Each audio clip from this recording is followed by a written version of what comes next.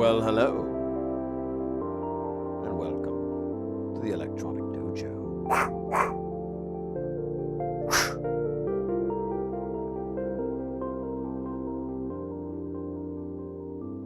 How you guys doing? Happy Saturday. Happy Saturday. If it is not incredibly apparent, I am a little bit, I wouldn't say hungover, more like overhung. Wait, I don't know. I've had better mornings, I'll put it that way.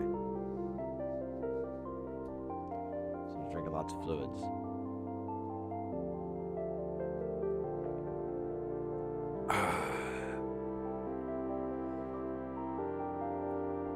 Yeah. Yeah, today, or last night, I partied a little hard.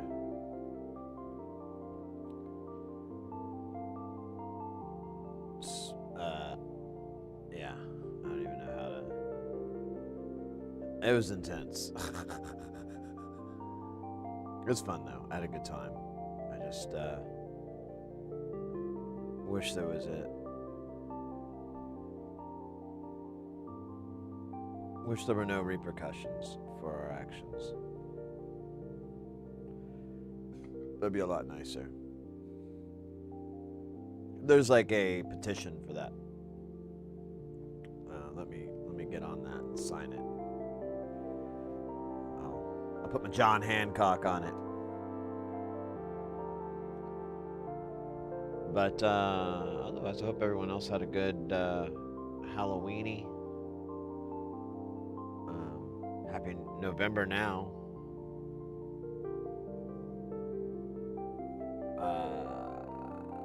Yeah, that's it, man. That's all I got. Yeah, I just feel like a freight train hit me in the freight training area of my body, and yeah, a little bit annoyed about it.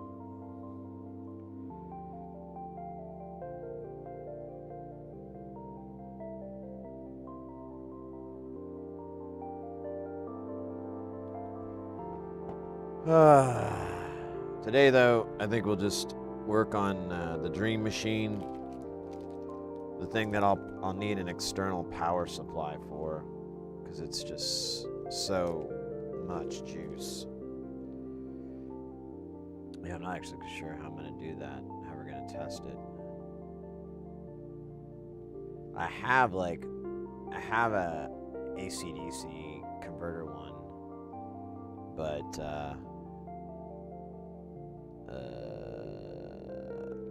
it's not set up for the power, and I'm not exactly sure where the brick is, and it's a lot of juice. We'll try the I guess I could look it up, but I think the module tester may be able to make it, but I don't know, man. It's a lot of power. This thing has like 3 or 4 voltage regulators on it, so to distribute the current, because it's such a high current device. You know, also, while I'm thinking of it, I should make, I mean, I know I have 2399s. I'm just not exactly sure where I put them, so let me get off my butt. Let's see if they're still where I kind of remember them to be. I don't see it.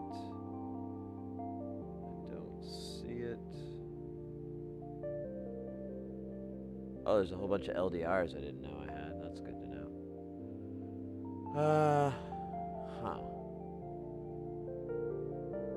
I don't... So I have them in like a box.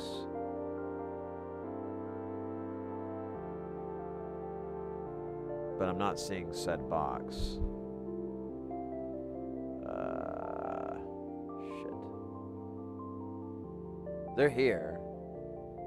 It's just where is the question.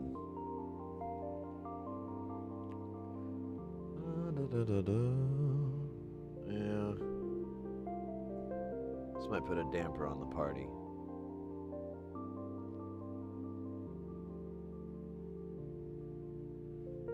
What is this? That's rosin. Let me check up close here. So, what is this? What is this?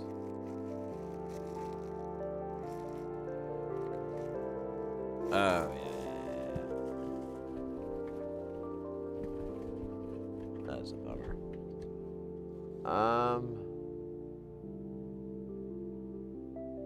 Alright.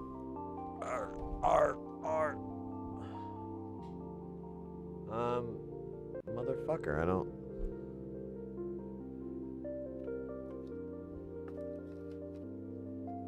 see it. What a dumbass.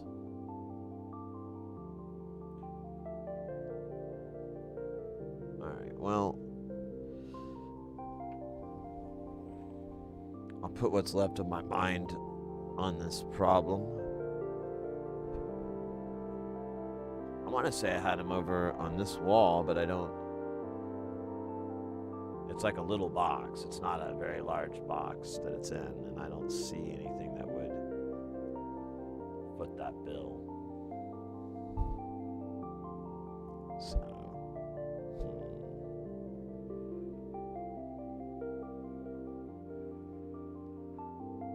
well, we can at least get it started. This is such a big project, I don't think it can get done. Hey, Mr. Frog, welcome in. Jay, welcome in as well. What's in the wide world of angry German? 999.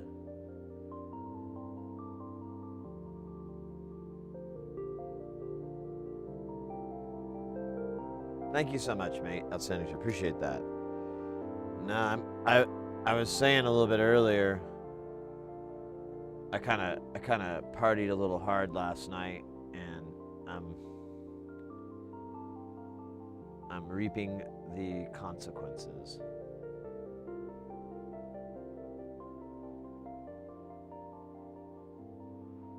And they're all right, but it would be nice if there was 0 consequences. And I can't remember where I put. Oh, wait a minute.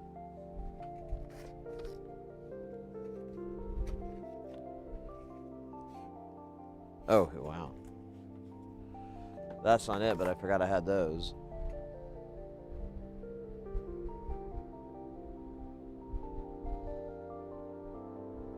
I can't remember where I put all these delay chips, and I have like a bucket of them. I have so many. Oh, wait a minute.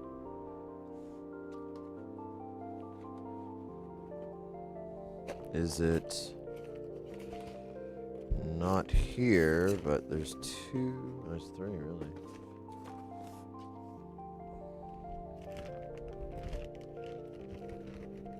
Not, wait, what are these? Oh, that's like 20 cell batteries.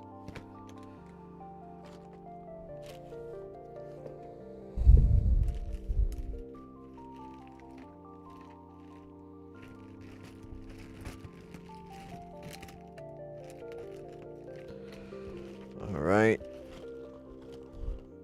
They're not in here. So this is the last place. I don't think it's going to be in here. And I am correct.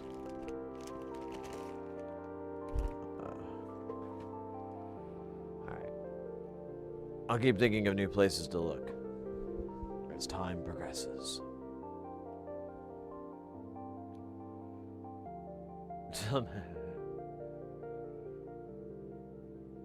Hey, Fragile, welcome in.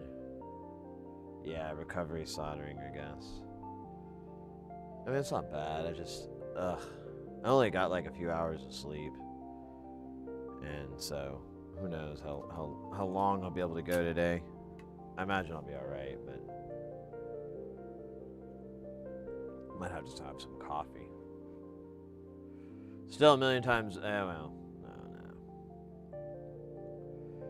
I don't know about that.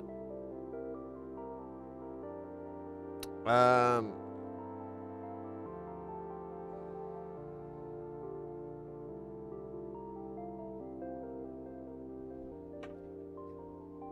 now I think I remember where they are.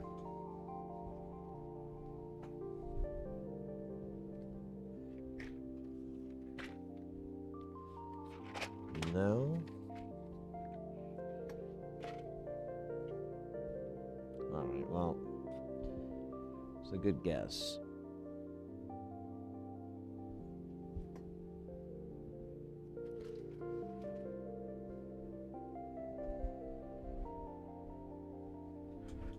Man, where is that fucking box? It's like a white box, too, if I remember right. Whatever. Oh, my goodness. Black is, yeah, maybe. I'm not tired though, so that's the downside. So I'll just come clean. Like last night, I had some drinks, and I was hanging out with my buddy, and I was like, I think I'm gonna have a smoke. So I did like a bong rip, and I think I did like another one maybe. I don't know, but like. It hit me like a train, and I was all right, but we were hanging outside. I had like a little fire outside, and so we were just enjoying the fire. And then it was starting to get, the fire was just about out. I'm like, let's go inside, man. I'm tired of this. So I went inside, and like, I just did not feel good. I don't know how to describe it. I just like, everything was just not, it was out of sorts. And eventually I just started sweating, and I had to go to the restroom, and just like, not, I wasn't sick, but I had to go to the restroom. And I was there, and I was just dripping sweat, and I just felt bad. But after that moment, which is like maybe 10 minutes, because I set a timer on my watch, I was just so tired, and my buddy was like, I'm gonna head out, and I was like, oh, okay, man, that's great, because I gotta get some sleep. I feel like I gotta sleep this off. I just need to sleep it off.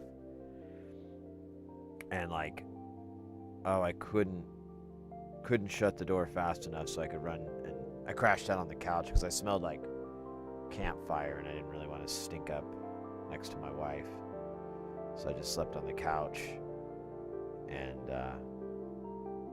then woke up like 5 hours later, 6 hours later. Maybe, well, I don't know what time. It was about 5 hours later. And was like, oh my God, I gotta get this firewood smell off me. So I took a shower.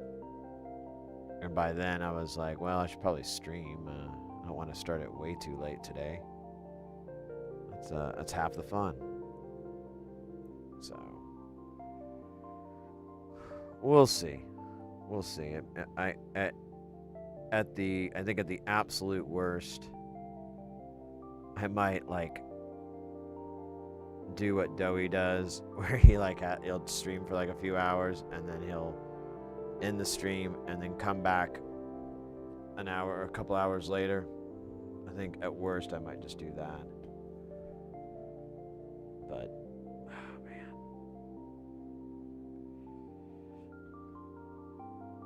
did not enjoy that part, and it messed with my heart rate really bad. It was another issue I kept noticing, and I'm like, ugh. Is this the end of an era?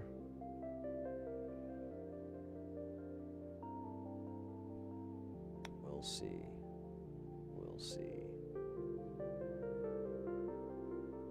But I did have a good time. It was fun hanging out.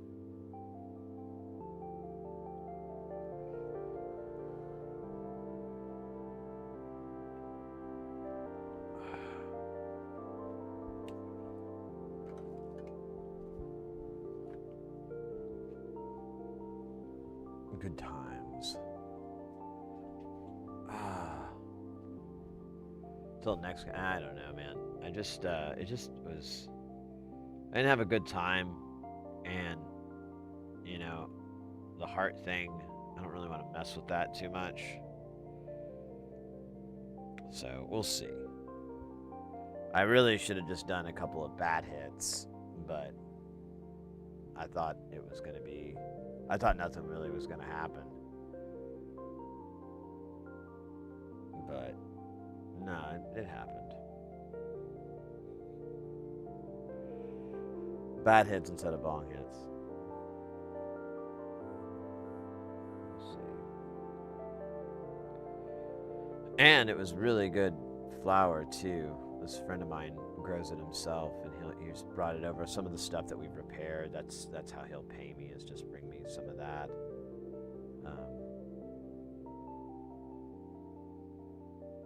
And really, I mean, I don't think I bill him for anything. I don't think I ever charge him for anything.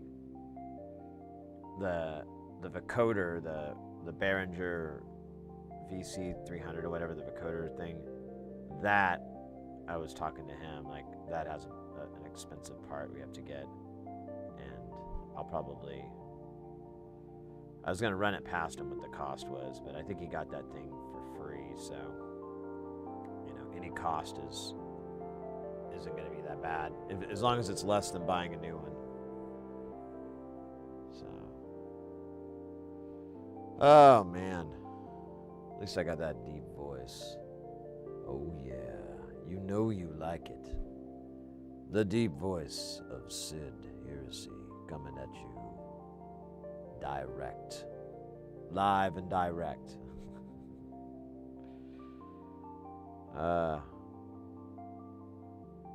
Yeah, I went to a buddy's Halloween party, and it was all right. There wasn't a lot of people there. It was just like 4 or 5 of us, and they're all like, I was the youngest one there, come to think of it. It was kind of nice for a change. But I was only there for a couple of hours, like a few hours, and I was like, I'm gonna go do something else. But like taking Ubers around town was so expensive. At one point, I had and it was only going like a few miles. It was gonna be like $50 or $60, something like that. I was like, oh, I can't do that. That's insane. That is insane. Oops. There I am. Yeah, I spent like $100 in Uber fees last night. It was kind of annoying. But whatever. I did play some pinball, though, and I was playing, what the hell was that game? The 007. It's the one that looks like an old pin.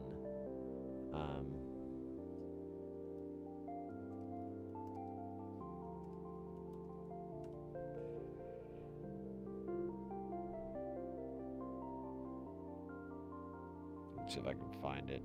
No, not that one. Here, let me replug this in. Okay. There we go. Yeah, it's this one here. Oh, that's your pictures of it? What a terrible design here. Oh, do I have to agree to something? Whatever, dude. Oh my god. Ugh. That's not what I was looking at, bro. Ugh. Jerks.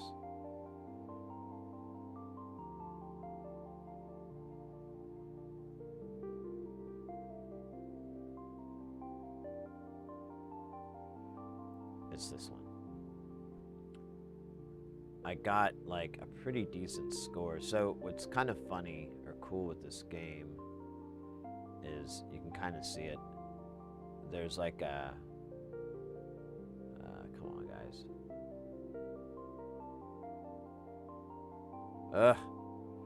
this is like a score wheel. And so it's a low scoring type game, but above there is like 10K, 20K, 30K. So it'll, once it rolls over, it just lights one of those up. And I've never been able to do that. And I was, unfortunately, I was so close. I was like 9,972. But still, probably the best game I've had on that. I don't think I could, I can't remember. I think I was able to sign in. I could check and see. Now that I think about it, I am curious. Let me just see.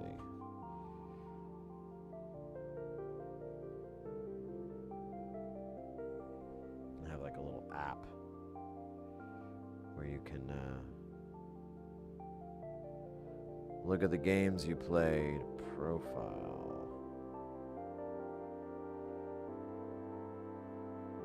Oh, this isn't what I want. I forget this website is insanely difficult to navigate.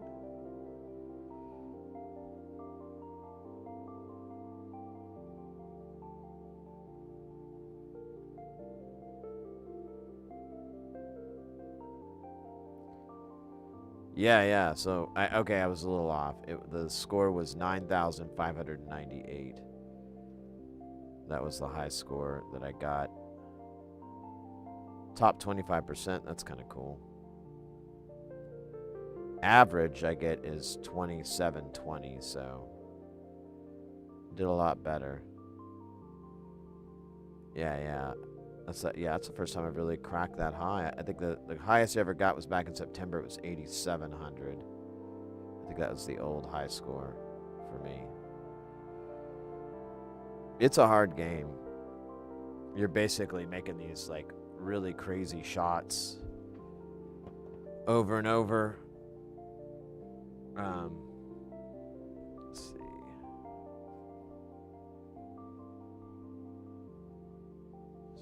Find 60th anniversary pinball. Is there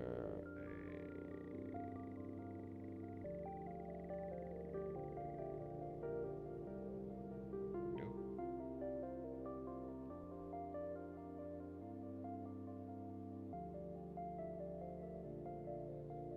I just want pictures of the damn playfield.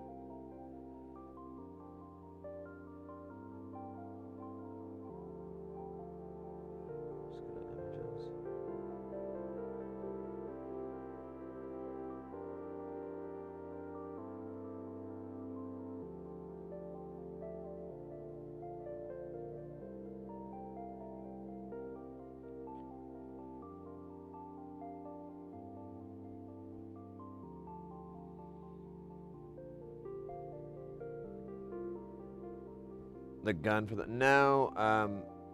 I think the big take on this game is the because that's the plunger. I think the hat. Like you have this hat. It doesn't spin or anything. It's just like if the ball hits it, you spin it, and doing that helps you out. You're basically making these shots. Like if you make this one, it loops around and then comes down. Conversely, you can shoot up that ramp and have it come down. There's this one that just catches it back, which is nice. It also has this portal here, which is really nice to have.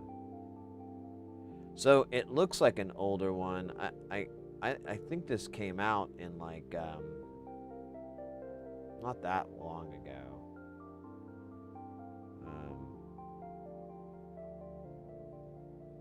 Let me see if it's on. Do that.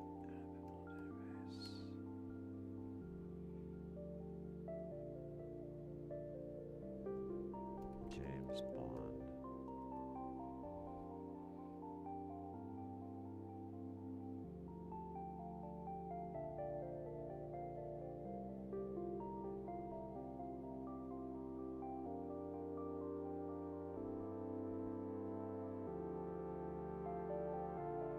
That's not it.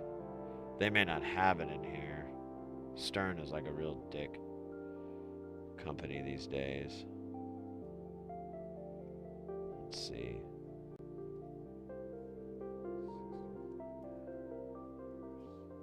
I think I misspelled anniversary.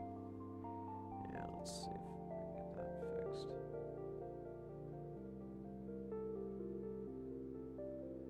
No, maybe not. I feel like that's not how you spell anniversary. No, maybe it is. Oh well.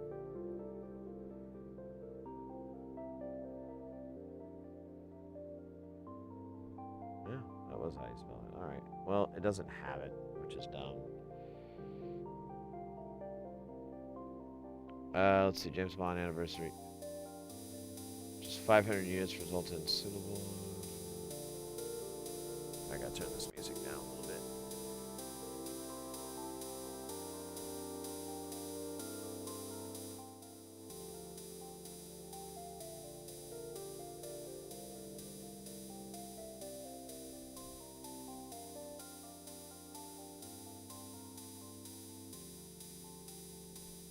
So, I mean, this was made like, I think in the last.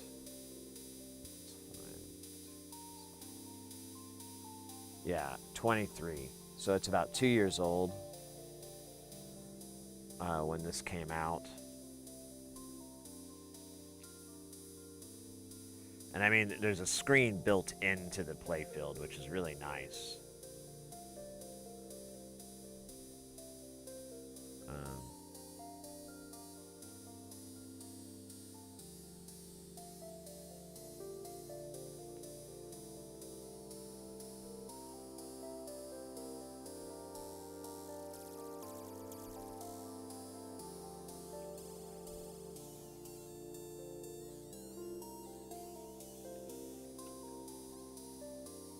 Because they came out with these, and they had like several other ones. So you had the Dr. No, which is the newest one, I think. And then you had this one with the premium with the missile and everything. That one's really fun. And yeah, this is the same. That's the missile. So you've got, or maybe the Doctor. Yeah, so Doctor. This one is the old, but this is like a totally different one. But there's another one too that they came out with. They made a ton of James Bond games. It seems like.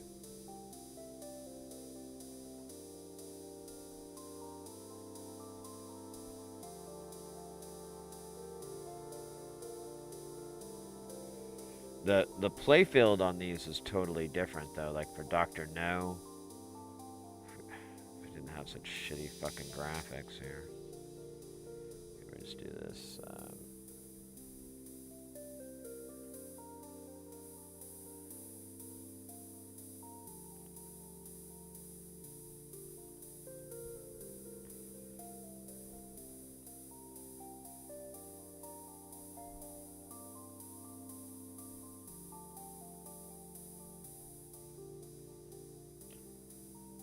So we do open image and new tab.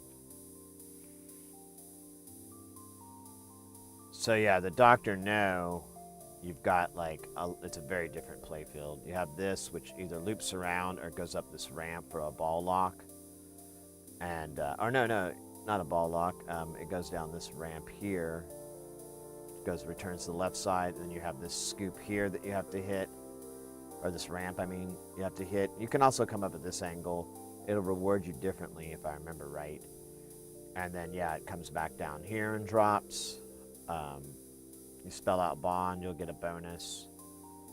There's a little cubby in here, and then you've got M16 or MI6. I mean, these will drop targets, and then you can hit the missile once you clear the drop targets. And like this is where an extra ball and all this stuff lives. It's pretty sweet. There's the car. That's one thing that's cool. There's a scoop here, and it launches it through this little return here where the door flies open, the roof flies open, and the ball shoots out. And this has a lot of video in it too. It's really fun. The 60th, the craziest thing about it is like when you start it up, you can choose like the type of sound effect. So if you want like the old school chimes, it'll do that. Or you can have like solid state sounds and then modern sounds.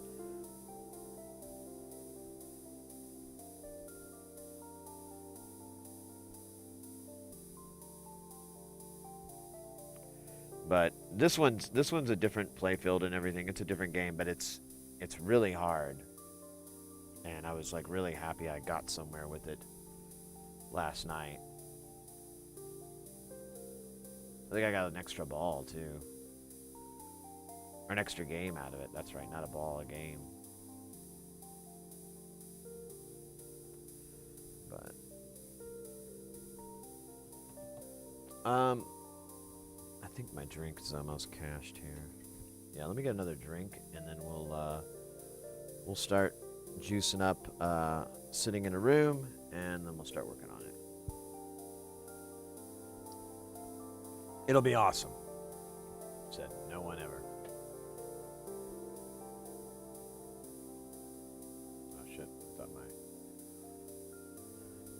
my thing was bad. All right, be right back.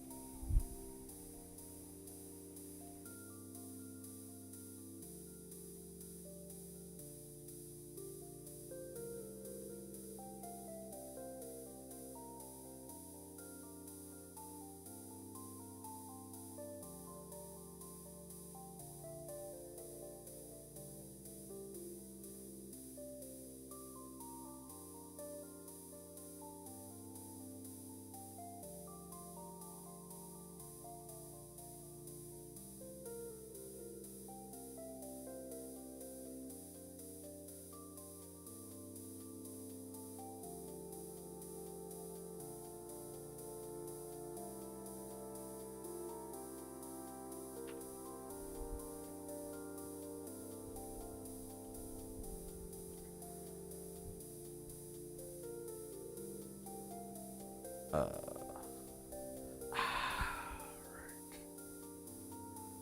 Let me fix this camera. It's a little goofy.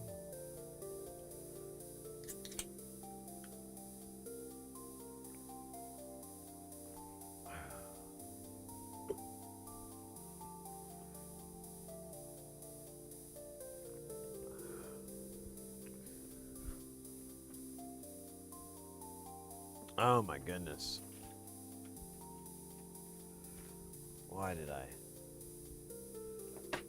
push the envelope? I don't know if I had that much to drink though. I kind of felt alright at one point until the bong rip. At least I didn't do a dab. Can you imagine? Jesus Christ, this is a big board. This is 2 big boards.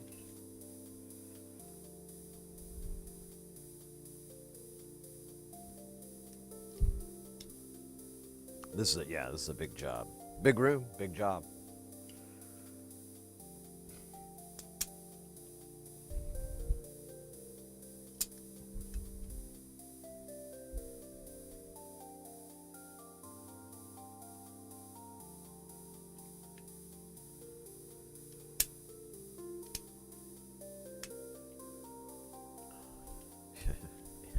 Man, I keep replaying last night in my head, and I'm like, I just remembered, like, I had my head over, I was feeling like, and I was just saying to my buddy, like, I don't know if weed's for me anymore.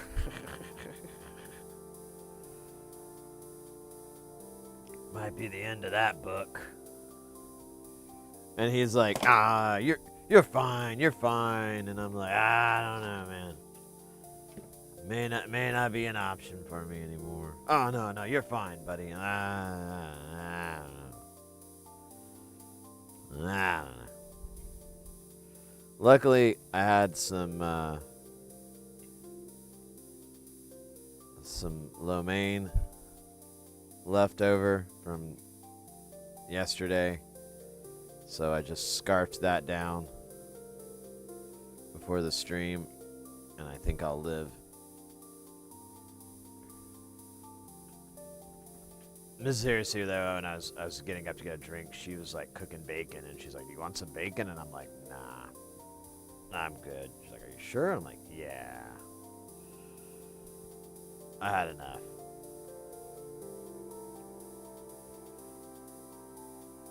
Being prepared, I guess. Well, when I got up, I was like, I had a little bit of a headache and everything. I didn't feel so hot.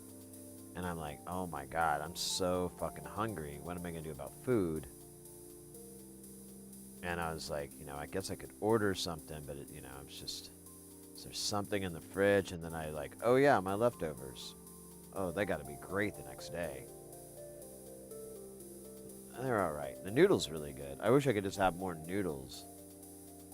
Like all the other stuff they put in there, like little carrot slices and celery or whatever that's not celery. What is it? Cabbage. Let's get rid of that. Just give me noodles with sauce on it.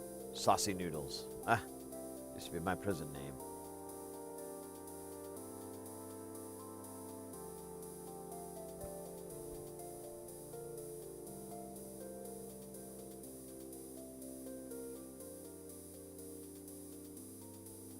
I gotta figure out. I had this friend of mine who, like a long time ago, gave me this foot pedal for a TIG welder, and he said it quit working, and I was like, I remember, I think I was drunk then, and I was like, oh, I can fix it, and then as soon as I got it home, I'm like, it's riveted shut. I have to drill these rivets out. It's probably a rheostat. I don't even know what voltage we're working with. I don't know anything. I'm probably not going to be able to fix it. I'm just going to take it apart more. So.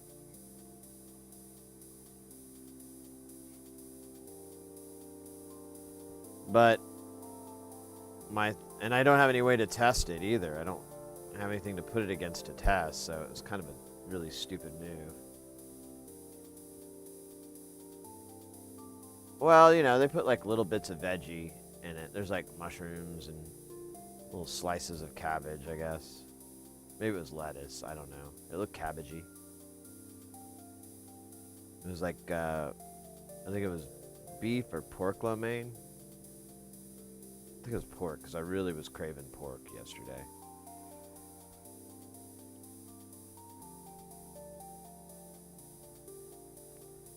I feel like this beat's got to drop any day now. I like the hat, but now I'm like, you got to do something, hat. You need some kick and some snare.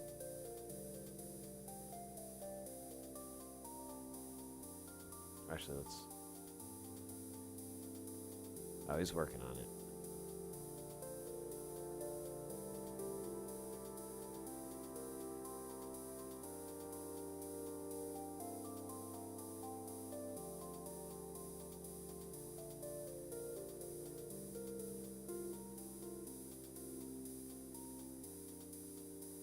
Oh, those are more hats, aren't they? That's not a kick. We just might have more hats. Story of my life.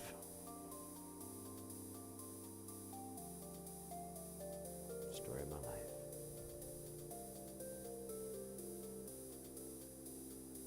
Yeah, I'm trying to think of... You know what Ooh.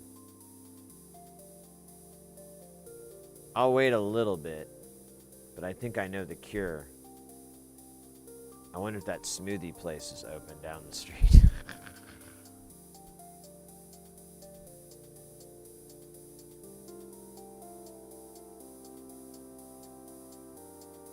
I'm just gonna check, check their hours for the day.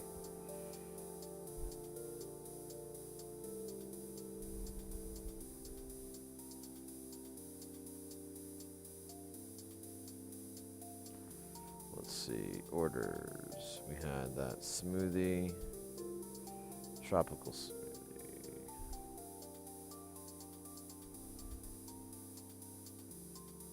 Oh wow, it's open till late in the like till 9 o'clock almost.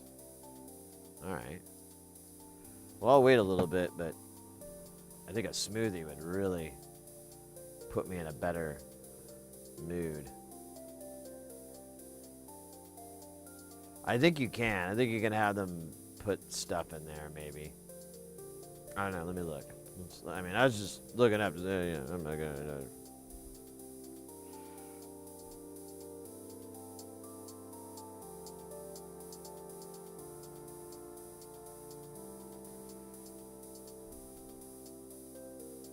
Let's see. Supplements. Whey protein powder, C protein powder, Energizer, fat burner, vital protein collagen, vitamin B12, vitamin C complex, multivitamin, and probiotic. They're all like $1.50 more on a $10 smoothie.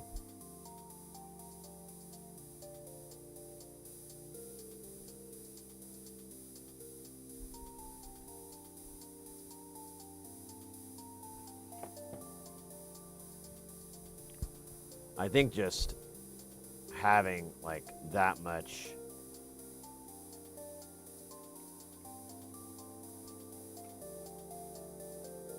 sugar and water and juice and everything will probably be a good thing. I'll be happy to try it out.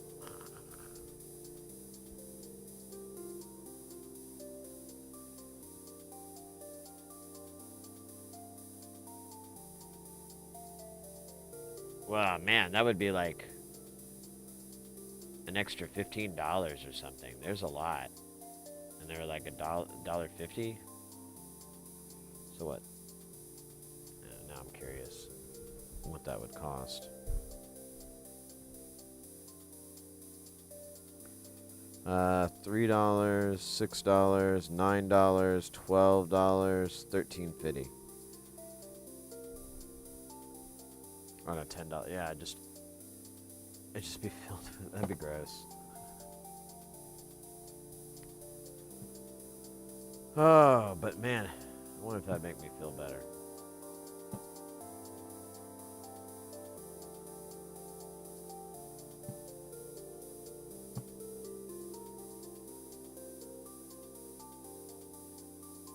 It was pretty damn good though. So.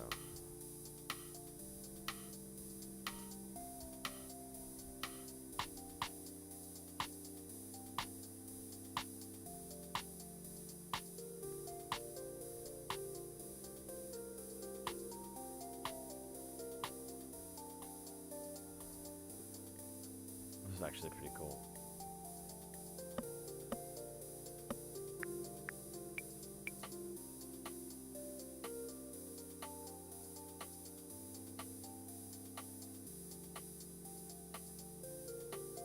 Nice.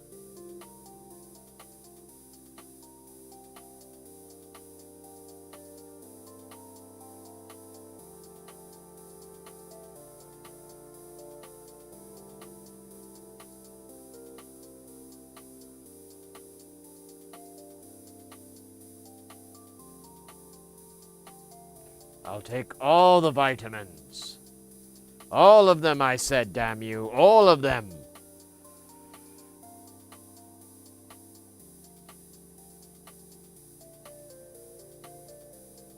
Oh, I think I went too soon. I needed to dry a little bit longer, but whatever.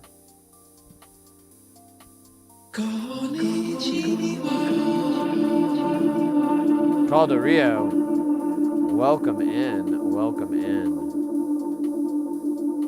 to my hungover chamber.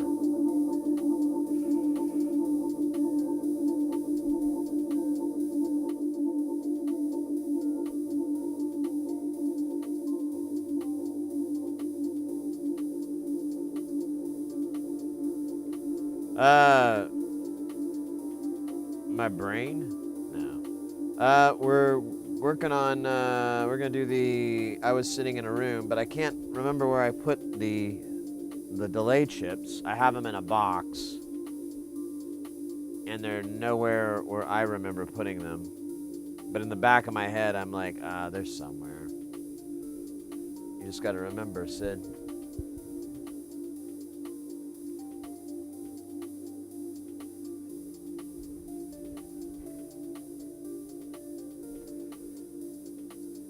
But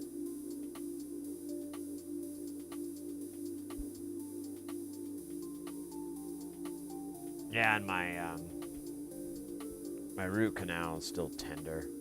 I keep bumping it. It doesn't feel good.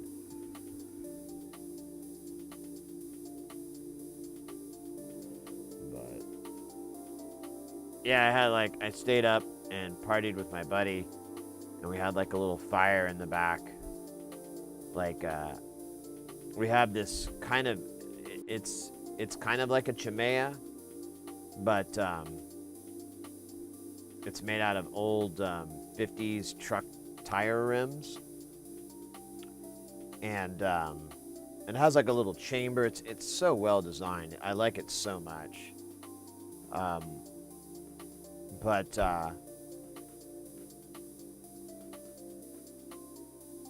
what's cool is like you can have a fire going, and usually with a chimenea you have to get it really hot and going, and there's really not a good source of airflow underneath, so it ends up kind of putting itself out.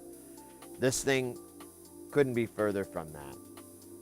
There's like a grilling at the bottom so air can flow up. There's a big area for air to flow up into it, and since it's metal tires, they just radiate heat once they get hot enough. It's really nice.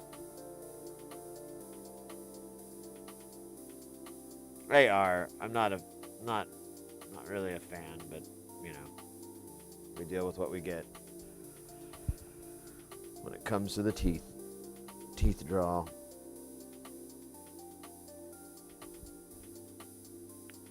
But it was fun. Enjoyed that. And then I had the crazy idea to smoke for the first time in weeks, and I decided to rip out of a bong, and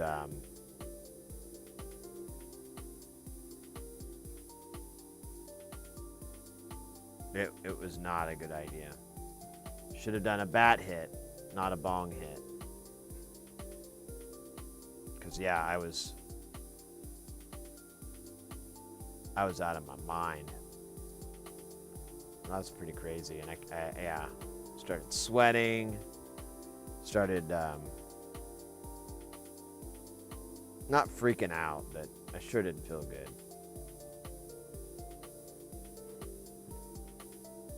So I don't know. I may not smoke anymore. We'll see. We'll see how this goes. Oh man, I just realized I should have brought this when we were having the fire outside, because we were having trouble getting it going. We were blowing on it, and I even have like a little accordion thing, but it doesn't work. I remembered once I tried to use it. I'm like, oh yeah, this thing is broke. But if I would have had this, oh man, next time.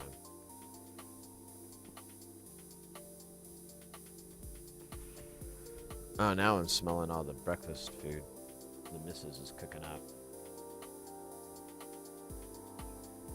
Yeah, I mean, we were out of the smoke fumes, and once you get the fire going, the smoke is like pretty high up. But, you know, getting that thing going, it was a real pain. Nice.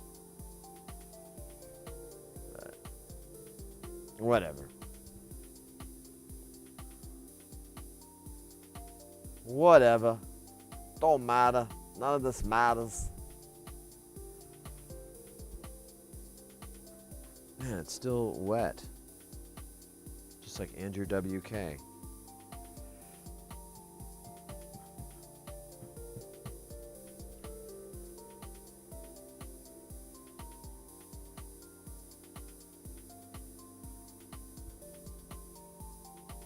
Still trying to remember where that box is. I wonder if I did something with them.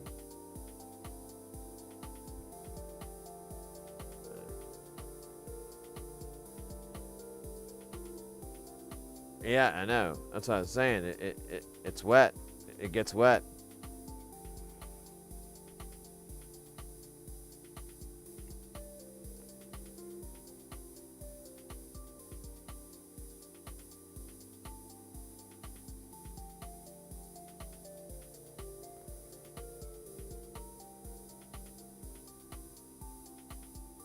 All right, I think this is gonna be the last layer.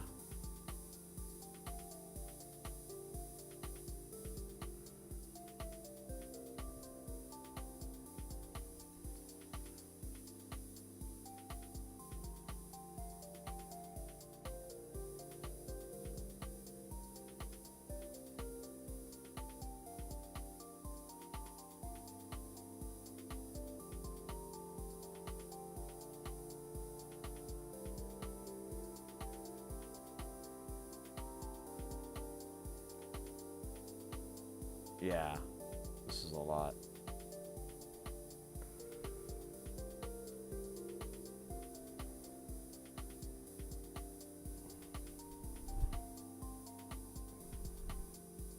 Trying to see if I can move my mat, but I don't think I can.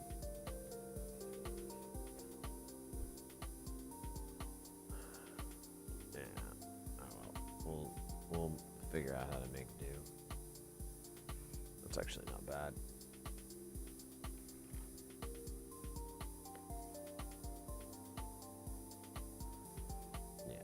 Yeah. Yeah, see?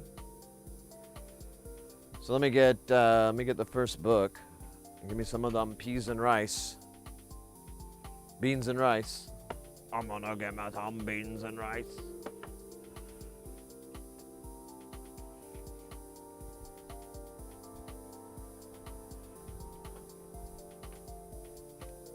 I had that meme running through my head all day yesterday. It was good.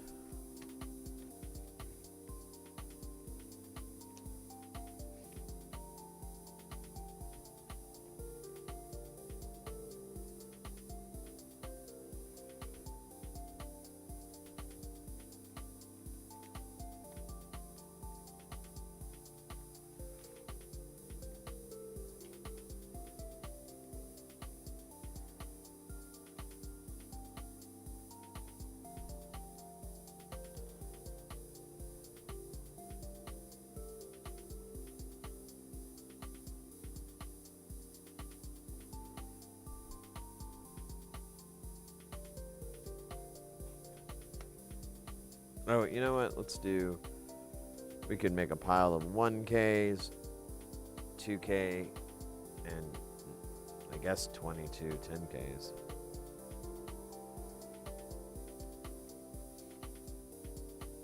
God, 16 1Ks.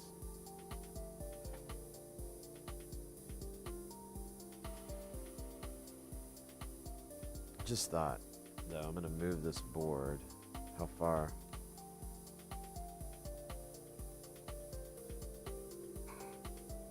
Okay, so I need this pile to be over here in order for this to work.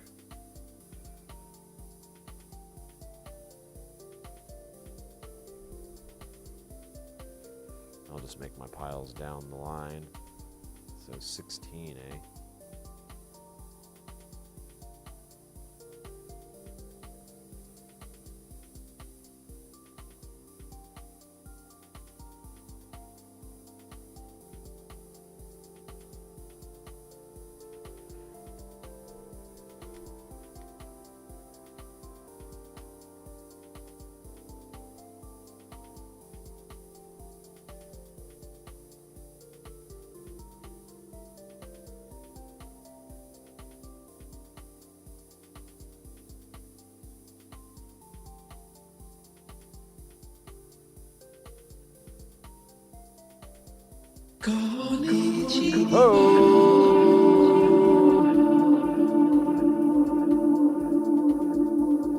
Welcome in, Vortex. Yeah, the curry goat beans and rice. You know that meme, right? Do we have to explore it? We might have to.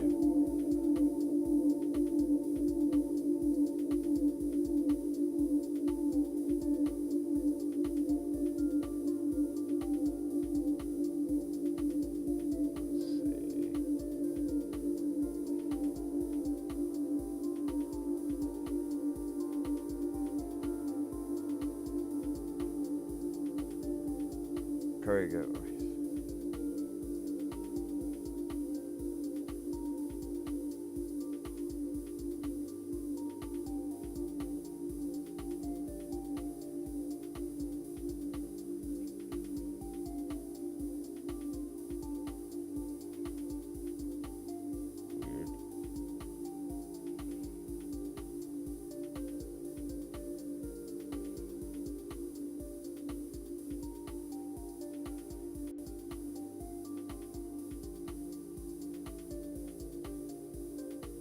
Well, now it's not playing. Here, let me try this.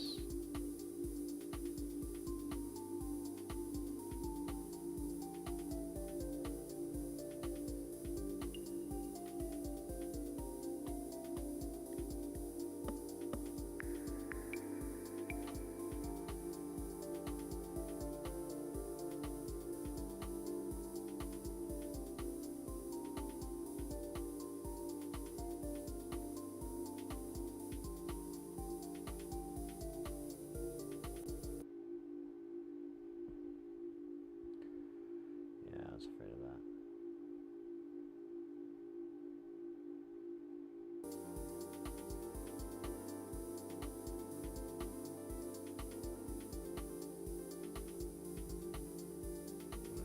Doesn't understand why I can't get the.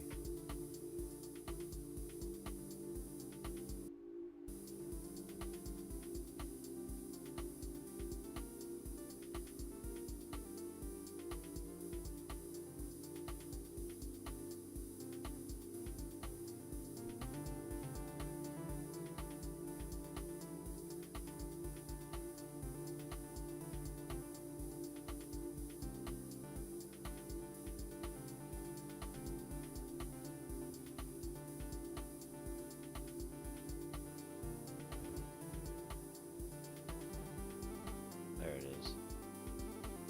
Alright. Do that and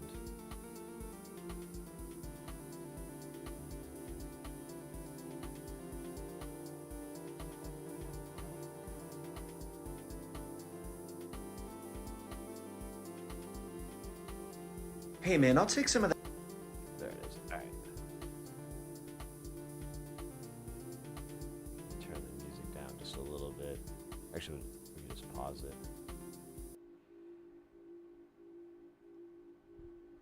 So I don't know if you guys have seen this, but it was stuck in my head like all day yesterday because it's so fucking funny. Let's see. Oh, damn it. Give me a second here. Gotta restart it.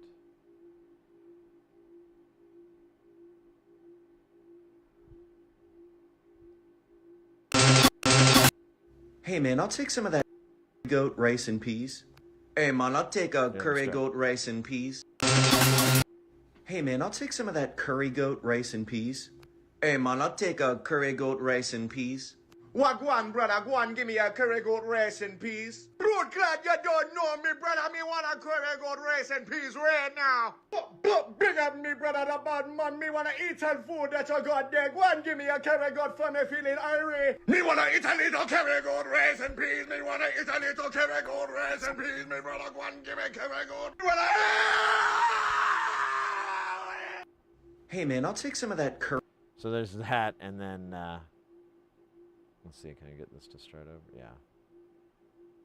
And then, you know, they turned it into. Hey man, I'll take some of that curry goat rice and peas. Hey man, I'll take a curry goat rice and peas. What go on, brother? Go on, give me a curry goat rice and peas. Road glad you don't know me, brother. Me want a curry goat rice and peas right now. Big up me, brother, the bad man. Me wanna eat some food that you got there. Go on, give me a curry goat for me feeling irate. Me wanna eat a little curry goat rice and peas. Me wanna eat a little curry goat rice and peas. Me brother, go on, give me curry goat.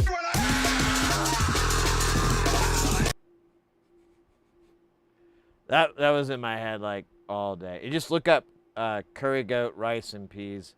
The guy who originated is this comedian. So yeah, well, let me find his page. Hey man, I'll take some. He does like a lot of bits like this. Like he does like a British accent thing, and he's just like, progressively gets crazier and crazier with it. Let me see if I can find it.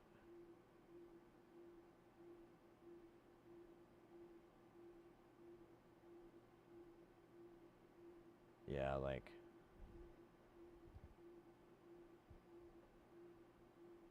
Oh, wait, I have it muted.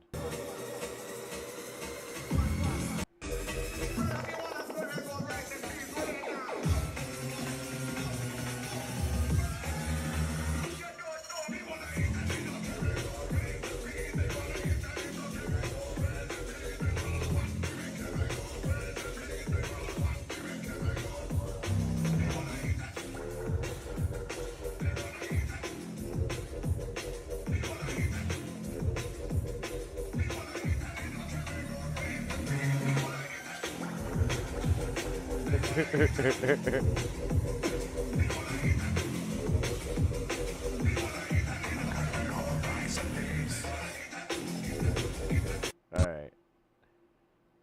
There you go. That's my meme of the day. My meme share of the day. Yeah, I'll get a little curry goat rice and peas. What? Like the one is that blood clot.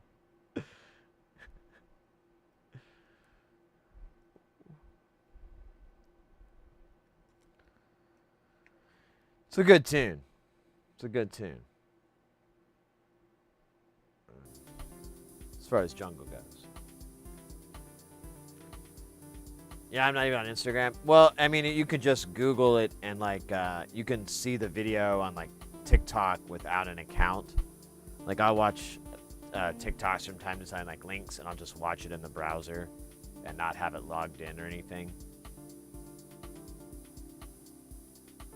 I can't remember how they limit you, but it's not too terribly.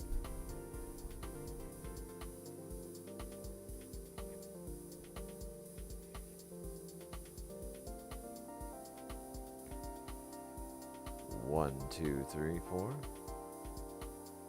5, 6, 7, 8, 9, 10, 11, 12, 13, 14.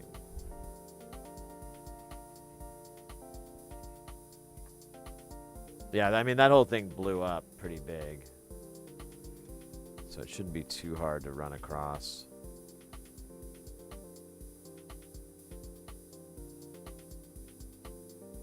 $19, $20, $22.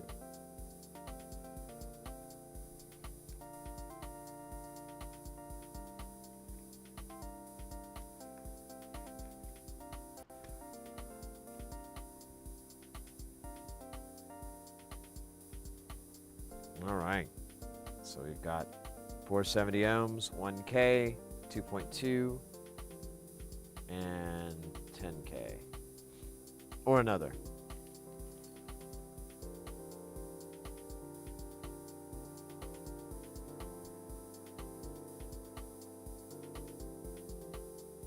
God, it smells so good in the house now.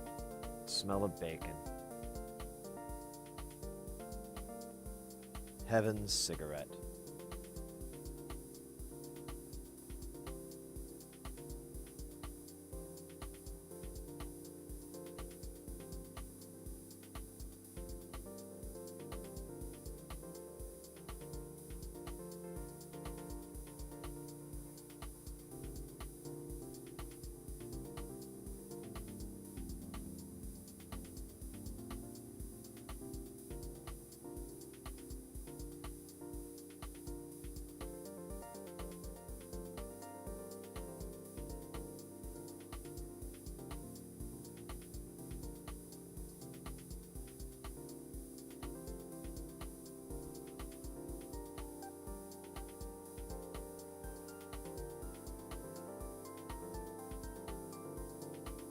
Bug shit, welcome in.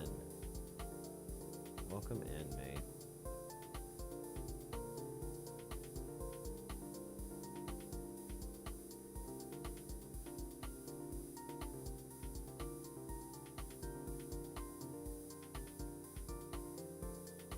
Ah, too, in fact. I like that.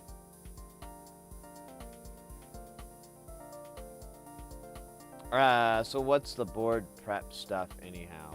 Form of flux. Oh, that's my jam. So it's this powdery stuff here. We use Kester 951, and you apply the. Here, we'll do a little dab here. So you apply that on there, let it evap, and you have a bunch of flux powder left behind.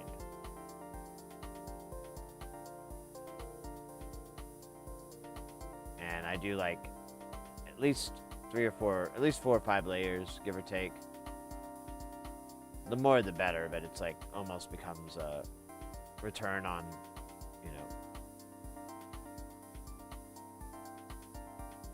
diminishing returns. That's what I'm trying to say.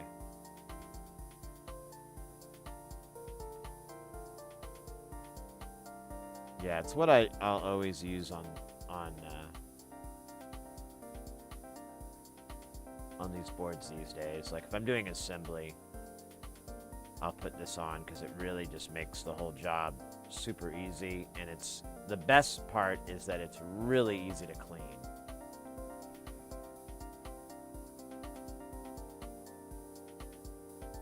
But if I was doing a repair or something like that, I'd just use traditional flux. But covering this board in flux, and then when you're done trying to clean it, it's just so much extra work.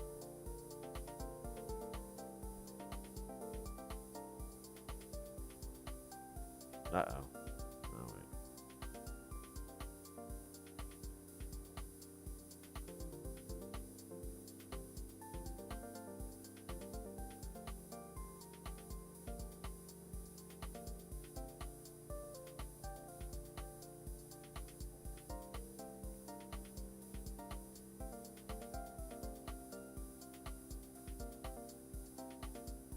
Yeah, because like when you keep adding flux and you maybe burn off 20% of it, and eventually it's so much unused flux that you have to burn off, clean off, and it doesn't clean off very easily.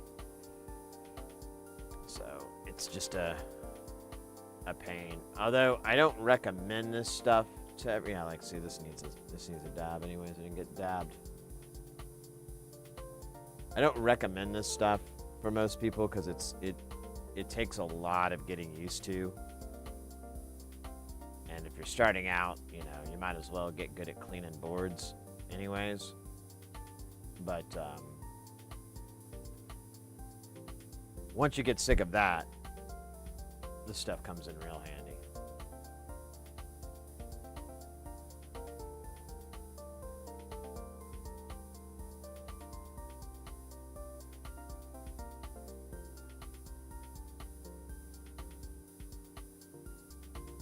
Cool, we got one pile done here. If I can pick up this piece, there we go.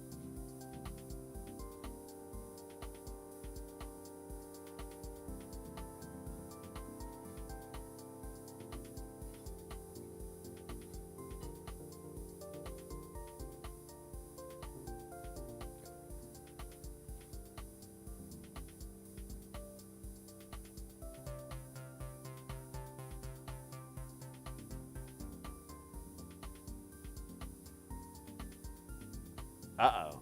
RD, what is that supposed to be? Oh, the resistor set the delay time. I think we don't need to worry about that right now.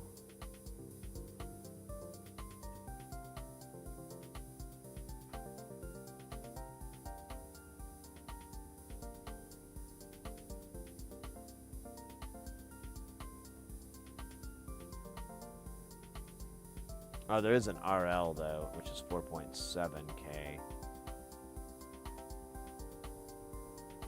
Oh, wait, that's for the Vactral. Here.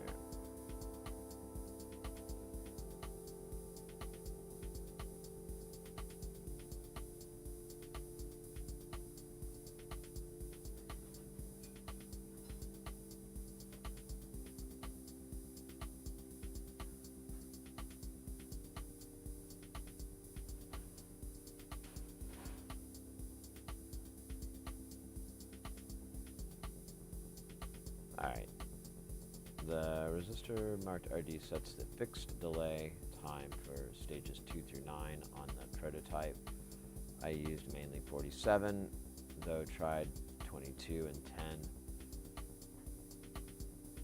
10. Most recently, I tried 4.7 and RDA for RD and liked it a lot. Guys, we got another than Mr. X in the house. Mr. X, Bill Coleman.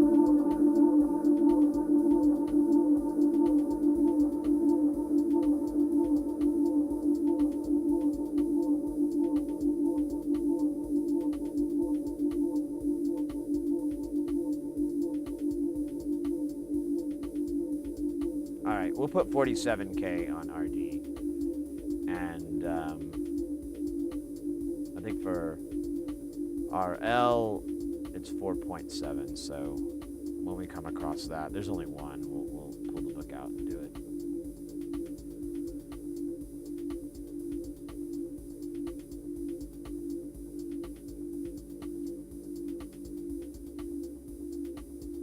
The mic is... No, I'm a bit quiet today.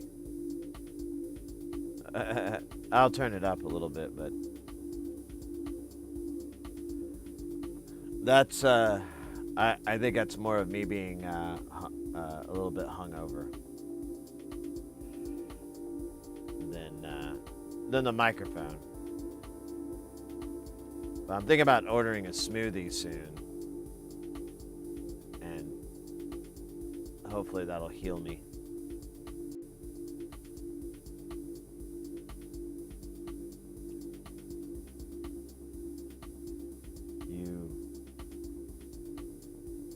Evil, evil man. Evil, evil man. No, I was honestly doing fine, and then I decided to smoke last night, and I should have just did like a bat hit, but instead I did a bong hit. Man, it fucked me up every which way but sideways. Well, maybe it did fuck me up sideways, too. Because, I was like, I don't know. One point, I was sweating and just profusely, like, dripping sweat off my nose. And, just felt like garbage. And when my buddy was like, I think I'm gonna head out, I was like, all right, man, that's cool. I gotta lay down. I could not get to laying down fast enough. I wanted to lay down on the fucking floor in here, but I was like, that's rude.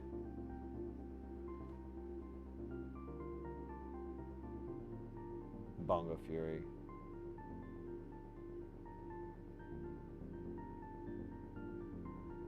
No, it was not very pleasurable.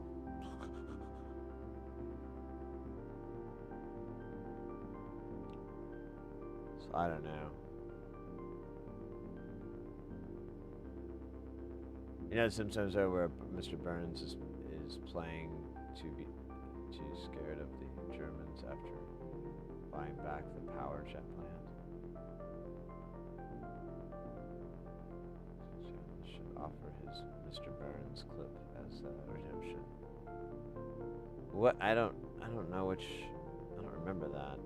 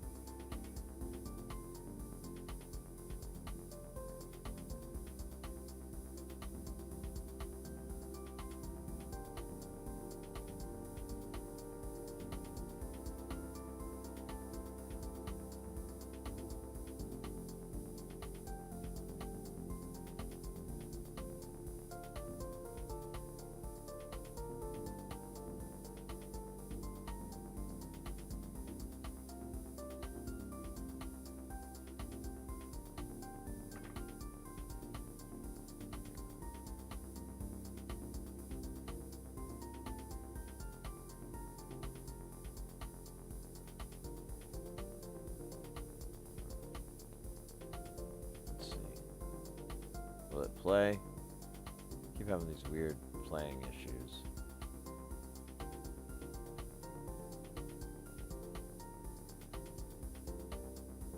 Do this.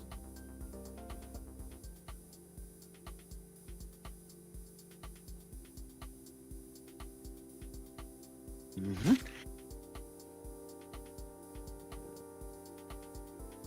And now you spread the sound now. Whatever. Oops. This is my offer. I think you'll find it's most unfair, but those are the breaks. But, Mr. Burns says this is half of what we paid you. That's my final offer. Take it or leave it. All right, Mr. Burns. You win, but beware. We Germans aren't all smiles and sunshine. Ooh, the Germans are mad at me. I'm so scared. Ooh, the Germans. Uh-oh, the Stop Germans it. are coming to get Stop me. that, you guys. Oh, don't let the Germans come after Please me. stop the pretending oh, you're the scared Germans are game. coming Stop after it. me.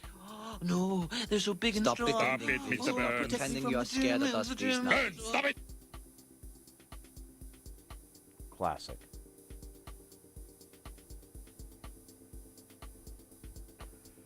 Classic. Gargoyle, welcome in, mate.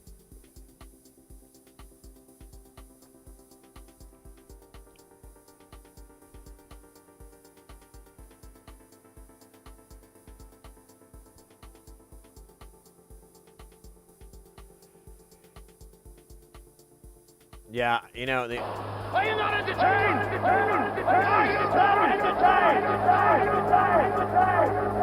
Is this not why you were here? my memory of that is when I think it's the same episode where Homer goes in for a meeting with them, and they're like, "Oh, do not worry, Homer. We are, after all, we are Germans. We are from the land of chocolate." And then he's like, goes into this daydream of like, chocolate. And he's running around, and there's like a chocolate dog running by, and he bites the dog, and it runs off yelping. And then eventually he comes to, and they're like, "Mr. Simpson." And he's like, oh, sorry. And he's like, "You've been like that for over 15 minutes or whatever." Oh, is there still chocolate?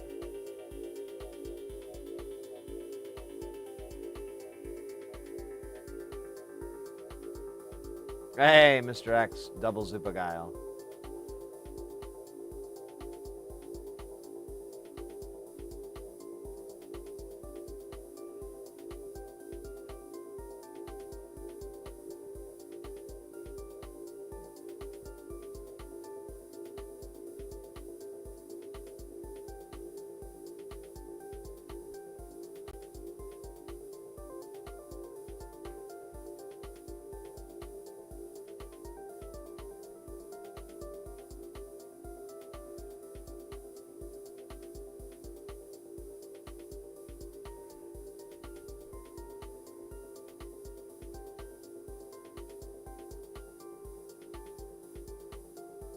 Sometimes I think about How there is nothing really equivalent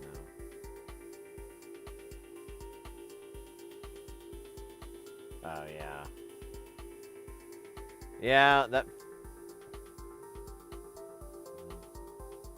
form of media has changed.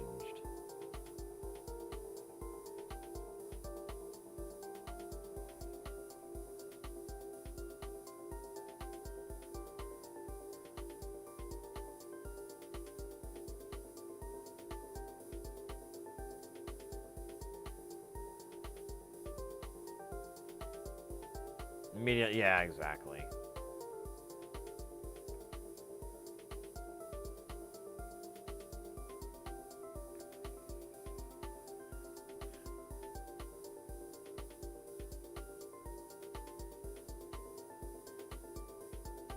Oh my god, you son of a bitch.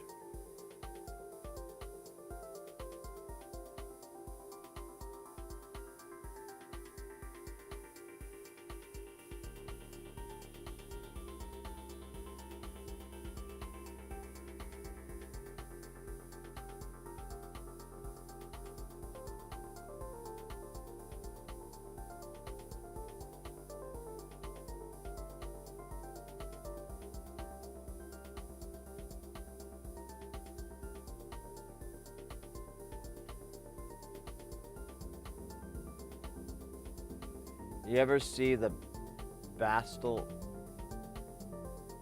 effects wizard? They've been my main toy lately. Maybe a commission you. Give me just a second here. I'll check that out. Let me put these guys in.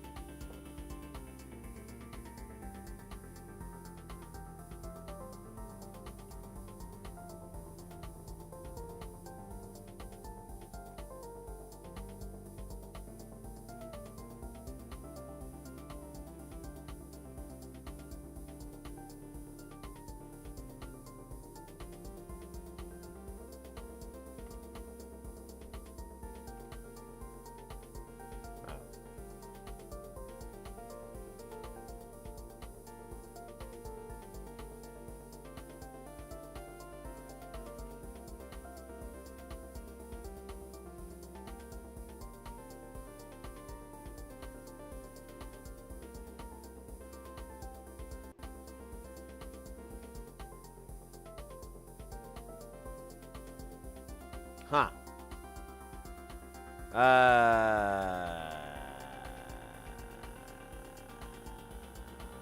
Huh.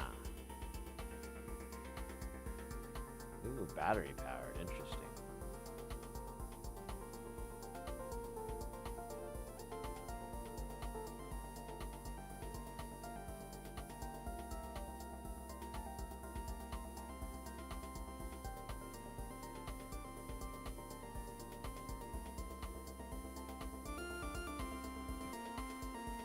So you got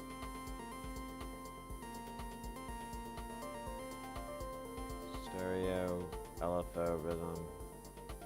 You have your shift function for the other side.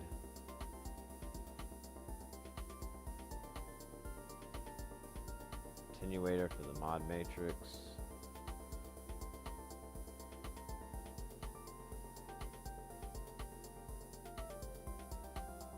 That thing looks pretty small too.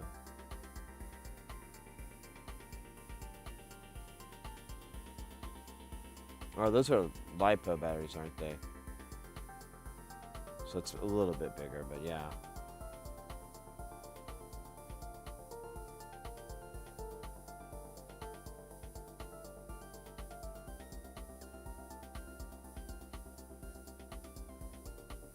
Yeah, you can. It's the same difference.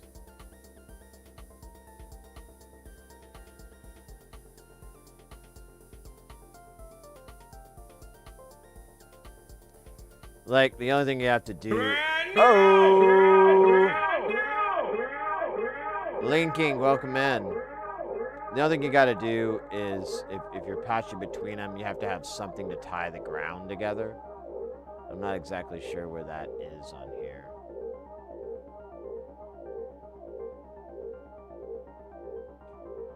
Oh wait, here's a ground, so you can just use that.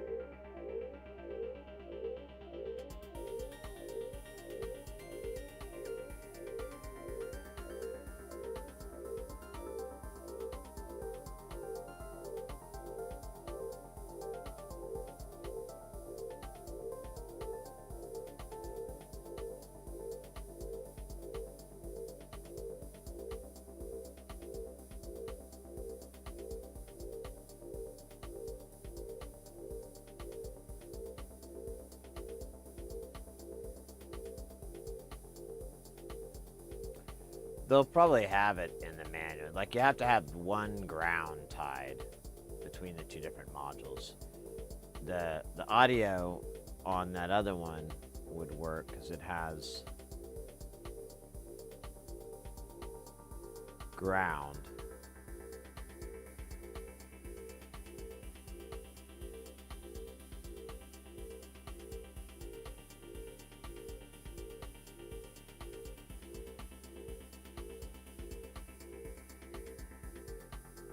I am trying to get into the hobbyist of electronics. Seems pretty challenging, especially for clumsy brains like me, but always rewarding.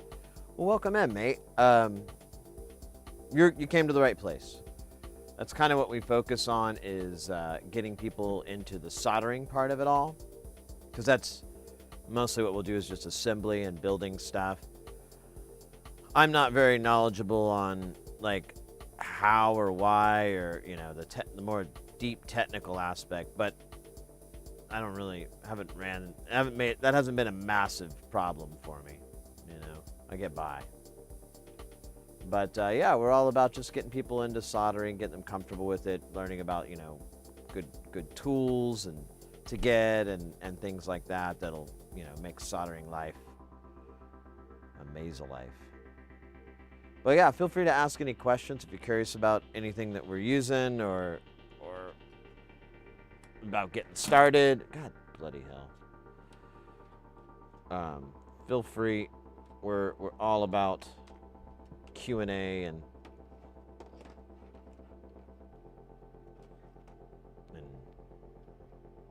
all that good stuff. I can't think of the joke. I had a joke, but it was done.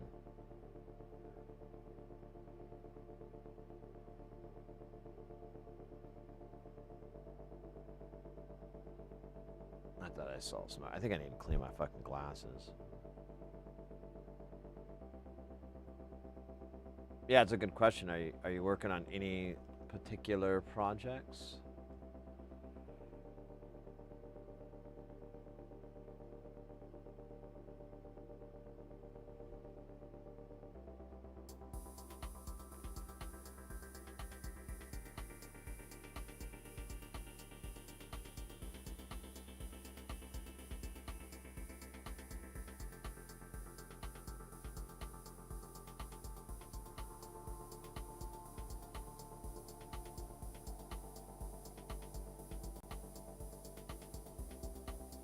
I haven't used the Basel Aikido as a submixer, and the rack using it is very using it in every patch since I had it. Oh wow.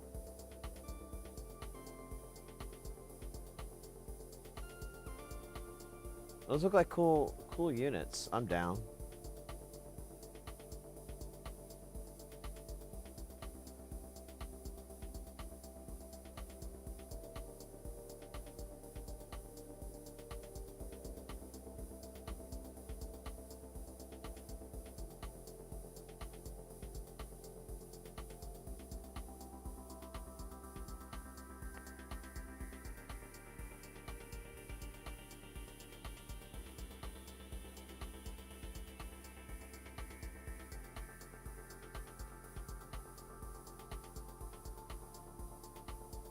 Basically pseudo VCA. So said Arbeit. What? I think it's Arbeit. Arbeiten.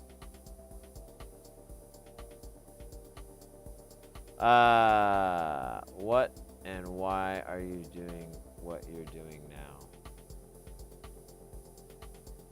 now? Wait, what? Like, what's this project? Or, like, more holistically?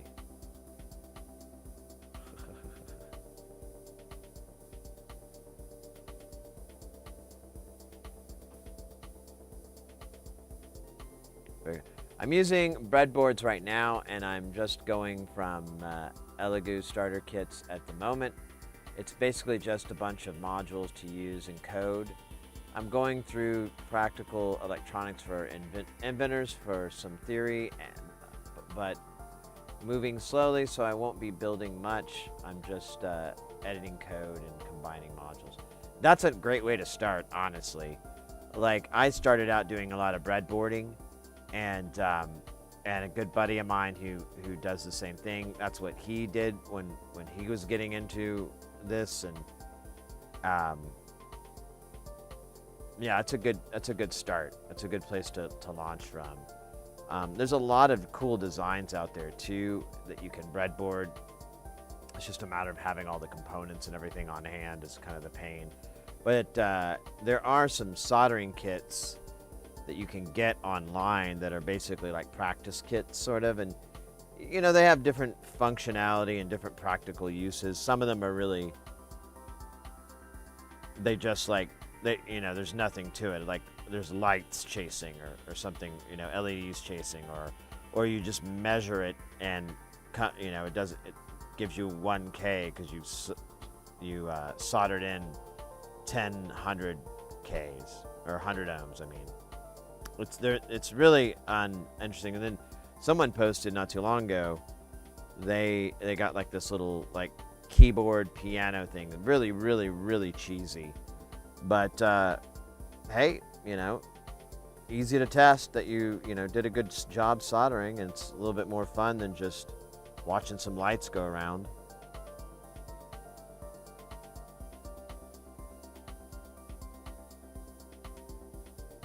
Kelton, welcome in. Bill Coleman.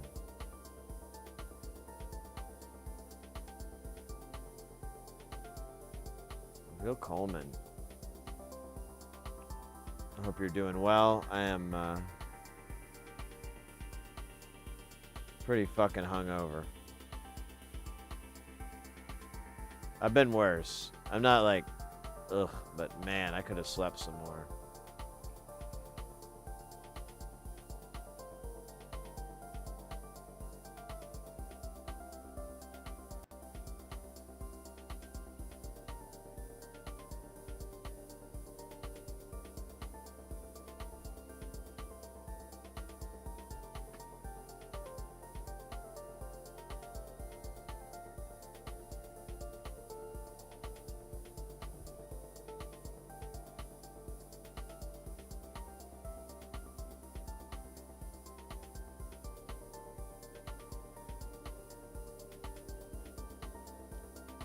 Oh my god, I'm trying to pick up 2 at a time. That didn't work.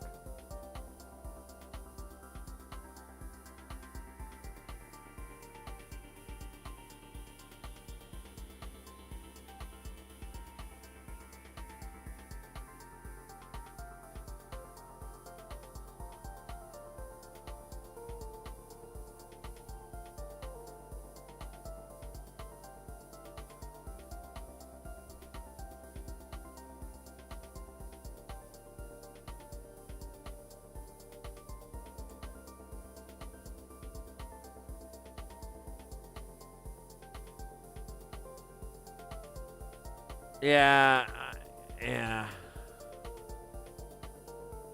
I was saying earlier though, I smoked a little ganja and like, oh man, I didn't really have a good time.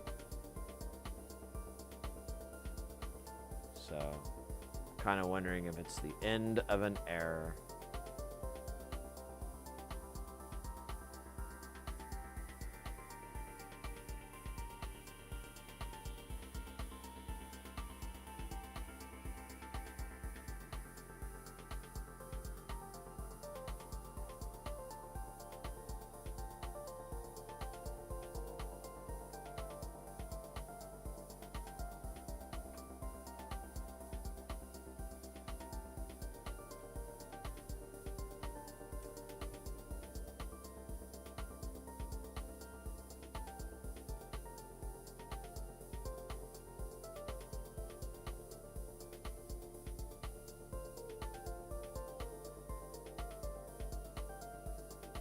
Stuck a probe. Oh my god.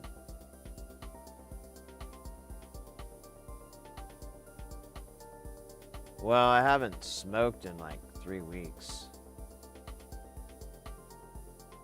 I was kind of getting tired of this whole fucking experiment.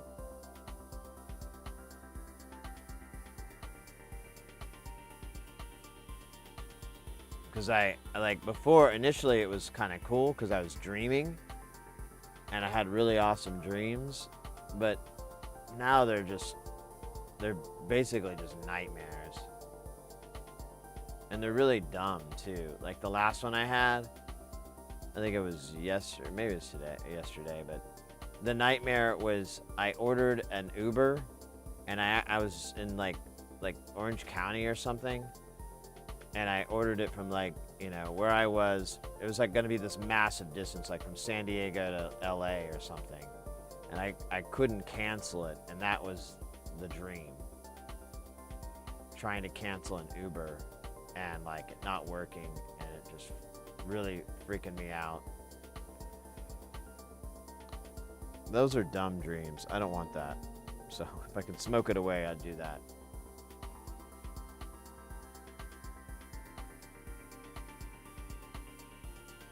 And to be fair, I don't remember having any dreams last night, so.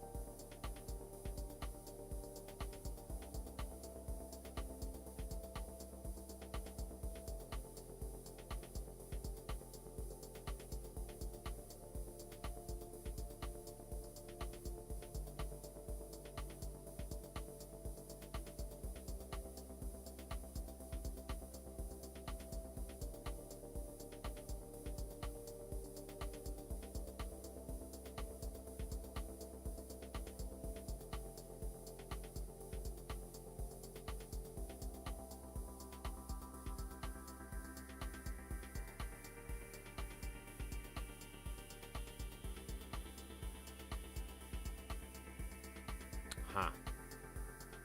I might mess with that. I don't know.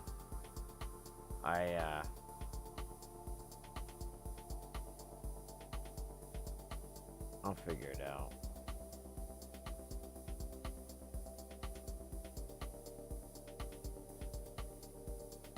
But man, today I got the wind out of my sails. Oh wait. What? Oh no, I got one 10K left. But I might have miscounted.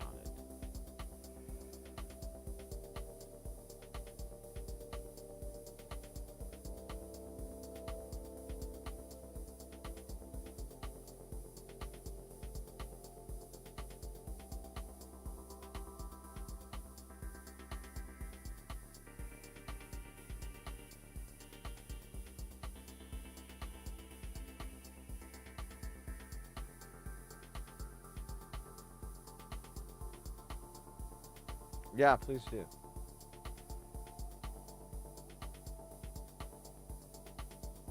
I'll check it out.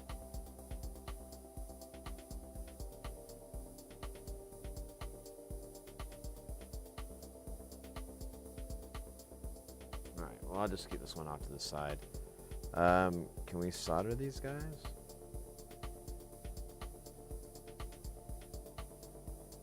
Yeah, they're all kind of going.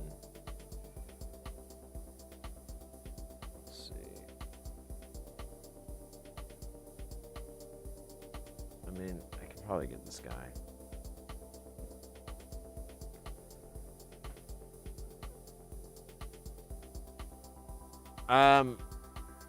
Just drinking liquid death. But I'm telling you, I'm thinking about ordering a smoothie again from this place, not too far by, whatever. And because I mean, what was it? The other day I had it, and it was like so fucking good. My only complaint is that I wish I'd ordered two. was so fucking good. I couldn't get enough of it. When I was done, I was like, oh man. I think they just have one size.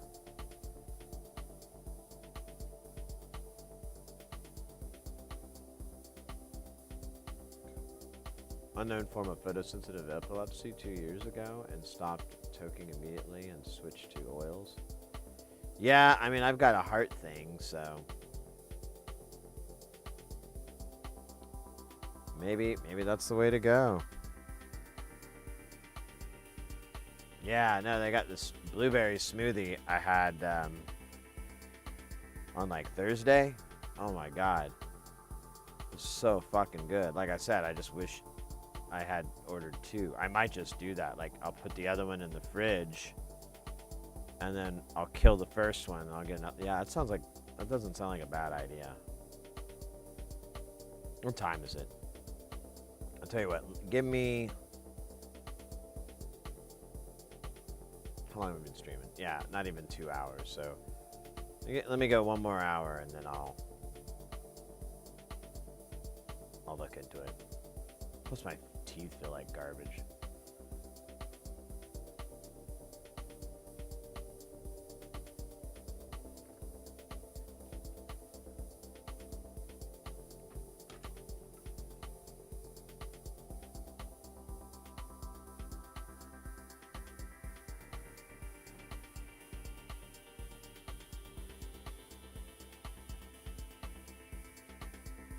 Yeah, I was saying earlier, like I smoked and like it just hit me like a freight train, and like after an hour or so I just started sweating like a pig, just like dripping sweat off my nose. I had to go to the bathroom. Like, I wasn't sick, but I had to go to the bathroom. And yeah, I was like, this sucks. Maybe I should have done a bat hit, not a bong hit. And my heart rate was all over the place, which was kind of freaking me out. So,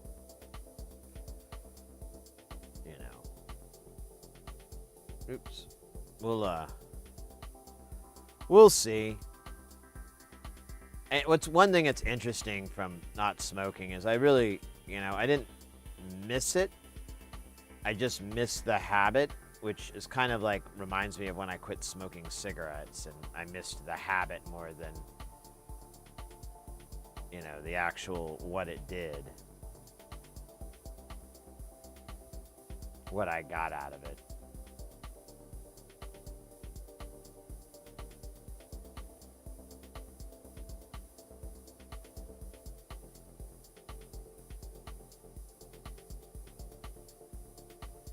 What's wrong with bong hits?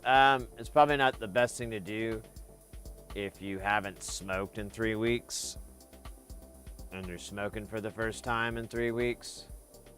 That's all. That was my hubris, because I was like, I was just like you. I'm like, oh, whatever. I can do this standing on my head. But no. Plus, I'd had not a lot to drink, but I'd had some drinks, so I think those things combined was just like recipe for disaster.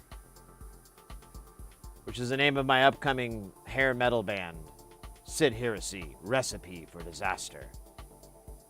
Coming out next fall.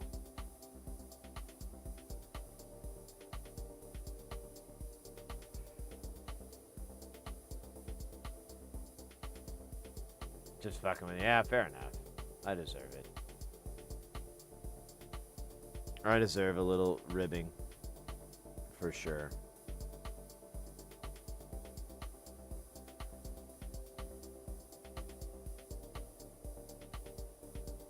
But, I'm not really bothered by the whole idea.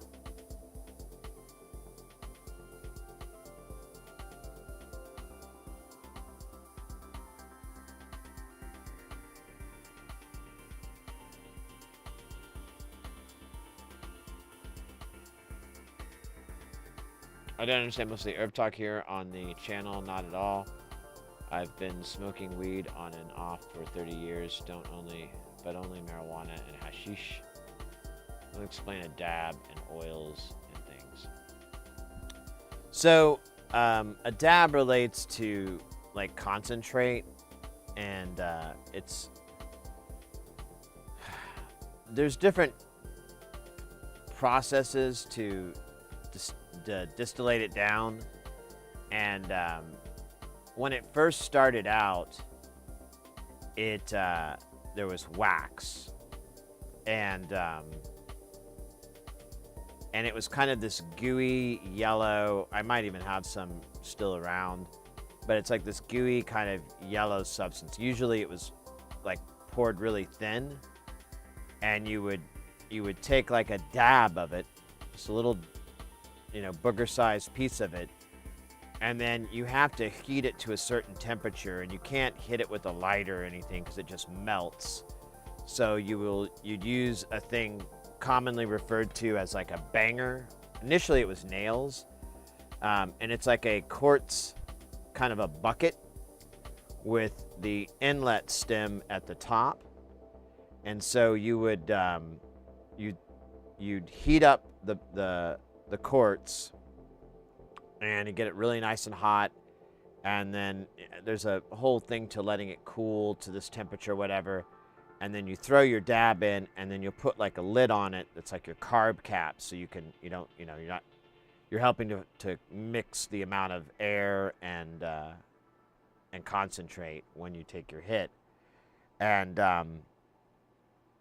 that's my understanding. That's where I came to it. Now they've been able to distill it into all these different forms, where you have like shatter, wax, butter. God, I can't remember the other names. And let me catch up on chat, because maybe people are just saying it better than me. Brett Michaels, I hope so too.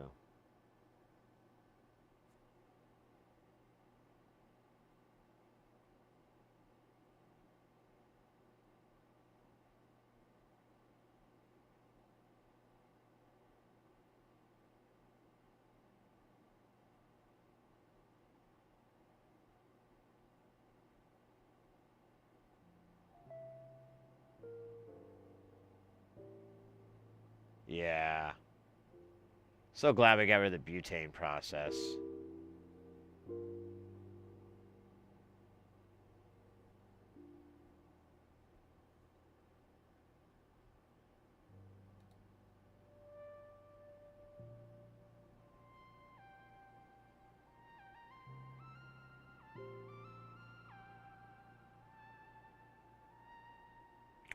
Yeah, like, so the process for making it was pretty wild. You'd buy these glass tubes, and you'd put like a fine cloth on it, and on one end, and the other end would connect to a butane, butane dispenser.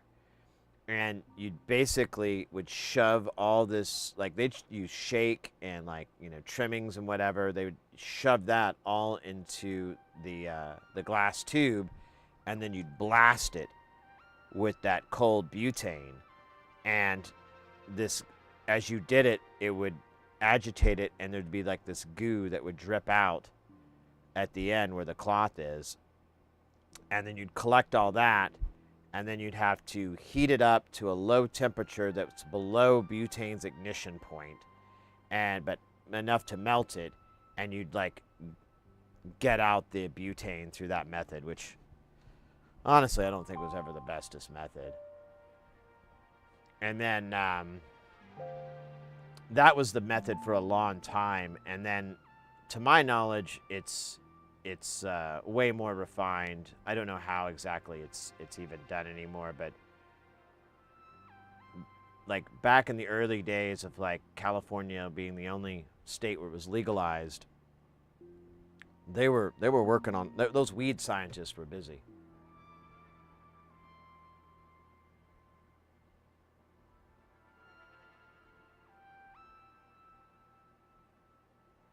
The hype is real? Alright.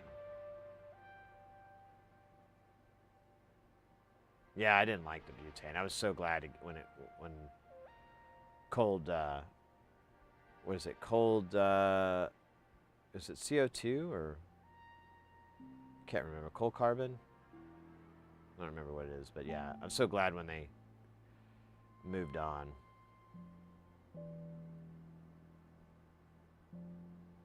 Yeah, yeah, exactly. Agitate the butane. It was pretty gross.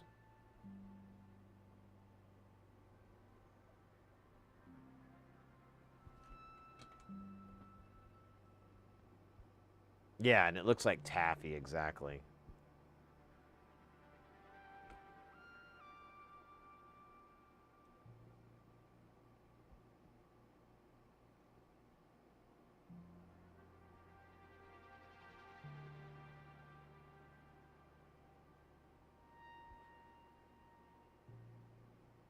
Yep. Very messy.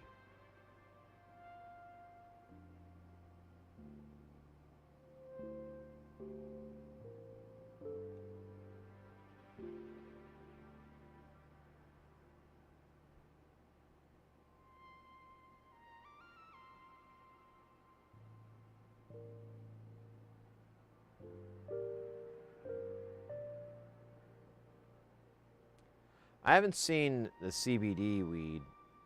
I've never seen that. I know they can concentrate it down to where it's just CBDs, but I haven't seen any ganja like that. Like, I don't know if you can grow it that way. But I could be wrong. I'm no weed scientist.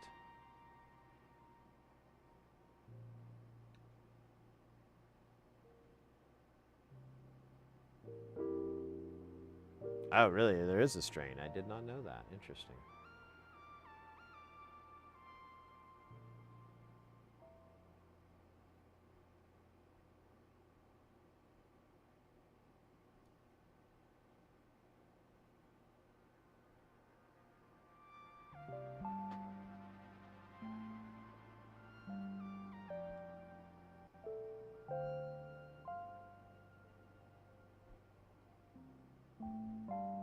Man, all these are going to go up and down.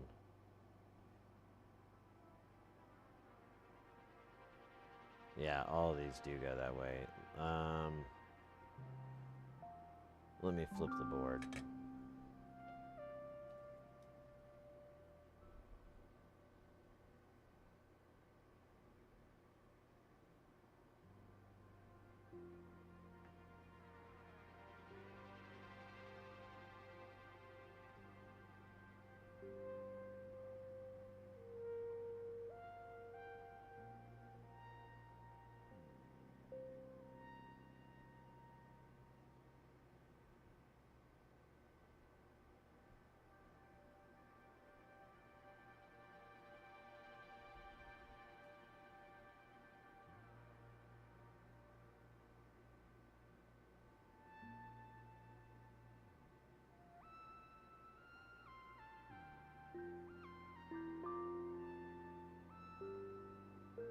So you're making more electronic noise music stuff? Yes, yes, we must add to the great space station.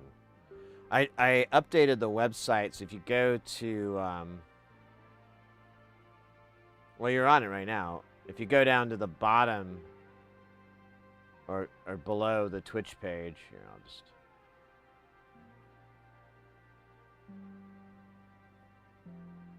So if you go here and scroll down under hardware, I've updated the list here on Space Station. So now we have 100. I've got 180 modules under the old belt.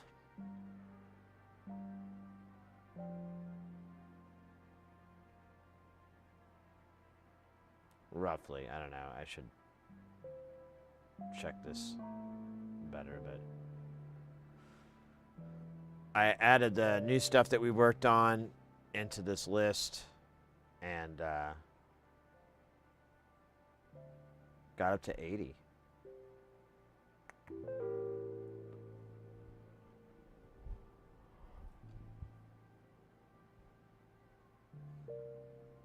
kind of neat.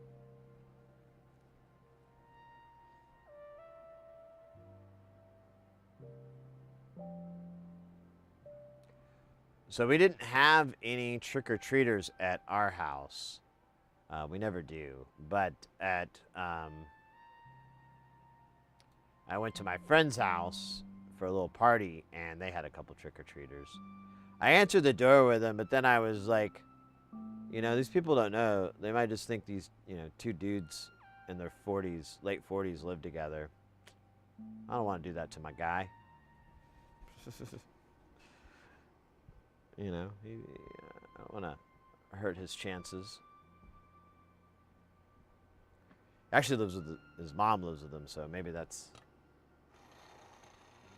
for the best.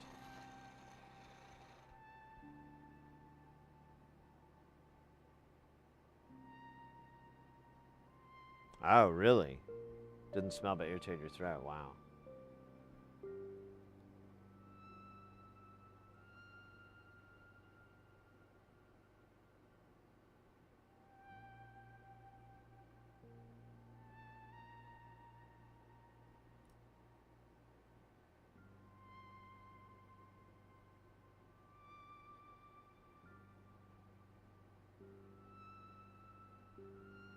Heart rate. Well, that's my fucking problem. I don't want my heart racing anymore.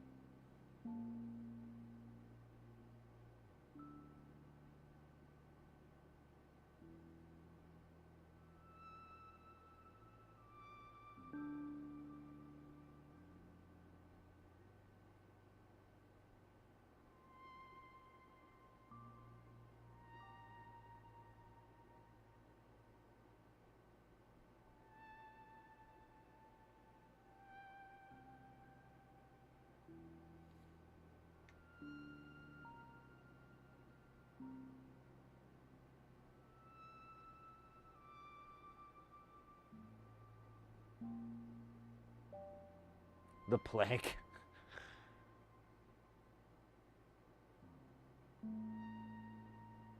Now we got candy left over from it, which is kind of nice, but I'm trying to avoid sweets with my fucking dental problems right now, and it's just caramel and shit, so I'm like, ugh, better not.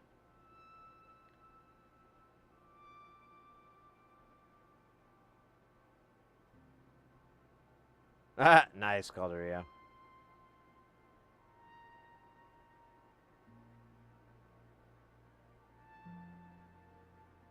Yeah, that used to be how I was. Whenever I'd go and get ganja from my buddy, he'd have like really, really nice stuff. He like went to the trouble of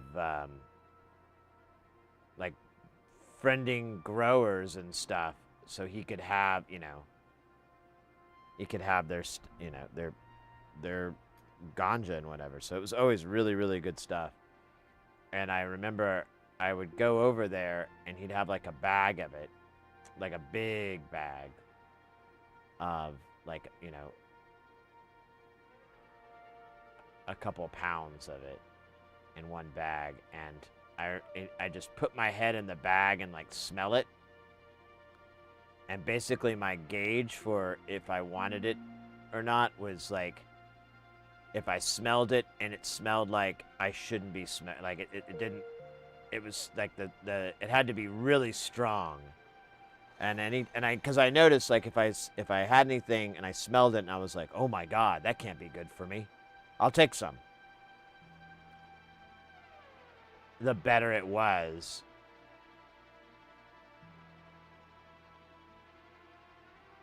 I was like, wow, this smells like it's gonna kill me. I'll take some, please. Like the more, I don't want to say chemically, but chemical it smelled, but there would be this kind of like otherworldly smell about it that, you know, if I didn't know better, I would assume it's like chemicals or whatever, but it was really just like diesel strains most of the time. I love diesel strains. Oh, wait a minute. Oh, there it is.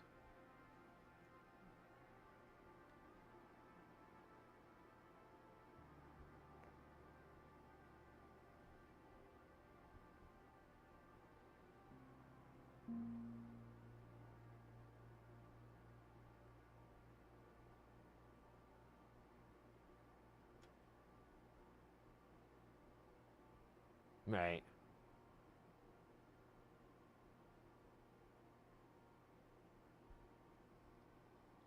Yeah, it just smelled like a chemical almost, but it wasn't like a bad smell. Like you could keep inhaling that and it wasn't like affecting your nose or, you know.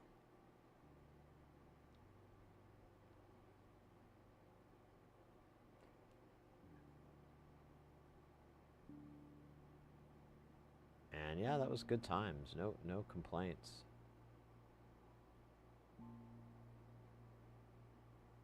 Uh-oh. Oh man.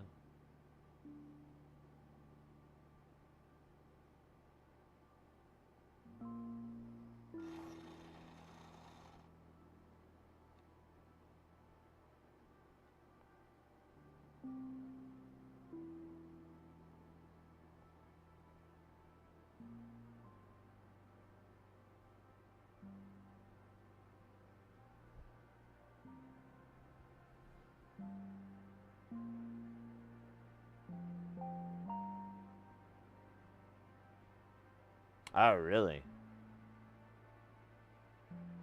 I think I'm the opposite there.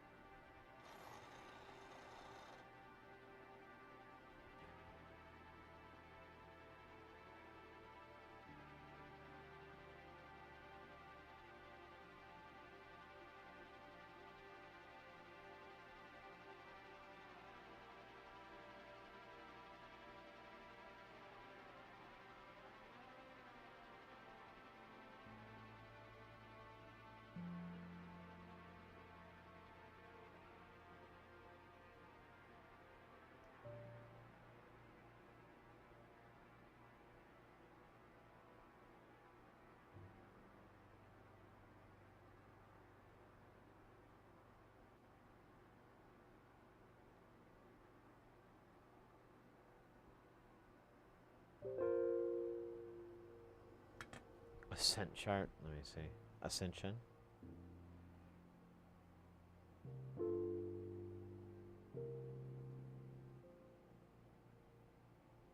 Interesting. I'll put this in the later pile there.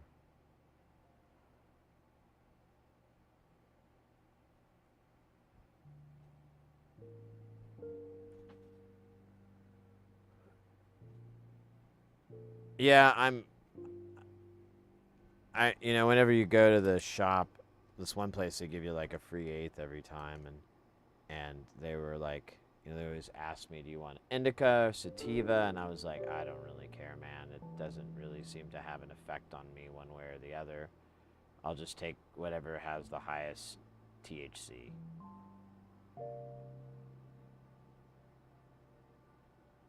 If it's all the same, then dealer's choice. You pick what sounds good. Hey, Standard Pointer, welcome in. Mr. Sada, welcome back, Mr. Sada. I did that joke a while back. I don't know if anyone got it, though. Doesn't really, it's a pretty dated joke and, like, doesn't exactly translate as well as welcome back, Cotter. It's going all right, mate. I partied a little hard yesterday, so I felt better. I didn't get a lot of sleep, but I'm here now.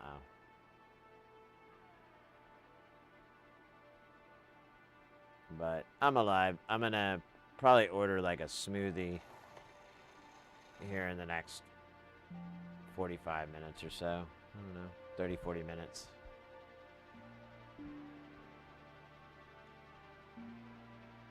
I think I'm gonna order two though. One for now and another one after I finish it. Although, now I'm wondering if maybe that's gonna be too much smoothie for my belly. It's blueberries, bananas, and can't remember what the other one is.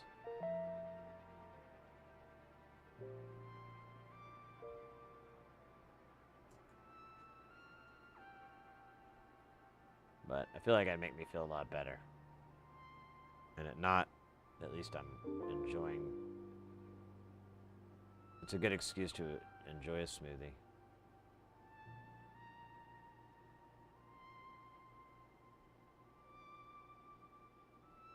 Oh no, no, no, no, no, no. You guys stay apart.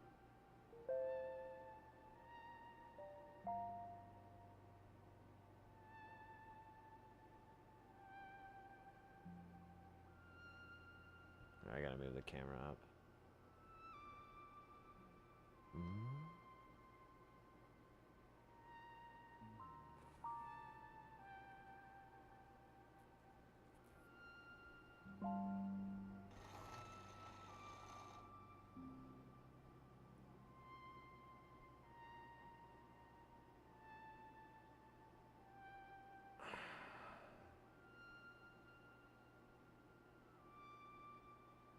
And I passed out on my couch and like not the most comfortable place to sleep.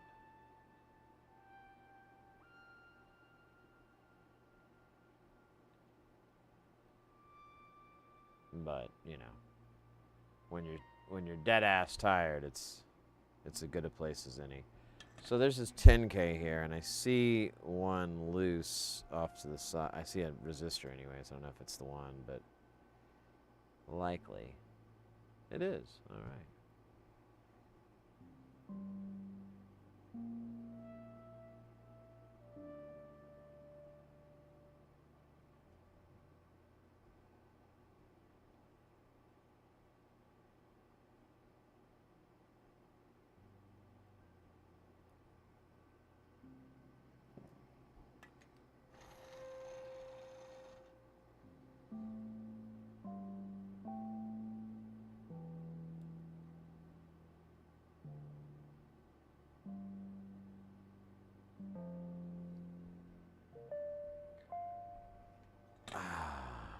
All right, I think that is all of those resistors. Yeah, it looks pretty good from up here at Sky Camera 4. Jesus.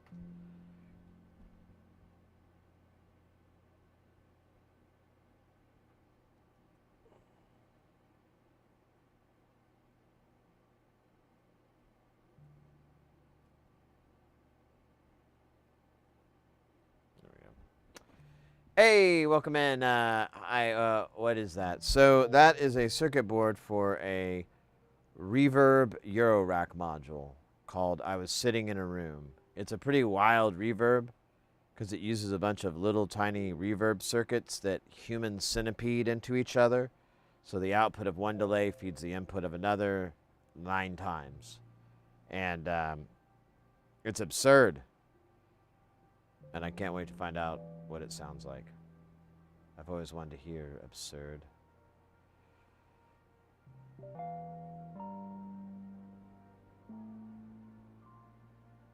I hate technology. Oh, mate. That's insane. No, we're all about getting people into the fun world of soldering. There's a lot of cool kits you can build, a lot of cool little things. It's like any kind of like little hobby or skill set, you know. It takes a little bit of time and practice to get good, but that's what we're here for, to help that transition as much as possible. And at the end, once you get into it, it's super fun. I love it. It's the best.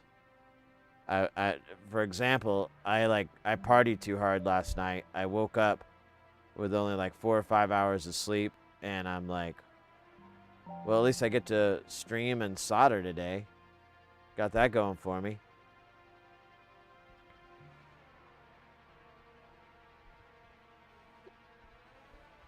Got that going for me, which is nice. $50 Cinderella story.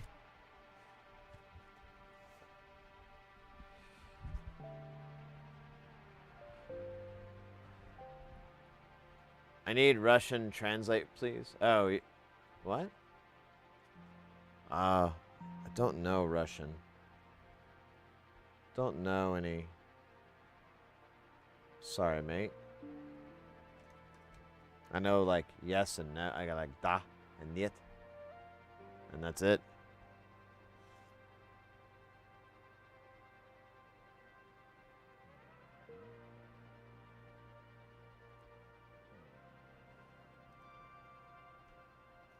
No, wait. I never did find out what that other 10K was for. Maybe I overcounted it.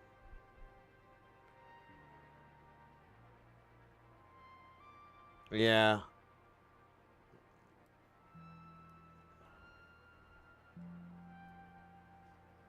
Just a bunch of squiggly lines. Although, you know, I think some of the, I don't know about Twitch chat. I think YouTube chat has like active translation.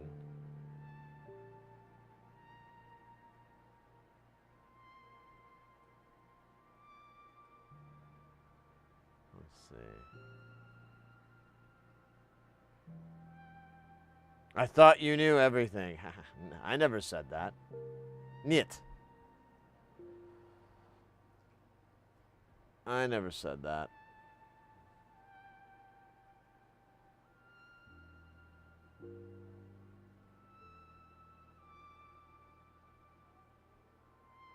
I think you're a rock star and a skater. No. I mean, I do music, but not at a rock level or a roll level.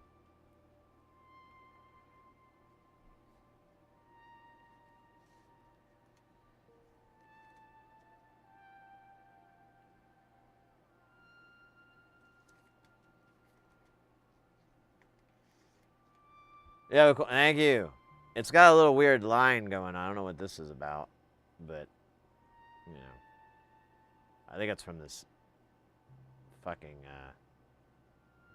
dental thing I had done. It messed up my mustache, but it'll clear up. But thank you. I like it. I grew it myself. No help. No outside help.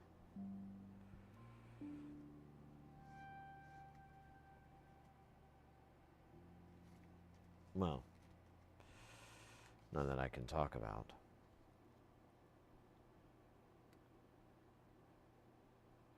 Three of these, but I only have two in there. That's fucking dumb. You too, mate. Take care. What is it? Das Vidanya? Isn't that goodbye? Or is that a curse? I can't remember. It's one of those things.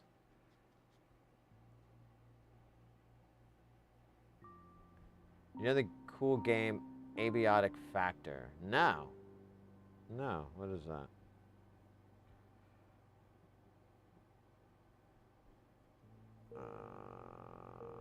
I lost my page. Where'd it go?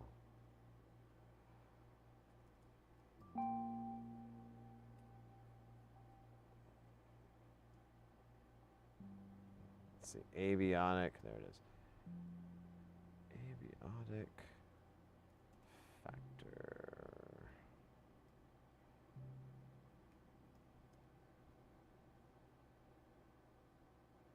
No, I've never seen that.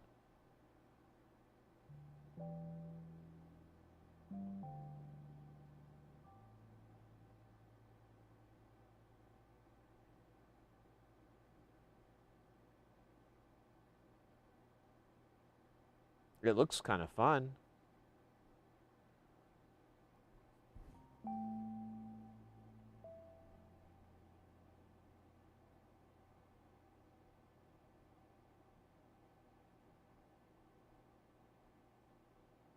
Oh, it's on the console too. Huh.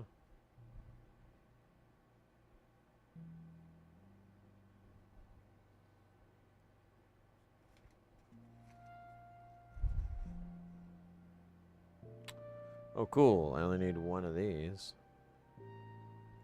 There's no way I'm going to remember all these components. No way in hell. Or high water. High water. What? Ah, damn it, I got an extra.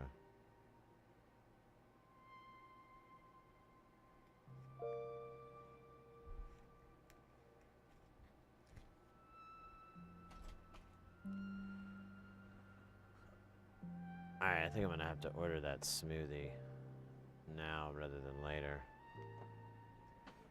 Because it really sounds like a great idea.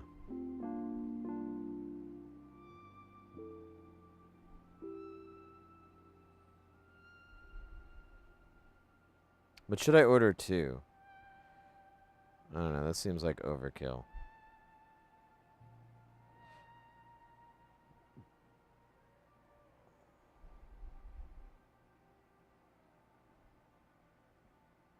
Maybe I should. Ah!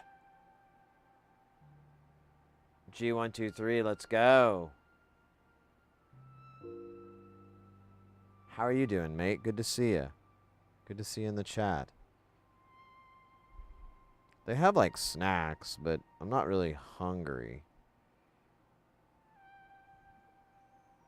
I just kind of...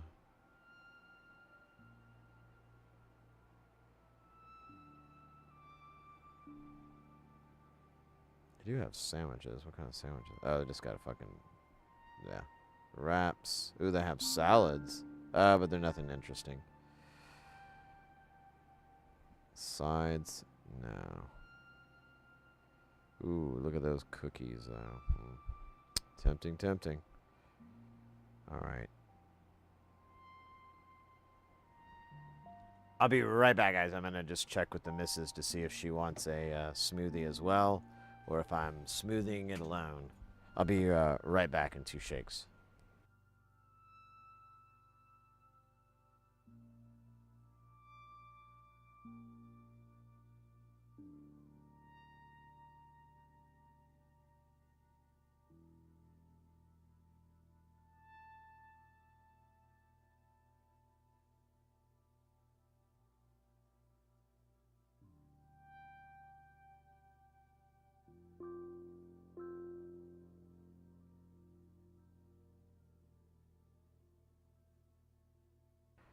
All right. She forgoed the smoothie, but I think I'm just going to order 2. Because it just sounds like I would regret it if I didn't.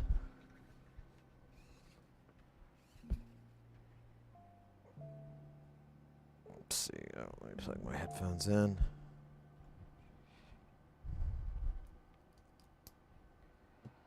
Let's see. Continue. No thanks. 2 blueberry blisses. Standard time. $4. Tip.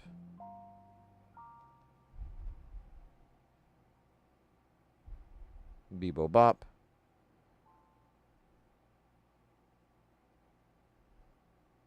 There we go. Maybe. Your order is being prepared. Awesome. Now we can heal with the power of smoothies. You know, after the Civil War, Abraham Lincoln had to heal a nation. And the way he did it, that not too many people know, is with the power of smoothies. While refrigeration was not yet invented, the North would have cooler weather than the South, and they would bring the smoothies down on horseback to the Southerners and hand them out. And the Southerners would have delicious fruits and berries that they would travel from the South to the North so that the smoothies could be made, once again healing a nation divided. It's not in the history books, but it should be.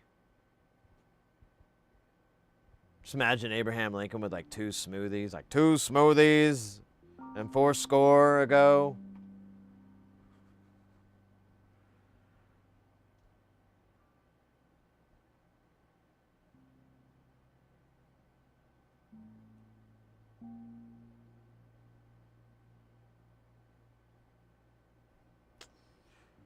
Alright.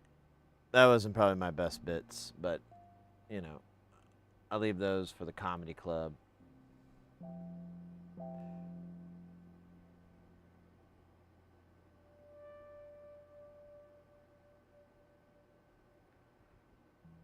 Get off. Do we have to switch to the nice tweezers? The fancy tweezers? Jesus fucking Christ.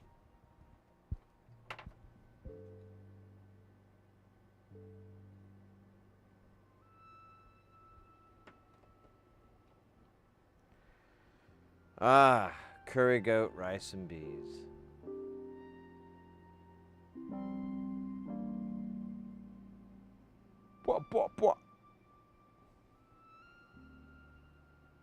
Oh wait, we have to do 47. Ah shit. See, well, we'll just circle back around. We'll do all those. I don't know how many 47s. We need 8.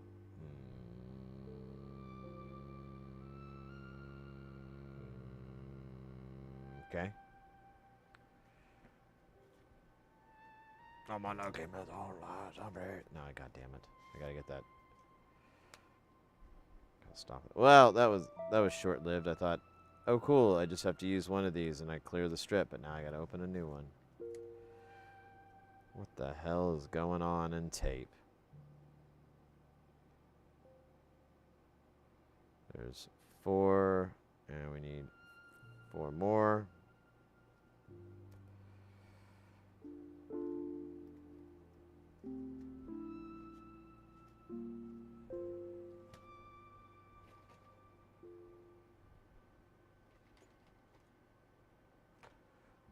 Oh wow. I hit the wrong button. I hit the super source. And it started the flame thing. There, we gotta fix that. There we go. Alright.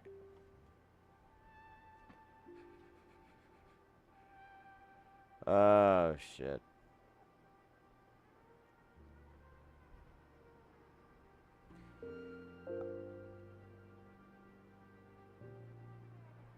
Alright, so we did 133, we need another 33, and then we'll be on 33 Heaven, the television show.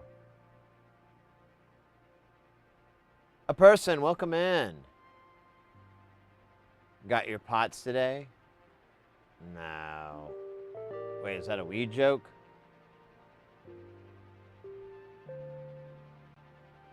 Is that a marijuana joke?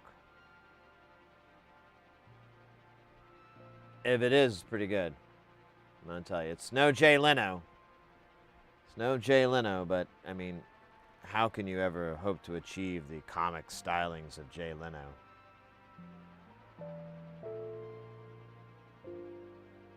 Oh, shit. See, I already got these things confused. What if I can tell which one I got wrong? Not really.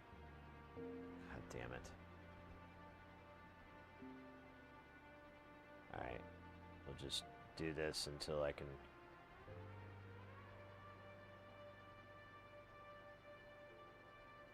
Am I doing the wrong build or something? Why is that? I have so many 47s. And it says I'm only supposed to have 1.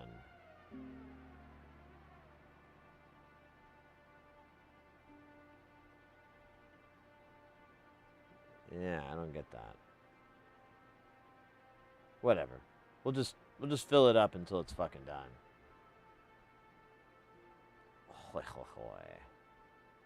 Drugs are bad, okay?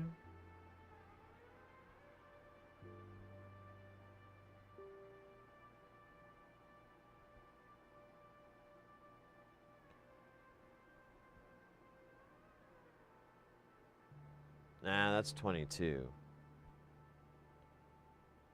I need 27. That's what I got mixed in this pile somewhere. Is a 27. Here, I'm gonna do the... There, I found it. Literally, I had it on the tweezers. Could have just got this all figured out a long time ago.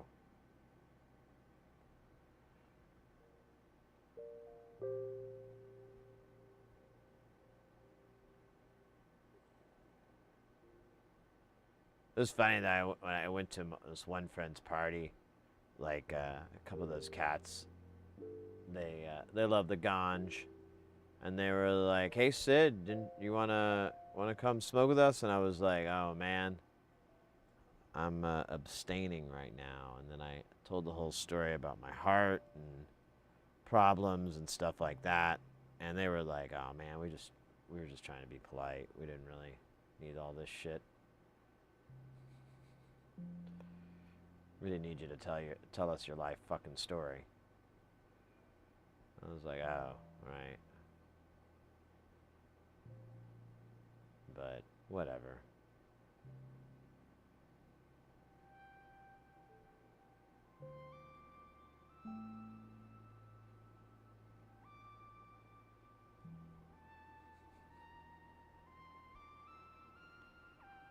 I'm kidding, of course, but not entirely. Mostly kidding. Mostly. Oh man, I'm actually really excited about this smoothie. And the other one I bought. The 2 smoothies.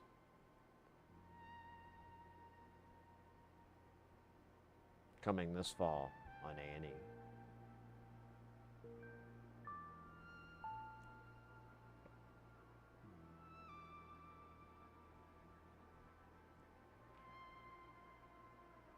Oh wait, it says, it does say 15.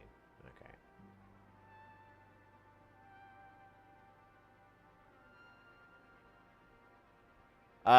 How can these things be so small? Unbelievable. And this is a big size for it, actually. Like, you can go down to, so this is 805. The next step down is 603, which I have some 603 boards here. Let's see. So here we'll go from, there's 805.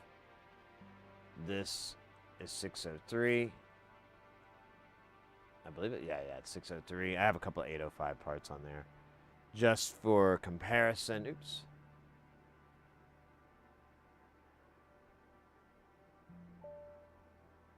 And then it gets even smaller to 402, which I have some 402 stuff, but it's so small that my iron is just too much for it.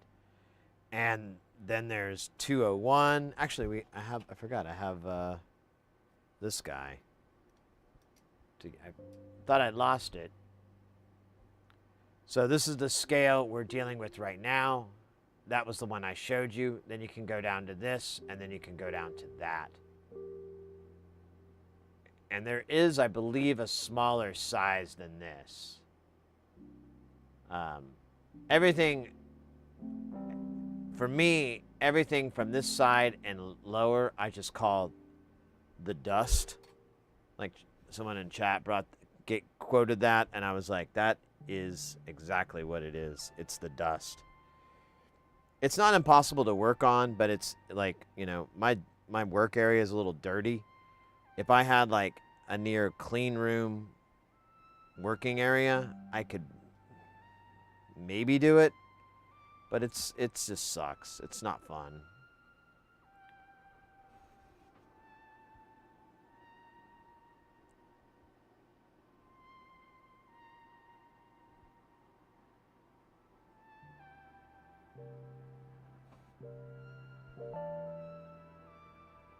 Let's see, let's go back to where we were.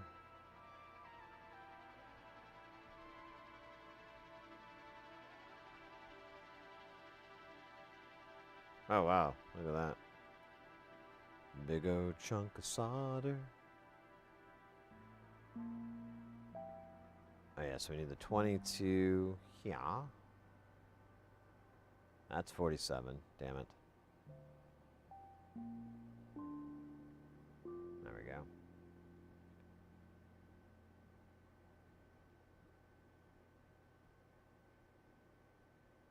Yeah, and yeah, you'll need, like, you'll use a fume extractor, but you have to like kind of keep it away. It's not that bad, but it, you know. Most of the time, I lose it by like putting my arm down and just sticks to my arm, and then I like move around and I go, wait, where did those parts go? That's the most common thing I run into with it. With the smaller components, I'll just lose it that way.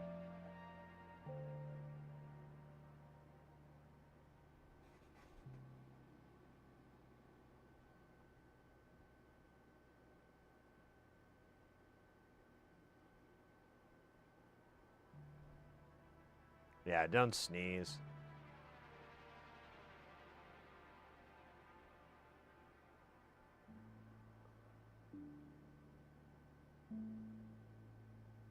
Don't yawn. I mean, you don't want to inhale the damn things. They're bad for you. Bad man. Remember that.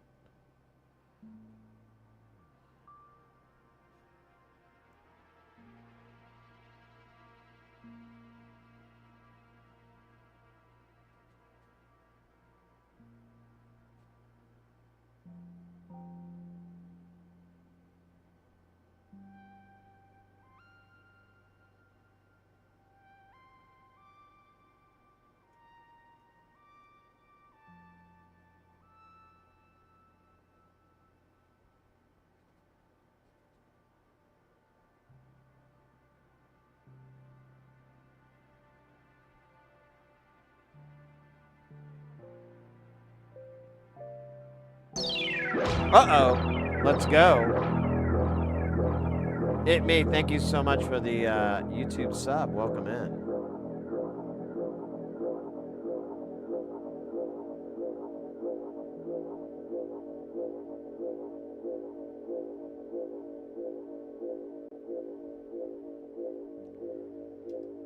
Hope you're having a good Saturday or whatever day it is where you're at.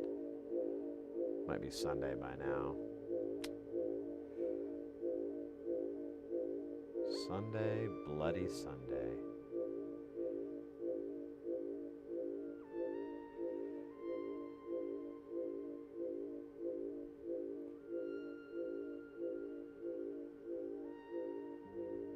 A song from U2 about how much they hate Sundays.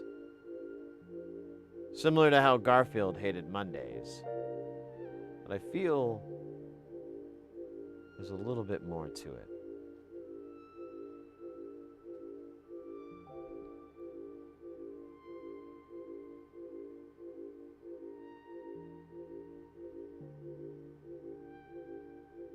Could be wrong.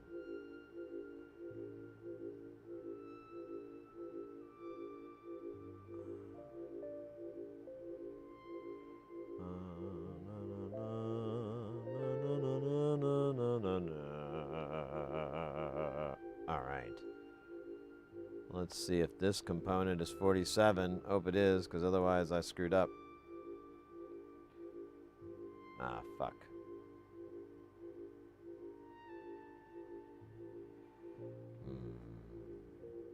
Shit. And I also have these other weirdos here. I don't know what the fuck these guys are for. Oh. Alright. Problem solved. Still have this spare 22, but I'm not sweating it. Because there. Boom. Bop. I've got the poison. I've got the remedy. I've got the post-victim rhythmical remedy. So cool that they had the brilliance to rhyme remedy with remedy. It's as if Maya Angelou decided to write breakbeat lyrics.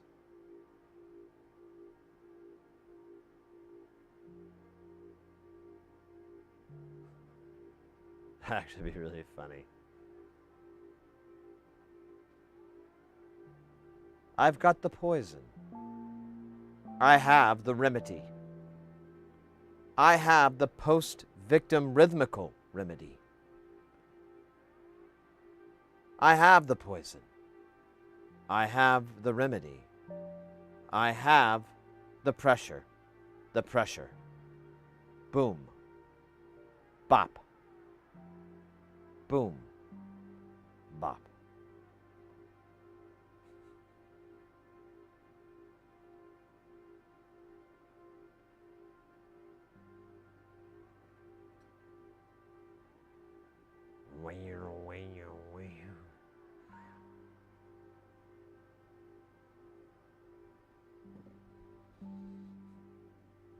Oh, man. That smoothie can't get... Oh, good. It's heading our way. Let's see. Let me see how headed they are. Update. There it is. All right. They're actually... they're close. I can feel them.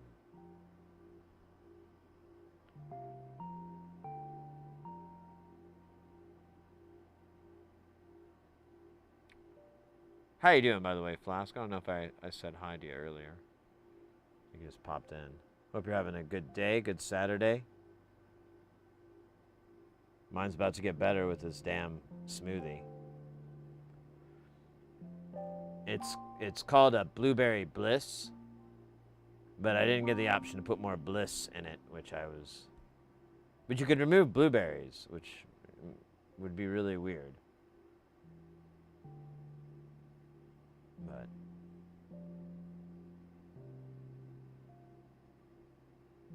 boom, boom, back. All right, there they come. See if they make it into my neighborhood, because sometimes they miss it. Oh, look, we don't got to miss. All right. I'll be right back in just a minute to procure my smoothie and begin the healing process. I long for your bliss. We were trying to remember if there was some sci-fi movie where that was the drug, but can't figure out what it is. Can't remember, and I still don't remember. All right, right back.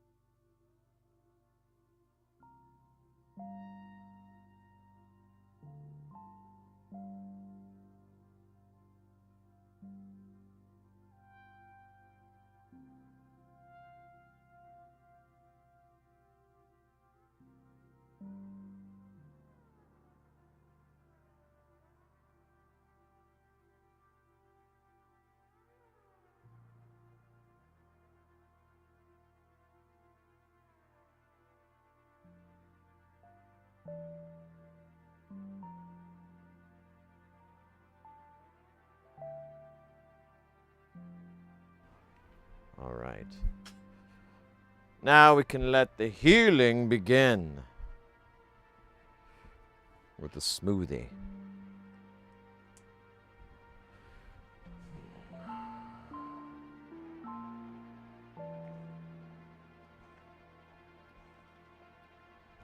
Oh my God. I have been reborn. I am Sid the Second. The second coming of Sid? That sounds gross. 8-Bit, welcome in.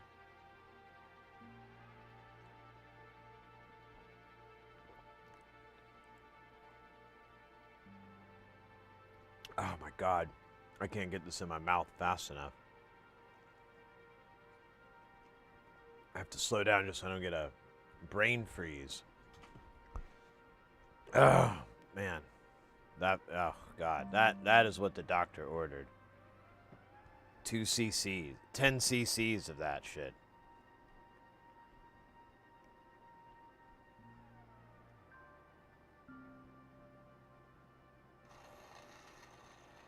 Are you asking when my next stream is, or are you talking about 8-bit?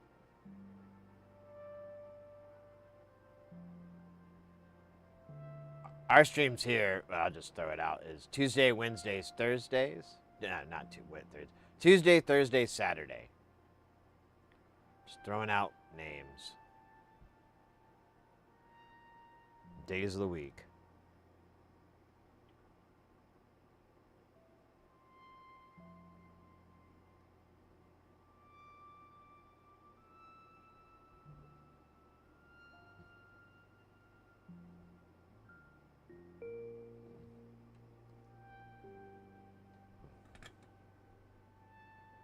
More.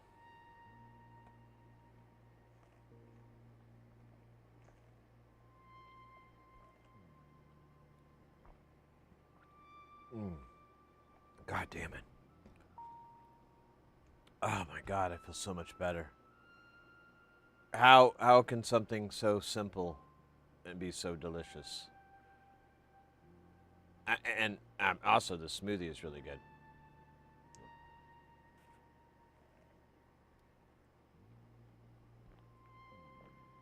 My streaming gear last week, you were sick, mate. That sucks. Well, glad that that's in your rearview mirror.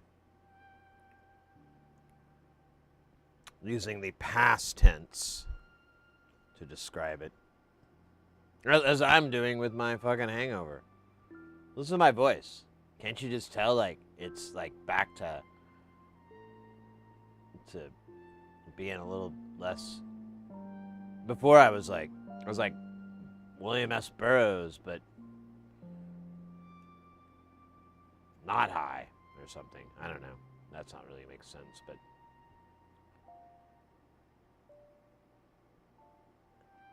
And man, the power of the smoothie.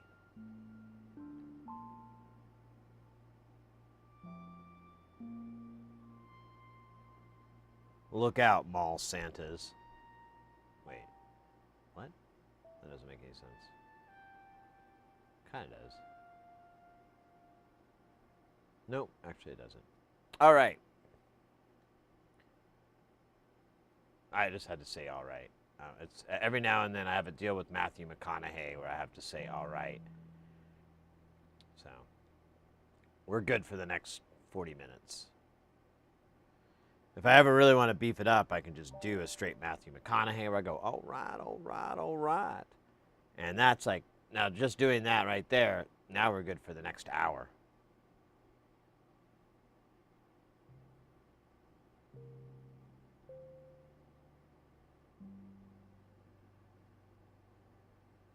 Then we can throw in a Dazed and Confused reference just for good measure. Noah, cool, you are the only one I know who will get this. I just replaced the full screen display assembly transfer on my phone flawlessly. My first time doing it. Pfft. Go buy yourself a lotto ticket. Go put it all on black at the casino. You got some lucky powers in you. That's awesome, mate. Kudos. I like tried to fix like an old phone of ours one time, and I couldn't even open the damn thing. Like I bought these tools, your like suction cups to open it. The only thing those cups did was suck, and not hard enough to open the thing. That doesn't work. Either way, it wasn't gonna happen. And I still talk about it and cry about it to this day.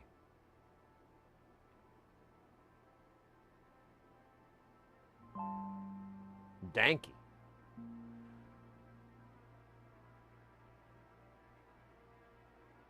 Was it an iPhone or was it an Android-based phone?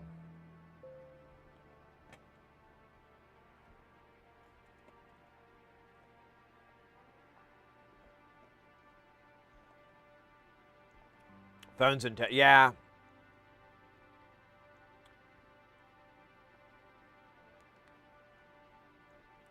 Yeah, during COVID, I was kind of trying to find work doing repairs full time. And this one cat kind of like offered me a job and everything. And I would have probably taken it, but I just thought like, man, my life is going to be ripping iPads apart and, you know, replacing the glass and like, you know, just working on computers and tablets. And I'm like, I don't think I want to do that, you know, forever. That doesn't rock.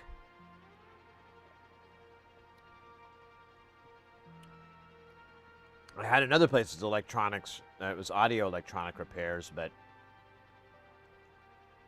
I don't think they were hiring. And, you know, nowadays I'm like, yeah, I don't really want to. I kind of like what I'm doing now.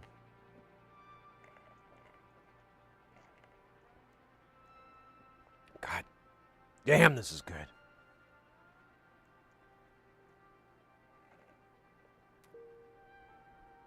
It's a Galaxy. Oh, okay. I've never worked on any of those, so I have no idea how difficult it would be. TMKDK, welcome in.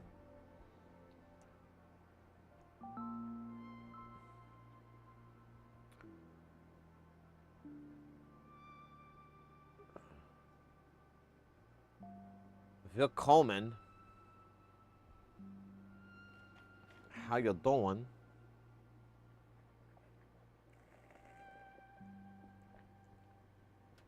Oh my God, it's so good though.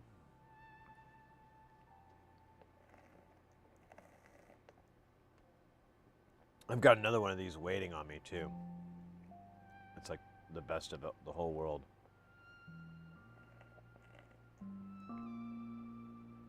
Leo, in as well. Let's go.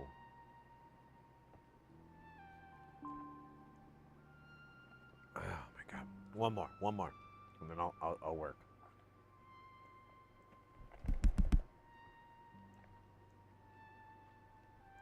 Oh my God, what a great hangover cure, and delicious too. It's like, I feel better, and my tongue is just dancing away. Oh yeah, one thing that was cool, I totally forgot. So at I went to this friend's party for a bit, and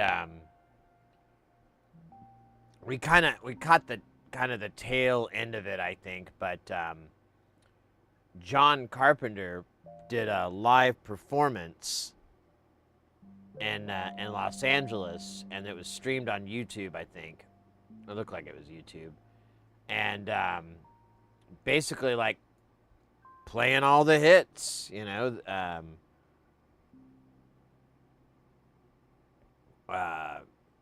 Totally not thinking of any right now. Totally, they live and fuck. I'm sorry, can't think of any fucking movies all of a sudden. I'm drawing a blank, but you get the gist. John Carpenter, filmmaker, synth maestro. He had a full band with like a drummer with. It looked like the drummer had like a combo kit with like a regular trap set and then either triggers or he had pads. I never really caught what it was. And then he had like his son playing keyboards as well, and it was cool. It was really neat. The theater that it was at was awesome. I was like, oh my God, I forgot there's such beautiful theaters in Los Angeles.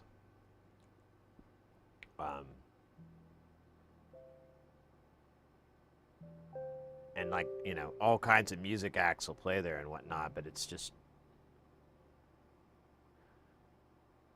so gorgeous.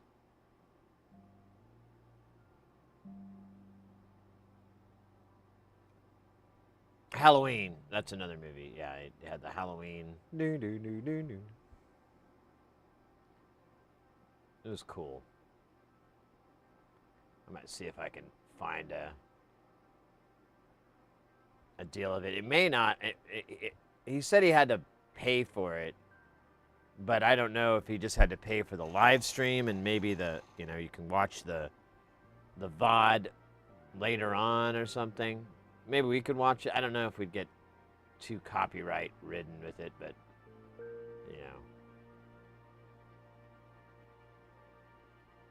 I don't think it'll destroy us financially.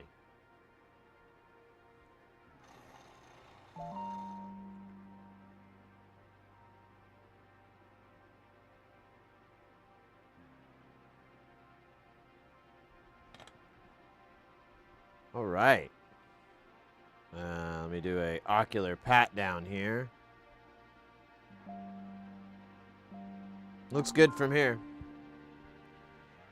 So now we'll do there's 1700 Ks, and then there's a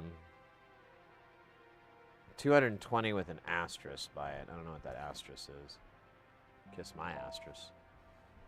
I think he brings it up here.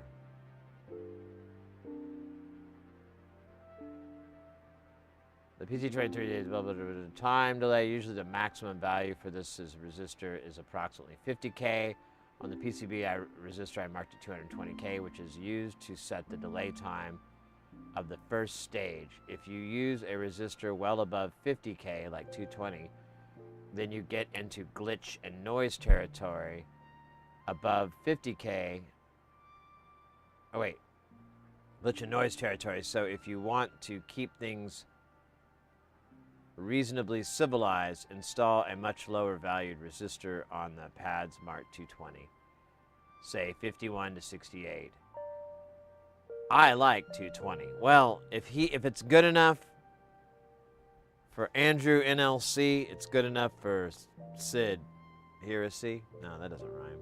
I had a chance to rhyme, but I blew it. Again.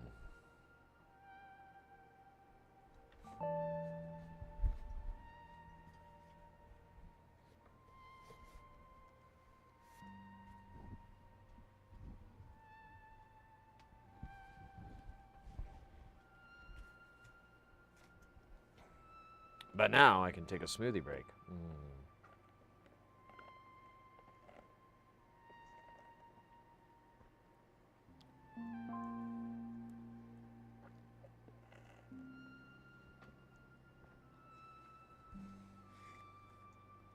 God, I feel better. I wasn't feeling so hot earlier. Can't say that anymore. Now I feel hot and sexy.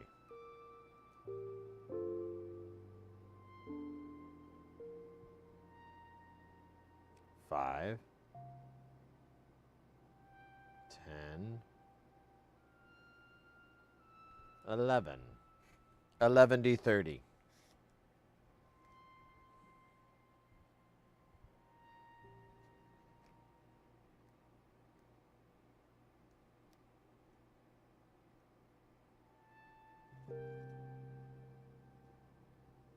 $12. Let's just do 5. That's 4, that's 5. Right? Or is that 5? Yeah, that's 5.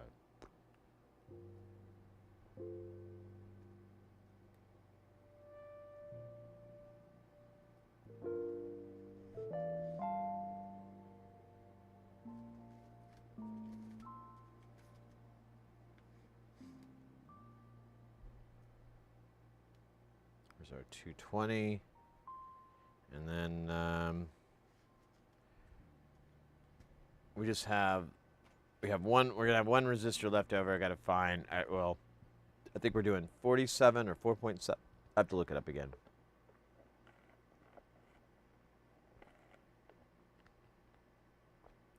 Oh my God.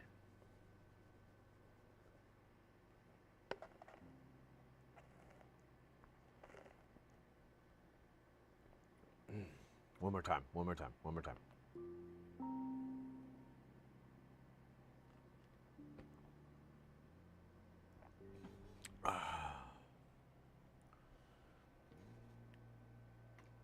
Oops. Oh, man.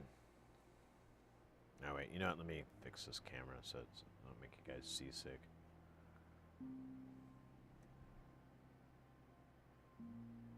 I'm enjoying a washed Pecas variety from Santa Barbara, Honduras. Oh, Pacas? What is that?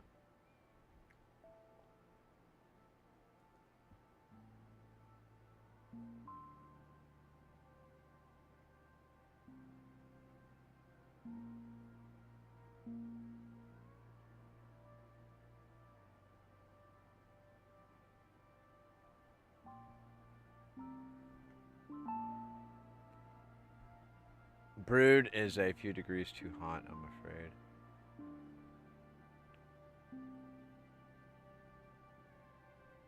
Okay, yeah, I do see a coffee for that. Huh.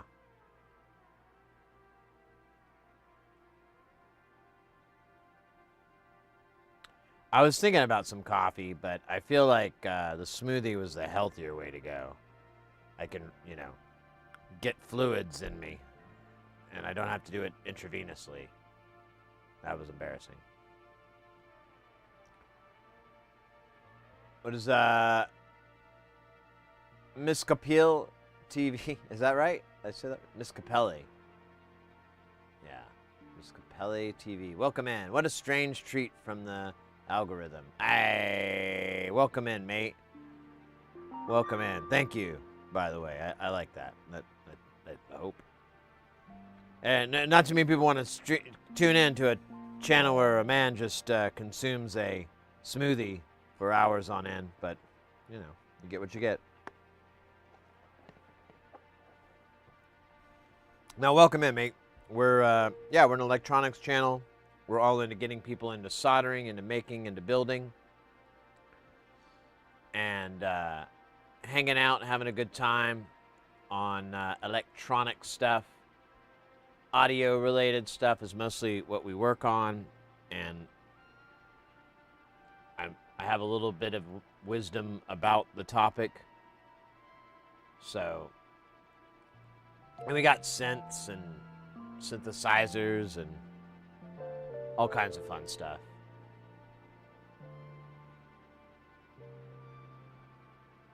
I went into coffee instead of whiskey, overdoing the science maybe. Yeah.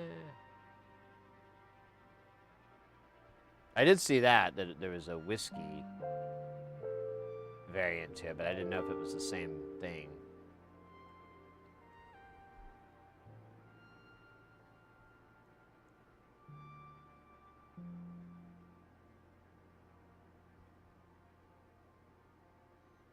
We're working right now on this board from Nonlinear Circuits. It's a eurorack module called I Was Sitting in a Room. And it's basically a bunch of these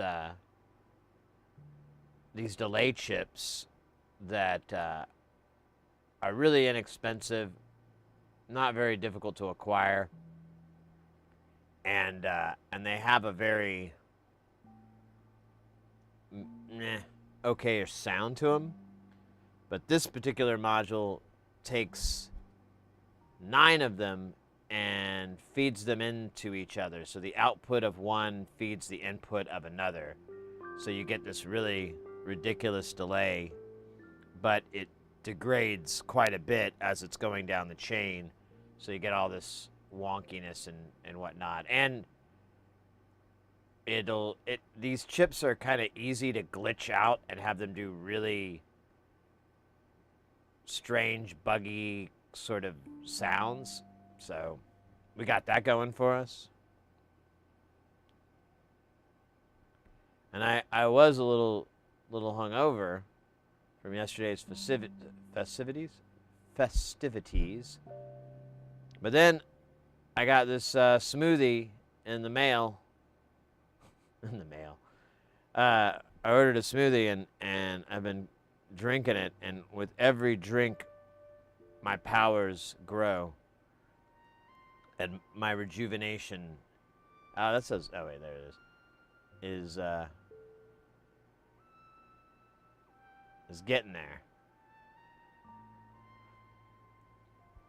But, anyways, feel free to ask any questions if you have any, even if you think it's a question that gets asked all the time.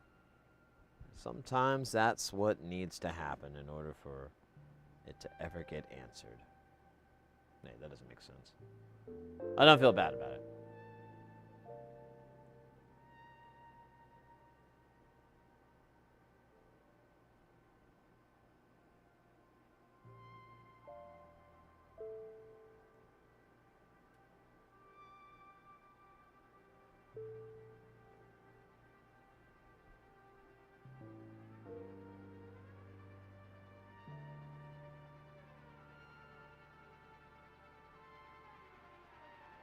I need to get my hair cut. It's like bushy as hell, but I was thinking I had to go to the dentist, and I didn't want to like have to cancel one for the other or something, but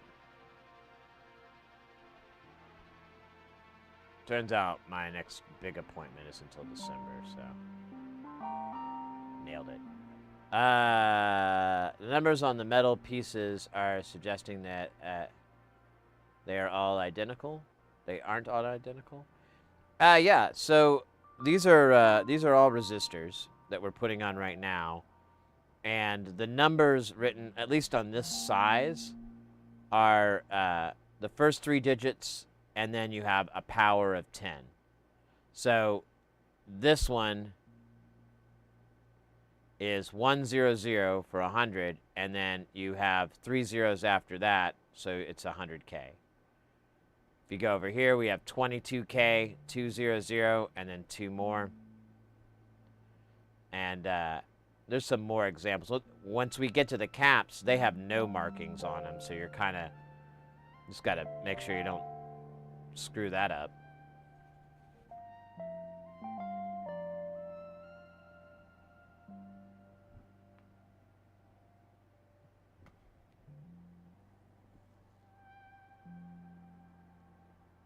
You don't have time to watch right now? No, no worries, mate. We stream on Tuesdays, Thursdays, and Saturdays. We typically stream for 10 hours or so, 10 or 12 hours. So you could come back. Tonight I got started a little late because of partying too hard. But you could come back in like 5 hours and we'll still be streaming. We'll still be on.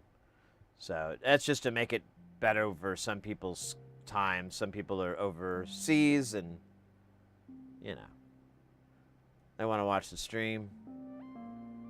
But, you know, it's bedtime where they're at. And then they wake up and get ready for work or ready for their day, and we're there.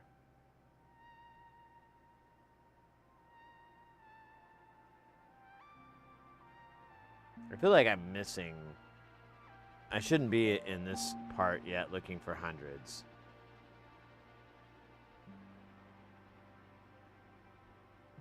I still have a pile of like 500K. Oh, wait a minute. What's this over here? Those are 100 nanofarads, you chode. The angry German again. 9? Yeah, mate. Take care. Don't forget to subscribe and all that good stuff.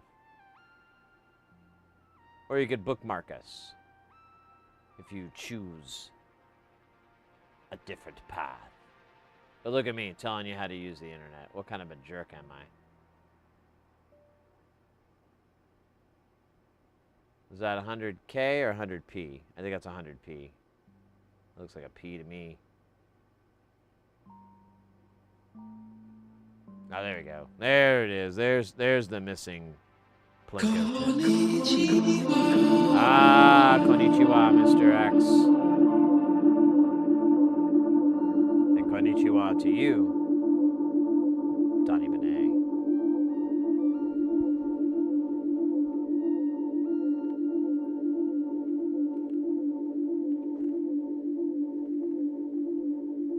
It's actually 2 boards in one. I just put them all in the deal. They'll sandwich together, and to make a Voltron.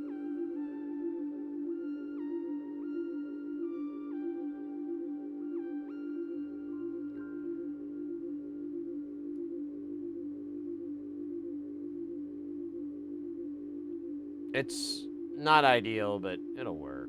We'll be fine.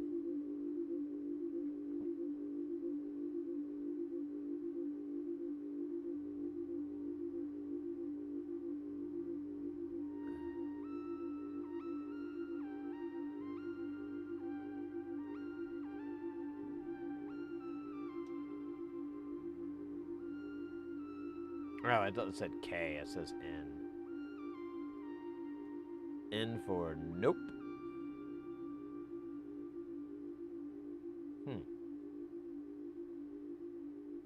Oh, well, look at that. I missed that guy. All right, still got 2. No, now I got 1. No, that's a P, not a K. So I got 200Ks left over. Not sure where they go.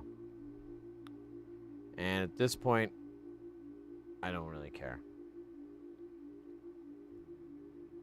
Let me check something here.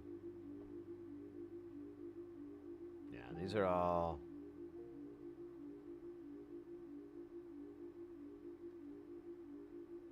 These are all good. Alright, we'll just solder these stupid things on, and then we'll figure out what to do with the spares. Oh, you know, I think I want to say this board has components maybe on the other side. That might be it. I'm not gonna look, because then I just dump everything off like an idiot. It's like holding a coffee cup and someone asks you what time it is, and you just pour your coffee out, you know? Like, what time is it? Oh, let me see. Ah.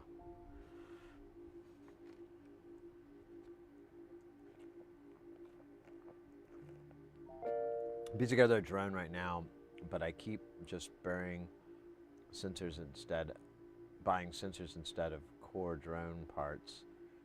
So I got like $300 LiDAR just sitting here, and a thermal module. Oh, that's a good problem to have. Oh my gosh, I'm glad I got 2 of these.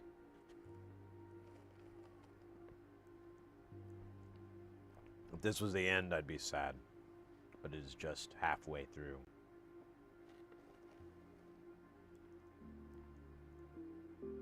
And I feel joy.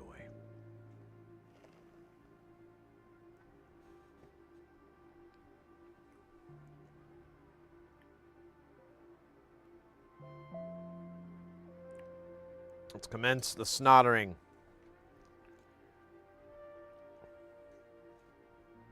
The great snottering.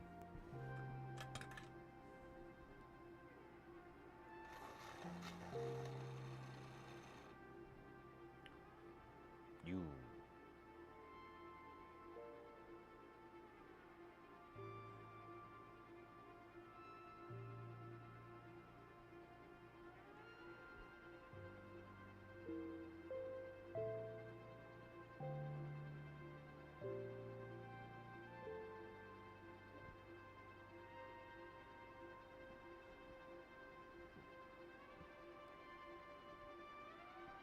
So this is all the resistors, so we shouldn't have... Oh, maybe that's... I forgot about the 22. Maybe that's...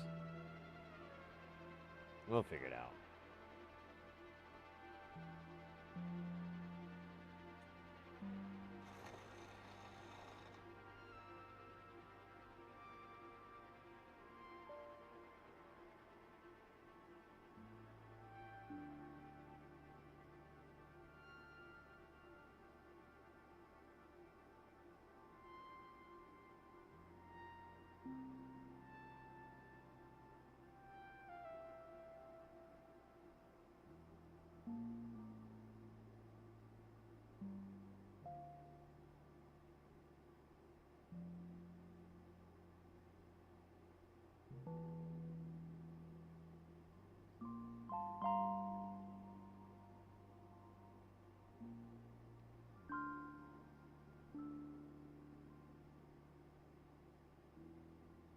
That's cool, that ball there.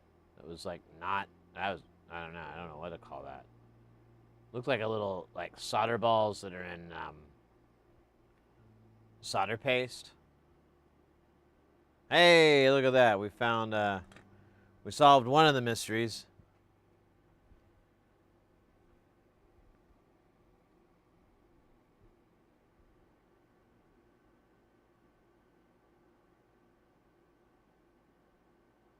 How you doing there, little buddy? Huh? Water? You don't need water.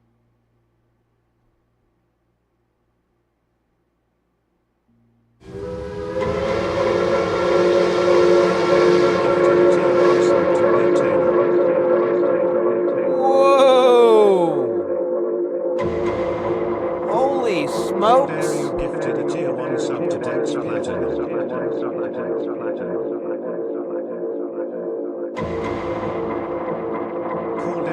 Caldario. I've been saying it wrong the whole time. Mate! Oh my goodness, thank you so much for the 5 gifted subs. Caldario gifted a tier 1 sub to Strebo_UK.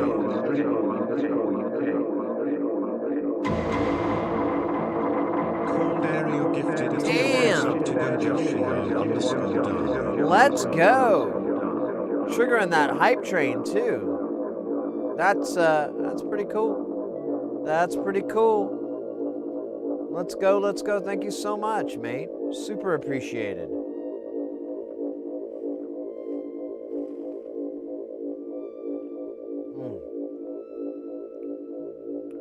Wow.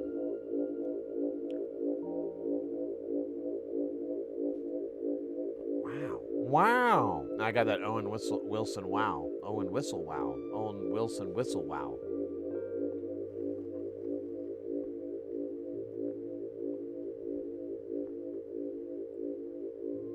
Dax Platinum too, nice. Noise. Noise.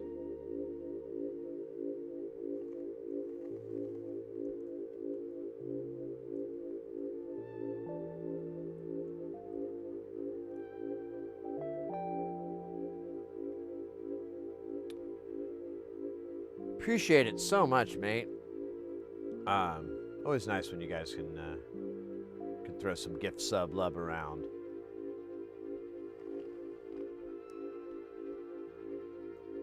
Spread that ad-free life that we all crave, that we all need.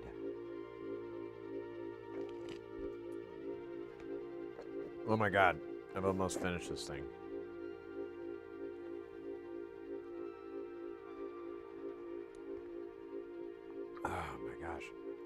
Let's see. We got random emotes.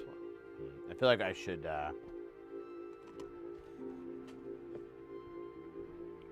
we don't get too many hype trains, and I feel like last time I missed it, so let's hype it up. You guys ready for a little hype? I'm sorry, what? Huh? Yeah, that's what I thought.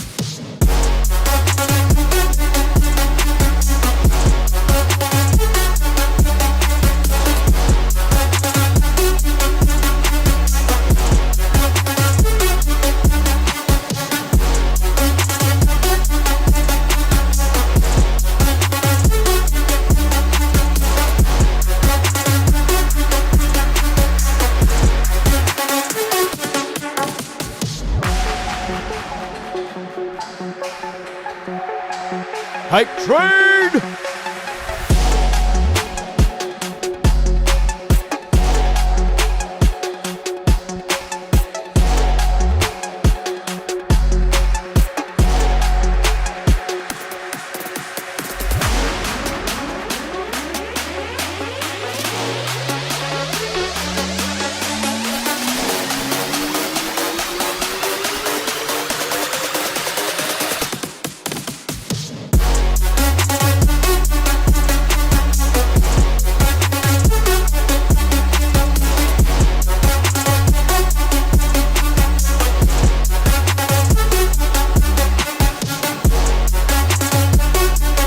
Teapot!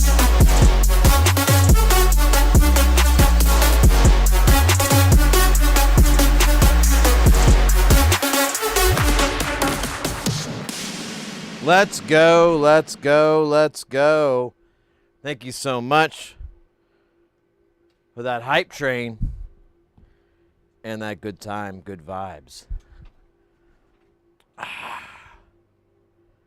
Feel like a kid again. Oh wait, did we lose the music? I feel like it. This is quieter for some reason. Tis what it is. Alright, there we go. Whoa. How has this always been this way? Oh, you know what? They could use this opportunity to clean my glasses. They get a little dirty.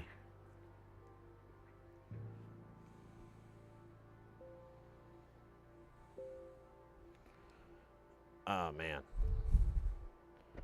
I can't see anything. Not even my delicious smoothie that I won't shut the hell up about.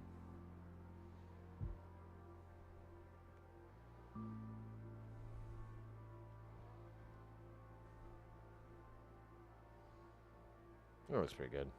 Ah, yeah, way better. There we go. It's the corners. That's what really counts. Oops. That was epic. Your VFX skills are no slouch. Thank you, mate. It's just a good old-fashioned green screen, and then about $2,500 worth of video equipment. That's all. Actually, you know, we had it when we had $1,200 worth of video equipment. Maybe less than that. We did have the cameras though. Yeah, it's all through the power of a ATEM Mini Extreme ISO from Blackmagic. Like, the whole stream is hardware based. The only thing that's OBS is the overlay and, you know, putting that all together. But I could, honestly, I was thinking about it the other day, I could just get a laptop and superimpose all the overlay as well if I really wanted to, which I don't. But, you know, sometimes things get wild. Like our dance party. But, yeah, you know, I show off the video setup, but one thing I always forget because it's hard to see is like all the video, and there's like a bunch of other little like the music and so forth. There's like a bunch of little things. They're all running off this thing called a hyperdeck, and that's also from Blackmagic, and like the whole song and everything is like a video I edited together with a bunch of like cheesy like VJ stock footage stuff, and but I was trying to get good at editing, so it kind of helped out, and then I just have that be the playback on the hyperdeck, so that it's seamless.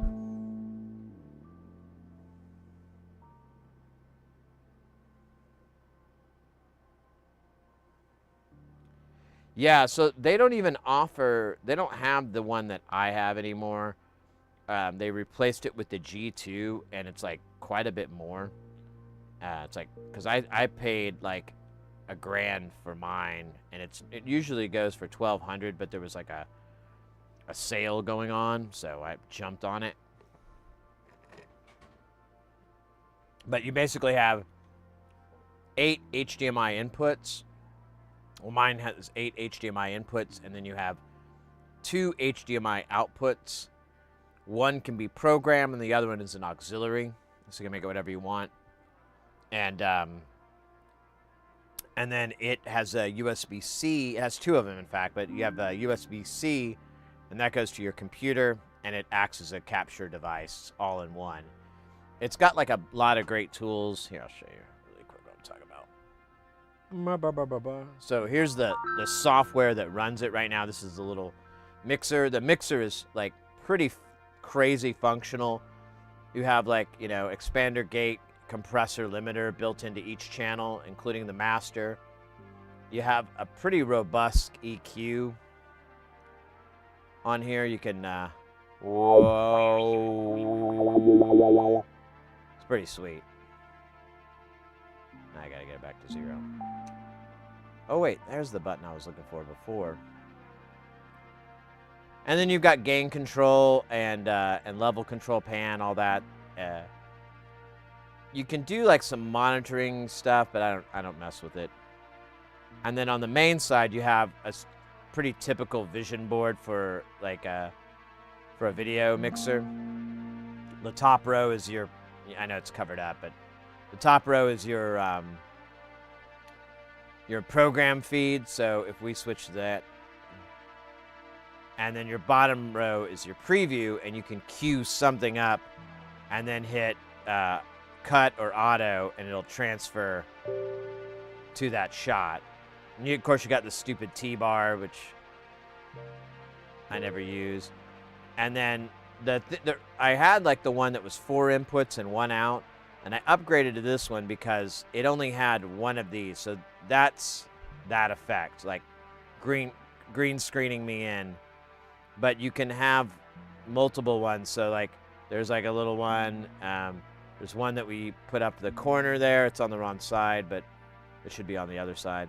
And then this is for a thing. It basically zooms in on a video that I have that runs on the computer, but you could set them up however you want. And then it has this thing called a super source, which basically you can have 4 camera feeds and then a background feed as well. And then I believe you can still throw things on top. Let's find out. Super source, yeah. So you can throw things on top as well. So it's pretty good. It's pretty cool. Like this one's worth it. The one I had before, I was pretty limited in what I could do, but it was like really cheap. It was like $400 or $500. So it was a good bang for your buck. But yeah, I'm a big fan. And oh yeah, and like everything runs off of. I have these Stream Decks. Multiple ones, and there's a third one underneath that's the foot pedal, but you can kind of tell it's not the Stream Deck software. There's a program from this company called BitFocus, and they make a program called Companion, and it's basically an interlayer for you to run hardware with the Stream Deck natively. So you don't have to run the Stream Deck software or anything like that. You can run just Companion, and the decks will be recognized. It'll do multiple decks, and you can specify where they go, what they do, and it works with a ton of hardware. It's more like audio or audio-visual hardware, so you're not going to see too much for like, you know, maybe controlling RGB lights or something like that, but there is stuff in there, and it's an open source program, so you can develop your own if you need to, and it does have like a built-in little deal for addressing it, as long as you know like the protocol that the hardware uses, and there's a bunch that's, you know, already baked into the software. As long as you know that protocol and you can know what the commands are, the calls are, you can just build it yourself within the software without even having to, you know, code anything up. You could just use the program itself. And mine just runs on a Raspberry Pi. I've got like a Pi 4 that just has like 2 gigs of RAM, and I run that thing headless, and it just, you know, it has 4 USB ports, so I've got one plugged into each one of the ports, with a fourth one open for future, and it's nice. These screens will work independently. Like, you'll create a button grid, but you can move across it, and the other one will stay the way it is. So like for the whole bit here, that's in these, but most of the time I just have my cameras here and then my take source for it. I like it. When I was streaming, when I was traveling, I was streaming from the hotels. I was using OBS completely, and I was like missing it so much. I was like, oh my God, I hate this. I have to do this and this and this, and there we go. Ugh. But it, you know, make do with what you got. Speaking of which, I'm gonna get another smoothie.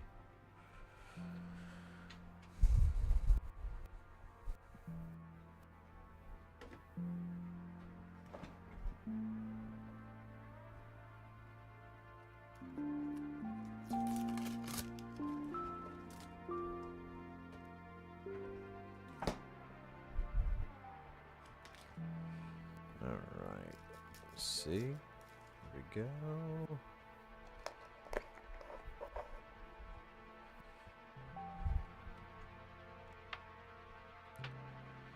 Alright, Heaven Part 2.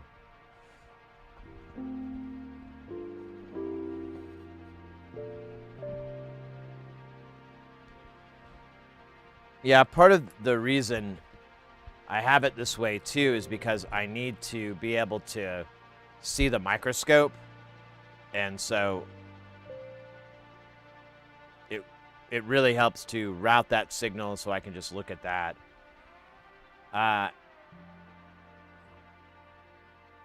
Yeah, so those are the Elgato Stream Decks. I've got the little one, the big one, and then I have the foot pedal one as well. Oh my God, it's so good. It's like all the good stuff sinks to the bottom or something.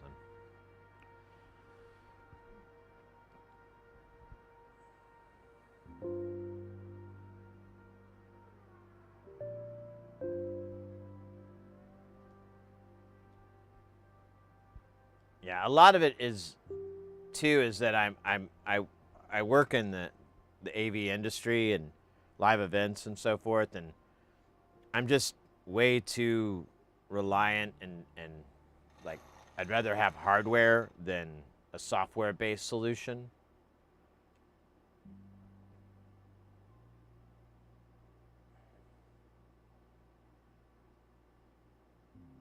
So I just trust it more. And to its credit, like, I really haven't had any, I think I've had it crash like maybe once or twice. And there was sort of a cause for the crash too, so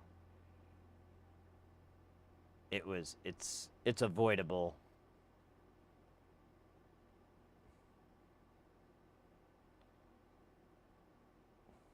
Come on, you bastard. Don't make me do this. There you go. Now you're just all over. Ah, fuck it. I don't care anymore. Gone full Phil Collins.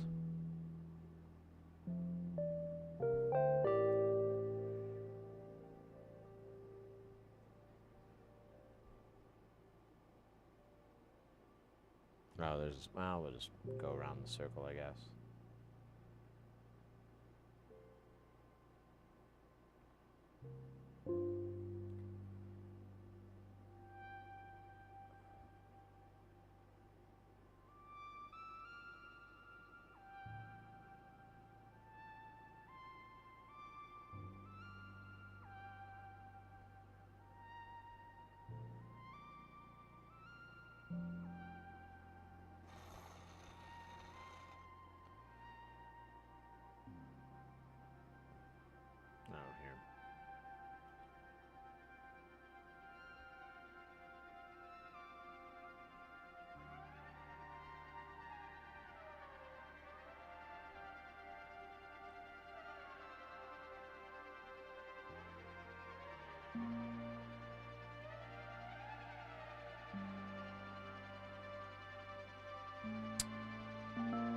kill shot.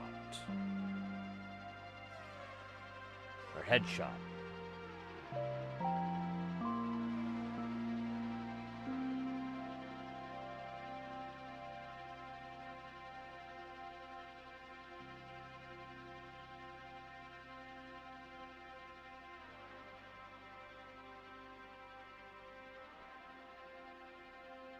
I'm looking at it, even just so I have 8 programmable for others' tasks.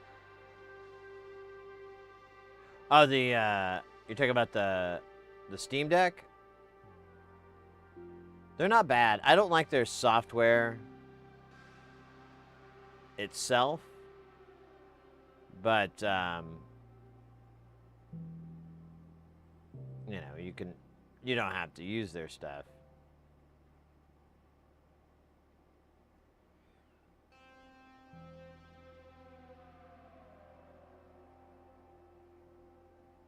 You have options. I like it. It's really nice. Like, you can program in. It's just nice to have a button box. I mean, there's other ways to do it. And, like the companion software itself, it has a, like a demo web version of it, of the buttons. So you could just use you could open up a web browser and use that instead of a Stream Deck. But I think it's mostly there to test your program, you know, pre-program before a show or something like that, and you can test it. I think it's more the intent. But I mean, there's no reason you can't.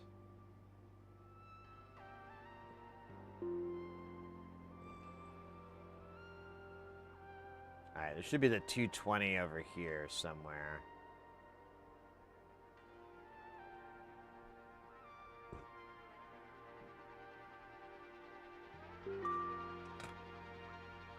There be the gold.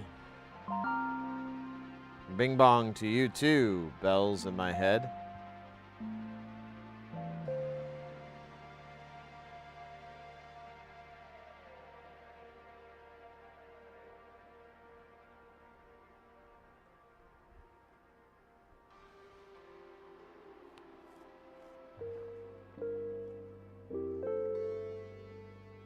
Oh my God.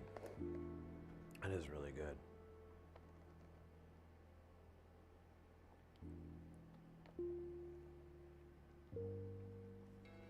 Mr. X, mate, thank you so much for, excuse me. Thank you so much for hanging out and lurking. Always nice when you come by. Always appreciated.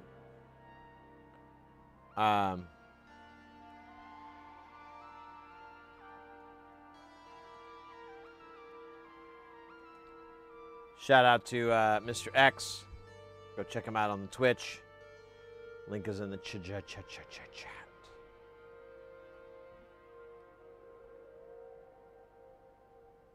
They just celebrated 9 years on Twitch, folks. 9 years. Not no years. 9 Jahre. 9 years.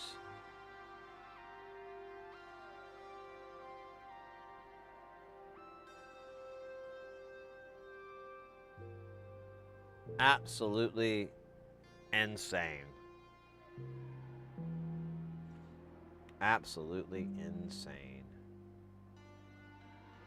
You bet, mate. You bet. Stay guile. Have a good rest of your day, night, and I hope to see you soon. Catch you on your next stream. Those who don't know, I think I forgot to mention it. Mr. X is a synth maestro and has a massive modular and keyboard rig and jams on them pretty regularly. So it's worth giving them a follow. If you like that sort of thing, you can always you'll always have them pop up in your live now feeds. Faux show. Faux show. Faux show. And it's good stuff. Good jams. Yeah, thanks, mate. Appreciate that.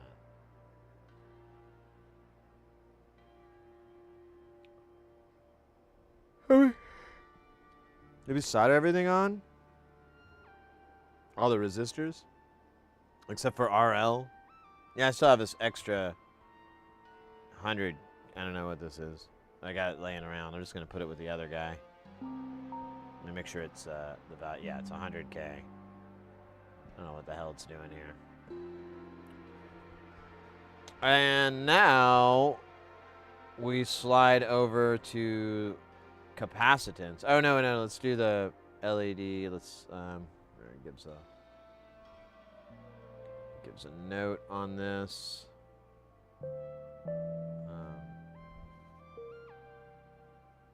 Number 4.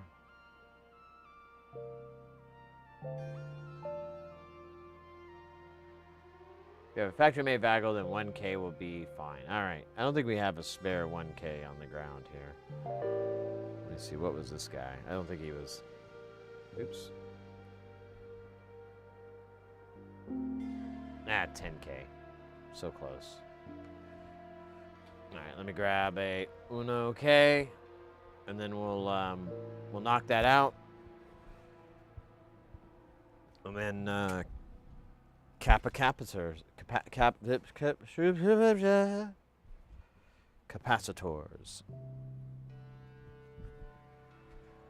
Oh my gosh.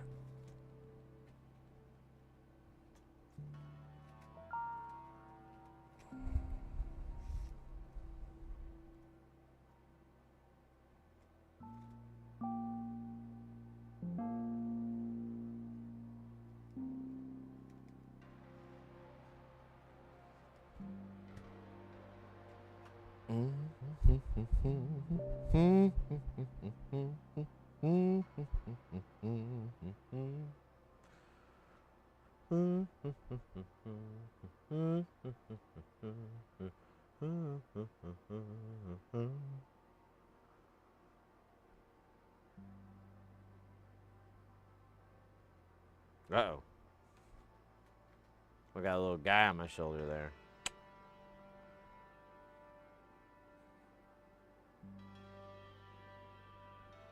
I really need to move that button so I can stop automatically triggering that.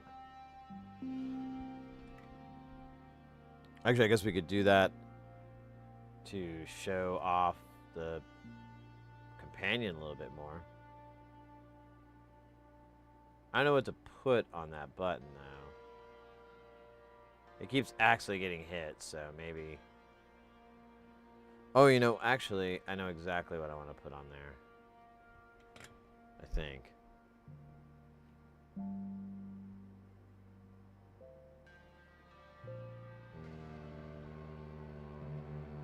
Yeah, let's do that. So, it's page 3. I don't know if I can pull it up, though.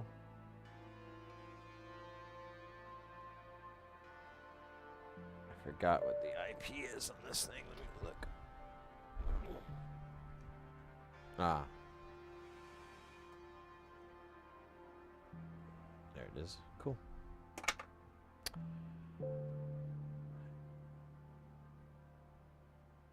You buy the PCBs and build these for profit? No, just for pleasure. Just for pleasure. I am I'm on the trusted builders list for their stuff, though, so I do commission builds. Like if you wanted something from them, I'd be happy to make it for you and send it out to you. But I'm not making the things and then putting them in a store or anything like that. I tried that for a little while and it was just not really working.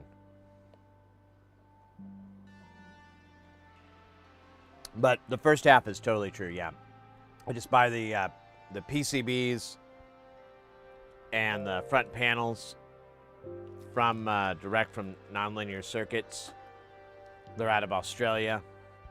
And then I assemble it. I've got a lot of the same parts. And then we put it in Space Station. Let's see if we can get Space Station on the camera there. Yeah, this is in the way.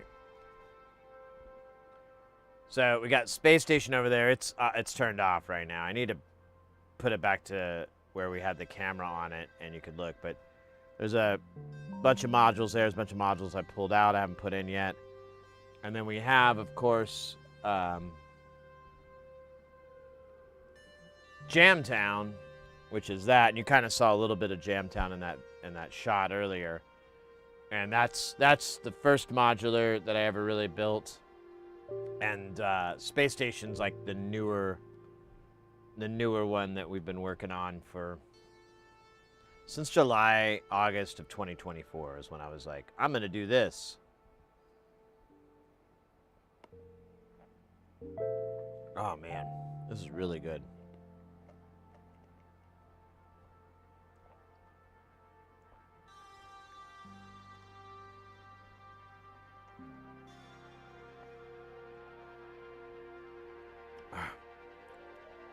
I don't know if I brought it up enough. Man, it's getting hot. What's the temperature outside? It's not stupid hot outside, but it's not cold either. Alright, so we soldered that guy on, so now we're on to capacitors. Not to be confused with the Spanish conquistadors. Oh yeah, and I was gonna fix that button. So we'll do that. We'll do all those things and more. Here, we'll put this over here so it's out of my damn way.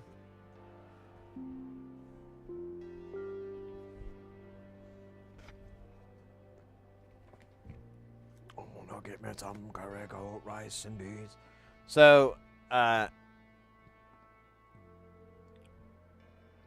software here, you can go in.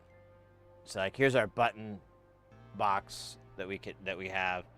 Now the one that we're on was page 3, and I keep hitting this by mistake, and it keeps screwing things up. So what I think I'm gonna do, you can use this copy. It's really cumbersome though. That's the only problem. It's, like here you can create the macro and everything. Like we go in, we'd go to presets, ATEM, and then you can go to whatever macro. I don't even remember what it's called. It's going to be key next and key on air. But oh yeah, actually we're gonna have to do that. So we're gonna need to do key 1. And I think I just drag it and drop it, and then we'll need key on air, which is going to be this one. I don't really give a shit about the super source, so I'm just going to dump it. Oh, you know what? Let me do this instead. Copy this and put it here. Oh, that didn't work, did it?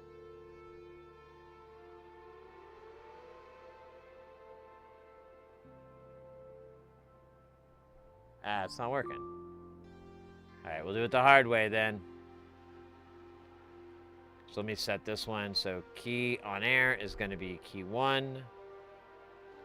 So we drop into there. And then for this, I'll take super source, which I think is going to be as a macro.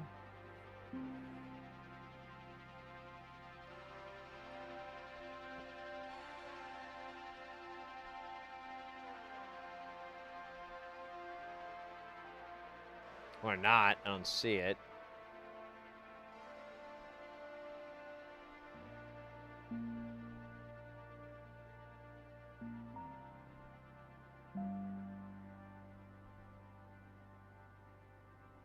Yeah, there it is. So take that, drop it there, and we're good. And then if you want to test it, I thought there's like a web. Where is it? Surface trigger variable module settings. Oh. Well, there's somewhere in here. I don't remember where it is. But whatever. That's That's companion, and I just have to do that once. Now it's stored, and now I have this reflecting it, and I can turn on and off my key here, and do a pre deal so that you can queue it up or keep it constant. Ooh. So now when I hit this, it's just going to kick it over to the super source, which isn't going to be as annoying.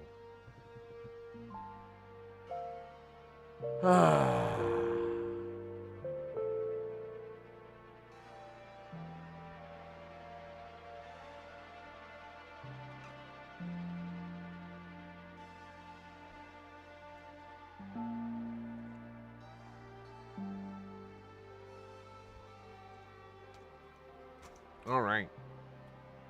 There is 10 of these 100 picofarad caps, so thank God it's going to not be piecemeal the whole time. Oh shit, I only have 3 here.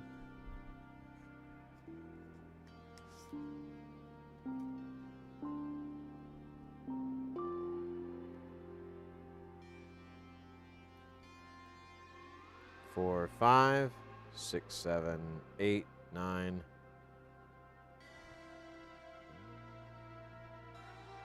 10.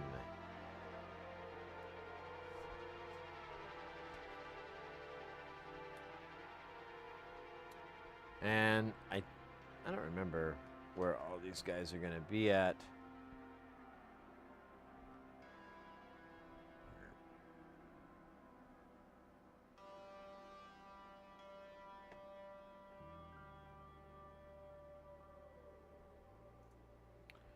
Not to be confused with all the bloody 100 nanofarads we're going to have. But luckily, I bought 1,000 of those, so we should be all right. God willing. Oh, shit, that's not even the first one.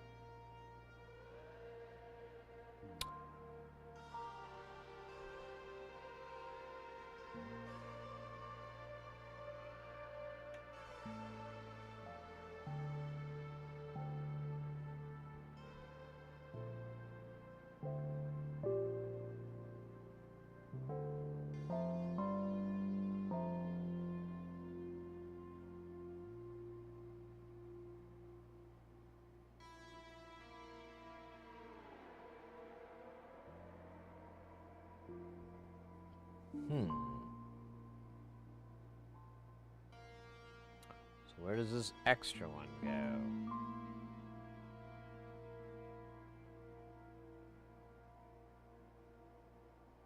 Ah, where it was supposed to go. Womp womp. Alright. Now we'll solder these on because since the caps aren't labeled, it's pretty easy to screw that up.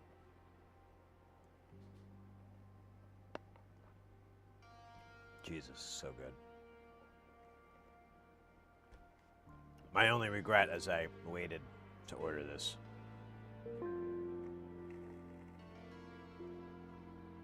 Oh, I forgot to mention.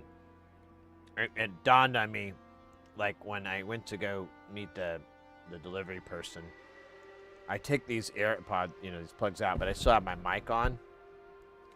And when the woman was approaching, I kind of got this weird vibe from her that she was like, "Oh no," kind of thing. And then, like, I got my food and she walked away, and I'm like, "Oh man, I wonder if she saw the mic and was like, oh, this better not be some asshole farming content or something like that." And I was like, obviously not. But if I am, don't do it very well.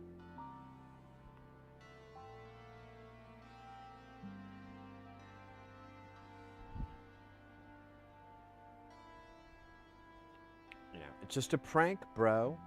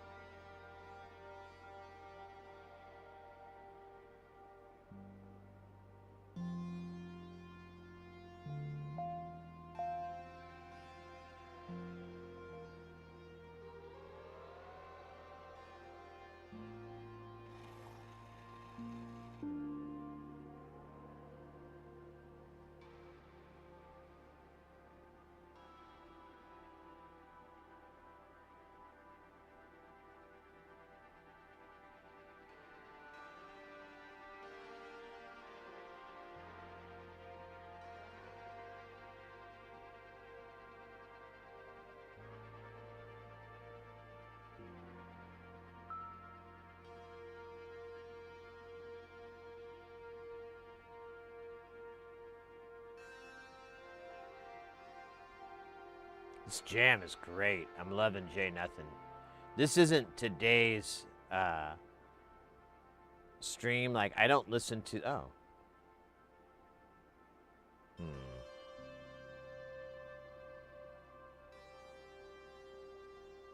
Okay, that's a problem. I thought I pulled out 10. Maybe one fell. I might have knocked it with my big clunky hands. I wish they were funky hands. All right, we'll circle back here, and then we'll figure it out. But yeah, I'll listen to the VOD so that, we can skip around if we need to.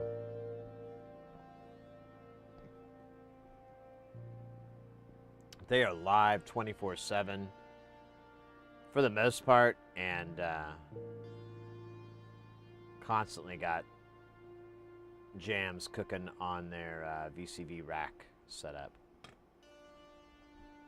Mr. Frog, good night to you as well, mate. Have a good rest of the weekend. Have a good week until we meet again. Happy trails.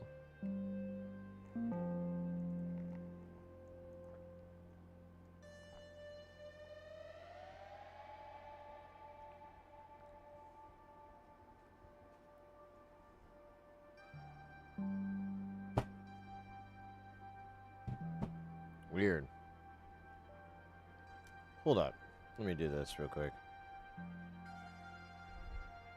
So 1, 2, 3, 4, 5, 6, 7, 8, 9. So yeah, I guess I...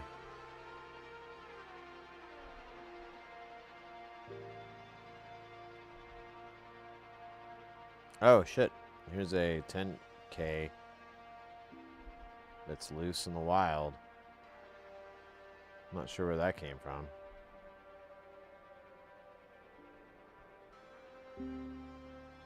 I guess I didn't count right. I don't know. Got a couple of mysteries here. Yeah, there's like a 10K sitting out here. I have no idea what the hell he's for. We'll just put it in the pile of, and we'll drop another 100 picofarad on this rude boy.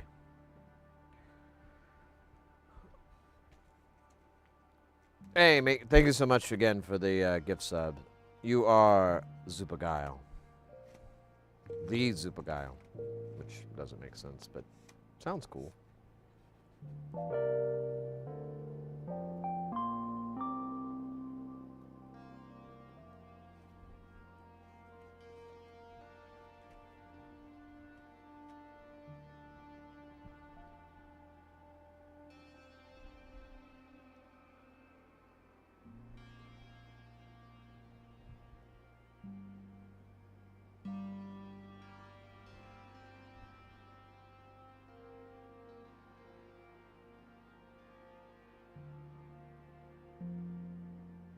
Today I got back a debt that was long outstanding.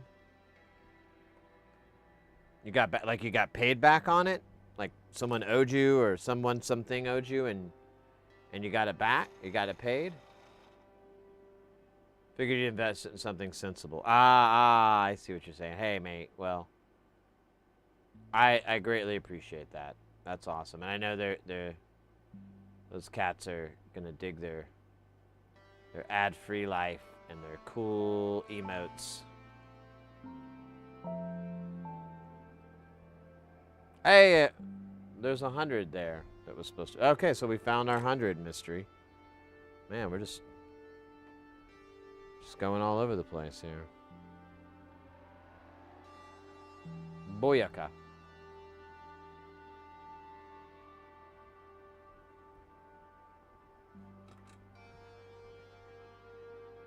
Right on.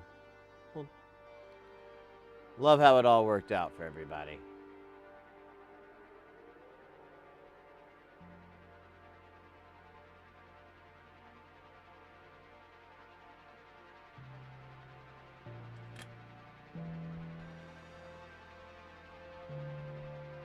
Okay.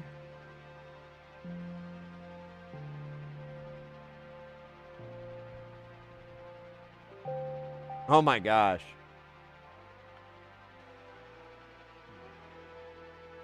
There are 29 100 nanofarad caps on here and 34 10 microfarad caps.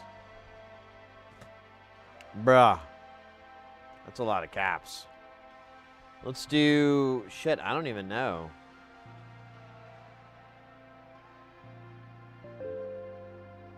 Let's do the 34 10s, because, like, that's a lot. Make sure I have that. Yeah, we're good. Dude, 34. That's like a whole strip, because one strip is 25. I'm going to count it out still, because I can't guarantee that's the... Well, I almost could, but just in case.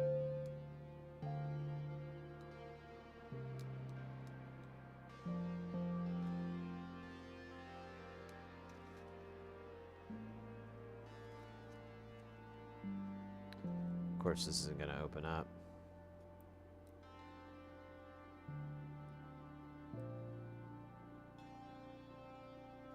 There we go. All right. 1, 2, 3, 4. Oh, wait. Oh, scheisse. Motherfucker.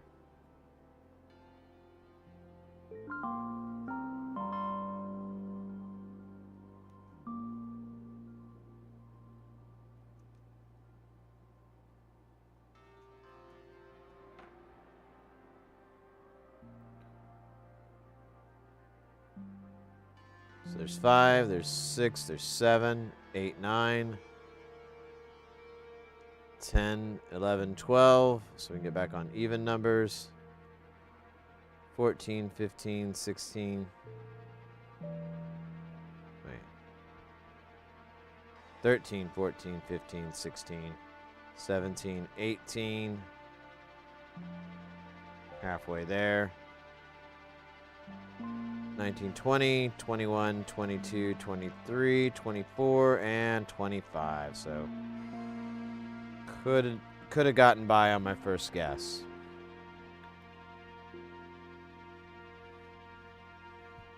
This is 27. And these are all the big TARDIS shaped ones, which I don't really like, but I couldn't find like reasonably priced flat ones, so just kind of sucked it up. It was like, it's not like you only put like 2 on a board anyway. It's not like I'm gonna have a whole board of nothing but that. Ha ha ha ha!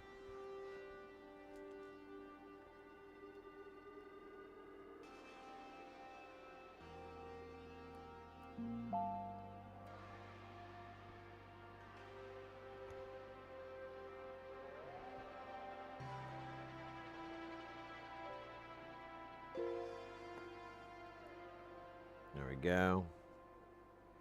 So 30 or 27, 28, 29, 30. What do we need? 34? 1, 2, 3, 4. All right, that is probably, 34.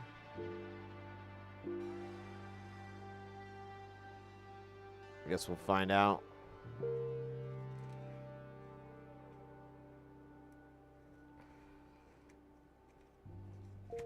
That's a crazy amount of caps, though.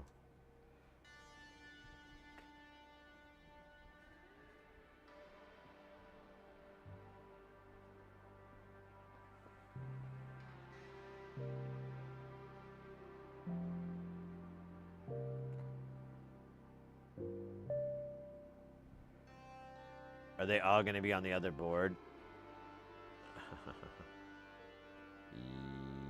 It looks like that.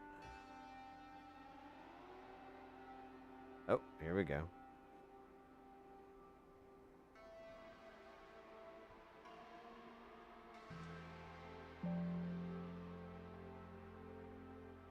Yeah, here they are. They're all going to be over here because they all need a cap.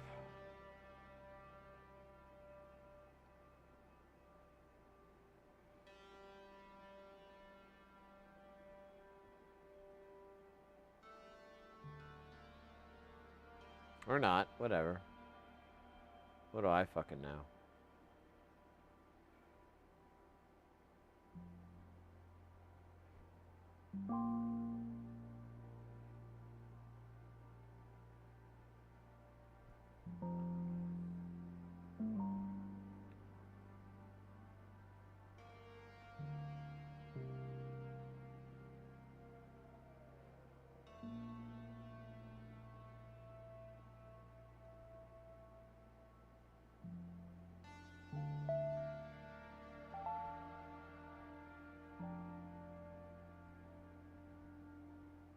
Oh, yeah. This is where all the caps are. Like, each one of these gets, like, 4 caps.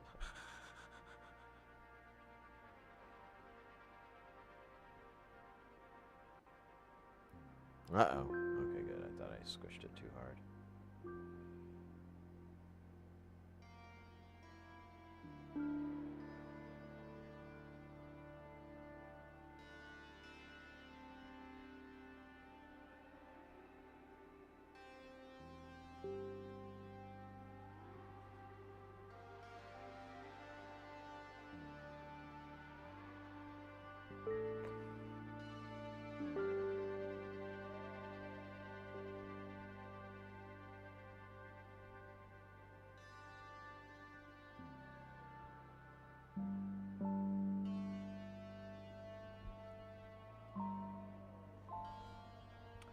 Oh my, Porphyry, welcome in.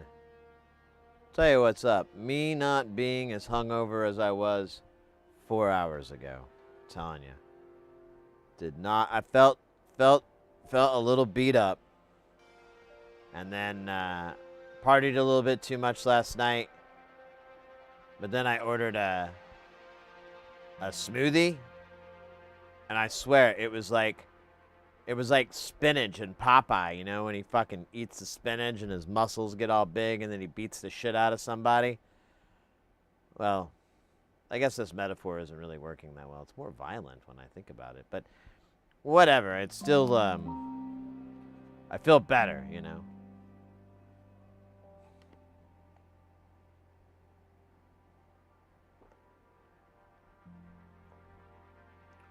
Yeah. I can't find my box of 23.99s. I can't remember where they're at. But I'm like, man, this is a big board. This is going to take a couple minutes. Let's just populate it. And, you know, I don't even know if we will be able to finish it today.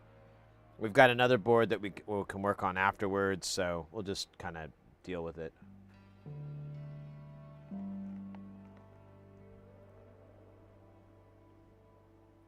Oh, okay, you were lurking earlier. Right on. Yeah.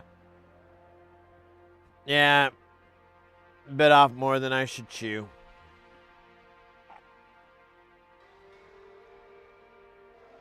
But thank God these smoothies exist. I'm on my second one. I ordered like 2. I asked the missus if she wanted one. She's like, nah. I'm like, awesome, more for me. So I just ordered 2.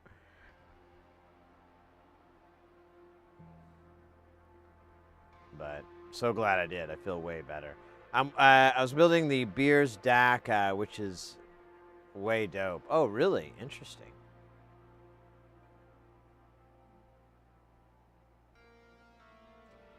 I don't know. It's not like Jamba Juice or anything.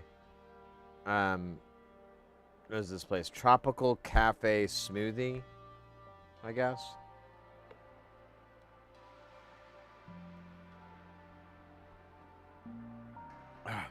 I swear, every time I take a gulp, I just feel more of energy pumped back into my soul. Like I feel great.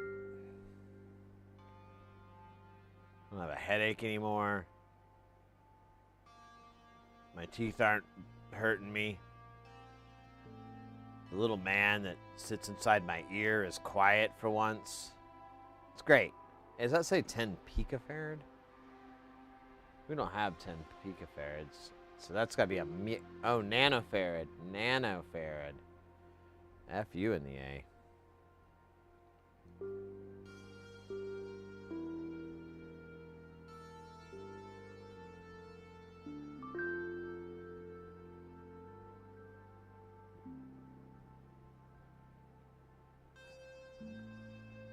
I think and also I haven't had a chance to really dive into it, but it looks like you also were able to post your wish list for the group buy.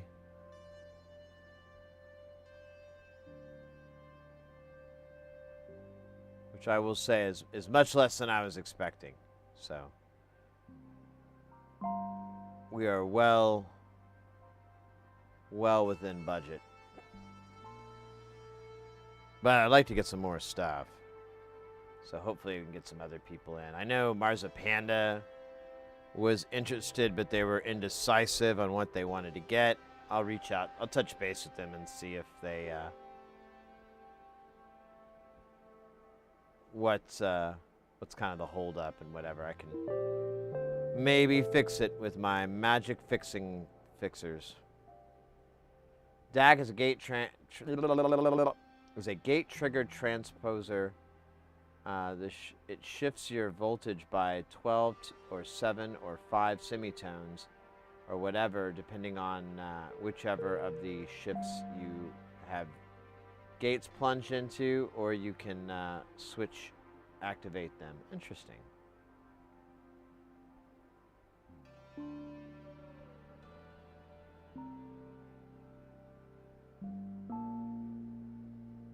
Lusty Bard, welcome in. Dressed as a smoothie. Oh man, isn't that like a song by the band? The band?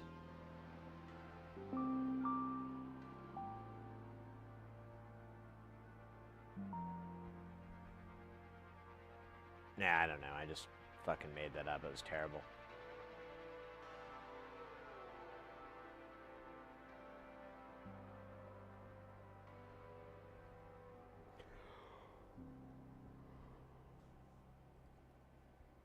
Way of making simple sequences more complex. Interesting.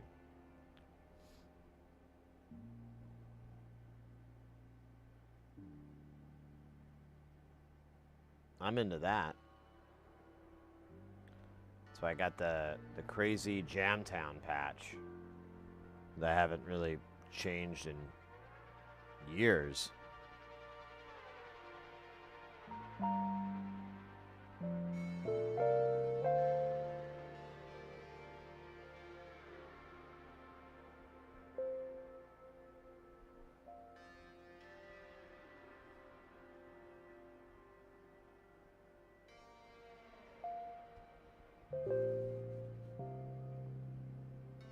The forefathers of Jam World. Inside Jam World. Ah. No, I'm just trying to prove the point. Greenhouse gases, talking about carbon dioxide, water vapor, the oxides of sulfur.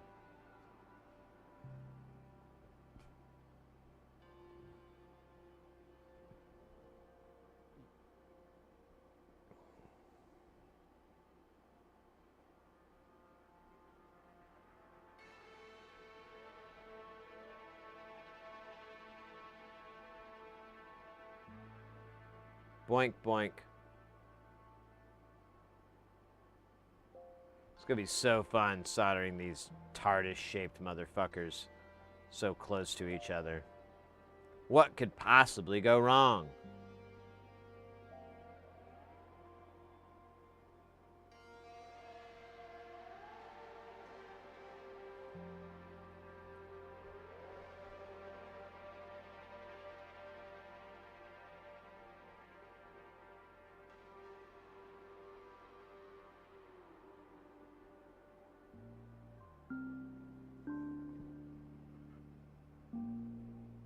Pardon me.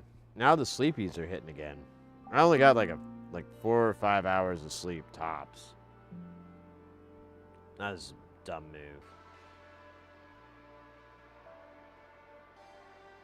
I really should have woke up, had a smoothie, and then went back to sleep.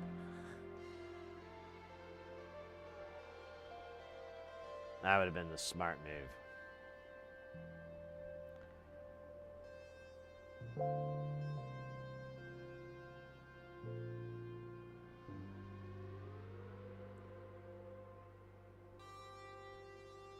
Low through,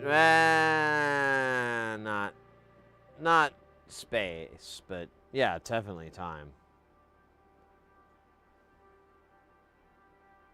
This is the module. I was sitting in a room. It's uses a delay echo chip that's real popular, real common, and but it doesn't like sound really good or anything. So usually you see it in like guitar pedals and stuff like that. But the what this thing does is like it has 9 of them, and they're all in this kind of like human centipede configuration, where you have the output of one feeding the input of another, and so on and so on. It's pretty wild.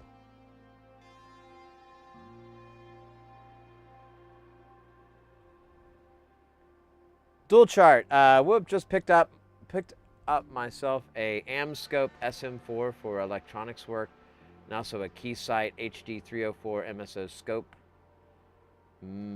Nice. I don't know the SM4. Let me look it up real quick. Oops, I hit the wrong button. Let's try it again. M scope. Said it was the SM-4. Let's look at that.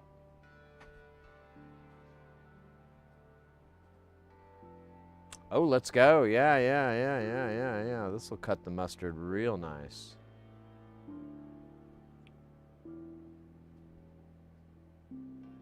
Yeah, and that nice bass there. I won't let you change the page. That's fucking rude.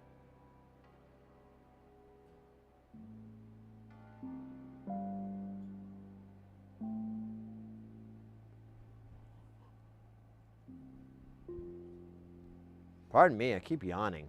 I apologize. I'm also imagining trying to fit a $5 foot-long sub in my mouth, and it's looks like I'm yawning. I was going to ask about scopes. I was looking at getting my first oh,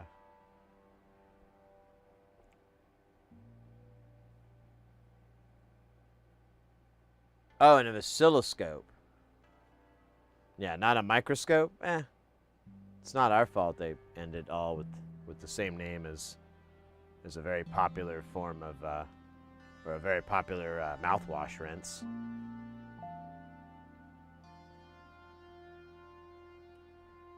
So somebody was asking about O-scopes earlier.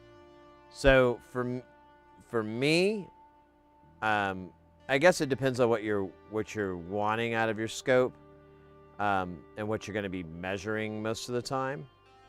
I think like you can get like a cheap, like $100 or so handheld one.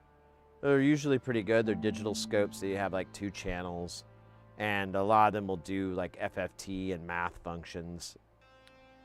But if you want, you can get a workbench one. Regal, however, R-I-G-O-L, they make really decent, inexpensive scopes. That was the first one I ever bought. I've since given it to my buddy because now I just use an analog discovery. And that thing is a scope, a function generator, a logic analyzer, and it has a lot of other functions that it can do that, the math and FFT, it does all of those as well.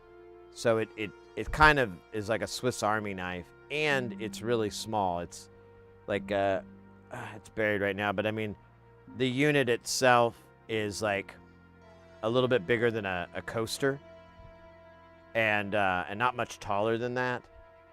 And it's pretty reasonable price. They don't make the 2 anymore. They have the 3. And I think the 3 is like over $300, so it kind of starts to fade into not that great of a price. But for all the functions that it does, and it replaces primarily a function generator, which I had to have one and the other, and I don't know, it's kind of annoying.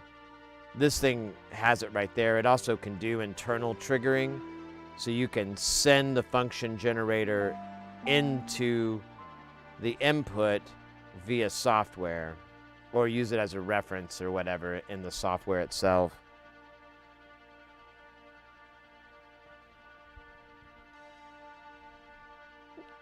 But that's kind of my experience, and like what I kind of recommend. But I haven't looked around lately. The landscape might have changed. Once you buy your tool, you don't really want to keep shopping for another tool.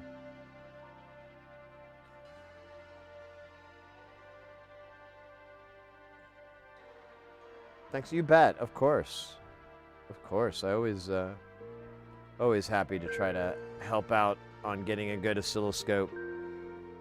They're fantastic tools.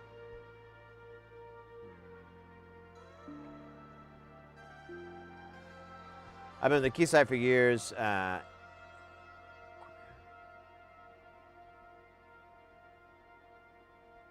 think I know the one you're talking about. Yeah, but I mean, if it works, it works. Some tools you kind of have to pay the piper and just deal with it.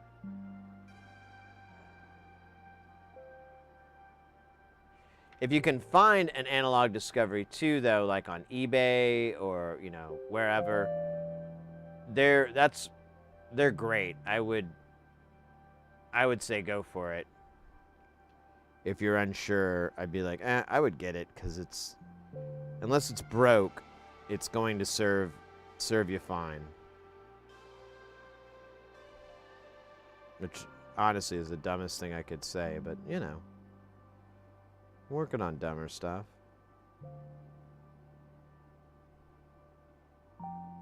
If an igloo was an ostrich, then time would fly. That doesn't even make any fucking sense. It's a crazy man talk.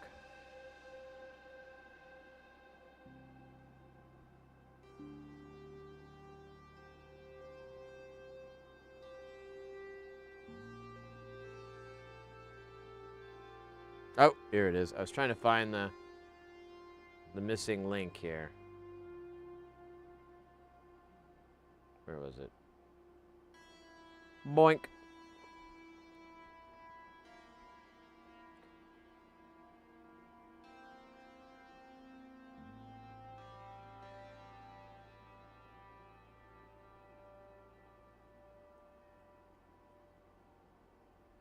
All right. So I only think there's like 2 of these caps that are going up and down. So we'll just knock those out, and then we're going to 90 the board, so it'll be easier to solder this shit. Shit.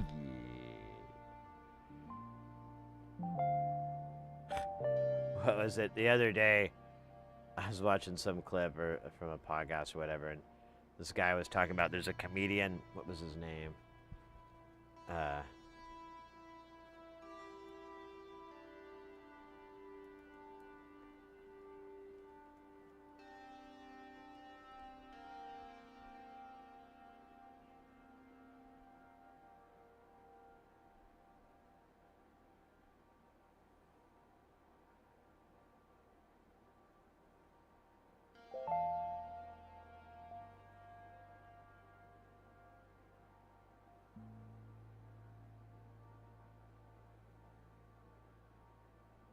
Yeah. Hamburger Jones is this comedian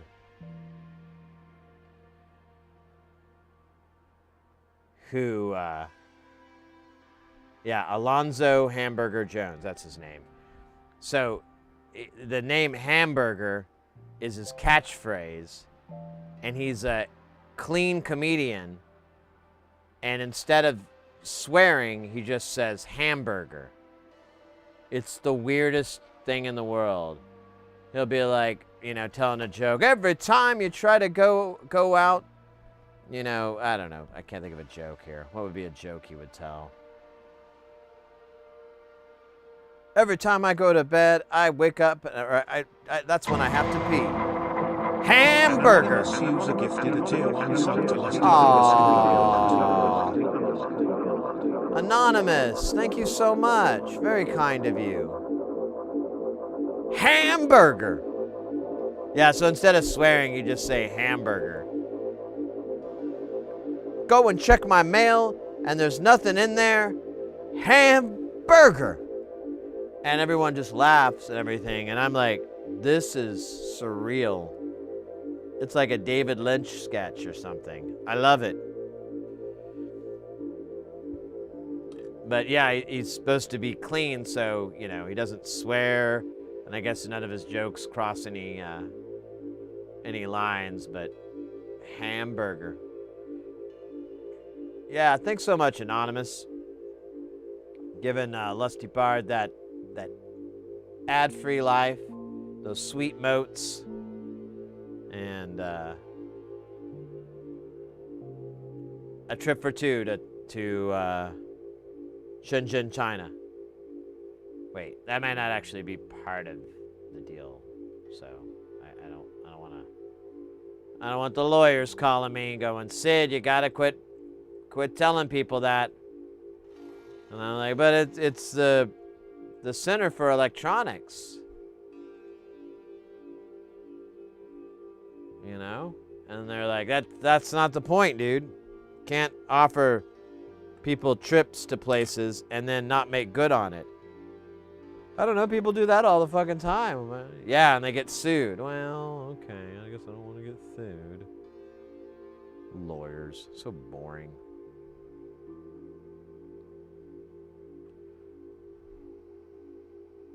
Or should I say, hamburger.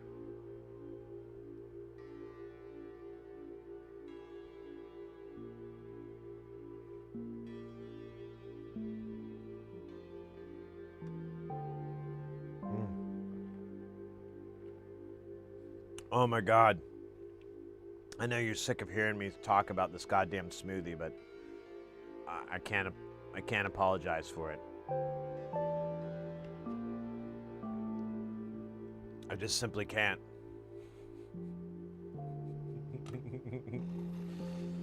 Ah.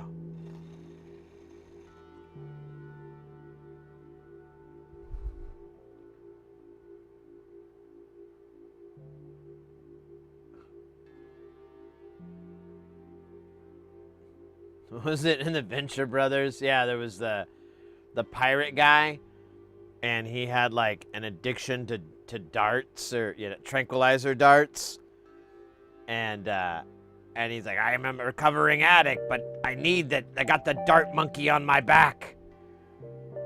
And then like at one point he gets hit with a dart, and he starts to like drift off, and he's like, it's like being sucked off by an angel.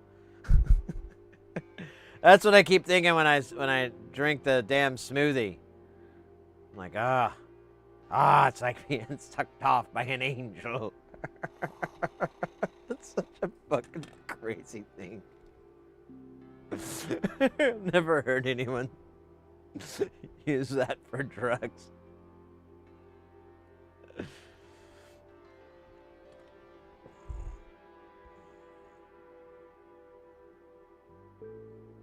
Oh man, this is bad.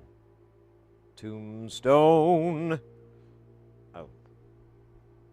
Well, that problem's gone. Thanks for playing. And remember, highways or dieways. It's your choice. Wow. Oh no!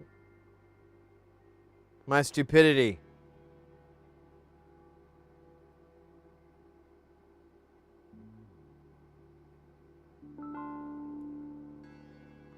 Alright. Oh, wait, here it is. It just flew over onto the next board.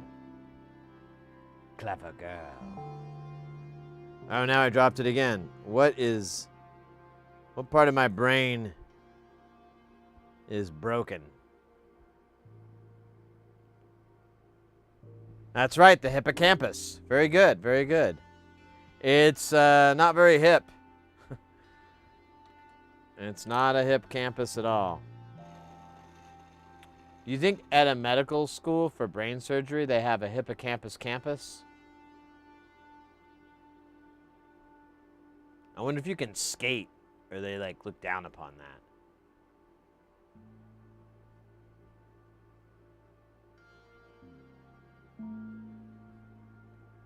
Welcome to the hippocampus campus.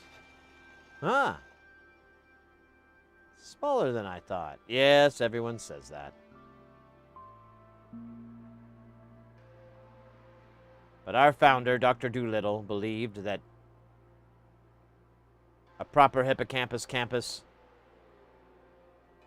must have a sweet pool to drop in on. So you can skate. Yes, of course. What else would you do at a hippocampus campus? Read? Like a nerd? And then we proceed to jovially belly-wiggled laugh in this scene for about 4.5 minutes.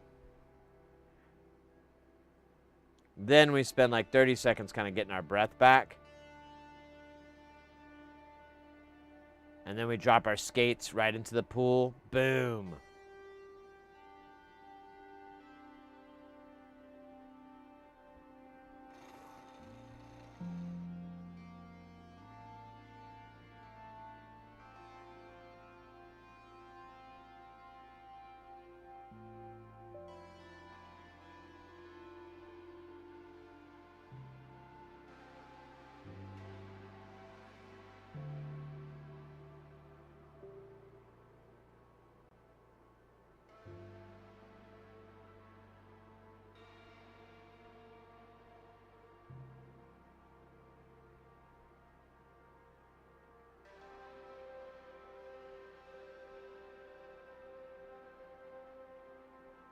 Think they like each other?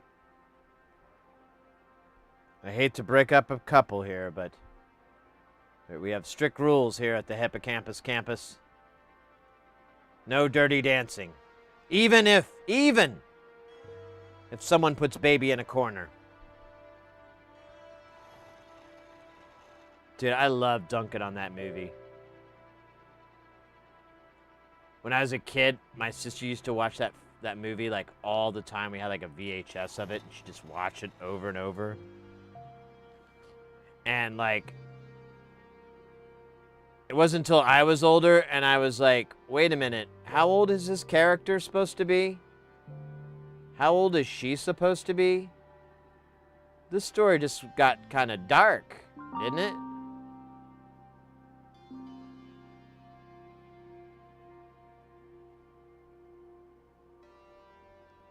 Wasn't he supposed to be like a womanizing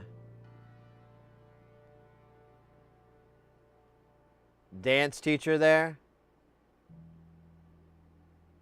Till he met a teenager? Come on, this is getting gross. Oh my God, why did I do that? I think I secretly hate myself. Oop, look at this, just getting all kinds of stupid.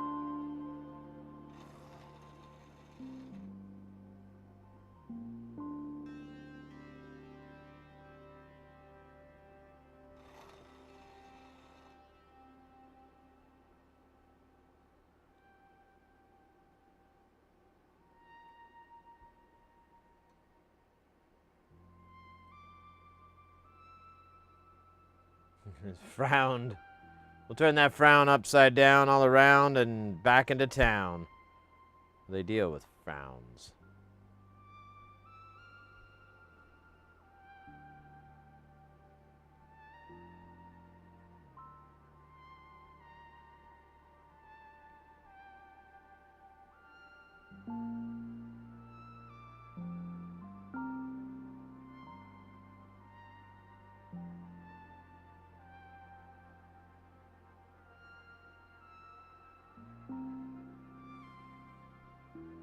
I kind of saw this coming. 'Cause I was like, oh man, these big fat caps are so hard to work with. I bet they're going to give me trouble.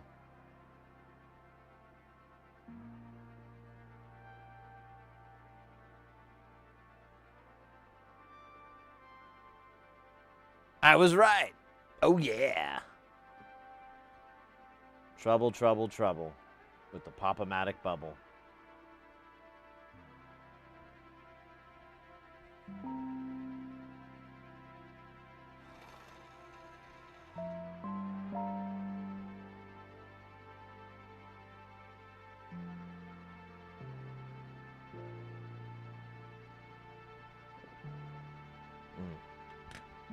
Second, while I'm thinking of this.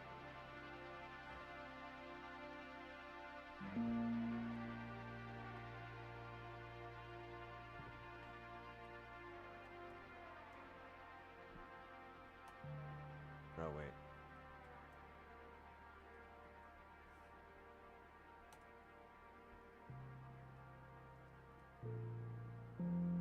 Just gotta write this down so I remember to do it later.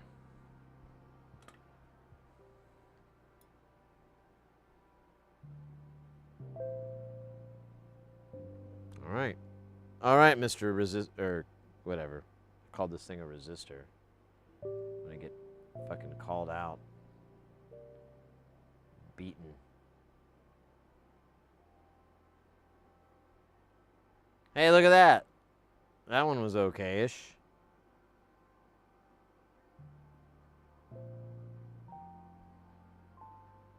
Take that, Bob Barker's ghost. I don't know why I said that. Rob Ronnie. Wait, I don't know why I said that either. None of these words that are coming out have any tangible sense. Just the ramblings of a, well, dare I say, madman?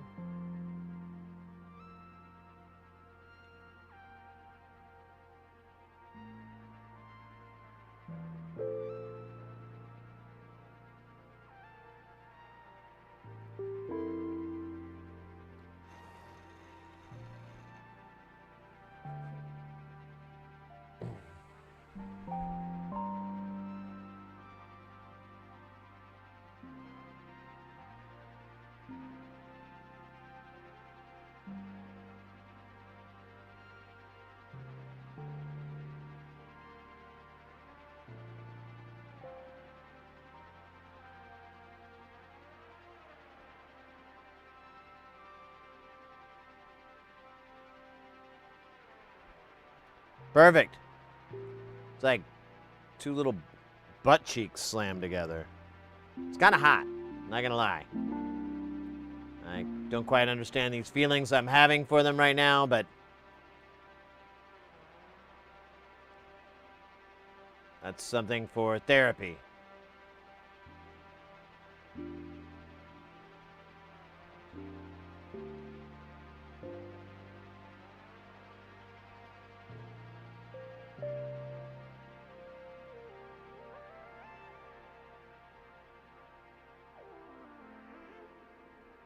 What?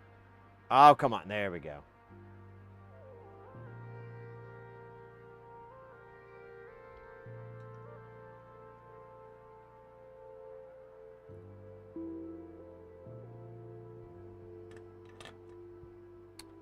Let's have a little bit of the juice of Safu.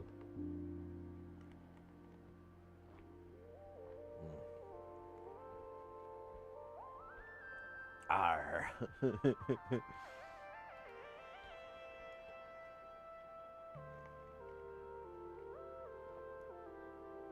my god, that is good. That is so good. Sorry, I keep talking about it. I gotta stop. Drop and roll. Let's go. What? No DMX fans here? Ouch. All right, well. Sorry.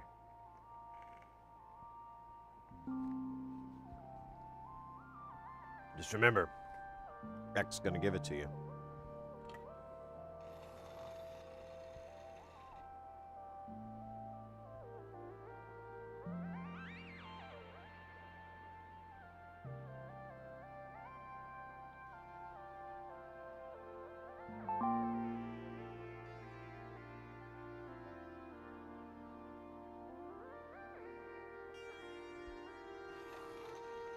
And Sid's numbers kept lowering the more his smoothie problem became apparent. Yes. They are taking a dive. The smoothie to love ratio is bad.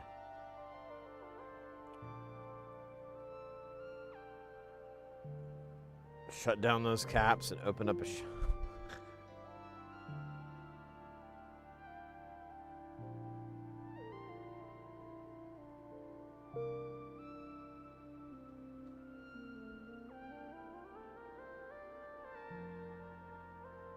Wait, do we have one over here? No, we did them all. Cool. Let me take just a quick minute here. I need a little stretching. My back. Oops, I just unplugged myself. From the Matrix. Actually, it's called the Matrix. Because we couldn't legally get the name The Matrix, so. We called it the Matrix. Oh man, I'm cut off here. Oh yeah.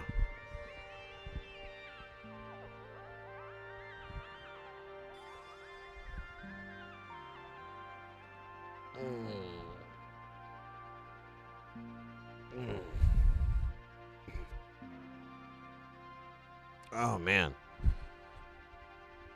that feels a little bit better.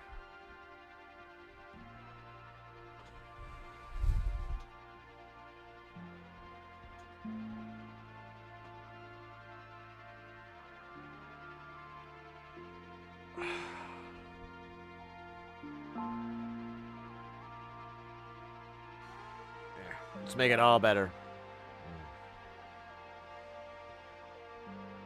Make it super better.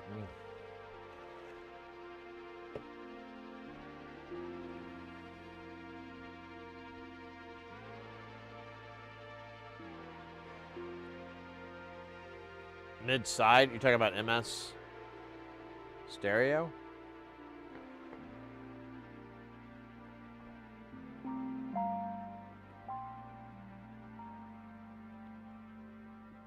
Yeah, I never really cared for Pro Tools, personally, either.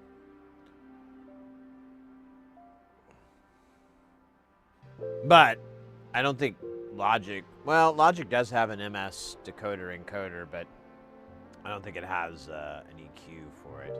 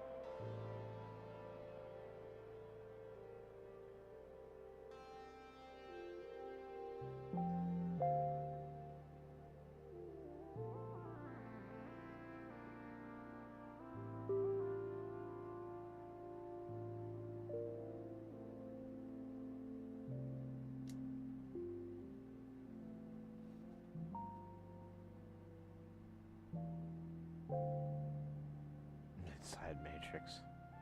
I still have a 001 and a Mac G4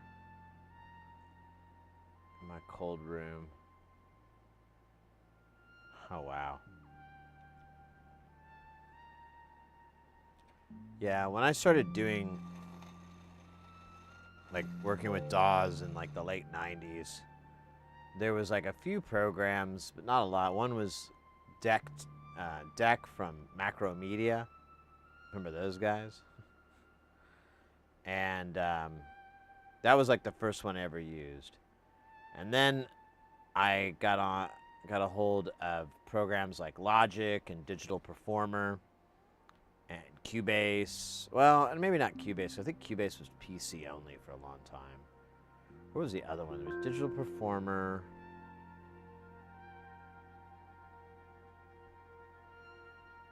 Logic.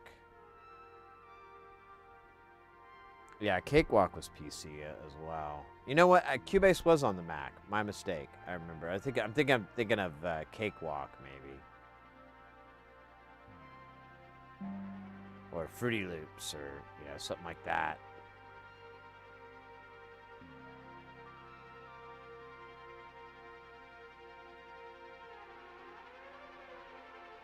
Hey, Daves, welcome in. Lonely? Not really.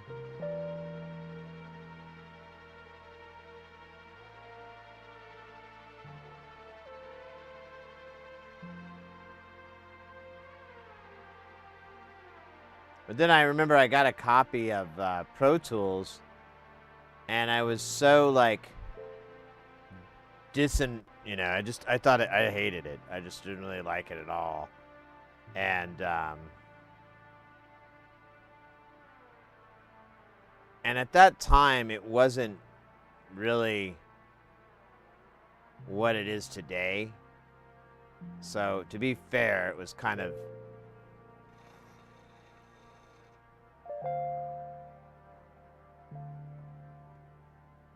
not fully developed.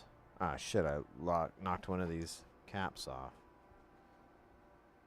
Oh, wait, no, I didn't. They just slid. Nice.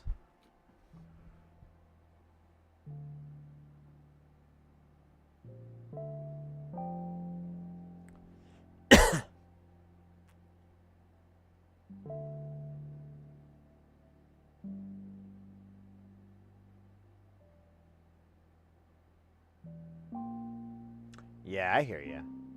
I mean, to each his own, whatever gets the jams cooking, who cares how you made it. But I got into Logic, and then I really, really liked Logic. And over the years, I had like a friend who was just this crazy Logic user, and he really, really, he taught me a bunch of cool things and like insane ways to work and so forth. And he wrote really great music. It was really, really good stuff. So couldn't argue with the results. Like, I'll give you an example of how he was. Oh, we got ads running. I'll wait.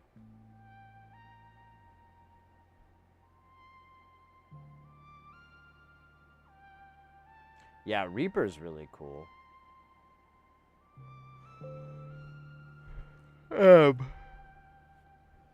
What's the other one? It's like Bitwig? Is that it?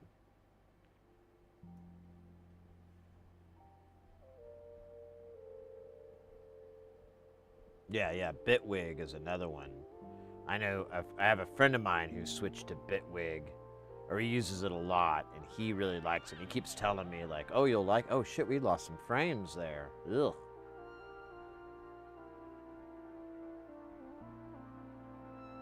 Oh, I think he was using it on a Mac.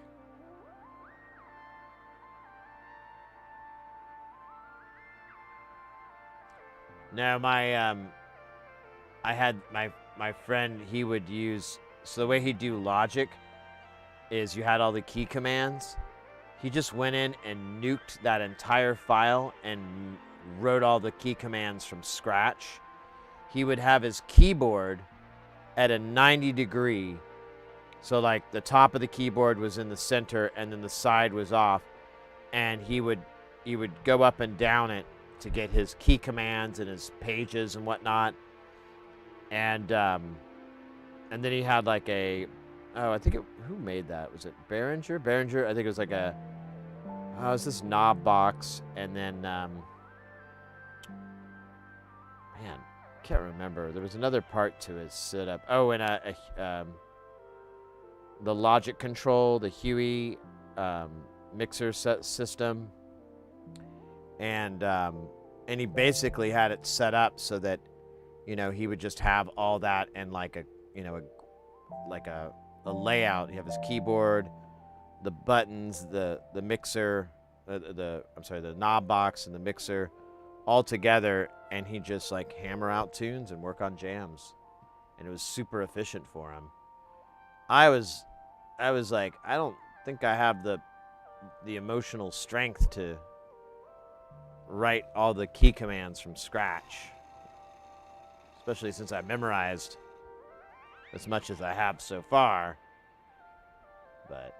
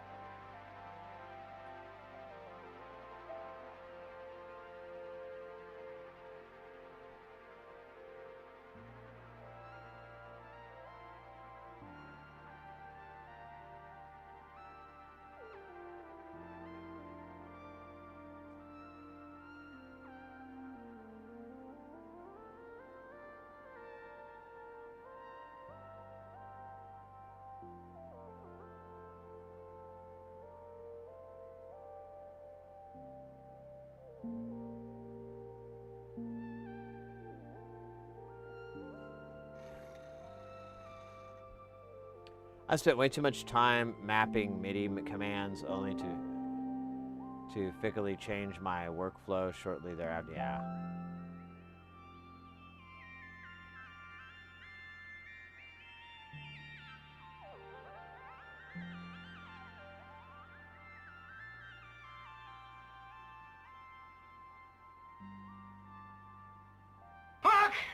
Look, I swear it isn't me!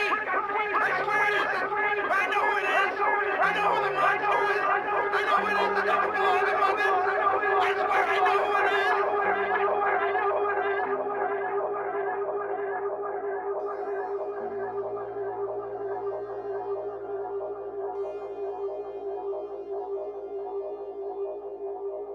Let's go.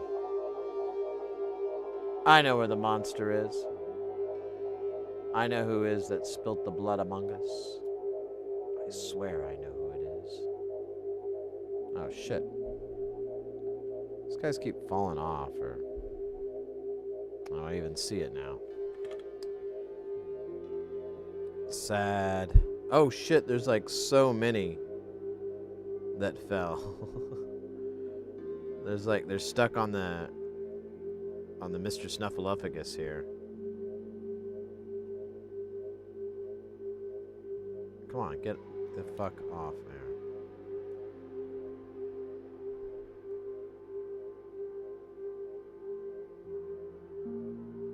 So we got some problems.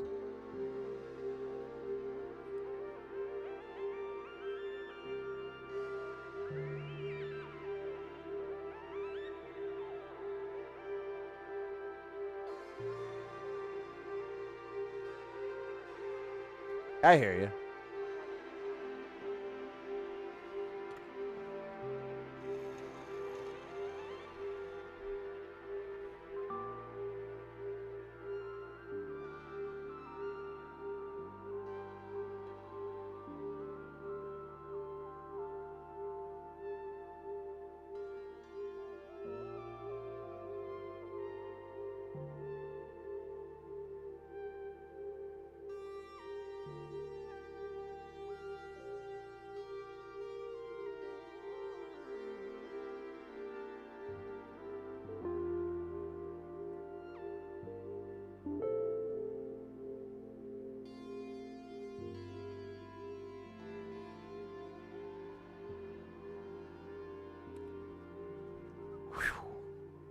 Damn. It is. It's cooling off, I guess. It seems warm in here, but according to the thermometer, says it's not that bad. And I should shut up. It's also calling me a big baby.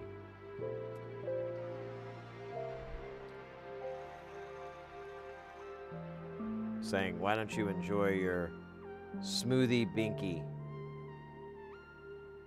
I'm like, smoothie binky? Is that the best you can come up with me? And I'll be like, yeah.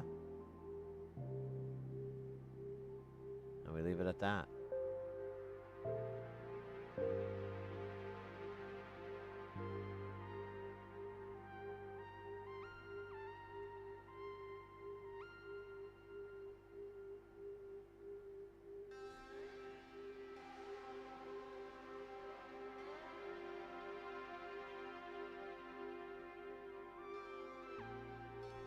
Alright,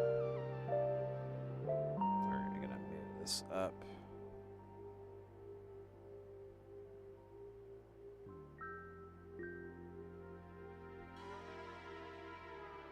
Smoothie intervention may be required over my dead body.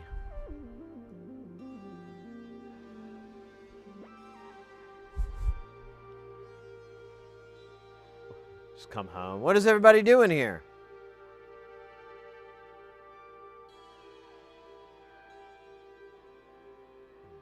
Todd, haven't seen you in years. I thought you were in Okinawa.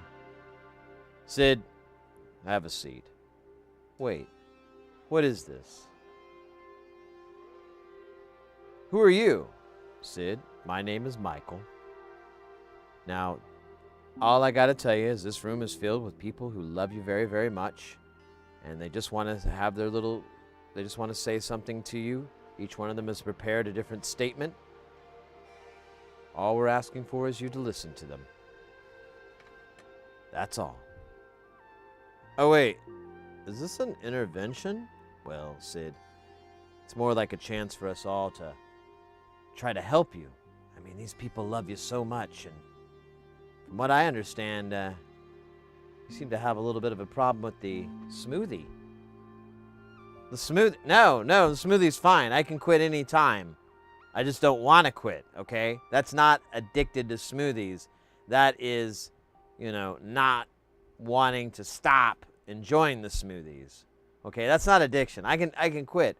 Why don't you quit right now? Fuck you!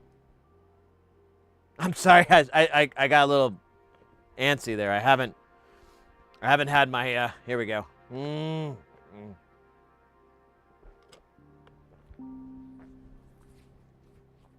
Ah.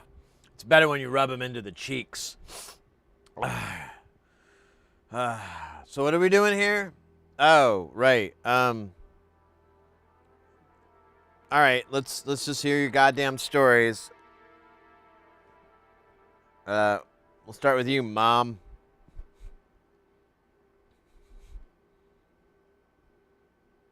Dear Sid, when you were first born, you were the most amazing thing in my life. You were so kind and gentle and smart. But now you're just some asshole that won't shut up about smoothies and how much you like him. At first, it seemed okay because you were trying to be healthy. But now I feel that the smoothies are breaking us apart. Oh, this is bullshit, all right? Again, I can quit smoothies anytime. You need to chill out, Mom, all right? This isn't a big deal. I mean, this isn't like, heroin, okay? Or crack cocaine or air dusters or PCP or nitrous. It's not like that. All right? It's not like that all those times that we had to have an intervention for those things. This is different. This is safe. It's just smoothies. How much do you spend a day? I don't really like to discuss my finances in a room full of people who supposedly love me. But let's just say I'm financially crippled right now. Right, because of your smoothie addiction. You keep throwing that word around, addiction, all right? First off, it sounds like you're trying to just say the word dick, and you have some sort of hang up with that. Maybe you should talk to Dr. Michael over there about your dick addiction, because you just keep saying the word dick. And I don't know. I don't think this is going to help. All right?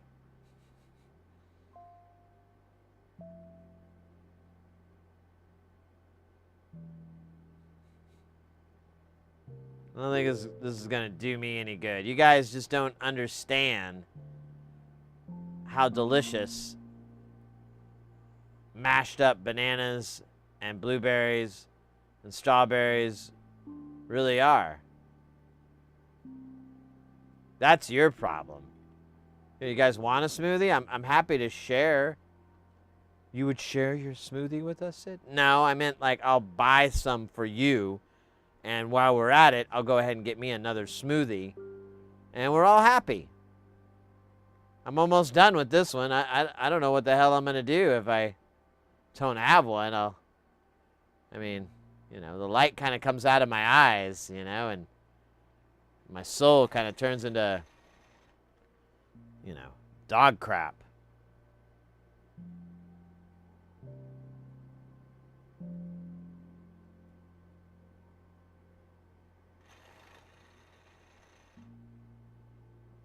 Listening, I know, right? All them berries, you just like, give it to me, baby.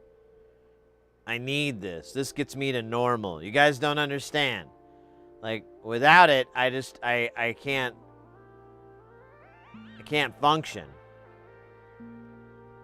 Wow, that's a big ass ball.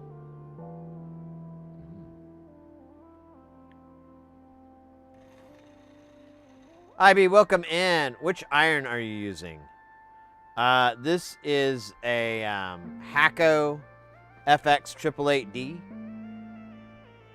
One of their least expensive and funnest irons, in my humble opinion. But to keep things wild and wacky, I'm also I got that J tip, the bent conical tip on there. Dude, that one looks weird. This one's all crooked still. I can see it from up here. Up here in the sky. Don't.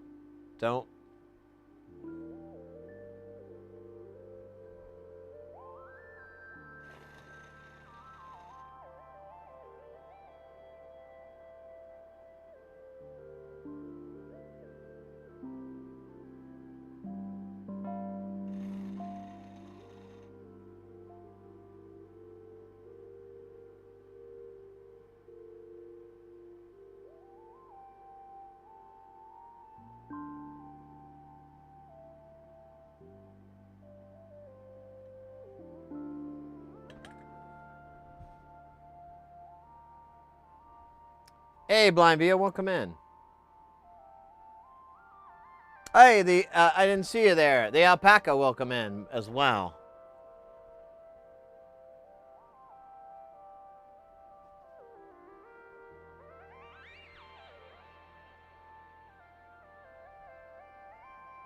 I'm clean now. Well, that's good. That's good. Not me.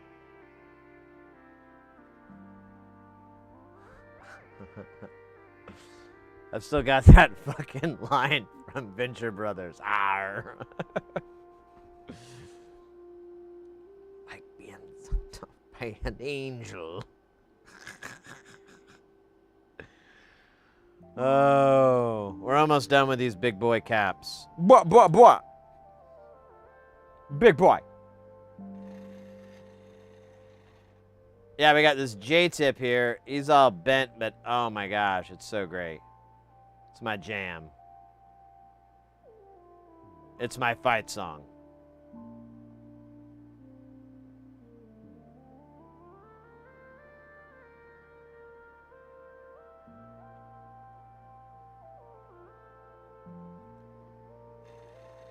Wait, I need to clean that thing off.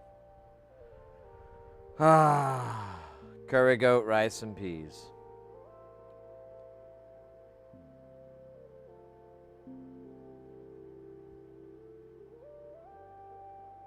The bigger the blob, the better the job. That's what I always say.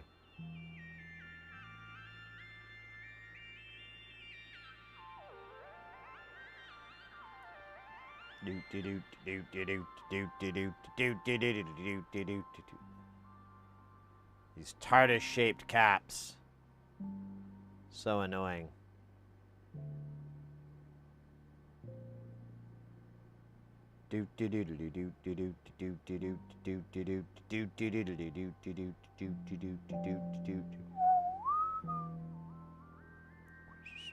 Kind of competing with the background music there.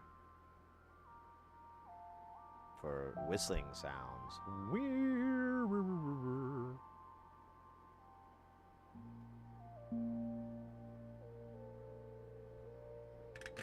All right, is that it? We should ask early 90s Faith No More. What is it? That's it. What is it? It's in your face, but you can't grab it. I was thinking about the Finery DW 200 soldering station, but don't want to purchase another dud. It has the C210 and C245 handle. Have you ever heard of that? Man, someone else was bringing that up. I'm not familiar with that one, but here, let's see. I want to say that company, Finery, they do, aren't they? I think they do colognes. They do clones of JBCs. I think they're like a JBC clone. Yeah.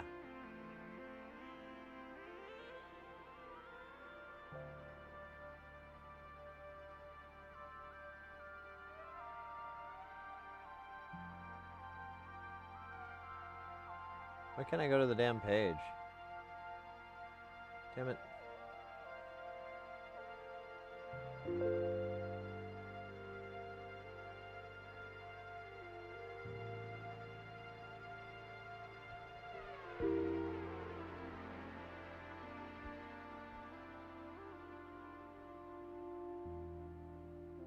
Yeah, I think this is like a JBC clone.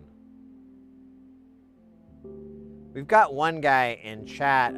One cat that's in chat, but they're not. I don't think they're here right now. And I think this was the one that they were like telling me I should get, or it was a. Let me see. Let me dig through some tabs here, because I put it off to the side, but I don't remember if I kept it. You know. Know what I'm saying? Dude, because I don't. No, that's not going to be it. This could be it. Yeah. Oh, no. So I was looking at this. This is Giboon. And I think these are JBC knockoffs. You can put their tips on it.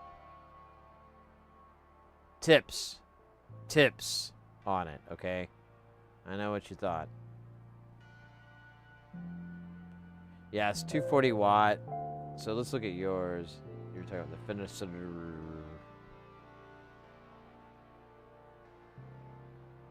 200 watts, that's great. That's a decent station. Does it have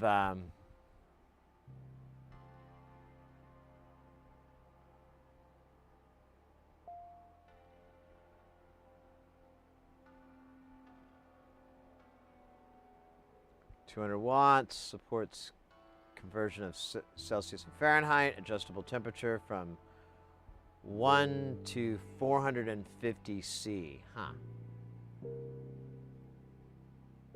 My Hacko gets a little hotter than that.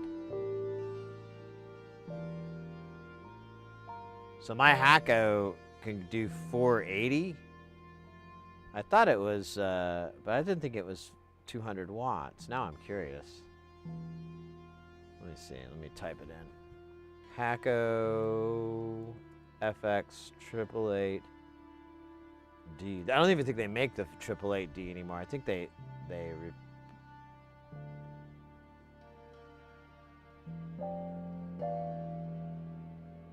So this is the station I have. I'm pretty happy with it, but there's other great options out there. This isn't the only game in town. Can I get some? Oh, scheisse. It's gonna go out here in a second. Let's see, packing list specifications. There we go.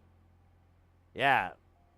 Oh well, that's 70 watts on the back end. What is the?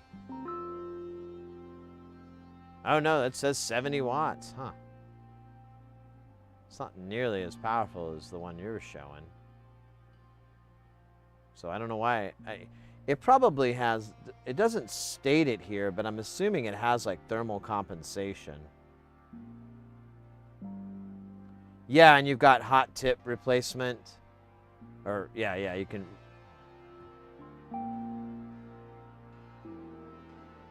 These are great features. These are like in really nice irons.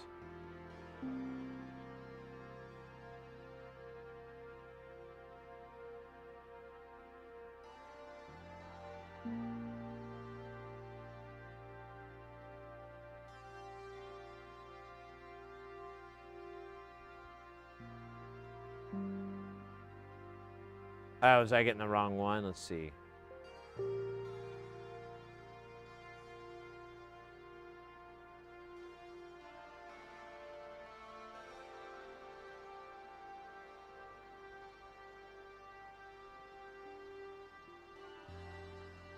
Oh, so Porphyry does have one.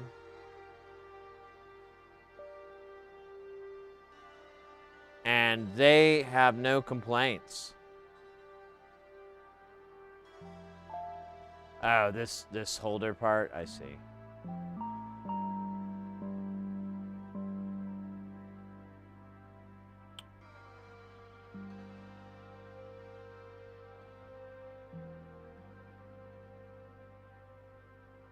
Yeah, it does thermal compensation. You got dynamic curve mode, I think that's what that is. So it can keep raising the temperature up if it has to compensate for, like, you know, if you have something wepping or leeching it off. Vampire. Yeah, this thing looks dope. I mean,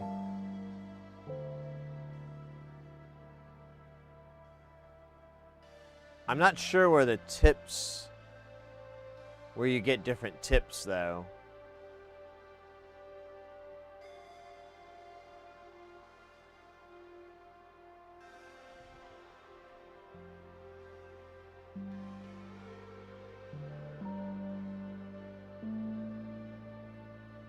Clip the climax of this movie performance. Yeah, we should probably.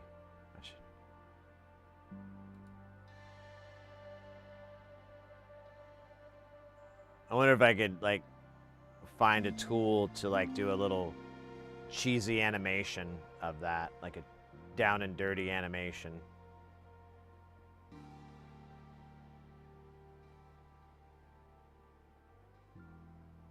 Yeah, okay, that's great. That's all I needed to know. So this would be a substitute for a for JBC. Those are really JBC is kind of the highest end you can get. And they do have a lot of different. Yeah, there you go. Hey, JS tip. Sweet. So they do have that. That's a 0.45 millimeter. That's still pretty good size. And you got a 0.1 tip, got a 0.4 tip. Shoot, I might look into this thing. I wanted to stick with the big boy brands, but I don't want to spend like $1,200 on an iron with. I mean, I have to see if they have a 2-channel version of this. But still.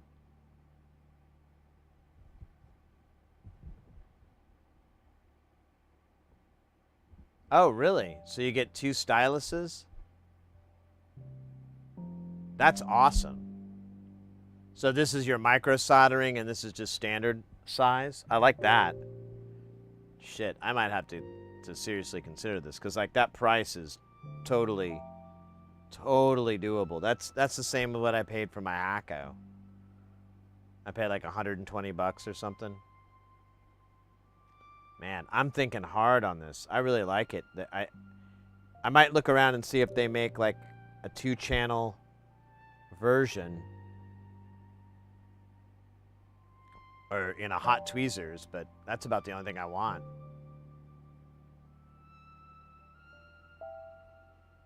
Well, this is direct from them, so I think it said it was coming out of China. Maybe I read that wrong. But either way, yeah, mate, I don't think you're going to be too disappointed.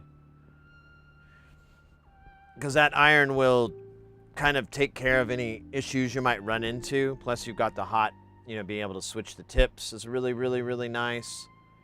90% of the time, you're just going to find a tip you like and stay with it. But, if you're having to go between this and that, it'll be really handy. The iron, when you put it in the holster, it looks like it has it drops the temperature down. And then when you pull it out, it zips it back up to the deal. That's really nice. It's just it's good for energy efficiency for one, and then it'll keep the unit lasting longer instead of having it just blast at its whatever temperature you set it at.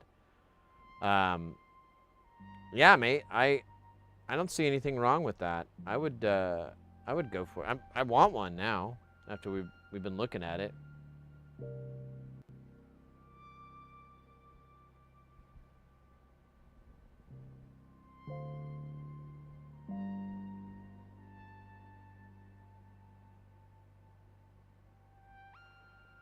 Yeah, no. The Gibbon was recommended. They're in the EU, so it might just be easier and better for them over in that neck of the woods. I don't know if maybe the Finisterre is the same thing, but either way, I think it's 6 versus half a dozen. They're replicating a JBC station more than likely, so you're just getting 2 different guys offering the same car. That's a terrible metaphor.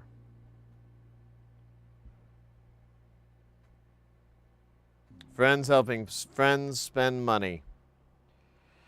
Just like it was written in the ancient text. Oh, man. My shoulders are not happy. So, we're going to do 100 nanofarads, and that is empty. Look at that. Just look at how sad that is. There's like nothing there. There's like, oh wait, there's something up here. Oh, these are like 16 volt MLCCs. I don't fucking care about that.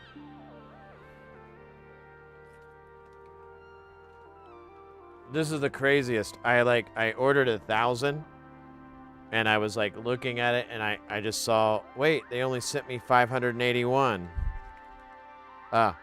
Then they sent me 419. Carry the 1. Divide by pi. Square root. Yeah, it's I think that's 1,000.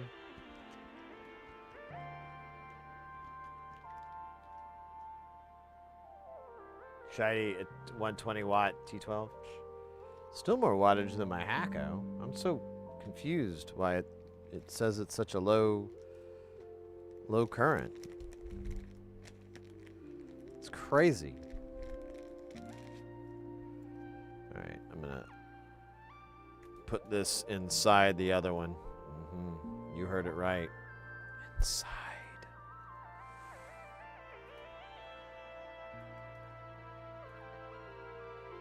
I'm gonna do something that Mauser never could.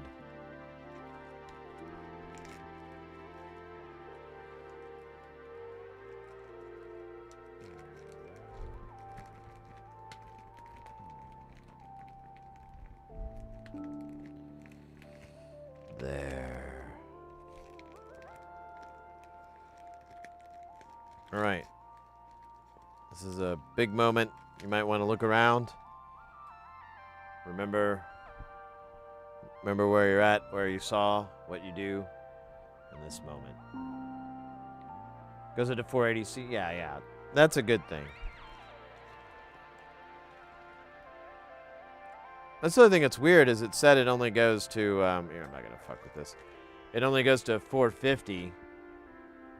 But, I mean, that's fine. If you're going to be doing a lot of through-hole, you might, I don't know, actually that stylus might just work out fine. Because I'll crank it up to compensate for the drift, but since the iron already does that, probably could get away with it being lower.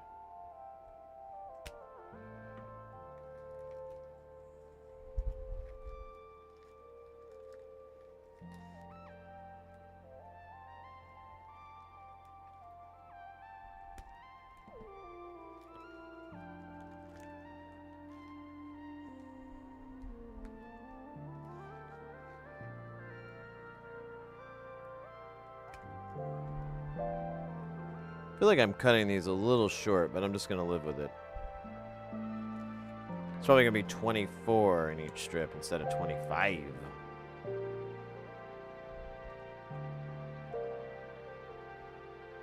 Uh-oh, what's going on?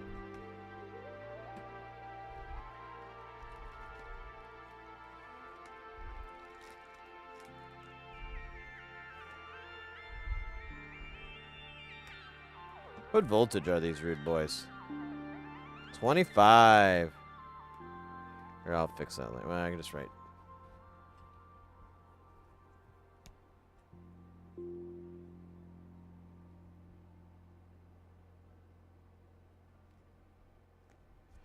Bah!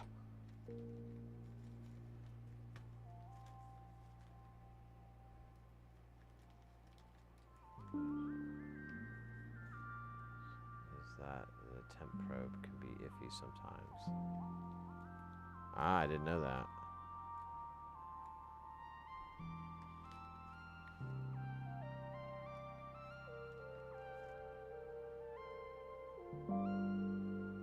Yeah, well, I just crank mine up to 480, but that's, I just try to get as hot as I can.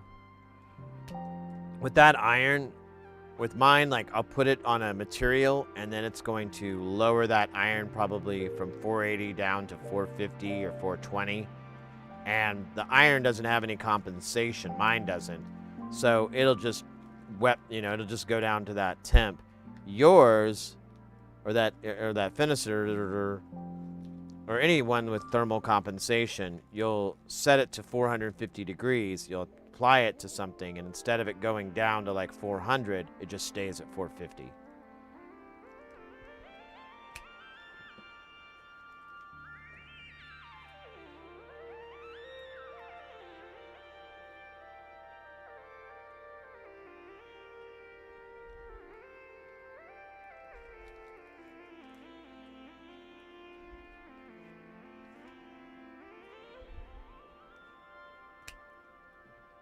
Yeah, for a while I was looking at like trying to buy some bulk soldering irons, you know, to sell on the store. So, you know, people come in, oh, I want to solder. Oh, well, we sell irons, you know, be that option. But I couldn't find any like wholesale pricing. So it would be like either sell them at a loss or be more expensive than other people. And I was like, oh, that's not how this works.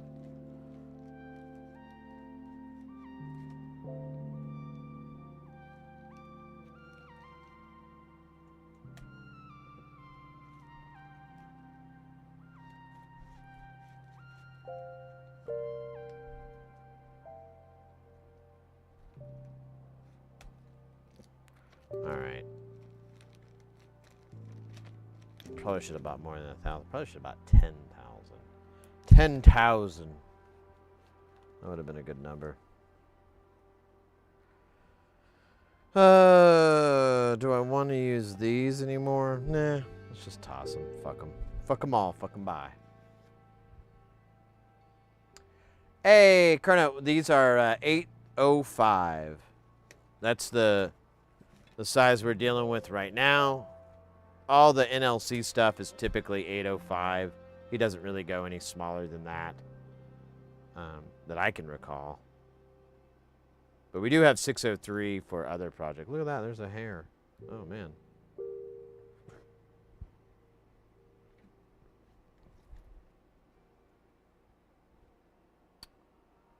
Uh, 29. All right, so we get to find out how many are in this strip.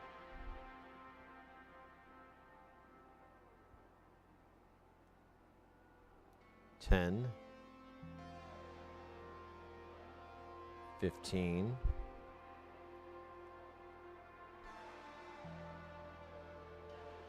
20, 24. So yeah, I did strip him one lit less, so it's 24 instead of, which might actually work to our advantage. Might. Kelton, by the way, I was up and about, but listening to the smoothie story the whole time.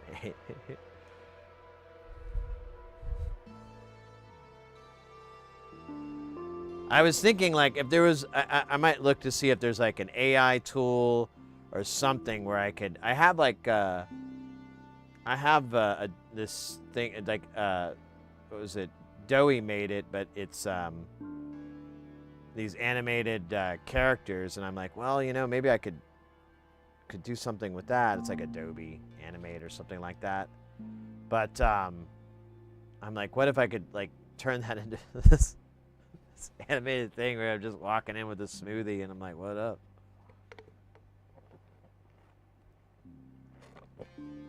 What the hell's going on here? Uncle Todd, you're out of prison?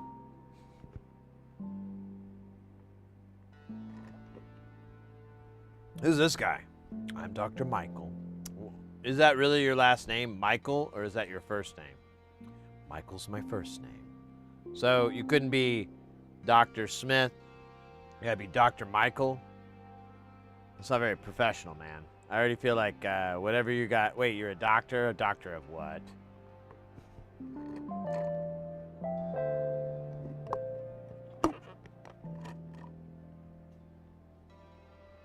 All right, I'm gonna go throw this in the trash, and I'm gonna use the restroom really quick.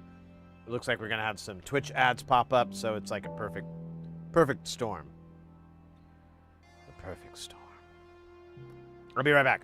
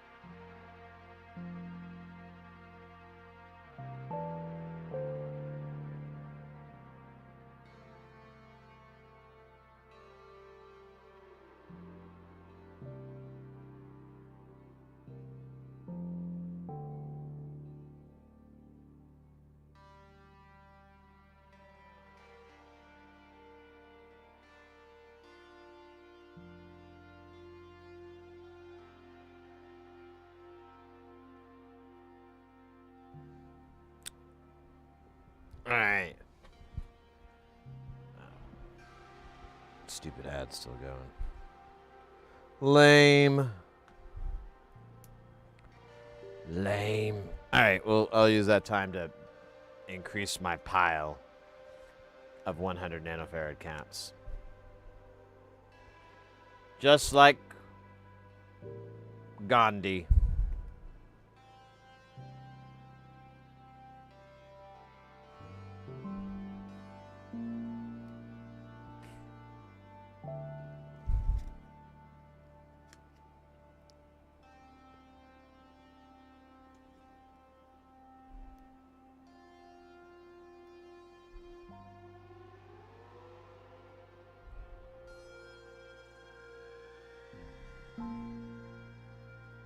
Hamburger.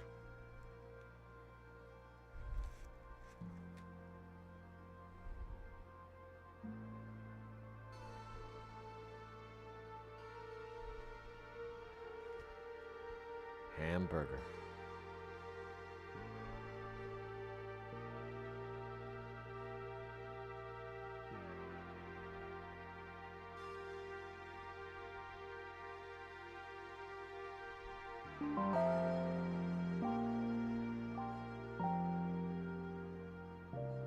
All right. I'll go first, and then we'll divvy you up some. That's a bad joke. You shouldn't do that. No. I didn't. Oh my gosh. This thing has more capacitors than resistors, it feels like.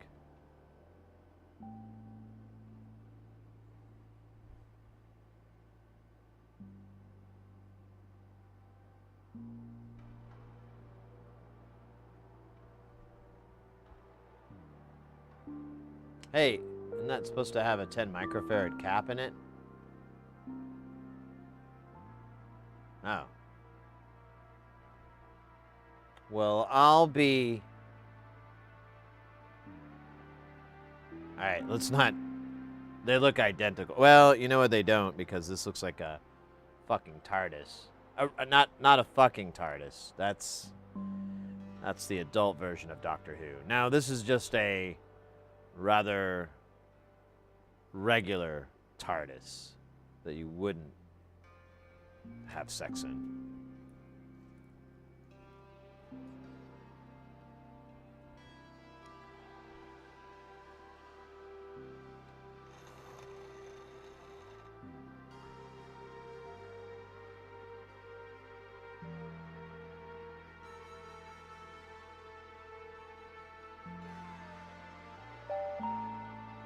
Excellent. I think it's my best work yet.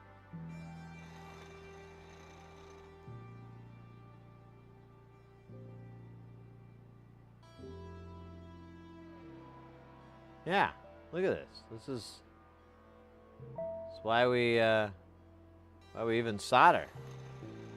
Let's make these beautiful babes here. Come on. It's so hard to do it. Like, here, we'll just... Whoop. Whoop.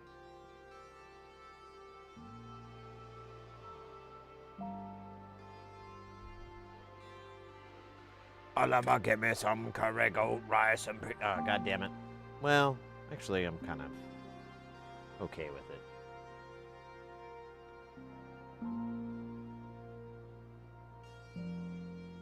Ah, now I'm mad again. Now I'm mad again. My rage knows no limits. It's gonna go down this fucking hole. I got so much money riding on that.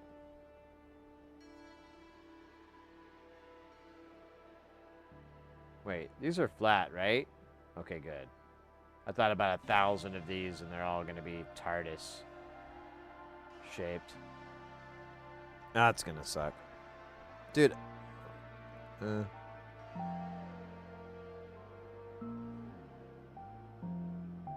think it's okay. It looks like it's kind of risen. He has risen. Good Lord, the capacitor in microfarads.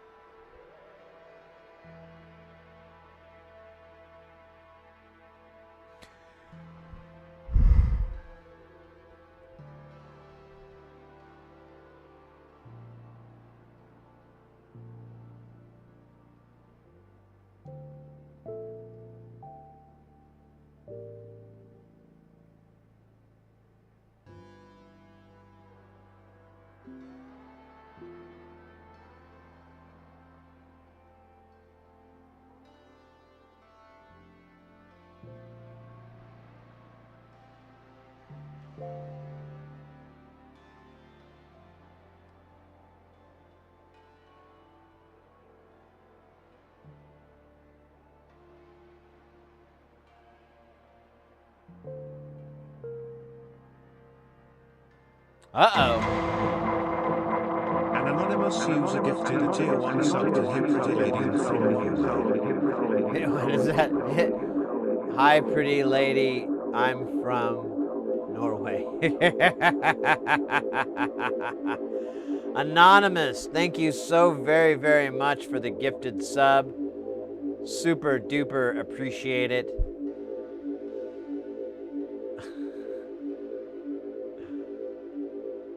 So that's a great name. I hope you're doing well there. Ah, pretty lady, I'm from Norway. Let's hook it up. What do you mean? You don't know what that means? That means take the plug and plug it into the RV hookup. Damn. Why I gotta tell all this? Wait, what does that say? Pats and jocks go on the other side.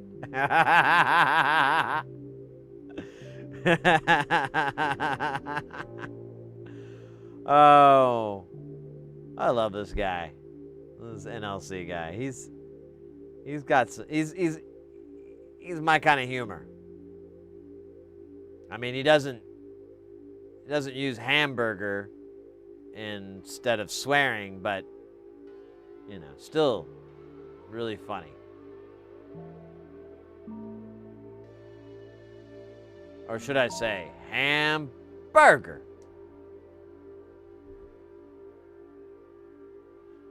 Yeah, dude. This is gonna take a little while. It's like a lot of parts.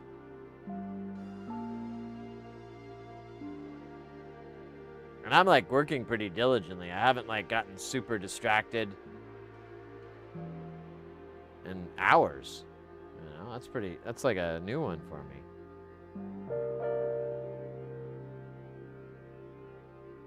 Pats and Jacks.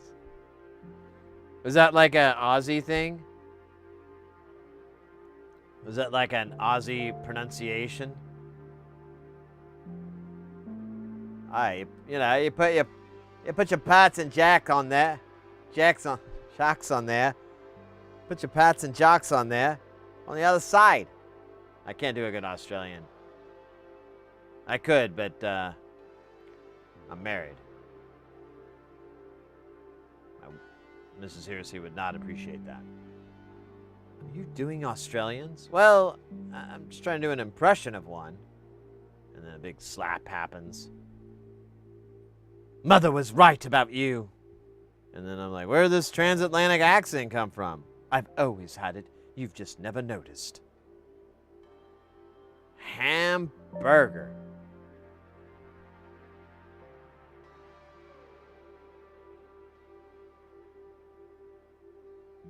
Butters.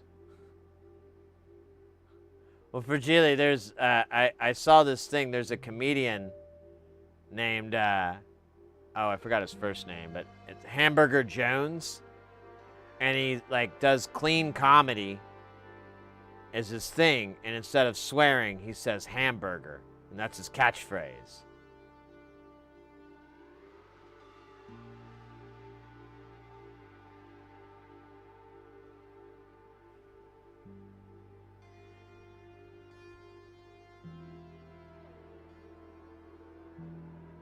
It's one of the weirder things that exist in this universe that I think is kind of hilarious. Ah, scheisse. Or hamburger.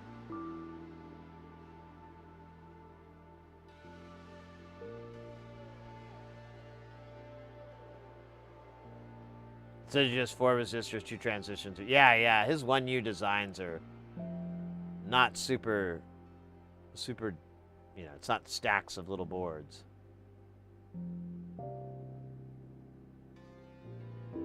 Oh, yeah? Yeah. Be, whatever Knobcom's version of Santa Claus is. Oh, Billy, you've been very good.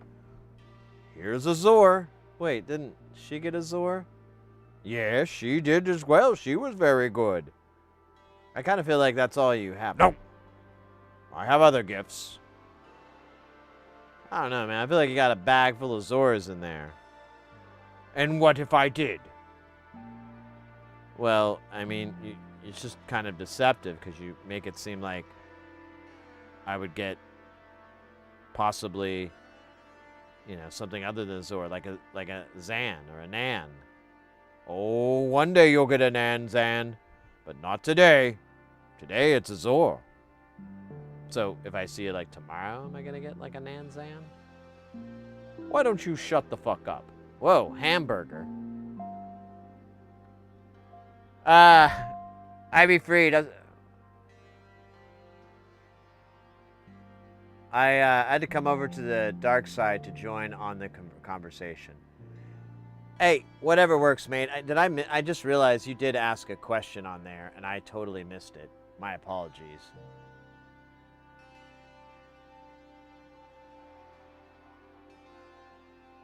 So the chat is combining the YouTube and Twitch together, so that you guys can kind of see each other. But I mean, sometimes it's kind of hard to read. I tried to make the background a little darker, but it doesn't always work. I don't know what's up.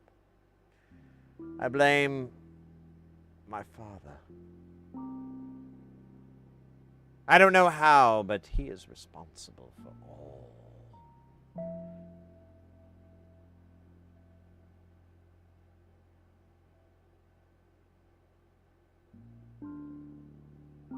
Yeah, I've seen the Signum. I don't know if it was you or somebody had posted that, and it like, yeah, it did look kind of a cramped build.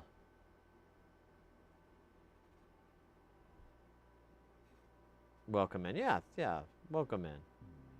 Sorry if I'm not the best at catching the YouTube chat. I know a lot of people. I honestly, so I was watching this. There's this one streamer, that he started streaming again, and I noticed him on my YouTube feed, but he doesn't really look at the chat for it.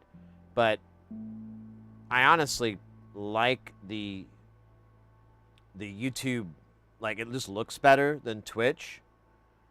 And so I would like watch the stream on YouTube, and then I had the Twitch stream. I think I had it running, so he'd have some numbers and everything. But I would then just look at the chat and Twitch, and I think I popped it out even so I could just have it on the screen and not have to go back and forth. Because I felt like, man, YouTube looks a little sharper. The colors feel a little bit better. And they were playing Destiny 2. And every now and then I like to watch that game just because it's so beautiful. I really enjoy the aesthetic of that game. I used to play it a lot, but I got super burnt out on it and have never gotten the feeling to go back. Did an excellent job with my YouTube chat, so no worries. I just couldn't speak with the other people posting.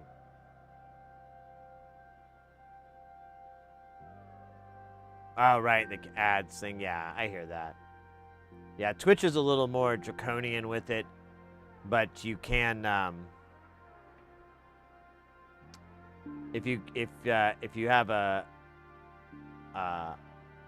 well, on Twitch it's called subscribe, but if you have a sub, if you get one which is like $5.99 now, I think is what it is. You get a month where there's no ads and it unlocks the emotes. If you can also just hang out and maybe get a random sub as well, so no money out of your pocket. That happens as well. I've been known to give out gift subs to people that like, hey, I found this thing, and I'm like, oh, mate, you saved me like 10 years of my life. Here's a gift sub. Thank you. It's not very often, but because usually I'm like, oh, thanks, and they're already subscribing, so it's not really. Maybe I should just do a random one just to be a nice guy. But then I'm funding the own stream, which who cares? I mean, more fun for time. Turn down for what? So just kind of a pile of shit. I wish YouTube had more of its vibe along with looking better. Yeah, I honestly, I almost worked on it yesterday, but I kind of ran out of time. But I really wanted to work on the YouTube experience, for viewers, and try to add more stuff into it to just to make it more enjoyable, because I'm glad that we're able to stream on YouTube and Twitch simultaneously, and it's I want to make that experience not less, at least make them equal. So if you prefer whatever platform, you're not gonna be missing anything. But I don't know. There's always these weird caveats and issues that come up with my desires.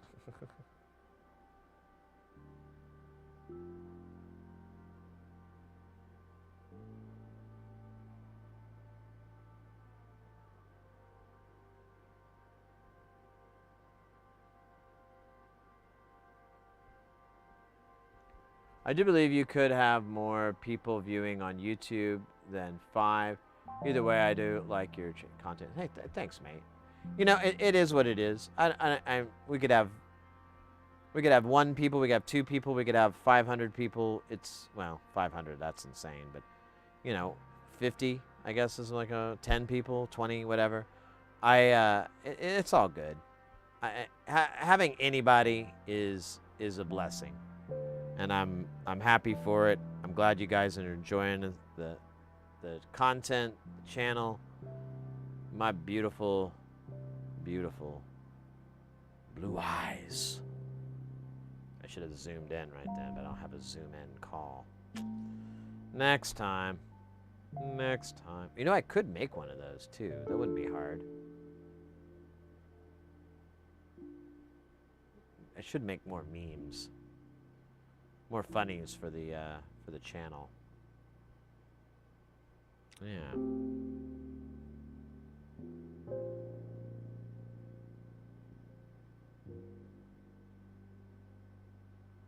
There's some cool people that I don't see on Twitch. That being said, there are a lot of people on Twitch that I'm happy not to see. Yeah, I hear that. I like everyone in the chat. Yeah, we're really, really lucky. We have a really great community. You guys are fan-fucking-tastic. Hamburger. And we're just, I always remember that, like, man, we're really lucky, because not every channel has such a thoughtful and kind community. Sometimes there's a bunch of buttholes, a bunch of stinky stinks, a bunch of jerks. And I'm happy to say the only jerk really is yours truly. And that's like a funny kind of jerk, so. Oh, saw that happen. Alright, I have extra 100 nanofarads here, and I don't know where the hell they go. I'm starting to think there's another side to this board that,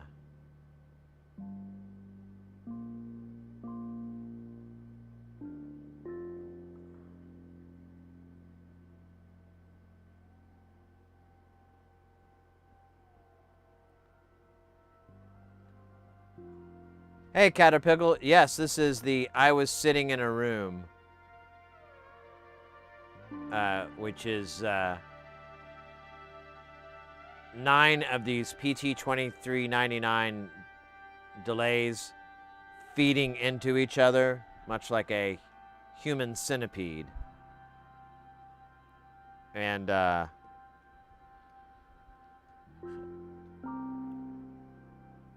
yeah, like, and it's just one outputs into the input of another. So, and like the quality on it is meh, you know, on these 2399. So it just kind of dives off and gets more and more crazy sounding as I interpreted the discussion on it. Damn, this is gonna be a pain. I can't come all the way down here. Well, yeah. You know what? I'll just rotate it 50. 50? No, I'll rotate it 180. I'll rotate it 50 degrees. R. I don't know why I did that. The pirate R, but let me tell you, it felt good. Felt real good.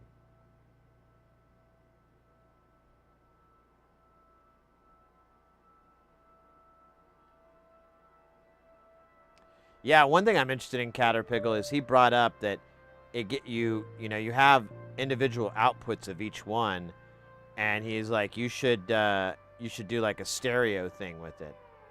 And he says it's like a really crazy sound, pseudo stereo sound, and I'm like, yeah, I'm in. Oh, shit, these are going this way. All right, I think I have to restart here. I think I got this all backwards.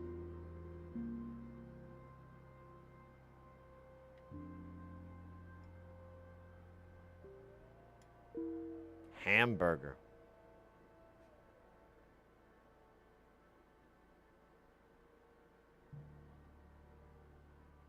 The Atine, yeah, I know that one.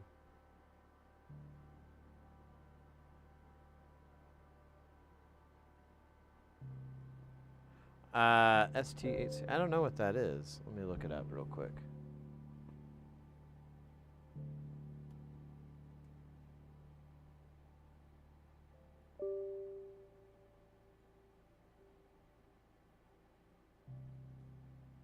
That sounds like a Hacko knockoff. And that's what it looks like from here, too. Ah. Well, fuck. Let me get on the right page. 404.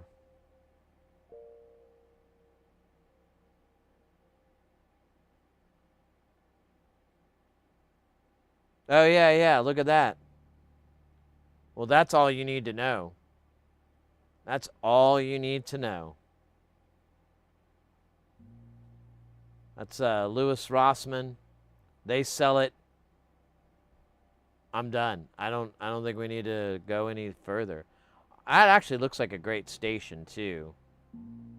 I might look into it.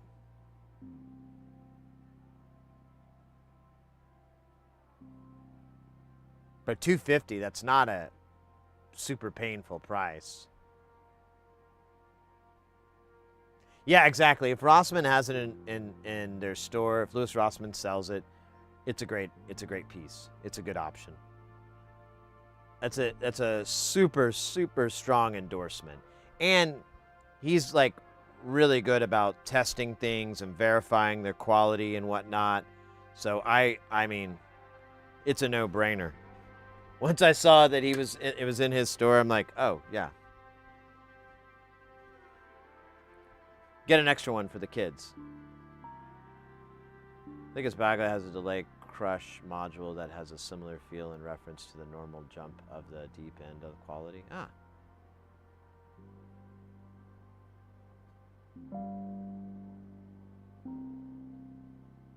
Yeah, no, I mean, that's a great price too. I might upgrade to that. I'm kind of waiting for my 858D, which is a Hacko clone as well. I'm kind of waiting for that thing to die. But, I mean, it's not. And I'm mean to it. It's supposed to have a cooldown mode, but there's like a magnet in the cradle, and it it doesn't hit the switch all the time. So I just turn it off now, and I'm like, who cares? If it breaks, then I get to go buy something better. And lo and behold, it's like, good luck with that. Yeah, if you're not familiar with Louis Rossmann, he's kind of a bit of a YouTube character. He's a strongly opinionated person. He's a consumer rights advocate. He swears more than I do, and even like does like, you know, gestures and everything. But he's you know, you don't have to agree with him 100%, but you always respect his point of view. And I have to say that for sure. The guy's like no slouch, not a goof, not an ego. He's really good and really cool, and he has a really amazing background and history in, you know, in this business. So he's definitely someone worthwhile. Him and there's another YouTuber, Northridge Fix. Both those guys are my favorites. I like Northridge Fix a little bit more because lately Rossmann doesn't do too many repair videos anymore. But Northridge does, and most of Northridge's videos are pretty short. They're like maybe 12 minutes, 15-minute averages. He's had a couple of video card repairs that have taken a while, so I've noticed they're a little bit longer, but for the most part, he's great, really good at troubleshooting. Most of my soldering technique comes from Northridge. Not this crazy thing I do, but like a lot of other stuff is based around, you know, watching his channel, watching his videos. And he's like way more chill than Rossmann. He's a very chill guy for the most part. He gets a little uppity a bit, but I mean, 98% of the time, he is just like, oh, this isn't going to work. What are you going to do? What are you going to do? Nothing. That is the way it is. You cannot control it. If I could, I would. And I love his videos. I like the guy. He's really great. And he doesn't swear or anything like that, so it's a little more palatable if that's something that kind of gets on your nerves. But he doesn't do too many videos outside of just repairs, which for me, that's great. I started watching Rossmann again because he's been doing a lot of really kind of nice and short, but to the point consumer, you know, advocacy and rights and so forth. And he, what was it? Actually, what brought me back was there was this crazy drama kind of thing, and there's this guy, I think he's out of Australia, and he sold this software that helps you diagnose PlayStations, and oh, thank you so much for that follow, mate. Appreciate that. The number rises. So this guy out of Australia, he sold this software, but it was like kind of malware because the software could read stuff on your drive and look at stuff, and you know, it was like kind of a snoopy stuff. And on top of it, he was just taking away the license to people who he didn't like. So if they said something positive about someone that he didn't like, he would just disable it and then, like, you know, do this whole trolling shit with these customers. And so, you know, that's the setup. Louis Rossmann, like, figured out who this guy was, found out that he is a former prisoner, found out he went to prison for, I don't really want to talk too much on YouTube or Twitch about it because it's pretty dark. But let's just put it this way: being incredibly horrible to minors. So, you know, you can go and watch the video. You can look it up because he gets more into what it is, and it's beyond disgusting. And so, and that's that guy, and he did like 5 years or whatever, and then he's out and he starts doing the, you know, his electronic business and everything, and like Rossman just went after him like a dog. I was like watching this video, and I'm like, I pray I am never on the other end of this like barrel, like of Rossman just going after this. He completely like just basically opened this guy up to a hellstorm because he figured out what his real name was. He figured out where he was. He figured out all this stuff, figured out his criminal record, went on and on and on. It was just crazy. And the guy like basically had to dip out of the internet completely. And I don't know the status anymore. I was kind of following. He had like 3 videos about it. But I was just like, oh man, this is awesome. Look at Rossman go.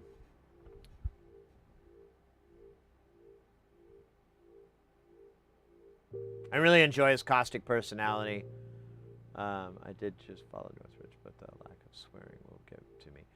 Yeah, you know, the benefit to Northridge Fix is really it's just the troubleshooting. It's just the repair. There's no disassembly.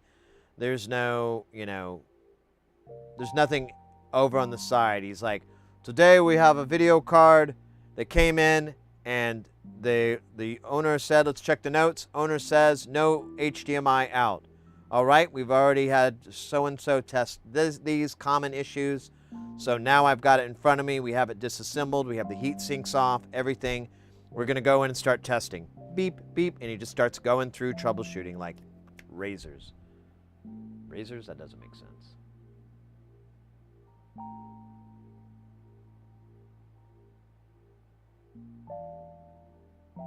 Yeah, that's another good point for Jilly. Rossman's really good with RMA and customer support.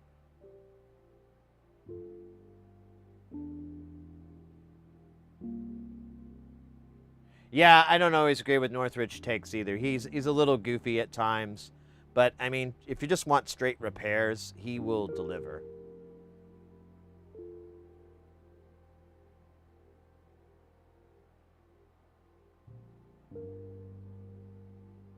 Dead Man Swagger, yes.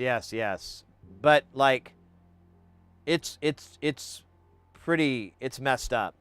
It's like really fucked up, and it drives me nuts that he didn't do more time for his crime. Like, that's kind of the bummer.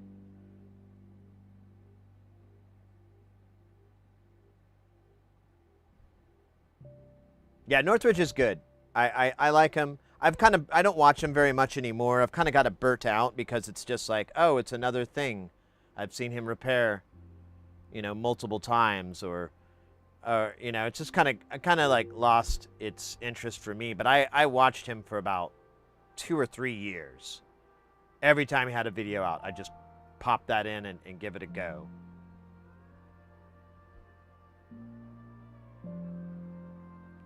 What Rossman's, he's still making videos on YouTube. He does a lot of, like I said, saying earlier, a lot of consumer rights stuff. He like the bounties and so forth. Like, hey, you know, this company, they're forcing you to pay them a subscription fee even though you already bought it, and that wasn't part of the terms, but they've changed the terms on you. So, you know, anyone who can hack this software, I'll give you, you know, $10,000 or $5,000 or whatever. He'll put out money for programmers to have an incentive to find a workaround to those different hardware, those, you know, hardware that's locked out or bricked. The one I watched last time, it was a smart bed, and because of the AWS failure thing, it like was just, you know, it had temperature control, and it was like heating up, and people would just wake up and they'd be sweating because their bed is at like max temperature, and it's the middle of the summer or whatever, or it was, you know, fall, but Anyways, and he, you know, he's I like him. I like Rossman. He's great. No real notes. Not that it would matter.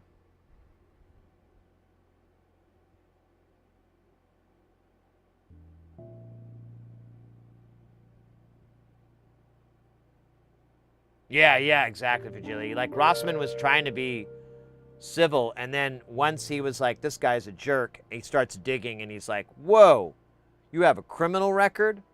Whoa. Here's the transcript from the trial? Whoa. And the worst part was the guy had no remorse for his actions. That was the part that was really, like, kind of the most disturbing for me.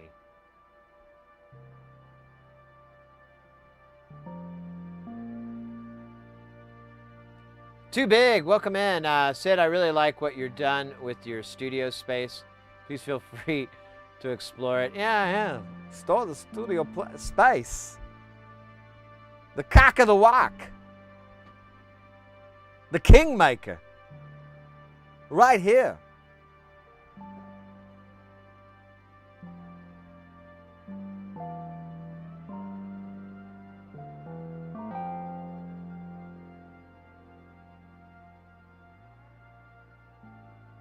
Yeah, totally.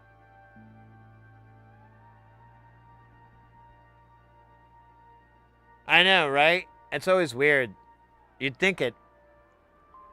I know, I have a buddy of mine. He's really smart, and he's really into, you know, electronics and knows a lot. And I'm like, dude, this modular is right up your alley. You would love it. But I guess it's not for everybody.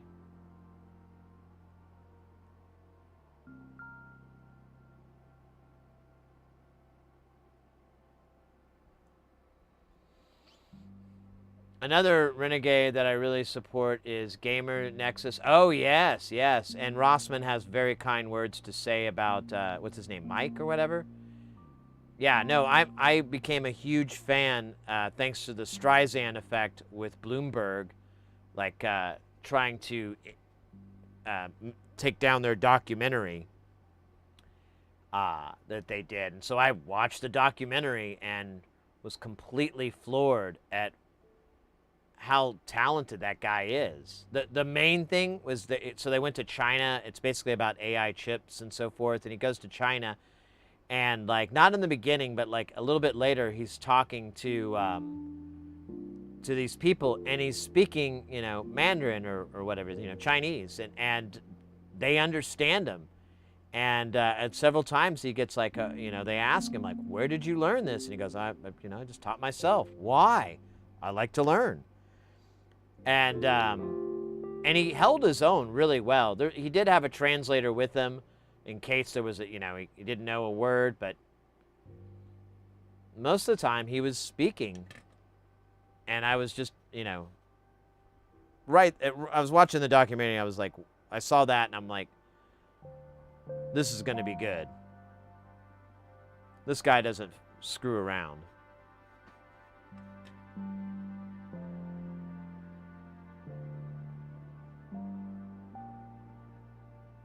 Yeah, I haven't, I need to circle back on that because they keep having issues. I'm like, man, I should try to follow, like, see if they have like a free membership for their Patreon just so I can stay in the know in case something happens to their fucking YouTube channel. Steve, that's it. Yeah, no, me too. I think he's really coming to his own doing investigative journalism, and really the documentary, the journalism quality on that, top tier. Like, so well produced, so well put together, I mean, it's long, but I really didn't have any problems with that, with the timing of it. Like, never was like, oh, I gotta take a break. I watched it from start to finish and I've been tempted to watch it again. because it's just so interesting and so well put together. And I mean, not to go on a tangent about it, but there's several parts in that movie too that I love of just the cultural exchange. You know, he's in China, and you know he's talking with all these people, and a lot of these guys have probably never seen an American before, especially, you know, one with long hair and everything. And there's one part where they're just kind of hanging out and talking, and one of the guys there is like, "Where are you from?" And he's like, "Oh, I'm from," I think he said South Carolina. And the guy was like, "Do you know where that is?" And one of the guys didn't know, and the other guy was like, "Yeah, Michael Jordan." And he's like, "That's right." And that's where Michael Jordan starts. Like, "Oh yeah, blah blah blah," and that little bridge was just, I don't know, gave me warm fuzzies. I always love those cultural bridges kind of being closed. Let me see if I can just find it for you, 'cause since I'm talking so much about it, I can just throw some props, because it's back up. I watched one of the reposts that all these other YouTubers did in support. Let me see here. Okay, where's Nexus? And yeah, I was afraid of that.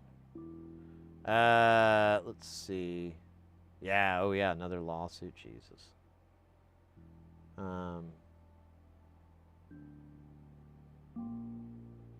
Here it is. Let me do a share here. Let me get rid of all the dumb crap on the share link, so it's just that. Let me double bubble that this link works. Absolutely. And let me dump it in the chat for you. There you go. Let me throw in the YouTube too, for the YouTube love. And yeah, it's a great documentary. Gamers Nexus is really good. They've really gotten, it's I don't know. They've come into their own, I think, and it's really great content.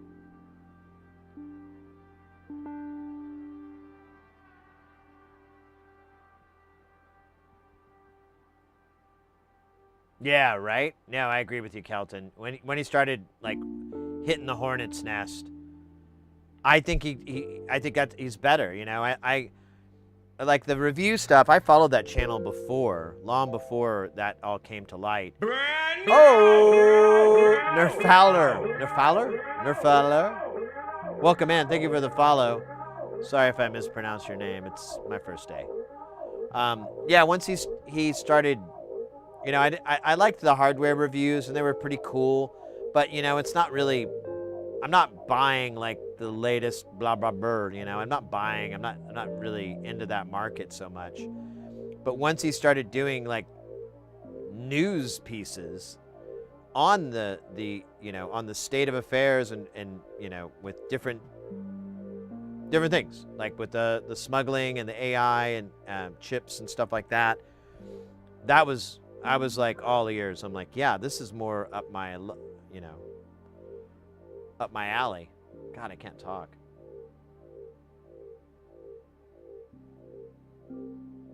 It's more than an hour. It's about 3.5 hours.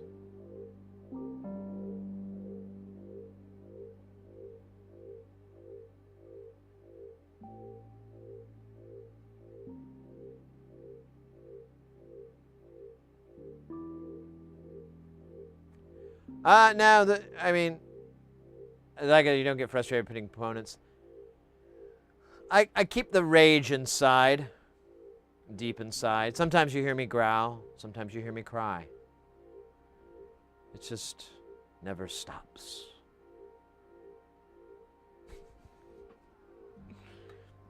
No, these guys are naughty. They're like really kind of annoying how they're doing this shit, but I'm gonna live. I'm gonna make it. One toke over the line.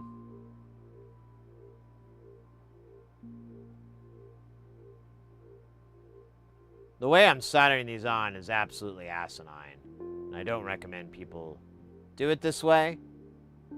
Like, you should just do the way you're supposed to, where you put solder on the one side and you take your tweezers and you slide it up and boom, and then you go to the other side and boom. That's the way you should do it. But I did that, and now I want to do it other ways. But it's a good way to start. And then, I mean, if you feel confident, you could do it this goofy way, but I can't recommend it. Uh-oh, see?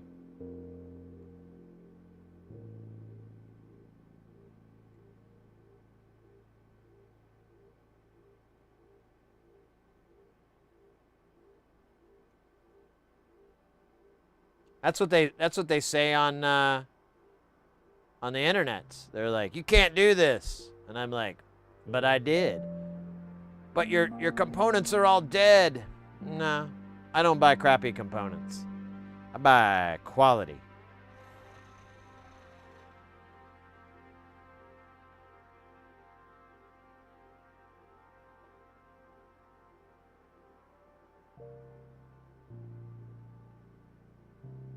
I think so too, for Jilly. I think either you watched a different one, like a condensed version, or yeah, the time just flew. I watched it from start to end, and I loved it, and it had my attention the whole time. I was just trying to have something on in the background. Nah, I just stood there glued to the monitor, like, wait, is he speaking Mandarin? Oh, the guy replies back to him. That's a good sign. Well, the guy replies back to him in Mandarin. That's a good sign. Usually it's like, can we just speak your language? Can we pick a lane?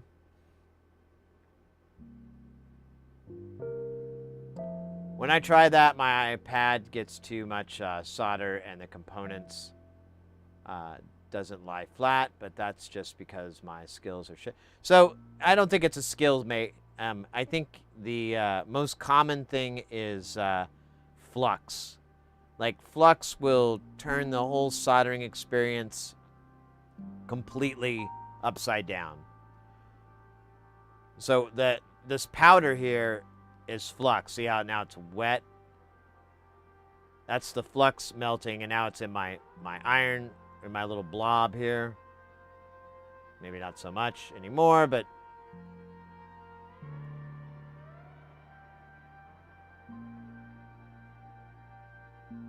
and this particular flux is oh wow. It's just a powder that's on the board, but if you're starting out or if you're getting good at soldering, I recommend getting a tacky flux. There's different ones out there. I like Amtech. Chipquick makes SMD 291, I think is the model number. That's a decent tacky flux. You can buy just about anywhere in the world. And that's a big game changer. Once you start using flux or finding a flux that works best for you, because they're not all the same. Some have, benefits that others don't, and there's always these trade-offs and whatever. But once you find a good flux, it's just like they just do what you will. All the components, all the solder, all the pad, everything just does your will. It's awesome.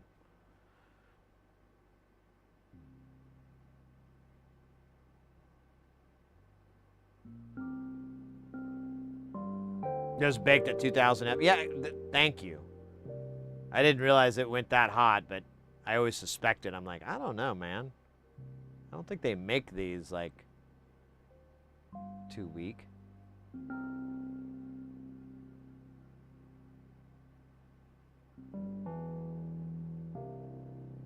You just didn't notice? Nice, nice, nice.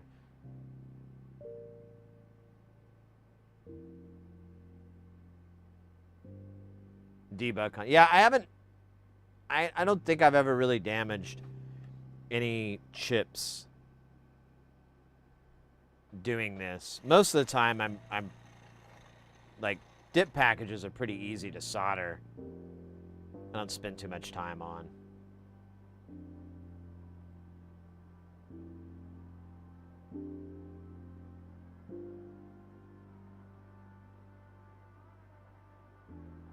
Oh.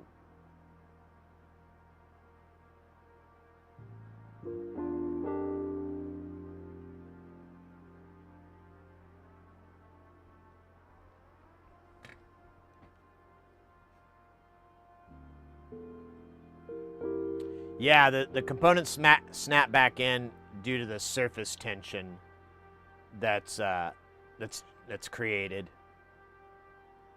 And you're kind of always just balancing that out between the, making sure the solder has still got flux in it, the component is covered, the pad is covered, and then I'll lift my iron up and the goo snaps back down, gravity pushes against it and pulls it in.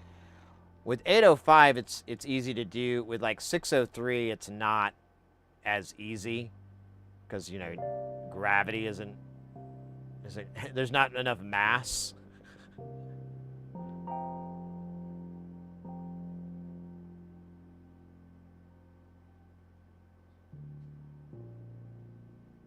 I like it when I wave it up and down and it just snaps in and straightens itself up.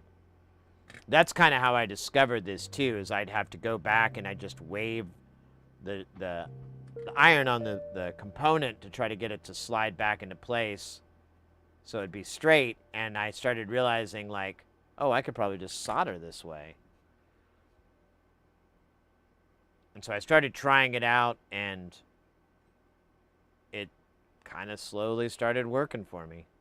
But it was a long road. I don't recommend it, but it's definitely doable. Anybody can do it, for sure. It's just kind of a trick. It's a hard way to start.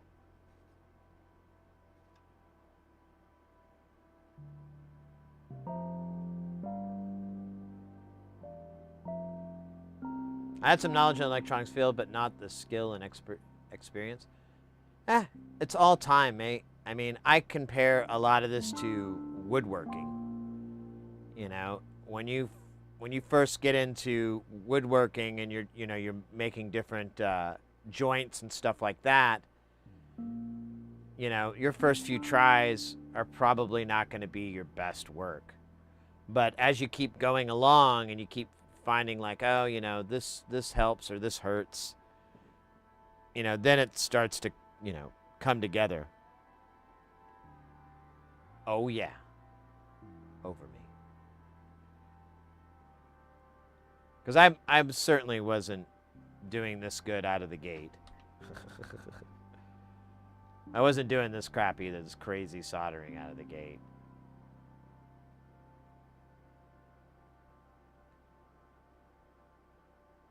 I probably have like at least a few thousand hours. Maybe not few. Maybe, well, I don't know. I have like over 5,000 hours streaming.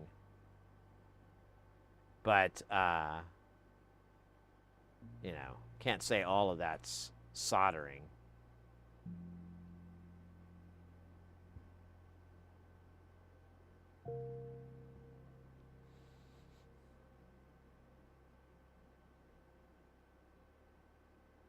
Your eyesight is a major issue. Yeah, I hear you, mate. I remember you bringing that up. Yeah, my eyesight isn't too bueno either. I'm kind of not too excited about the future.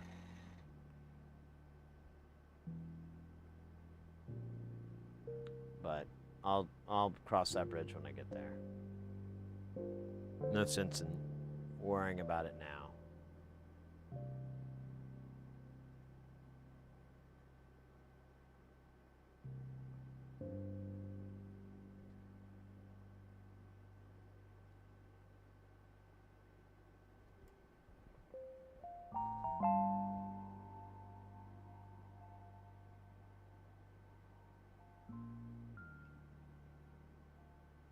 Oh, come on. Don't do this.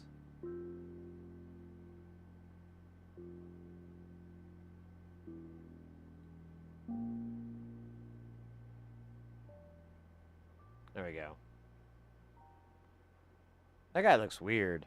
This resistor down here? What's his problem? There you go. Now he doesn't have one.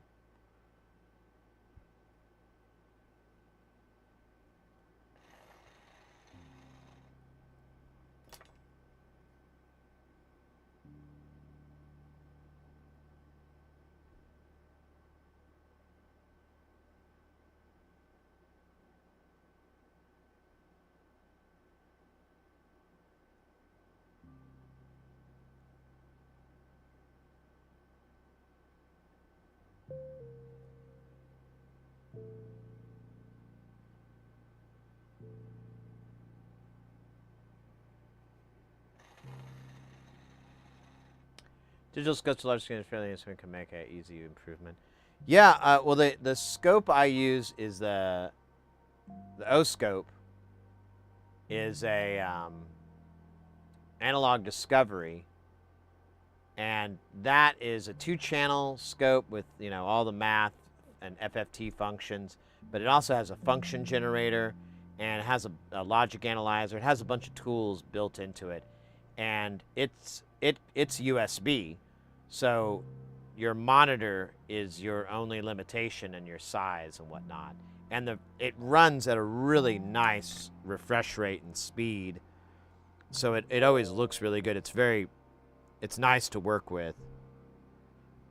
I really don't think I have any complaints or notes for it. I think we got all the 100 nanofarads on there. Jeez, I still have... Oh, do I have... Yeah, I still have a pile of 3 here, though. Kind of tempted to see if there's any on the other side. Let's just do a little... No. I just couldn't count earlier? That's doesn't sound like me. Yeah, there's nothing on the other side, so I don't know where these other 100 nanofarads are supposed to be.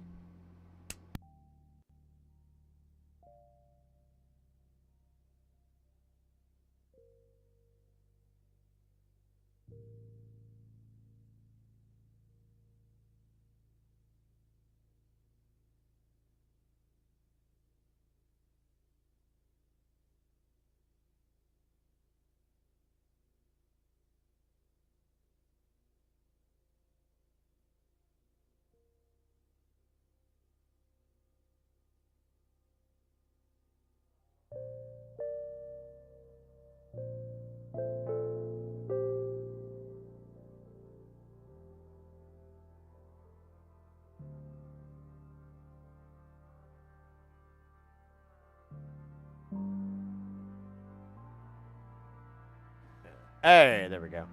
For Julie, I may be back someday. I picked up painting miniatures purely because it was going to be hard, and so that I could use that muscle memory I gained for other things in life. That's awesome. That's a good idea. That's got to be fun too. I myself have been interested in trying to do the fine, like, miniature painting work and whatnot. So that's cool. That's good to hear. Yeah, I don't know where these other... I don't see any more 100 nanofarads. I'm just going to put this in the pile of shame. Shame, not shame. Well, maybe. The pile of shame.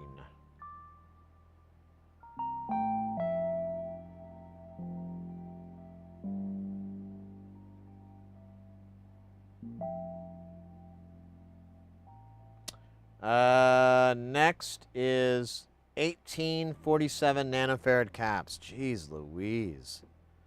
This thing takes a lot of pots.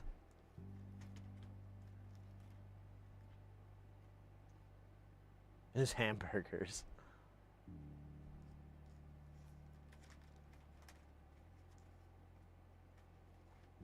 Yeah, I guess so, because you don't know. You have to do little tricks to get the brush and whatnot to the subject. Yeah, I could see that being a pain.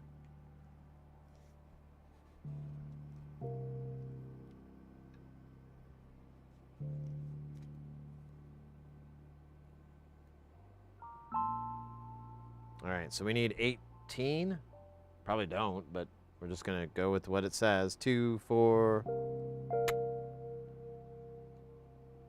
4 more. So we're at whatever comes after 4 more. Fromage.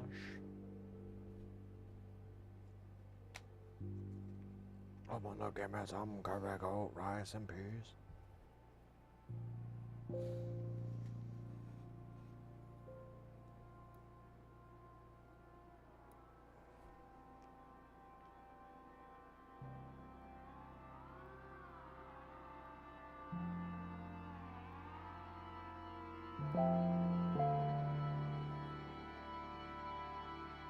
Eight, 10, 10, 12.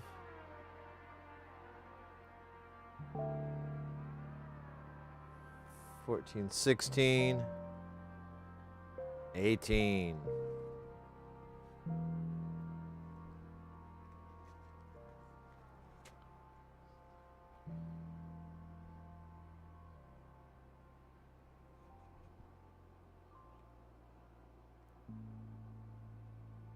All right, let me cut another rail here.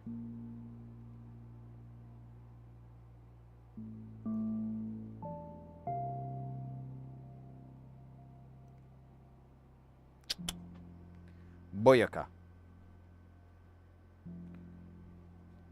Oh man, I got like a little whisker there. There we go. Go roller whisker. Mr. Whisker.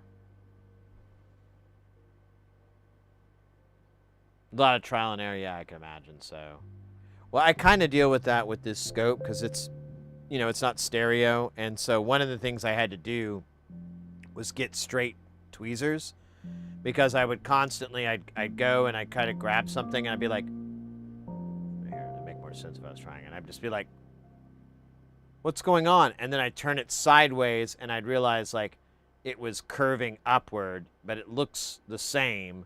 You can't really tell. There's like a little bit of focus, but you know, it's a tip of a tweezer, and you're above the subject area, so it's gonna have a focus issue anyways. So I'd just be doing this, and then I was like, oh. So I just switched to straight tweezers, and problem went away. Now if I could just do that for all my problems. All of them. Man, is this board done? There's like nothing on here to do.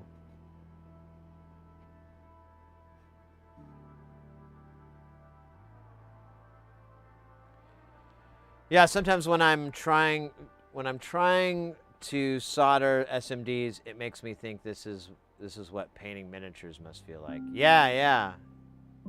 It's not too big of a stretch.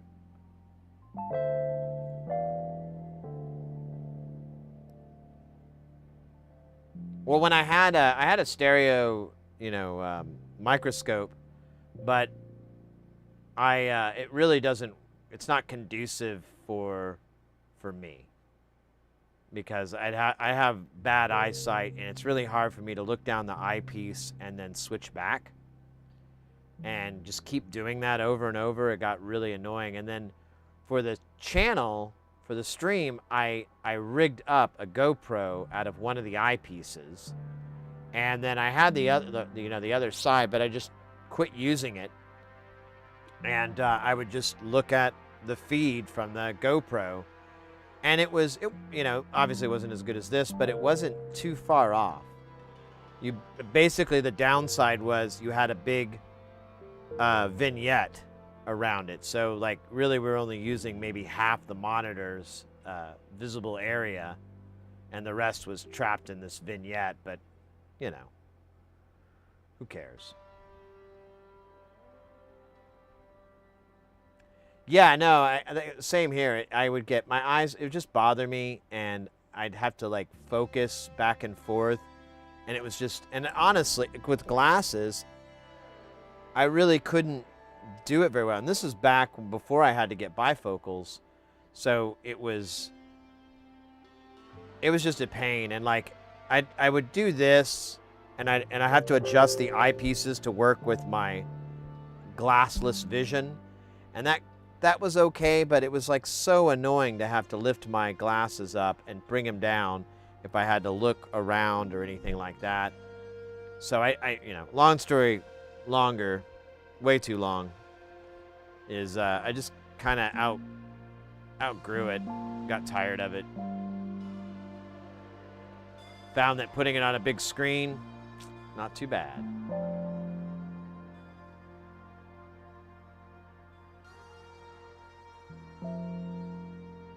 Yeah, and it's uncomfortable. It physically was not something I liked doing.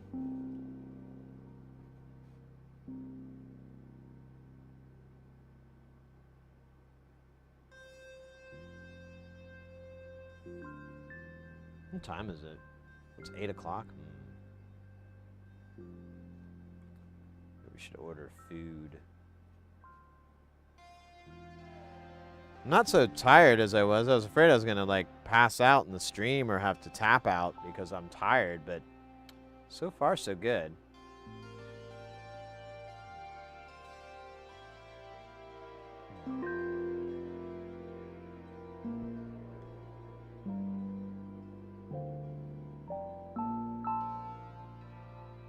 Yeah, who was it for Jilly? Northridge Fix was the person who kind of gave me the best argument for it. He's like, well, what's an easier way to work? To sit back and look at a monitor, or constantly be going back and forth, hunching over the scope, trying to get it the right height and blah, blah, blah, blah, blah. And I was like, oh yeah, good point, bro. I need to be able to capture what's on the scope anyways. Why don't I send that to a monitor and I can look at that and then send that feed to the stream? It's like a win-win-win-win-win.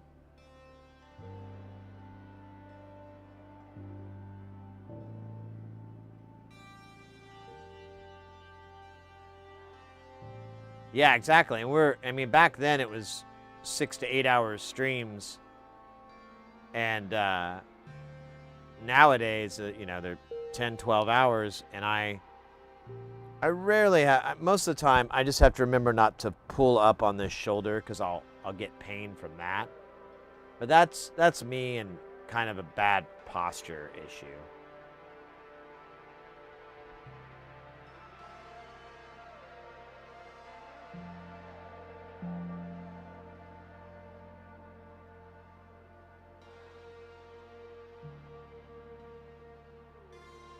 Yeah, exactly. Yeah, if you could get a trinocular, it's the way to go. It's kind of the best of both worlds.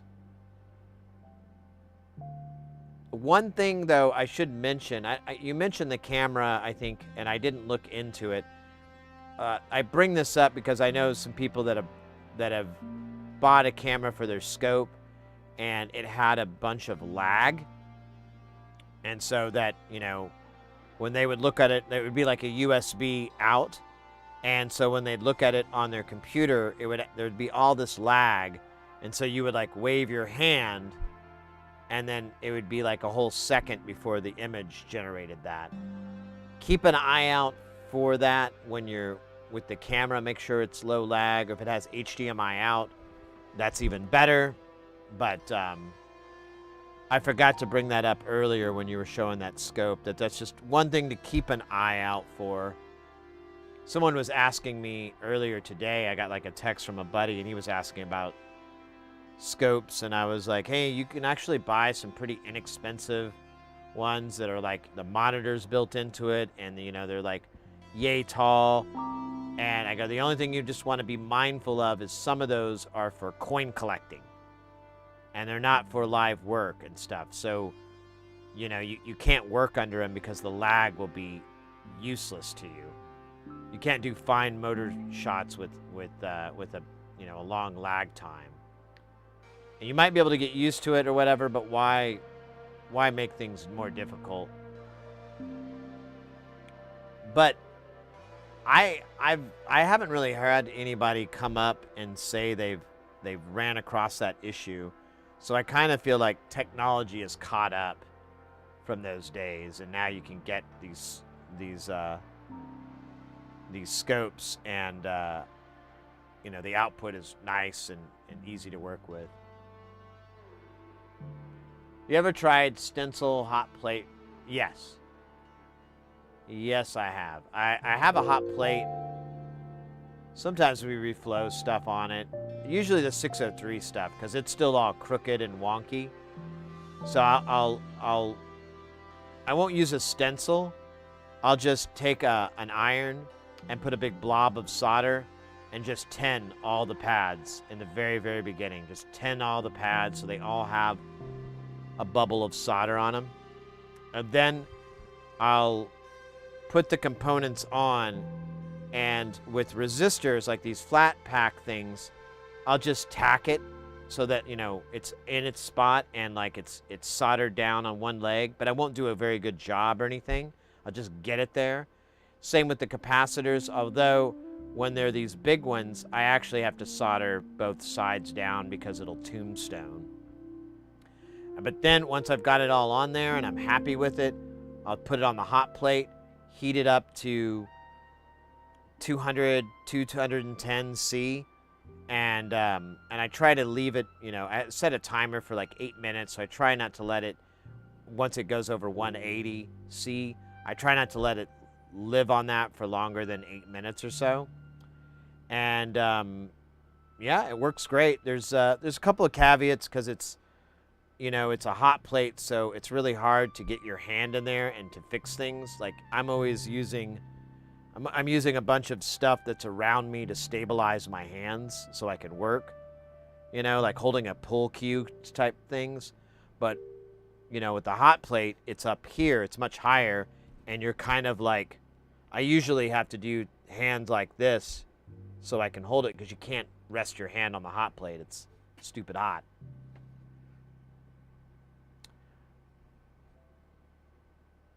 For this stuff, I don't really need to do that. And that's good. I'm happy with that.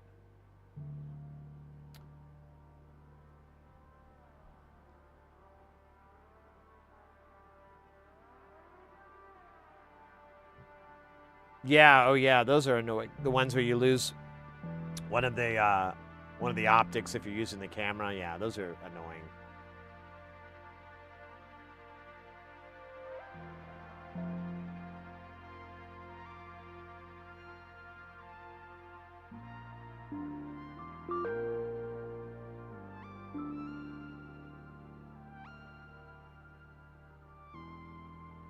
Yeah, I'd be free. I would agree. You want to make sure you have a good objective range, so you're looking at that.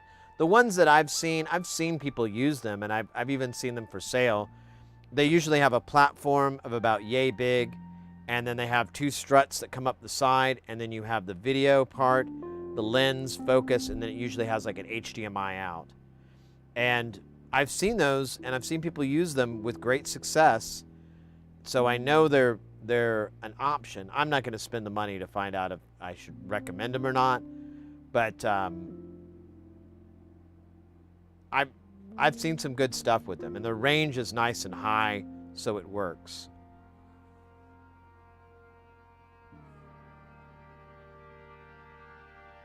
Yeah, Northridge, Nonlinear Circuits used to sell stencils with these, but they kind of quit. Usually you can request it. He has like you can get the file for the stencil and you can make one, but I just don't bother. It's just not my favorite way to solder. Yeah, if you're doing a reballing, you definitely want to use a stencil. Yeah, it's definitely something you have to really, really learn how it's going to work best. Like applying the pressure, the heat, not wiggling, you know, letting it cool down, waiting, all that, you know, all the stuff for it. It's a bit of a pain for sure.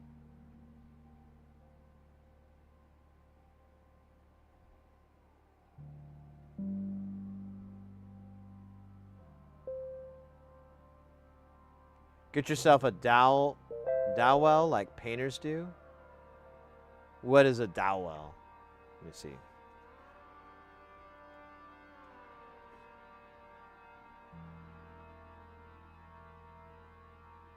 Wait, yeah, dowel. That's not it. Like a dowel rod? Yeah, I'm just seeing dowel rods.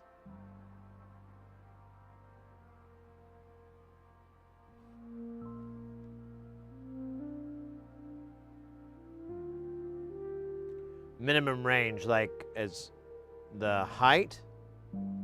The one I have, I can do about 1.5 fists of distance. That's what we're working with right now. But that has a Barlow lens on it. If I take the Barlow lens out, it comes down to about 1 fist's height, which is fine.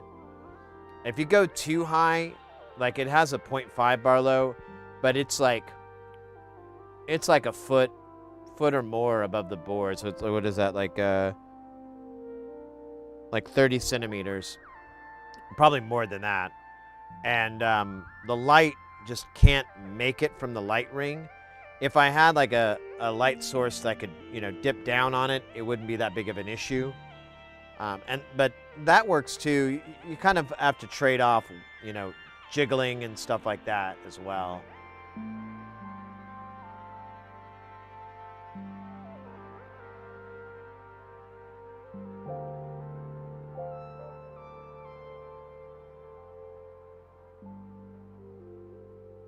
So you can rest your hands. Welcome in, by the way, Jay Holly. How does that work exactly? I don't know this technique. I don't know this trick.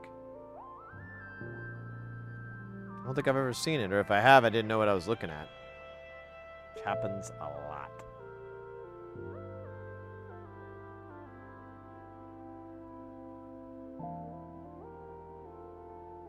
Yeah. Well, the light ring works good because that reduces most of the shadows. But yeah, Amscope makes like a dual gooseneck one, and you want that. You want it to come from 2 different angles so you can see well. I just got killed in a battle royale. Yeah, the battle royale, it has no mercy. Oh. I didn't know that.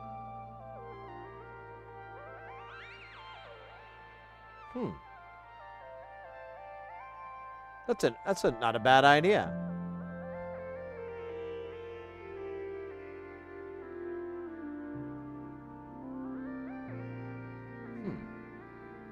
That's something to think. That's food for thought.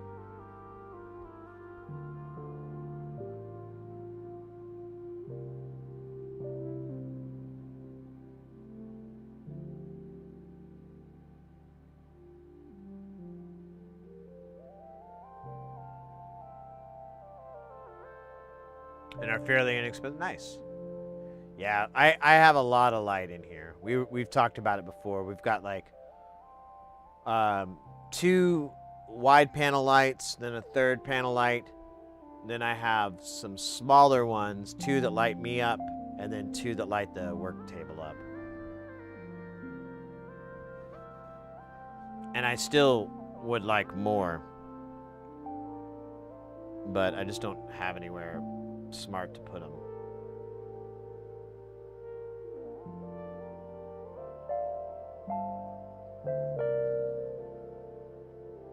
Man, I wonder what I'd eat tonight.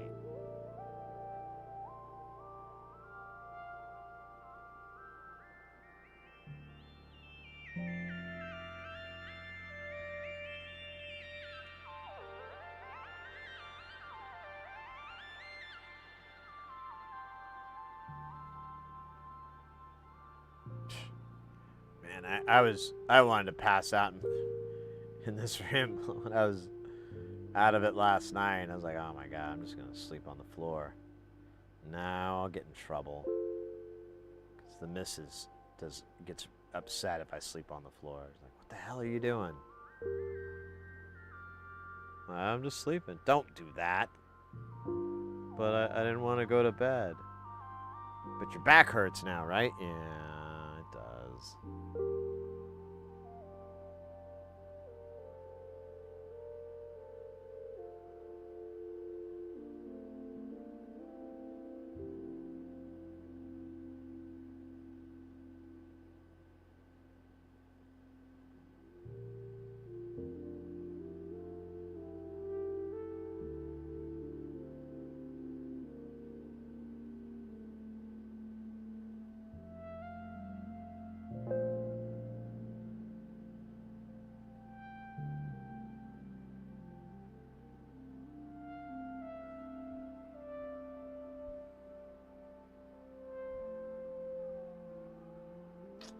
All right, that's all of those 47 nanofarad caps. I think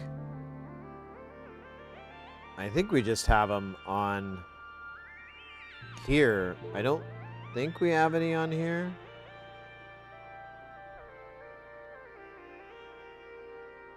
Yeah, I think it's all just this board. So that'll kind of be good.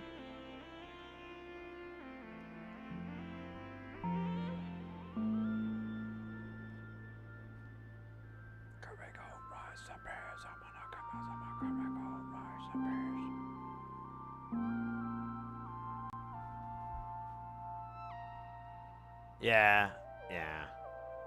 Well, like, we did, like, I think the last successful marathon, streamathon that we had, we went, like, 36 hours or whatever. We went a long time. And I, like, when it was done, I just, like, fell right to the floor and passed out. Ooh, Sleepy Developer, welcome in. Good to see ya. And then I woke up and I was just all sweaty and gross, and I like went to the bathroom and like, you know, did my business. And I was just like, I was so grossed out. I was like, oh my God, I gotta take a shower before I get in my bed because I'm just covered in, you know, carpet fibers and, like, you know, the pattern they leave, and I look like hell froze over and then crapped upon. I don't know. It was bad. And then, yeah, and the missus was like, you shouldn't sleep on the floor. And I'm like, I know. Like, you gotta take a shower before you get in the bed. You're disgusting. I know. Actually, I think she might have left that day. But either way, I you know, man, I'm trying to think of what to eat tonight. Got a hunger. I've been eating so much macaroni and cheese. I've become like an expert on it, like who has the good stuff and who doesn't, who gives tiny portions,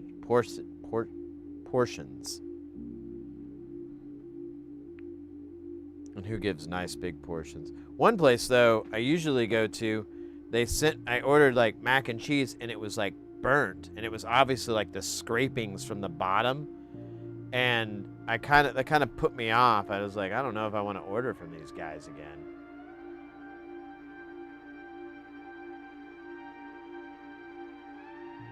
Adam Fighter, welcome in as well. No, Halloween was yesterday, and I just wore a Nightmare on Elm Street T-shirt. But I went to this bar, and you know, a lot of kids dressed up and everything. Well, adults, you know, but they're kids to me because they're 20 years younger than me. And one guy was dressed up as Freddy Krueger, and we kind of passed each other, and we kind of looked, and I just like pulled my shirt down so he could read it carefully, and he looked at it, raised up his gloved hand, high five, and went our ways. It was no words were spoken. It was actually probably the best encounter I've had in centuries.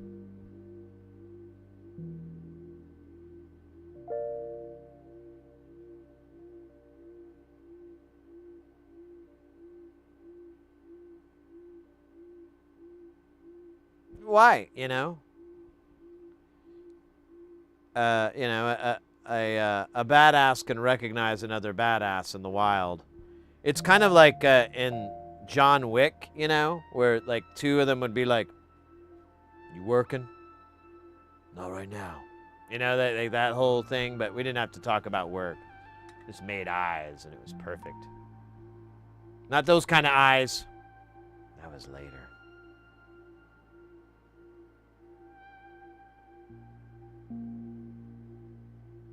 Ah, there you go.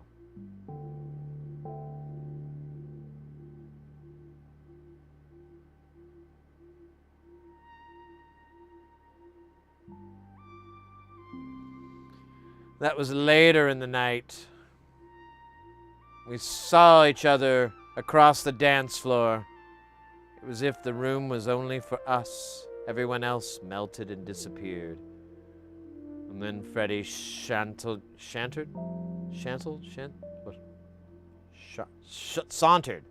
Jesus. He sauntered over. No words were spoken. We immediately locked hands and danced the forbidden dance. The Macarena, of course.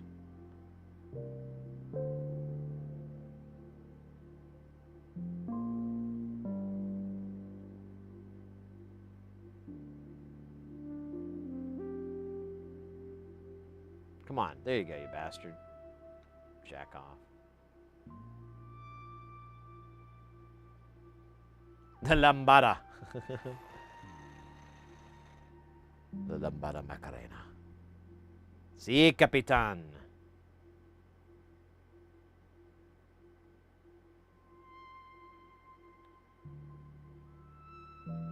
Everyone broke way, as if it was Moses parting the Red Sea to watch our forbidden tango.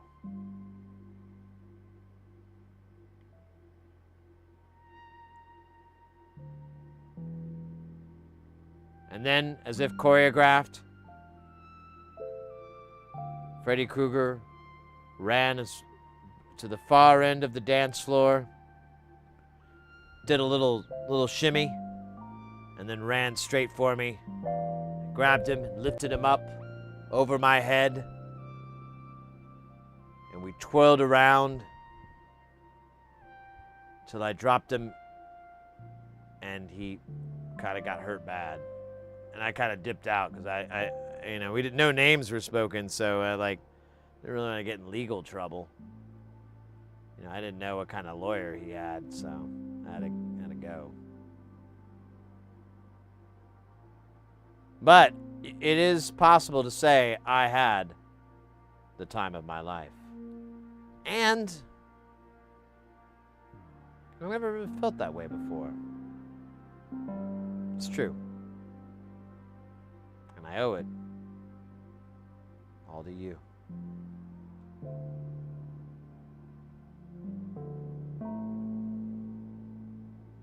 Nobody puts baby in a corner. That's like the second Dirty Dancing reference I've made today on the stream.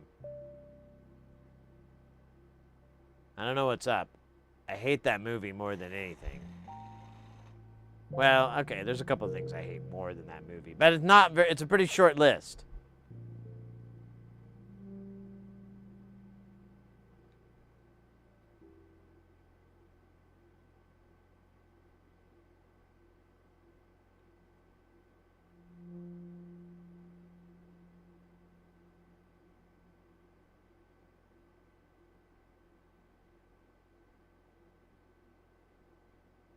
Oh, no, it's terrible.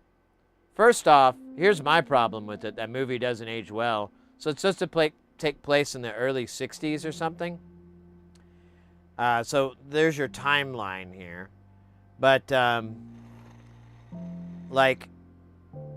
Patrick Swayze plays this womanizer guy that bangs all the MILFs there.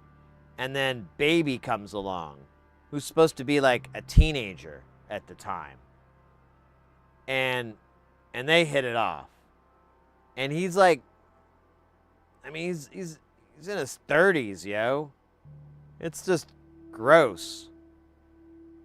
But when you're a kid in the 80s, you don't really think about that. But when you're an adult in the year 2000 plus, you're like, that's kind of gross.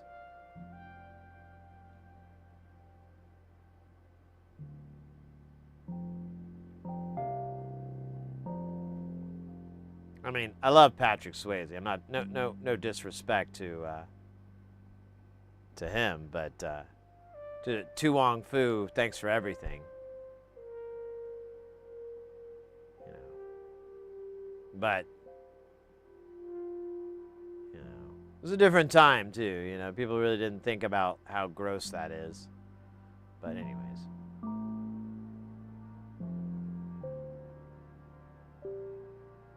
Not me, but some people.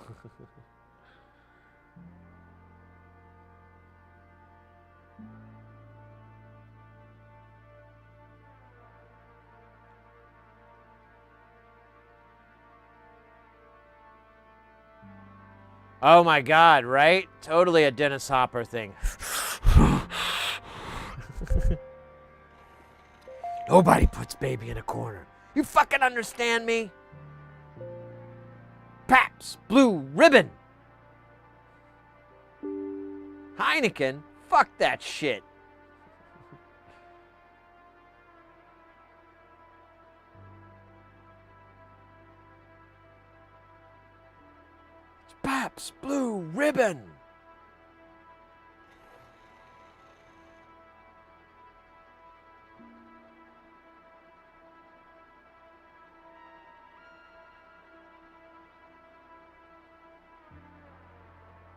So glad that Dennis Hopper was able to talk David Lynch into instead of it being, because it was supposed to be originally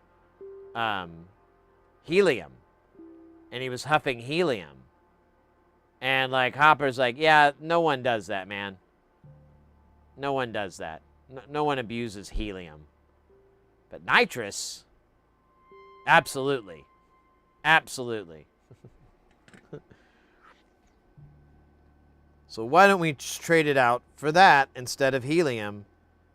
Because his voice was supposed to get high too, which, I mean, can you imagine? I mean, I guess it'd be kind of funny and very Lynch-like, but I don't know.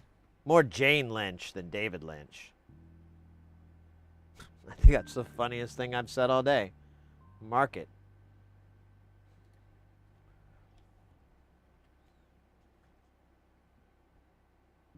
Yeah, it just wouldn't. Yeah, it would have been weird. I mean, the movie's already weird as hell, but it would have been weirder.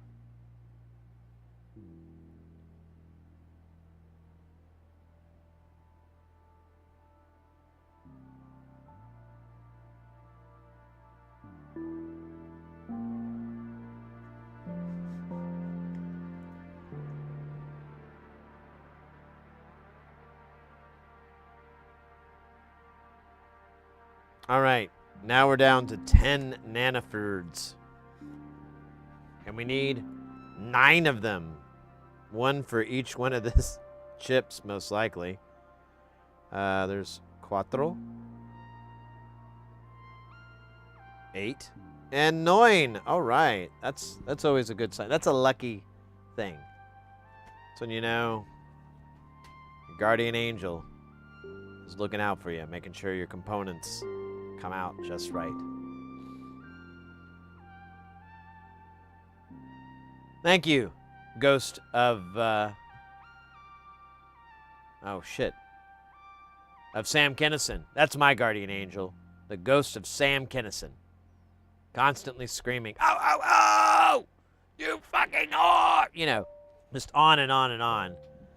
Doesn't stop at all, not even when I sleep. The Sam Kinison. Ah! Every now and then he calms down for a bit, but that's like maybe 5-10 minutes. I get a little bit of what I call them my Kinison breaks,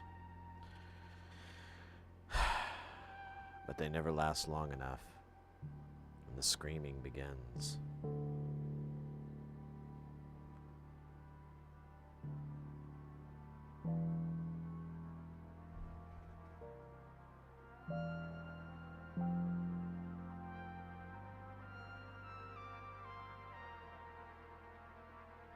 Oh, so you're on the joints here. So I get a lot of criticism for this, but let me show you my my proof or what this is what I observe. So it's totally up for debate. I'm not a pro or anything. I just do this a lot. So we have these guys here, and yeah, they got those big balls on the side, and it kind of looks like they're over the top. But as you turn, you can see that really they're making like a dead-on connection. Well, that guy doesn't look so hot, but for the most part, they're making this dead-on connection to the board. And I think that looks pretty good. I think it's a really strong mechanical connection. And I mean, I can't see how this would affect it in any negative way. Someone tried to like pull some bullshit out of their hat and said that I was creating inductance. And I didn't even reply. I was like, come back when you know what that word means, please.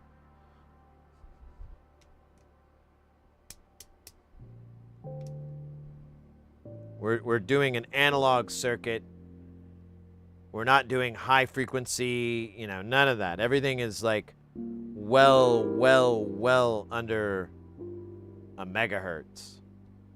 So not really something to think about or worry about at all. And I like it because, like, if the board is coming in contact, if there is any physical, like when you're cleaning it, you really don't have to worry because there's nothing to really snag the, what am I trying to say? There's nothing that's snagging, you know, there's nothing that's going to, the right angles that's going to cause something to happen, and then maybe you loosen it or whatever. I believe it's really nice and solid. I'm trying to find, I don't have a commercial board out that we could look at, but most commercial boards, what they'll do is they'll put, you know, just the amount of solder that's needed from the stencil, and it will come up in these like little 45-degree angles around the chip. Let's see here. Pretend like this is a chip. We're looking at it from the side view, and you'll have like sort of these 45. And those are great. If you're doing an oven, if you're doing a machine, that's fine. But I think that's what people are confusing. Is like they're confusing automated soldering and hand soldering, and that they need to look the same. And I'm like, nah. It just needs to have the right amount of solder on there to hold it in place. Both of them have it. I like doing it this way because it's easier to solder, and there's no deleterious effects that I'm aware of. It works. But it's a big, like, I'll post a lot of videos of this soldering, and I'll get like criticisms like that about it, and I'm always like, do you have a piece of paper that says that? Can you cite something that says I shouldn't do it this way? Because in commercial applications, it's because solder costs money, and there's no sense in like spending twice as much on solder when you can just get the same results with a single amount. But here, I don't give a shit. We're not making enough things that I'm ever going to go like, oh no, the solder that took me 3 years to go through the pound is gone. Now I have to buy some more. You know, that was a pretty good disenchanted voice.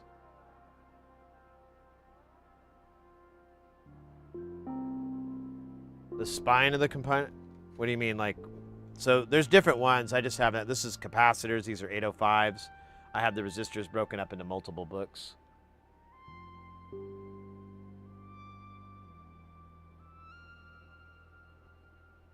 Was it an all an act, or is he tearing?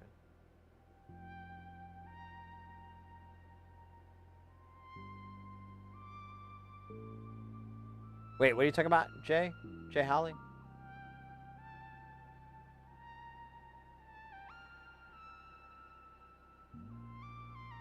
Yeah, buttresses, exactly.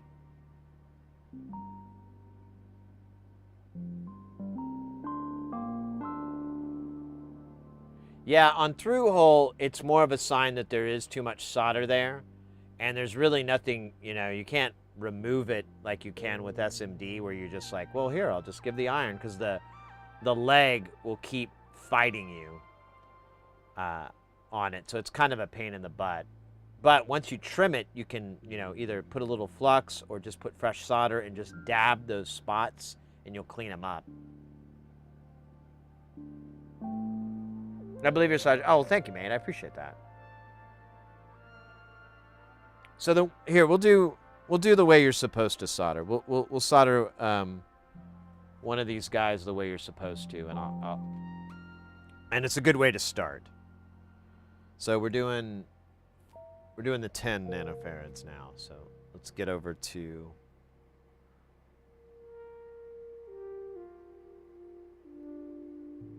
this. So right now it's already kind of set up here. We've got a little bulb of solder here. And what we're going to do, clean my tip here.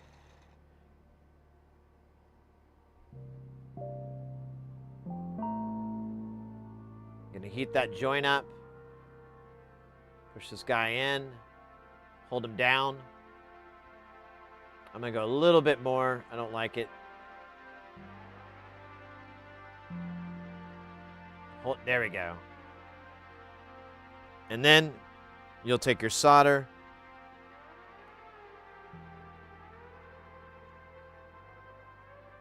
Boom, you're done. You can touch it up a little bit. Boom, you're done.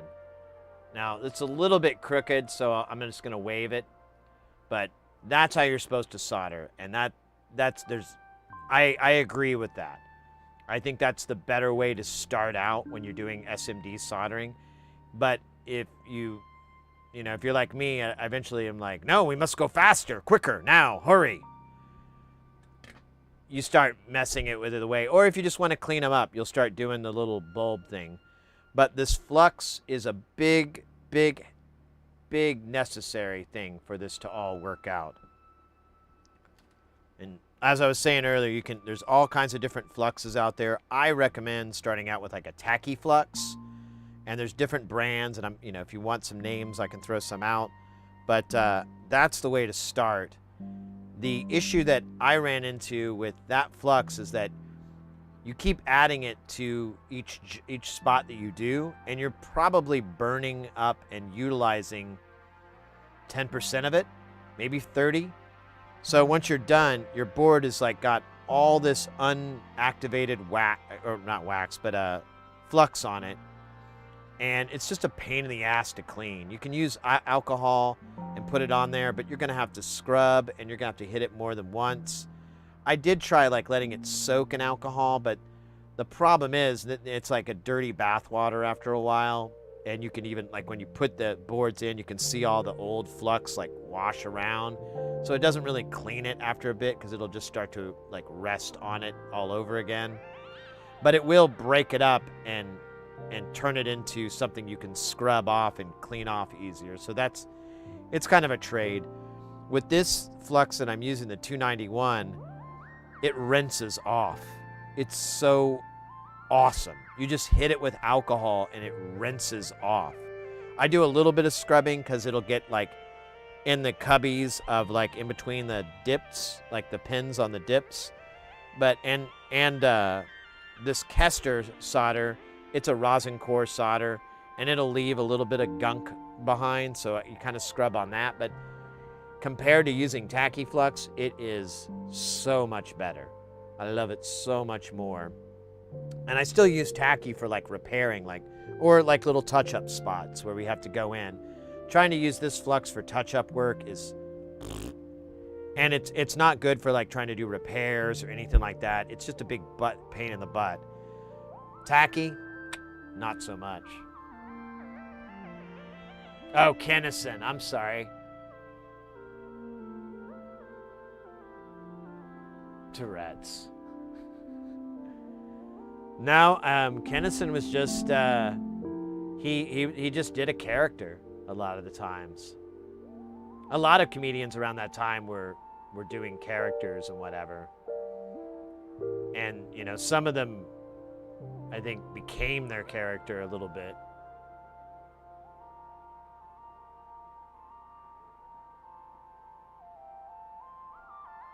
I need more cowbell. Too big. Thank you so much. Ingenuber, welcome in, mate. I saw your hi. I was trying to get my thoughts out before tipping my fedora to you. Hope you're doing well.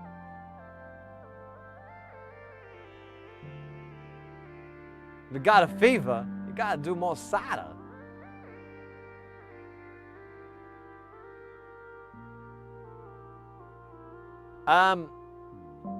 Heat is a debatable one, to be honest. Like, heat's a real...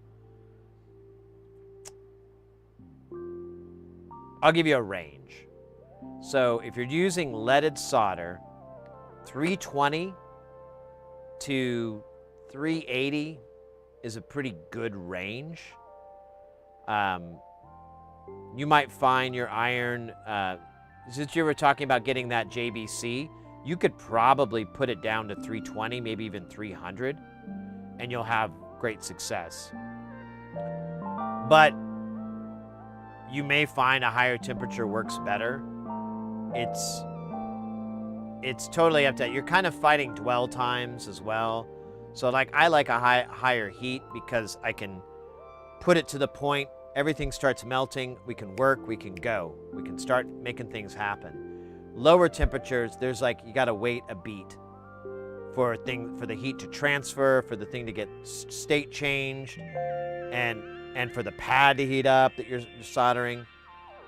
It takes more. When you're doing through hole, though, I say go as hot as you can get. With a thermal compensated iron, you may find lower temperatures like 380, 400 might work good. If you're doing work with lead-free solder, I say 420 or higher. Like it's really hard to get that stuff to flow easily, and so you know, inundating it with a lot of heat makes it better. I really like the Kester 959T. I need to order some more. I think I remember that. I think I have a bottle of it still. Maybe not in here. Scheiße. Where is it? Yeah, I've got this other Kester. Oh, no, this is 186. So 959T, I can't remember what that is then. Let me hit the old internets.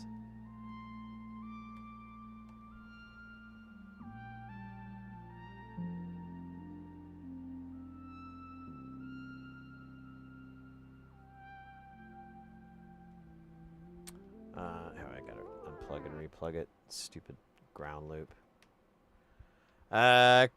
Kester 959T is a no-clean, non-corrosive liquid flux that is designed for wave soldering and conventional surface mount circuit boards assembly. 959T was developed to minimize the formation of micro solder balls during wave soldering operation. The flux contains a small percentage of rosin 0.5, which improves solderability, heat stability, and surface insulation resistance. 959T offers the best wetting and shiniest soldering, no clean, blah, blah, blah, blah, blah. So let me check now. I want to look at the 951 as it compares. There's a zero halogen, no rosin. Yeah, so the 951 has zero rosin in it.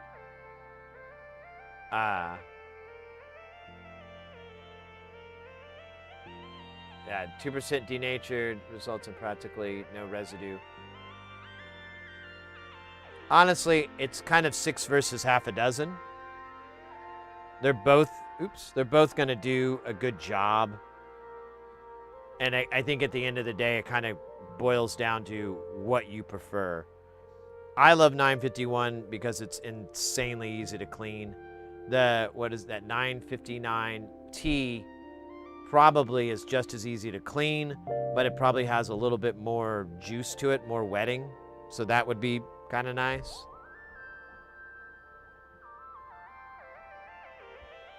$380, $400, yeah. I've been advised to go to a lower temperature several times, but from people who are, quite wise on this topic. And I've been meaning to do 320, but I started thinking about the person who recommended it, and I was like, wait, I wonder if that temperature works because they have an iron that has thermal compensation. And I don't, so I'm kind of just using the high heat because I need it. It's going to go down as I continue to apply it to the surface.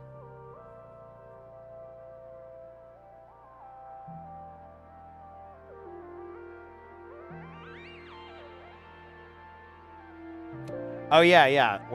So the way I use the 951 and I'd use that 958, God damn it, I keep forgetting the model number.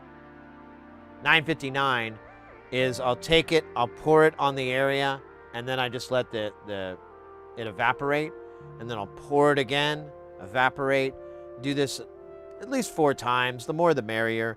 And yeah, I'll have my fume extractor on it, which kind of helps get rid of the stink, because it's alcohol, it's just IPA. Or I think it's denatured alcohol, maybe. I can't remember what it is exactly, but it's alcohol. It evaporates, you get that smell. But I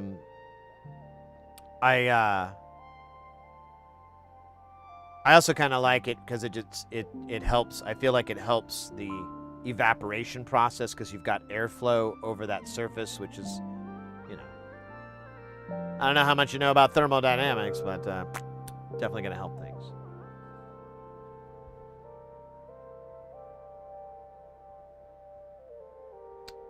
Yeah, Kennison did, but I want to say he cleaned up. I don't remember. It's been so long. When I was a kid, I wanted to do stand-up comedy, and I loved Sam Kinison. And he was from Tulsa. So, which I'm from Oklahoma, so, you know, kind of always nice is to recognize your own.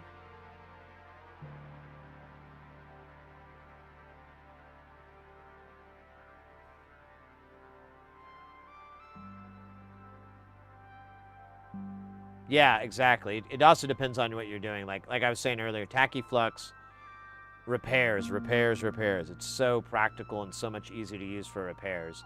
But if you're doing assembly, I don't like it so much, but that's me. Your mileage totally may vary. You may find no issues that I find with it. You may be a lot more,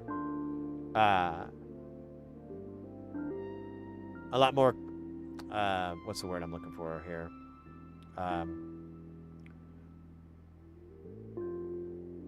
You a lot less flux. You might use a lot less flux than I do. You may not blab it on like I do, so you may find like, oh, well, that was Sid's problem. He just puts too much on there.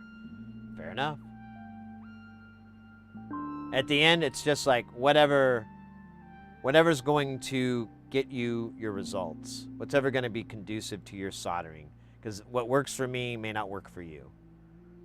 And vice versa. You know, it's always, I've learned that's true with a lot of things. Like, it's always good to take different techniques and advice and try stuff. But, you know, if you're getting results and you're not breaking anything or causing damage, then who's to say you're doing it wrong? Yeah, maybe not meticulous.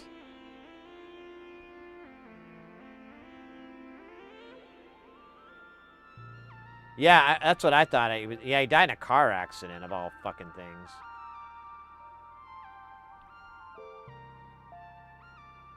Yeah, I liked Sam Kinison. He was a nice guy.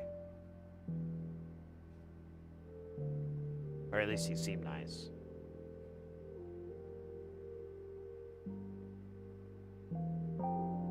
You like to do 3 coats? At least 3. I like to go higher, but that's just me being wild, man.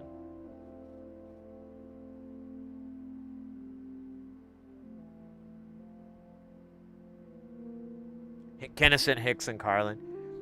So I brought this up before. There's a really cool, it was Judd Apatow that brought this up about George Carlin. And I'll paraphrase it as quick because I don't want to spend too much time on it. But he, so he's like, I like later Carlin. I don't like Carlin when he was, you know, the dippy hippie and on all that. And a funny thing happened in the 80s, you know, like a lot of comedians started like kind of being serious, and like their comedy was a little bit more serious, and they were making fun of Carlin for being, you know, this like goofy comedian who has no real meat, nothing behind it. It's just boo-ba-doo-ba-doo. And Carlin, credit to the man, absolutely, he didn't take that as like, oh, you guys are the haters, or, you know, no one understands my comedy. No, he was like, you know what? They're right. And I have something to say. And he changed his whole act to what we know and love now. You know, all the great, the bits like, you know, it's a big fucking club and you're not in it. All those bits are him basically responding to Kennison and, God, I can't, you brought up Bill Hicks. And I don't know if Bill Hicks was critical of him per se, but there were other comedians around that time that were critical of him, and he took that criticism and bettered his act to, honestly, can you imagine if he would have just kept up with that dumb dippy hippie, you know, routine and so forth into the 80s and 90s, it would have been awful.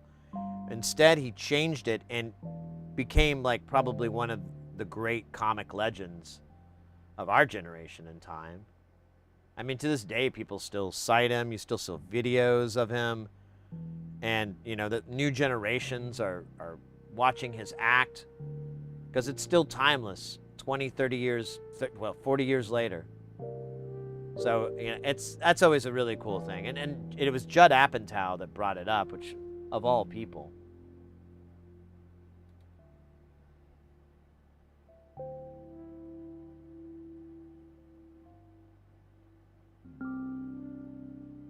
They don't make them like, yeah, there you go. They don't.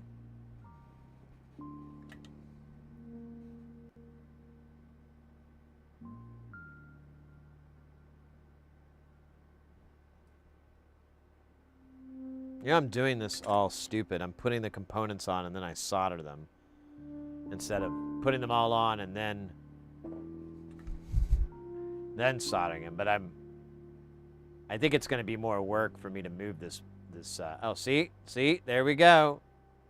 I had that 3D, the no depth perception. I was like, why isn't this iron hitting? Oh.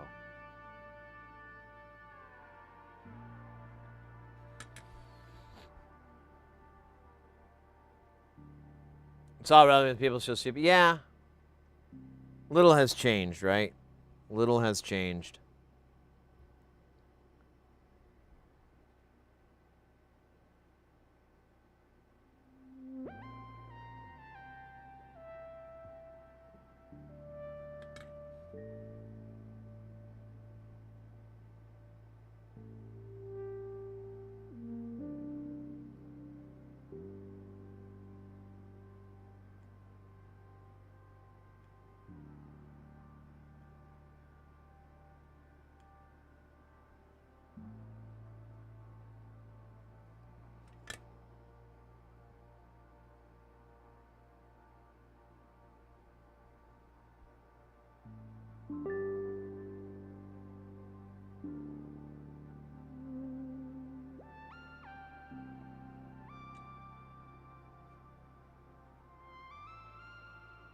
I gotta think of some food ideas here. Kind of want mac and cheese again. I don't know what's wrong with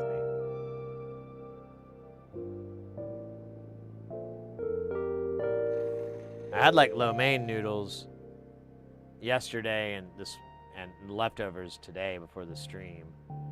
And I'm like, all right, I can't do that again. I gotta mix it up. I had a hot dog the other day because I can cut a hot dog up with my fork and chow down on it. It was pretty good, but it wasn't the most amazing meal I've ever had. I'm wondering if I can... I mean, I don't want to eat a cheeseburger because those are...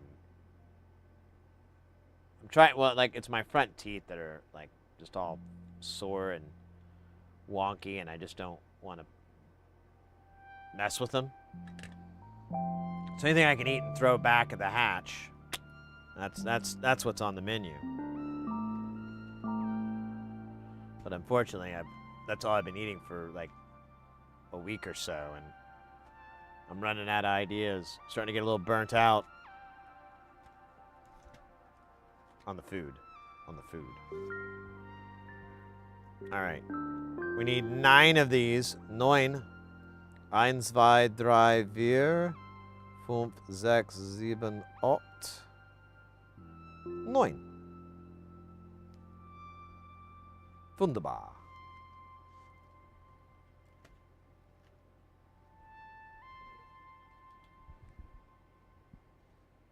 Jean-Baptiste.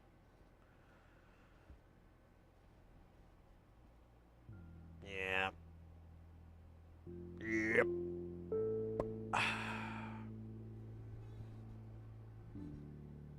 Let's see. Is there any let's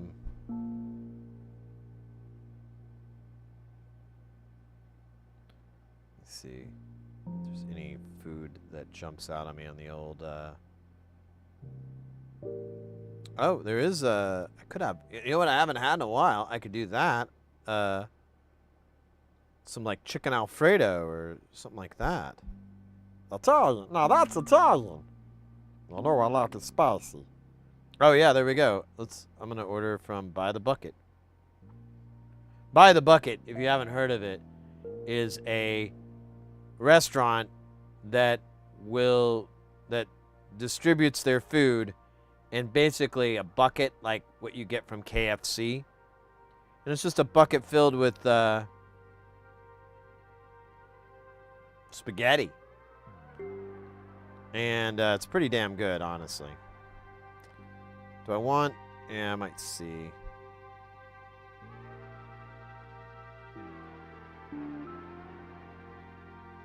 Yeah, I think I'm going to do that, because that sounds really fucking good. Wait, what do I have? It's 28 bucks, though. But it comes with bread, if I remember right. Yeah. Get a bucket of chicken Alfredo. And if the missus doesn't want to split that, then I can get like a smaller portion. Ooh, they got salads. So they have... They don't have any cool antipasta salads. I would eat that. I'm so against pasta. They call it Antipa.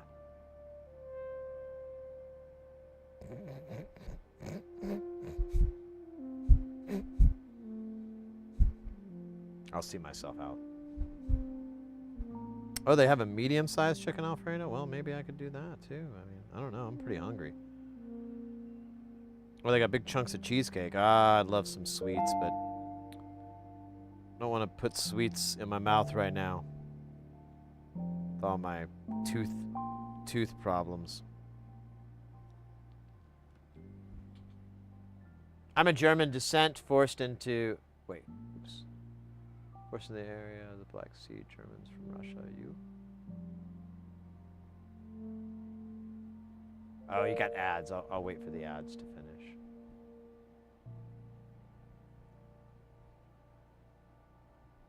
Or unless you're watching, maybe you're listening to the stream on the YouTube side. I didn't think about that. Well, I'll just wait. You know what? Actually, let me use this time since we're having the ads. I'm going to go give this to Mrs. Heresy and see what she wants.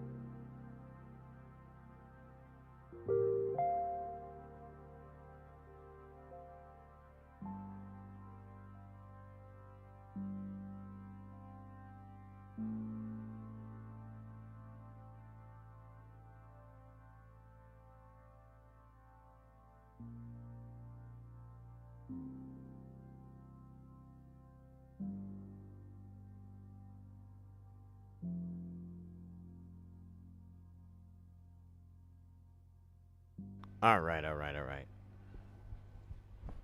Oh, the ad's still going. Look at that. Killing it on timing here. All right, so let me get the chicken Alfredo for moi. And Mrs. Heresy just wanted the spetty. You know, it's almost the same price, so it's really not a real detriment. I think we both get the bread. They sell cheese bread, but I don't want to bother with it. Oh, wow, I got a discount? What for?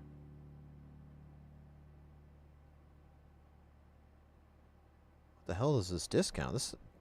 It's like $15 off.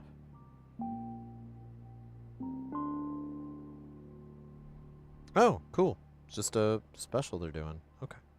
Let's go. That's even better. Now I feel like I should order more crap from these guys. Do they have crap? Well, they do sell meatballs separately. They call them tasty meatballs. And they do sell chicken separately. Oh, chicken parm and grilled chicken. Oh, that's cool. Well, I'm good. I'm good. I'm gonna get a nice tip here. Yeah, that seems reasonable. It's Saturday night. Make it worth their while.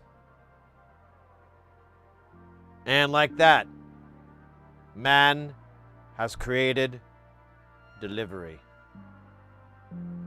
First there was fire, then there was the aqueducts, and later, morning television. But now the true peak of humanity is being able to order a bucket of spaghetti to be delivered to their home.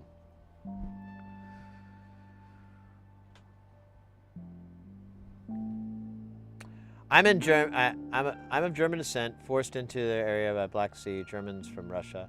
I just have a love of German.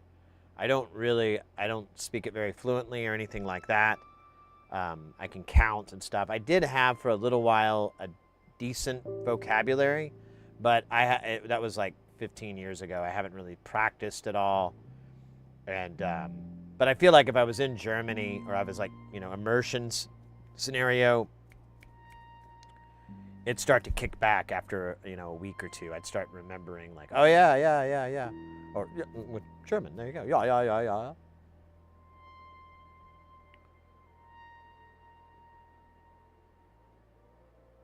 Are there any other software engineers attempting to bridge the back? Wait, which gap? I'm sorry, I can't remember what we were talking about then. No, it's a bucket of fettuccine Alfredo. I think the chicken was like, I don't know how they serve it. They probably put it in a bucket, actually, now you mention it. But I don't think it's like filled to the brim with grilled chicken. That would be amazing.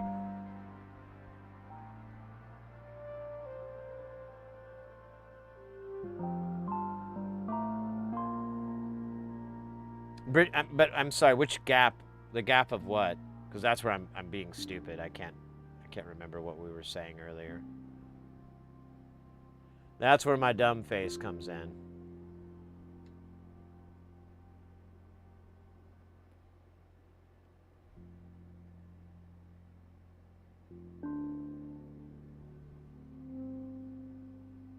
All right, I'm gonna try to just put these guys on like a real man.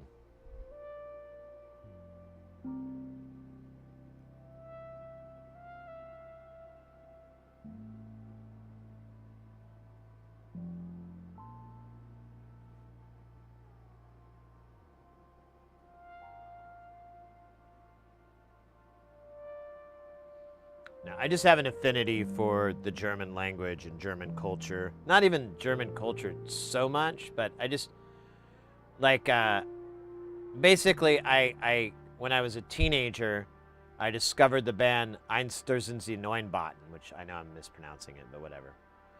And I really wanted to know what he was saying. And so I had like in my high school, we had 3 languages that we could take. You had to have a foreign language class, to finish. So it was French, Spanish, or German. And so I was like, oh, I'm gonna learn German. And I studied and everything, and I was really not great at it, but I still really enjoyed it and whatnot. And then And then I kind of got my heart broken. This was like the second year of, like, you could take multiple years, and I was like on my second year of German. And we had an exchange student from Germany. And he was a nice guy, and we hung out with him and stuff. But he did not know about Neubauten, which was kind of funny. He's like, that means destroying new buildings. I'm like, yeah, I already looked that part up.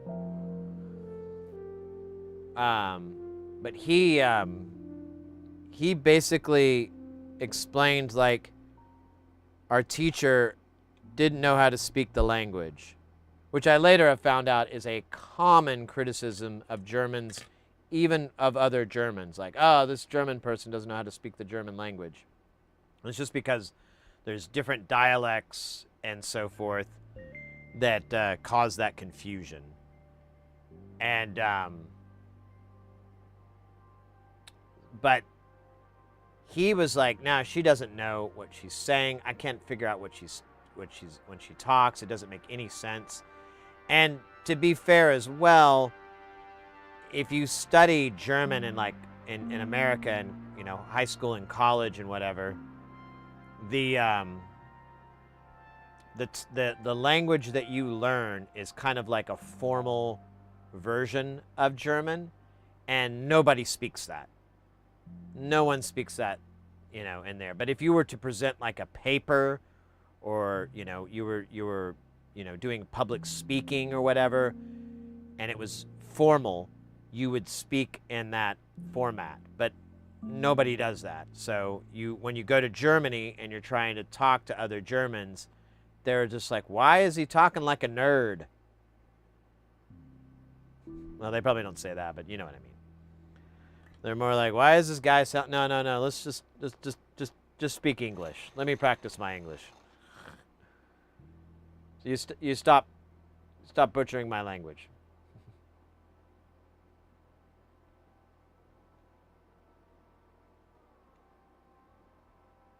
Rah. Aha. I mean to make my own samples from analog equipment, then make them work together in a digital context. It sounds normal that until you realize the work to make them play nice. Yeah, that's true. I tried to integrate digital in with my analog rig, and I just gave up.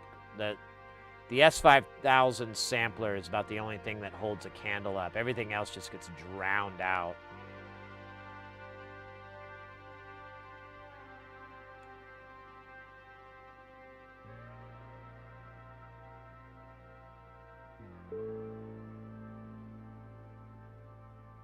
Nerds rejoice.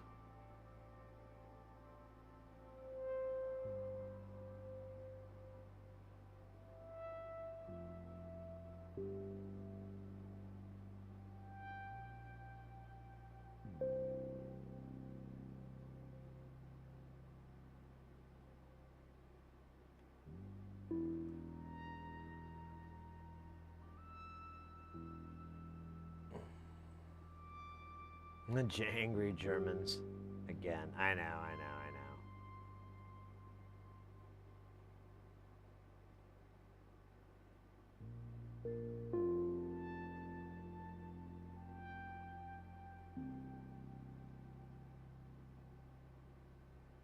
Okay, good. I thought I got solder in that hole. I mean, it's fine. I just, you know, I have a sense of pride. I'm actually pretty excited about my food now. I haven't thought about By the Bucket in a while. I was even wondering if they were still around.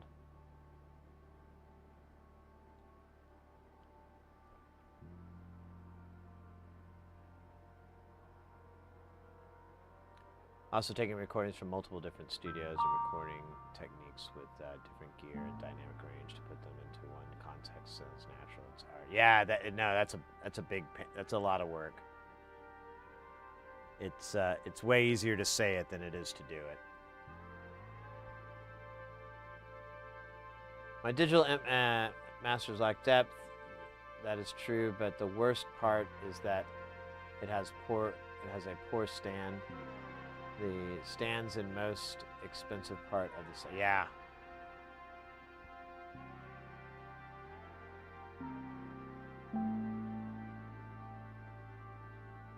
Yeah, the armature the articulating arm that this thing is on, it was like, I got a good deal on it, and I got it for like $250 shipped, but I was lucky. I think I had it during like a holiday thing, and I hit up some company and they had like a free shipping, and I'm like, good. Because the thing weighs like I don't know, 60, 80 pounds or something. It's really heavy and so really expensive to ship. But I will say it's an AM scope, and it is, I have, normally it clamps to a table. This is the one I got. And normally you expect to have to adjust those clamps every now and then or readdress it. Now, it's been rock solid.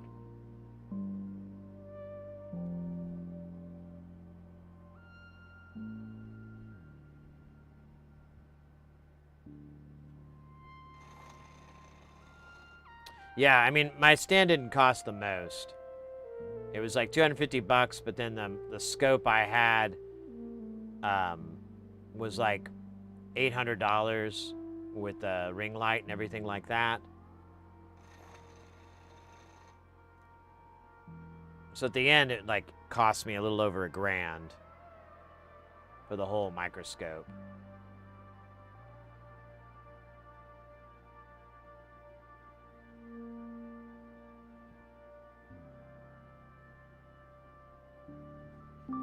Totally worth it. All right. That is all the resistors and caps. I want to do like a little flyby and make sure that's true.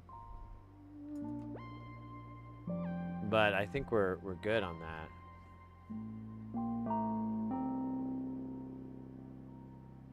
Yeah, because like, here, I'll show you what I'm talking about. Or what Virgilia and I are probably talking about. So if we go to Northridge's site, and we go to shop,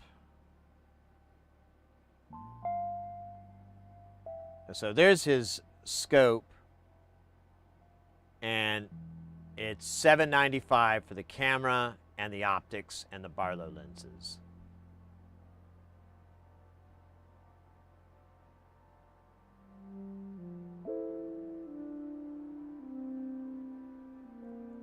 You have a 180, and then you have a 3/4 and a 1/2 Barlow lens. And then you'll want the ring light, which is about $100. I don't know why I clicked on it. It's obviously what it is. And then he should have the arm. We'll go to microscopes.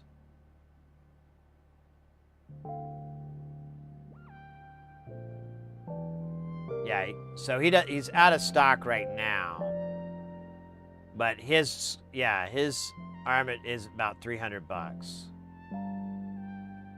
It's the same one that I have, except he has a cool black. That's actually pretty sick. I wish mine was. I got a white one, but whatever.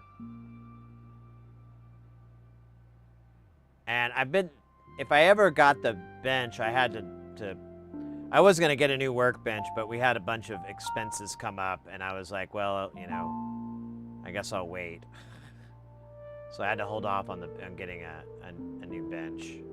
Or, the new bench. But if I did, I think I would do this wall mount for mine, because it would free it up, and it would probably be pretty sturdy. I don't know. We'd have to find out for sure, but I thought it would be.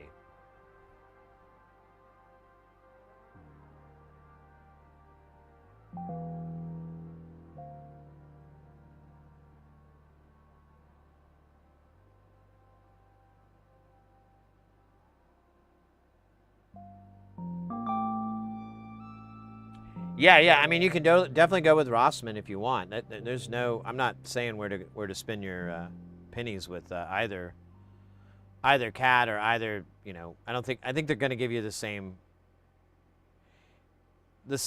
output. You're going to be able to see up close at a really high, 100+ magnification, so you're able to do good soldering and be able to track and look for any flaws or any mistakes or any issues.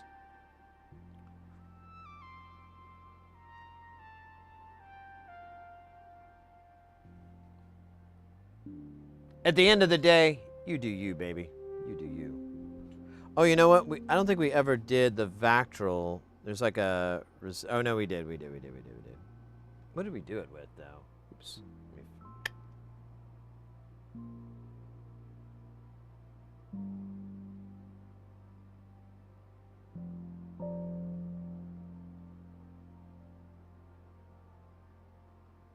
Well, I thought there was... Yeah, there's RL. And I used a 1K?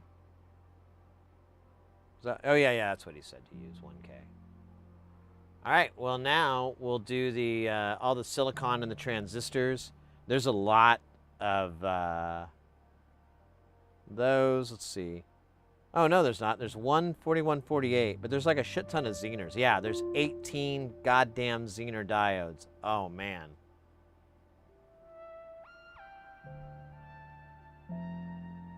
We might be in trouble. I have no idea if I have that many. That seems like a lot.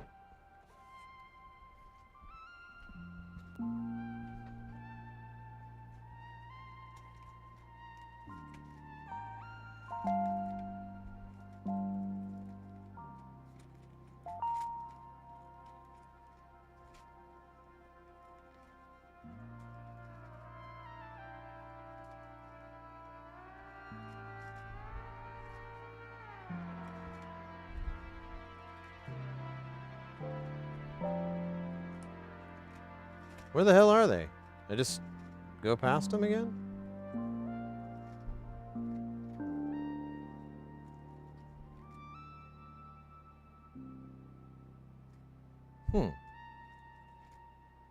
Where the fuck? Where'd I put them?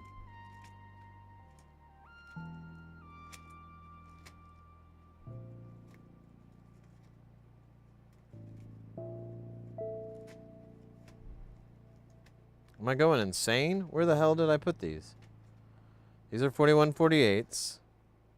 More 4148s.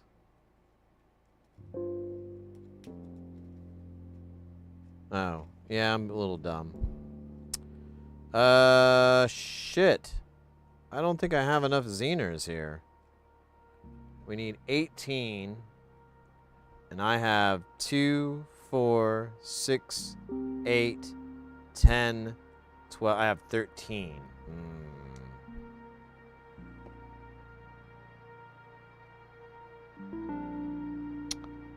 I don't... What's here is here. I don't have any... I don't have a backup bucket. So, I guess what I gotta do is order more. That's fine.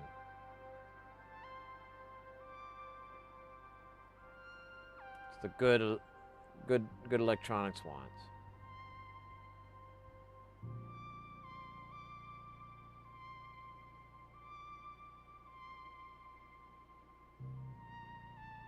This Amscope arm, is that what you're referring to?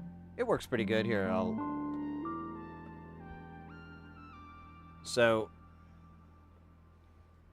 it's got this little locking thing, which is really nice. This part stays level the whole time. So it's, you know, it's kind of that gimbal, or not gimbal, but that. And then it's itself is attached to, here, I can just maybe show it off the camera. Here, we're just going to turn this off. So itself is, here's like what we were just looking at, and then there's the other elbow, and then this is the part that locks in, and then you have this. Now this is a separate desk, so I don't transfer that much noise and so forth, but I'm telling you, this thing, incredible. So sturdy. I've never had any issues whatsoever. I haven't had to go back and retighten it or anything like that. It's just been like a rock. Oh, like a rock.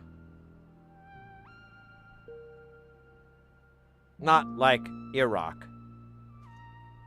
That wouldn't be good. Oh, like in Iraq. Yeah, it really helps. And this desk is a big old IKEA work desk, so it's really sturdy, heavy duty. Hey, Fortune from Within, welcome in. You like the nose? The nose knows. That's a gift from one of our mods, Oddball. He's a goofy goof.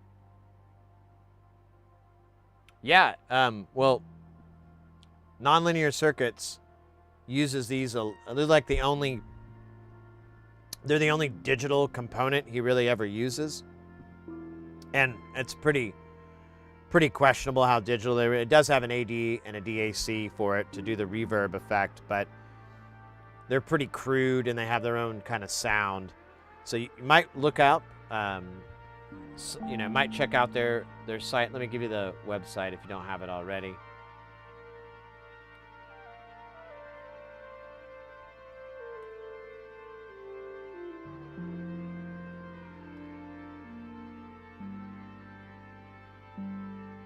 But there's a couple of delay effects pedals in that. Let's see.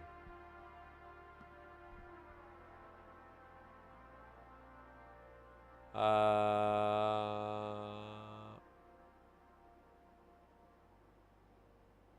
reverb is going to be the spring verb.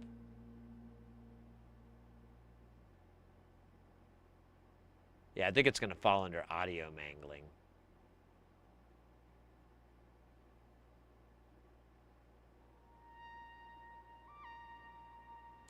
Poultry in Motion uses one. Dispersion, yeah, Choral Generator. No, wait, Choral Generator uses a Bucket Brigade. I think Dispersion does too. Delay No More, though. That's PT 2399s.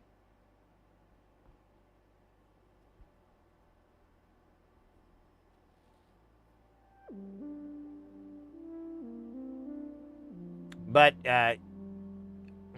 you might check it out. It might be worth your while. You can go into the build here, and he's got a full schematic. Got pretty decent write-ups on explaining it, so you can kind of get your head wrapped around it.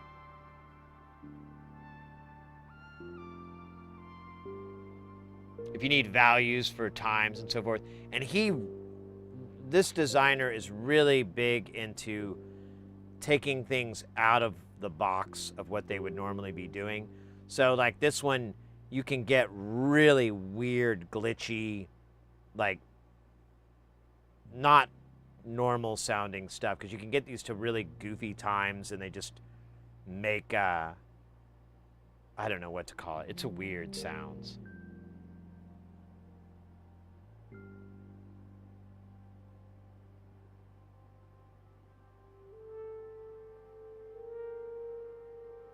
Well, if you're looking for any designs, anything wild, this is the person to hit up.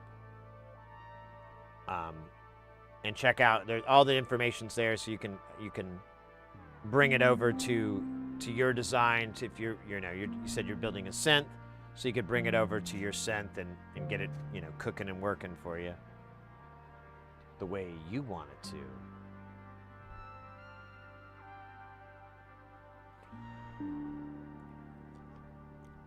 Or even get some inspiration for interesting designs and whatnot. All right, well, we'll do the 4148 that's on here. And then the transistors. How many do we have? One. Okay, I thought there was a bunch. This isn't going to be too bad. Oh, wait. This is those. I want the trash cans. Oh, damn. That's right. It's down here.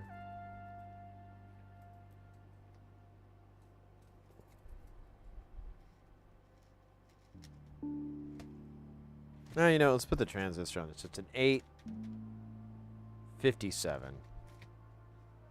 Good, because I'm running so low on 47s. I should probably buy some more of those. Damn, dude. How do I go through these so fast? Just a second here. Let me put that in the Mauser bucket.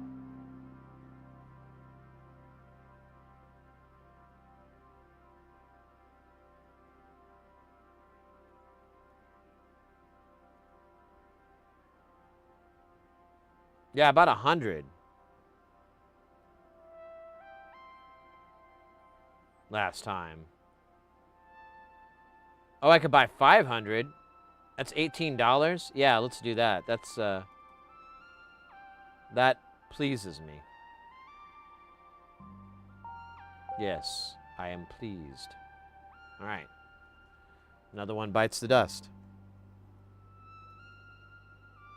Which you really don't want to do because it's pretty gross. You get a dry mouth too.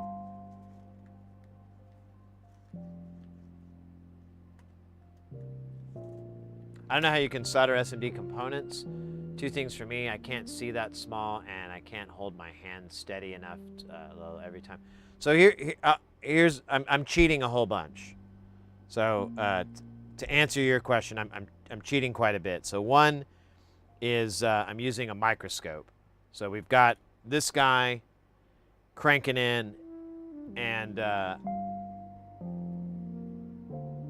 you know, pretty easy to see. Not too bad. I've got it on a monitor here, 30-inch. I could get even a larger monitor if I wanted to.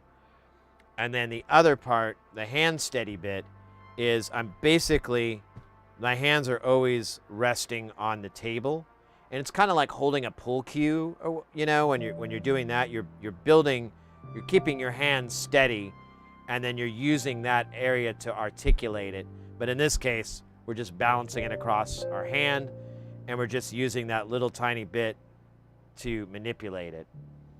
Now I get it. Some people they have shakier hands than what I'm dealing with, and I get that totally. So I mean, if you're in that bucket, there's not a whole lot that this is going to help.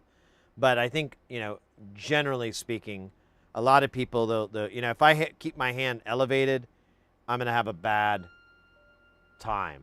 But if I keep it down there and I'm really just trying to let gravity kind of hold the tweezers and let little tiny movements get it, it works for me. But that's, your mileage may vary for sure. You have essential trimmers? Yeah. So if you have a medical scenario that's actually causing your hands to kind of wiggle and whatnot, yeah, it's going to be hard for that. There is workarounds though. Depending on the severity, of course, of what that is with your trimmers, but you can use a hot plate or some sort of reflow technique. I like hot plates because they're the easiest to do, and you can buy one for like $80, $50 or so, and you'll pre-tin the board. Some people like to do solder paste. I just get a big ball of solder on my iron and I rub it over all of the pads, and there'll be like a nice little burp of solder, and it'll only take as much as it can hold. And then I'll put the components on there and just kind of put them as close as I can get away with. Sometimes, it's going to be trickier, like, with what you're saying, to get some of those in that spot, but you don't have to be dead on. There's a lot of wiggle room. And then once you heat it to reflow it, those guys will kind of snap into place, and you might have to do a little bit of massaging, like if you have a dip package, it might go diagonal, and that's going to be a pain. But again, it's something that's if you keep messing with it, you can probably find a workaround that works best. But again, mileage may vary. I don't want to overextend the reality of it, but at the same time, I'm like, well, I think, most people are able to pull it off. It just takes trying to figure out how to steady it. Like a lot of the times too, we were talking about the hot plate, and my problem is I can't manipulate the stuff on there unless I hold my arm like this and do it. And someone brought up using a painter's dowel, where you just have a dowel rod and you're holding that up with one hand and resting your hand on that rod to do that work, that instead of having to hold it up by using your whole arm to keep it steady. Oh my God, this food is it here? Oh my God, they keep finding the doofiest ways to get here.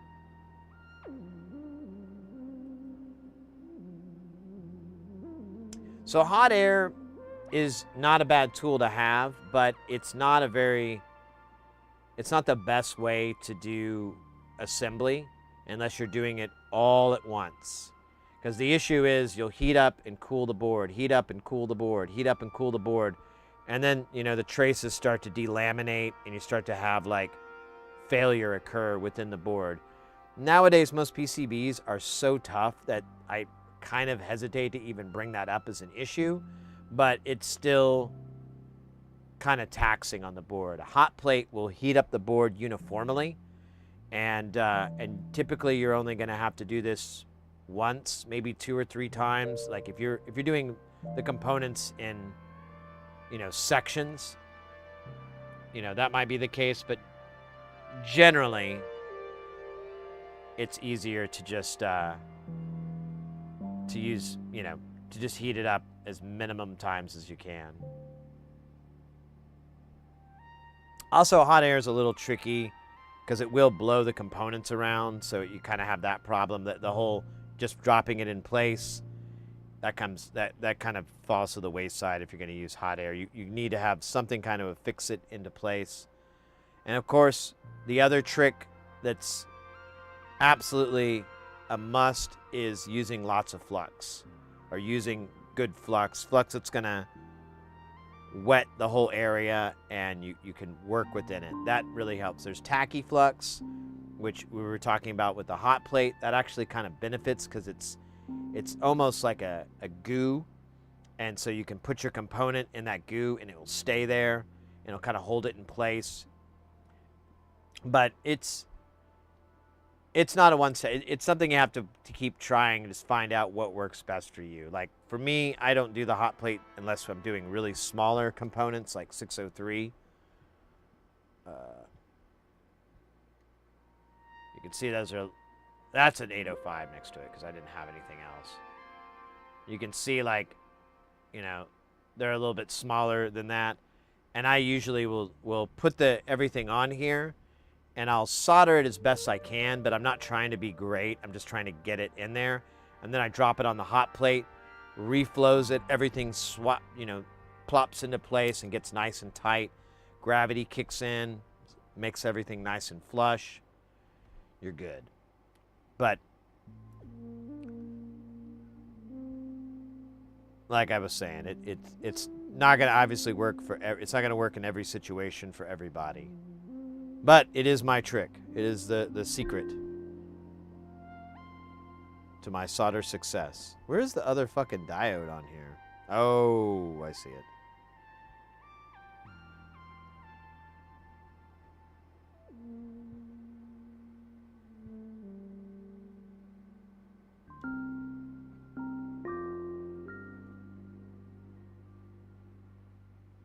Hey, do you, baby? Do you? Absolutely. If whatever gets the job done, there's no wrong way or worser way to do it.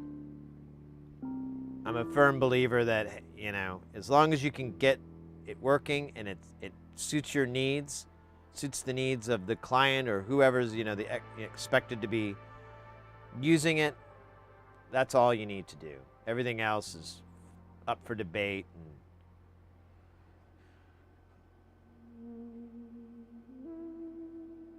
Oh my gosh, this person does not know how to drive. It's like the opposite of FedEx. It's like, it's make rights, not lefts. But they're almost here, so that's a good sign. Here, let's see if I can solder this guy on before the food gets here. It's a close one. I don't know. Well, that's not a good sign. Oh, wait, that's a better sign.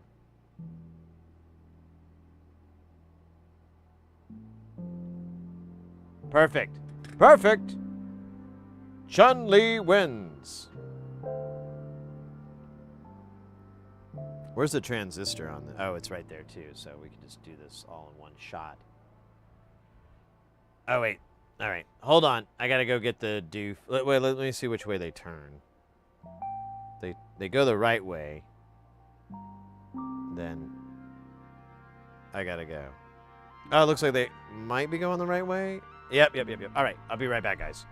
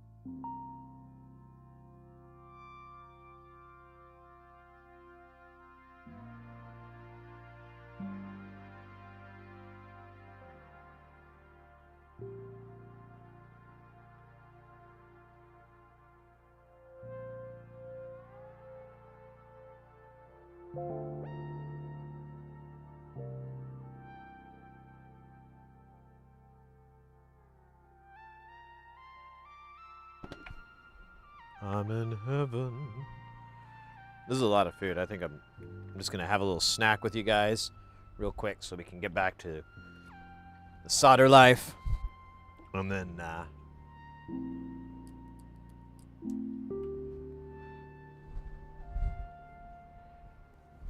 we'll be good. I wonder if last time we were watching a little bit of this video, but I don't know if I want to watch it again. Or we didn't even finish it. We just watched 20% of it. But I don't think I have anything prepped that would, well. Look at subarray.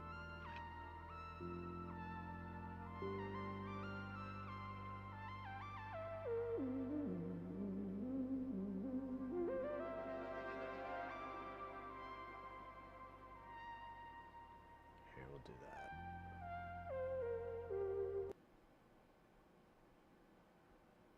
Here, we'll turn that way down. And yeah, let's. So, this guy is Dave Rat. He's probably one of the sound engineer greats, and he started making videos a while back on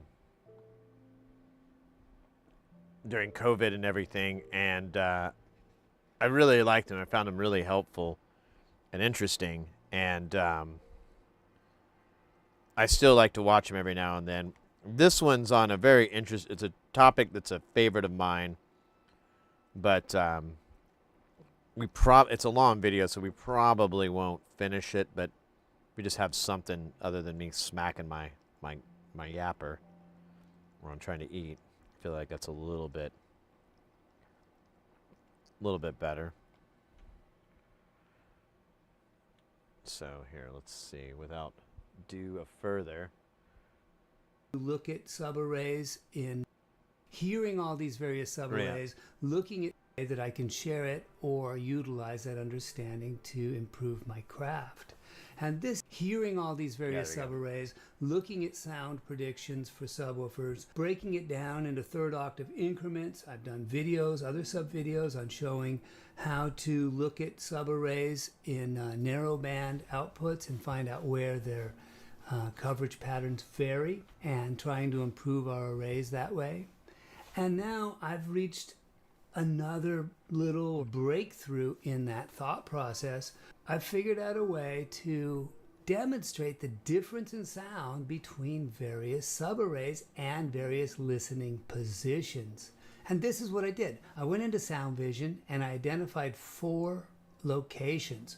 One location out in front of mix position, maybe 100 feet back, another maybe 30 degrees off axis, another about 60 degrees off axis, and another location on stage. So now we've got these 4 different locations, and in each of those locations in delay finder mode, if you click on the screen, you can see a pop-up that tells you the arrival time of each of the sources. And since I established these 4 subs as separate sources, I can see the arrival time of each of the subs at each of these locations. Then I went ahead and built 7 different subarrays. One subarray with 4 subs evenly spaced across the front. The next one with 4 subs evenly spaced across the front, but the outer 2 delayed 6 milliseconds in order to widen the coverage. The next one I did was 2 subs stacked per side, and then 2 subs per side in an end fire configuration pointed outward. Then 2 subs per side in a cardioid configuration pointed outward. And then finally those same 2 end fire and cardioid with the subs farther apart. So here's what I did. I selected a point in space and looked at the arrival time and decibel level of the 4 subwoofers from the evenly spaced arc. Sub number 1 arrived at this decibel level at this time delay. Sub 2 arrived at another decibel level, another time delay, and so on. And I programmed each sub into an individual channel. So those 4 channels represent those 4 subs as heard from that listening position. Then I took channels 1 through 4 and grouped them into subgroup 1. So if I PFL subgroup 1, I can listen to those 4 subs from that listening position. In channels 5 through 8, I programmed in the next subwoofer array configuration from that same listening position, and then the same 9 through 16, another array. So each block of 4 channels is a different subarray, and I did that all the way down for that listening position.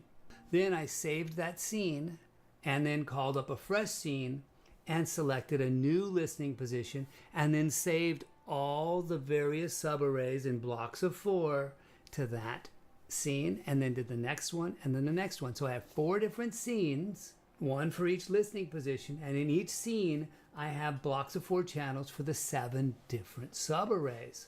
Each subarray runs to a subgroup. So I can PFL that subgroup and listen to that subarray from that position, and then go to the next PFL and listen to a different subarray from that position, and readily go through and listen to the various subarrays. Very quickly, call up the next scene for another listening position and go right down. Now we are able to listen to the difference in sound between the various subarrays from standing in that position. This would be very difficult to do live because you would have to set up a lot of subs and move them all around. Here we're able to do it very quickly. Now there are imperfections in that this is an electronic summation rather than an acoustic summation. So it's not softened by the reflections off the ground and other aspects of real life. We know that electronic summations are brutal to signals, whereas acoustic summations are much more forgiving. So this is a worst case scenario. But as far as accuracy is concerned, we've taken and looked at a subarray in prediction software. That prediction software has taken the electronic summations and given us a visual representation. I'm taking that exact same data and creating a sonic representation of it. So what we're hearing is the sonic representation of the visual representation that the software is giving us. So those two are in a line, and that visual representation is also brutal unless it's softened by the software, which often they are, but this does give us a foundation. We're actually going to listen to what we're seeing. Now, in order to bring things closer to real world, I've got a XTA crossover here that is set at a low pass of 80 hertz, a 30 hertz high pass, so we can listen to the subwoofer range when we're PFLing. Additionally, we can alter the crossover points such that we run the subarray to 100 hertz or 125. We can look at the differences of where these issues start to come into play, because different subarrays have different frequency responses depending on the distances and timing, and that frequency response changes as we move around. I can show this in sound vision while we're doing it, so we can listen to it and look at what we're listening to, which is taking it full circle. We're looking at something, deriving the information in order to hear it, and then looking at what we're hearing, so bringing it back and seeing if that correlates. In the version of Sound Vision that I have, has some extra features opened into it that allows me to get frequency response of each listening position, and we can look at how that compares to Smart, and we can double check it against itself. All right, so let's go ahead and give a listen to the subwoofer arrays. Okay, we're going to start with listening from front of house mix position. I'll turn on the pulse here. And we can see it on Smart. Let me go ahead and save that.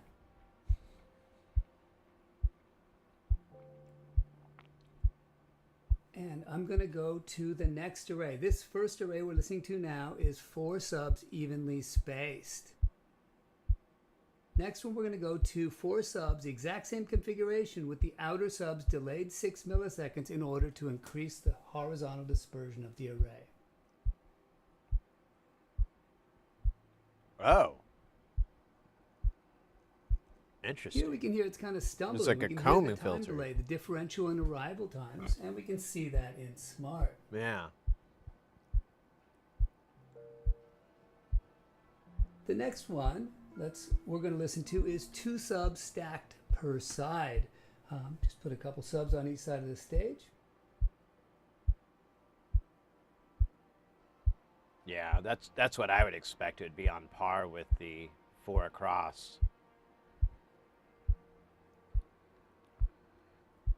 Definitely louder than the one with the delayed arc. And that's because all the subs are arriving at about the same time, very close. Now we're going to go to an end fire, 2 per side. So there's 1 sub behind the other sub, and the front sub is waiting for that. I didn't know that would happen with end firing. Oh wait, no. Wait, you went to that? 2 subs per side, narrow end fire.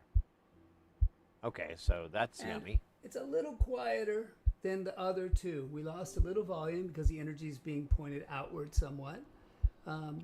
But it's still a tight, clean sound. Let's do that with a cardioid setup.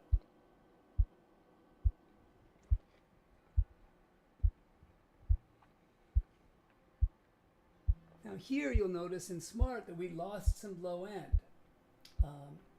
It's Quite a rolling bit. off a little faster in the low frequency, and we've got a much deeper cancellation at that higher frequency, which is above our crossover point at about 50 cycles, but it is affecting the overall volume, and we're in the center still.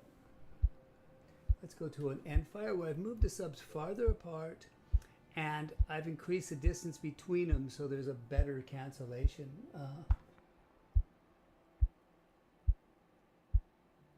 Huh. That's interesting. And again, we're very similar to the sound of our first setup. And the cardioid version of that far apart.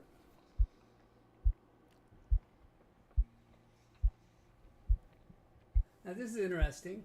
We've lost more high frequency, or not as much as we lost with the delayed arc, but we did lose some high frequency, and the cancellation nodes dropped down. But we've gained The back shaft that of volume. the sound. All right, so these are. I'll go through them, and we'll listen to the 7 different setups.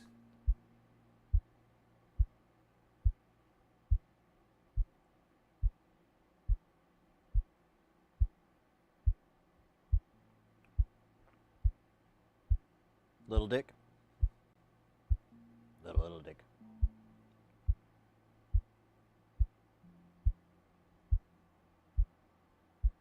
That's interesting, that fucking cardioid pattern. All right, let's go ahead and move over to the next point, listening position, which is about 30 degrees off of axis and kind of the side of mixed position. It's not Kind of even looked like all it was there, in the but dead you can see zone, a that lot of in those. the graphic I'll show. And we'll start with the first set, 4 subs evenly spaced. Yeah, that's meh.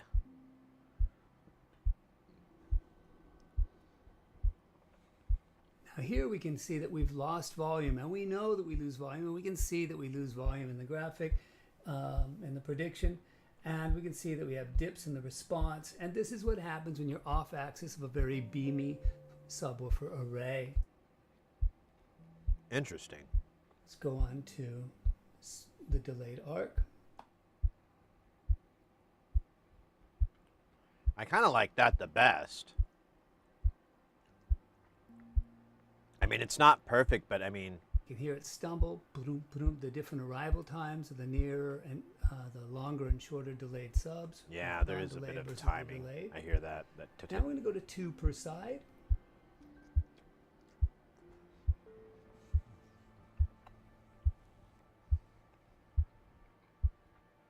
And here we're off axis, and we can see that. We're losing low end. We're getting that cancellation node that we see when we walk across the front. That affects the frequency response. And look how hot it is at those points in there. And let's go on to the end fire.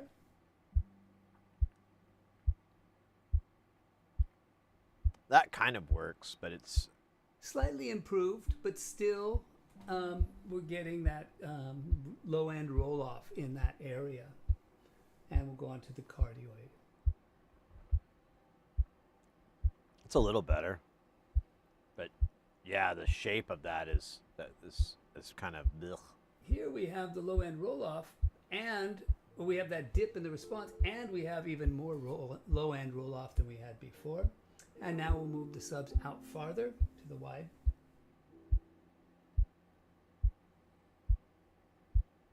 A little bit of an improvement, but not much. And we gained back some volume because we have these subarrays farther apart. They're not interfering with each other as much. And we've gained back some of the lows and some volume there. So it's beneficial. And the cardioid with everything far apart. Whoa! An anonymous user gifted a tier 1 sub to dig_dust. Anonymous, let's effing go. Thank you so much. Whoa! An anonymous user gifted a tier 1 sub to Double love. Anonymous, thank you so much for the other gift sub. We got Dig Dugstar and Fragili with that sub love in there. Thank you so much. Appreciate that a lot, Anonymous. You complete me.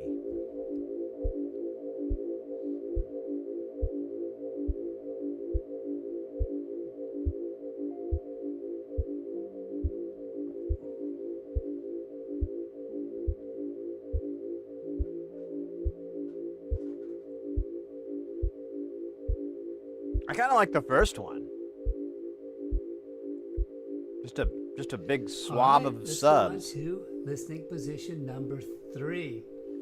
Through these things, we can hear the stumble. We can hear when they're summing all at once, and we get maximum volume, maximum efficiency, and we can hear the stumbles that are giving us some cancellation nodes that are beneficial in reducing levels, but they're also detrimental depending on where we're standing or listening from or measuring from.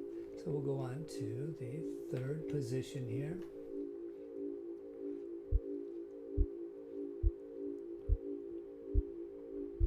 Well, you know what? That does kind of suck. Now this is that beamy set of 4-space subs, and we're off axis. But if you do that wide a one, lot of people tend to be. I mean, if you look at those two sides, typically 1/3 of your people over here, 1/3 are here, and 1/3 are here. So this is the outer third on either side. So it's 2/3 of your audience tend to be in these areas. So this is typically a very crucial area that often is overlooked. So this is what happens. A bunch of subs in the middle, no time delay. That's number 2. I'm doing that from now on. I was not familiar with delaying the outer subs. No, but not quite as bad. We'll go back to number 1.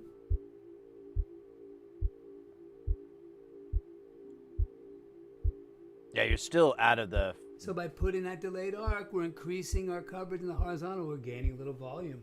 Let's go ahead and go to number 3, 2 subs per side. Damn, that's a night and day, isn't it? Because now they're swimming in it. And They still have that here we're hearing harmonic. the near subs, and the other ones far away is that boom, boom, boom, boom. And that's giving us some cancellations, which we see in the response here, and some loss in low end. But we definitely got more volume than we had with the being off axis of a bunch of subs that have a wide horizontal array. And that makes sense. You have a wide array, it's going to be beamy, and you put time delays, you're going to lose efficiency. Let's go to the end fire, narrow end fire.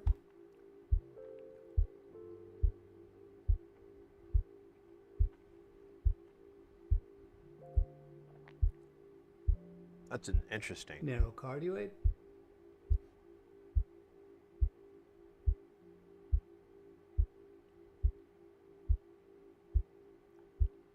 Wide end fire. Yeah, that gives it more of a solid Go production back to the narrow end fire. on that on-off axis.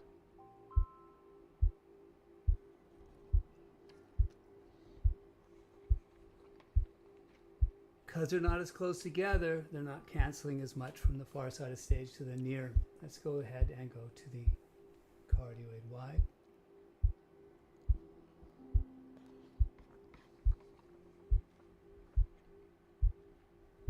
And now we're hearing the time delay, that cancellation that we're putting in the cardioid, that polarity averse to get rid of low end on stage is causing a stumble off axis. Let's go ahead and look at that. And we say that we've got all kinds of interference. Yeah, there. that is pretty gnarly there. I don't think I can. So now what do we got here? We have these varying sounds. Different arrays sound good in different areas. And some sound not that great everywhere, but not too bad anywhere. So, ish. And these are some pretty simple arrays. We can do better than this, but it's a good look at it. Let's go ahead and look at our 4th position. Now, this is a position on stage. I was noticing that Everything, too. If you can see on the meters here, everything's very hot now. We're getting a lot of output on stage, especially for some of these arrays. So I'm going to have to turn down. Well, I won't turn it down at first. I'll go ahead and let this thing clip. And well, we can see it there. Let's see what happens. It is clipping. We're not that worried about sound quality of this. This is not really that tonal related as how much energy is this subarray putting on stage. And we can see that it's significant. It is much louder than it is at front of house with the 4 subs across the front. And we'll put that into a delayed arc. We'll time delay those outer subs. I like that arc. I'm going to do that from now on. Although it does throw a lot of noise on the stage. we've reduced the low end on stage. Yeah. You can hear that zipper sound, but that's this is what the subs are doing to the musicians. But it's up in the higher range. Now this peak is up here at 68, 70 cycles. You know, it's probably not going to be near as bad with this delayed arc as it was with just the 4 subs and no delay. So that delay on the outside, it's widening the coverage out front, but it's also widening the coverage on stage, which is distributing it more evenly and not having that big center point. Let's go ahead and put 2 per side. Damn. I want to see what the end firing does, because that And should that's a reduce lot of the energy low on end. stage, and it doesn't quite go as low, but it's significant. Again, we're really hitting that stage. You really don't. You want to keep as Pretty much of the hard. PA off We're going to go with the end fire. the stage 2 as per side. possible, Then because the you'll have end your fire. own PA for the stage. Oh, really? That's all it dips on the end fire? Huh. And now we're seeing the cancellation of that end fire array, reducing the amount of energy on stage. We're probably 30, I can see what it is here, 39 to 36, 4 dB, maybe more, plus its narrower band. So this end fire has helped quite a bit. And let's go to the cardioid on stage. There's what I'm talking about. That's what I was thinking. Like, the cardioid's got to really create like negative level or low levels on that. That's huge. So that cardioid array had that stumble out front, especially off to the sides, but on stage, it's really beneficial. Now we'll move the arrays out farther. Oh, weird. Because you start to get the yeah, I get it. Because you're getting the This is sum. an improved end fire array with a larger distance, about 6 feet between, so the cancellation frequency is lower, and we're getting better cancellation there. Let's go ahead and do a cardioid. And the subs are farther apart physically, so they're farther from the center of stage where we're measuring, and that reduction in volume is beneficial.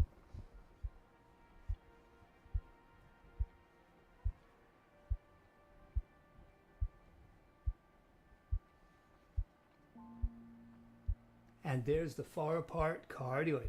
I mean, there's really excellent cancellation on stage. We're seeing 54 dB. That's a cardioid kind of You know, pattern. almost 20 dB lower than we had with just 2 subs per side stacked. I'll go through that real quick. Yeah. So loud.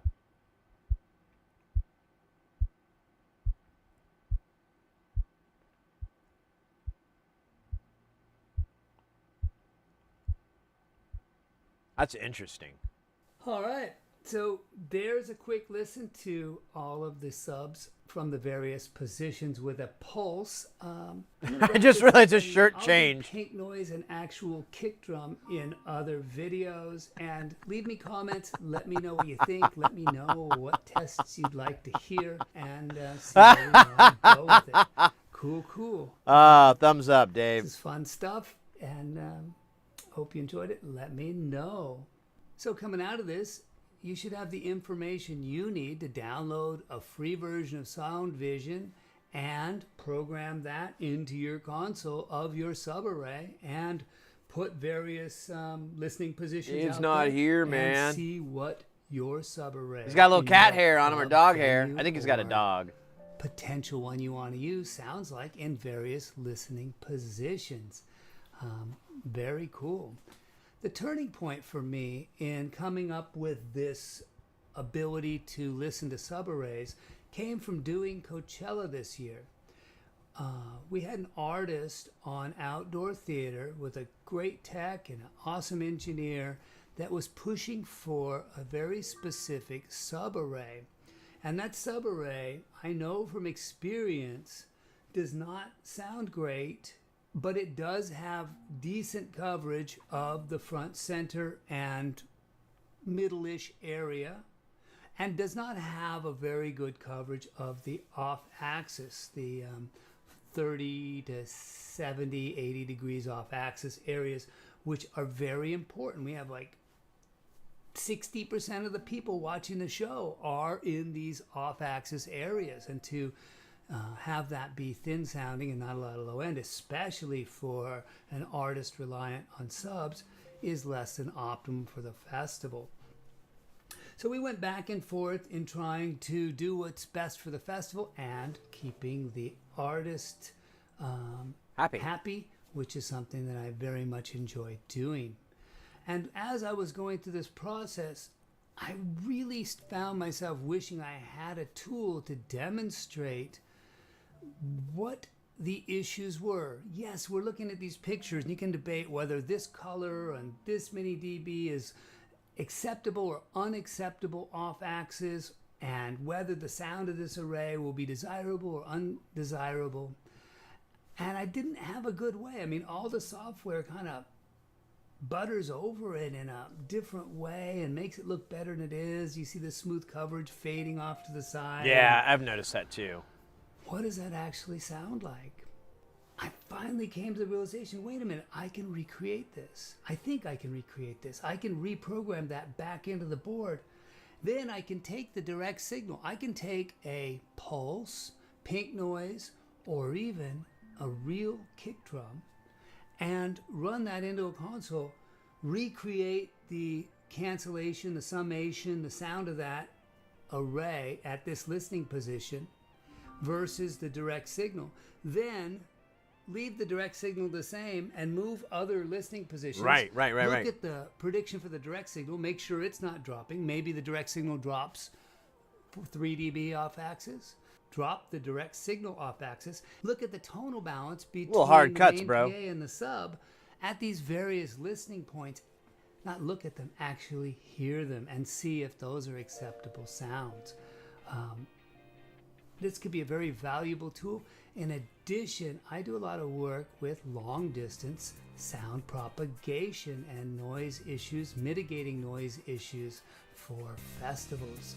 And this is a tool that I believe I can implement to predict or do investigative research as to what caused the issues. All right. Thanks for putting up with that, guys. I hope you enjoyed it almost as much as I did. Let me go through this in the trash. I killed it.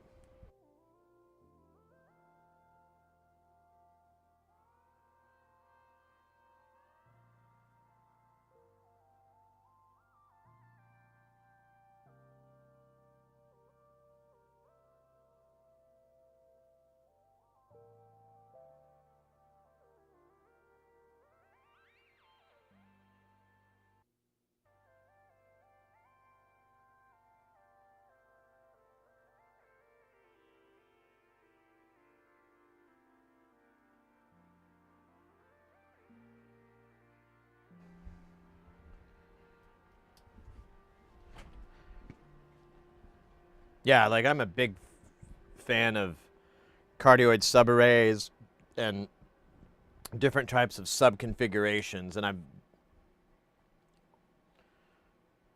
I thought I knew a lot about it, but after just watching that video, I'm like, I didn't know those. I didn't know that. I never noticed that. I didn't realize that. I didn't think they listened for that.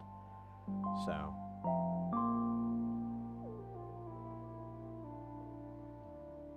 Hey, yo, we just got an order earlier on our store, some merch order. Thank you so much. Appreciate that. If you're still in the chat, appreciate that, mate. I hope you enjoyed. I'll get that. Well, I don't send it out, but I have to like okay it, so I'll get that done tonight and get that out to you ASAP.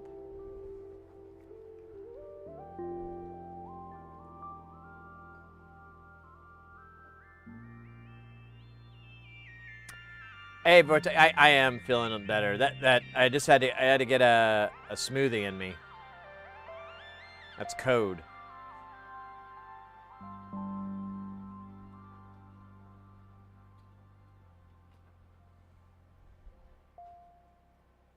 That may or may not. Yeah. I recognize the name, but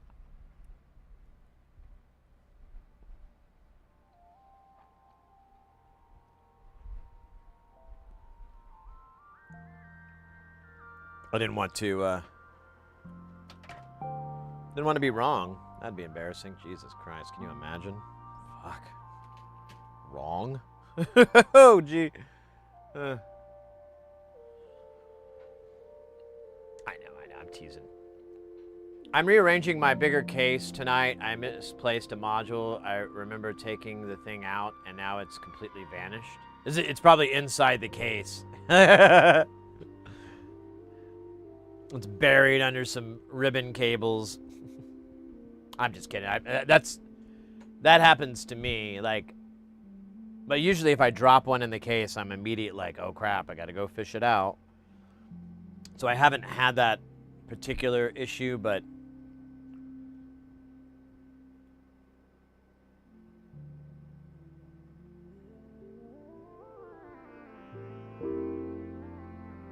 Dave's not here, man.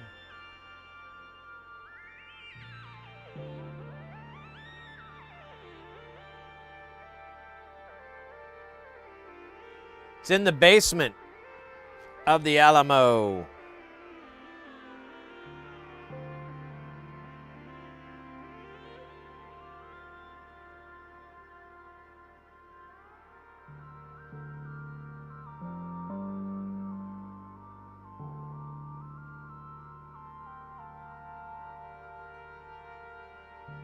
Yes.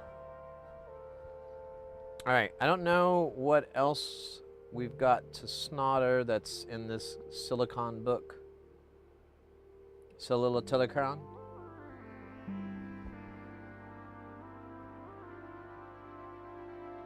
Oh, wait, the tchotchkes. We got to do those.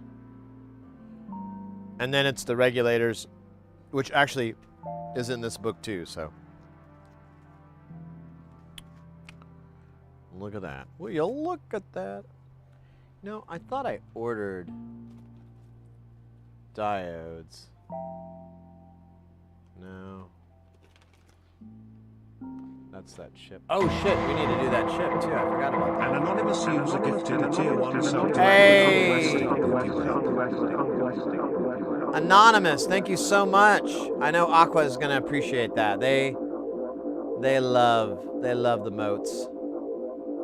They once told me, dear Sid, it is with great pain and passion that I tell you how much I love the motes. From a time of great sadness to a time of great rejoice, the motes were always there, speaking to me, holding me. It was then and there I knew the motes and me were nothing but pure glee. All right. Damn it, these things come out like salt shakers. Oh my god, they keep popping out. Let me see if I can put some of them back in. So we're gonna need them later. Oh my god, more are coming out. What the fug?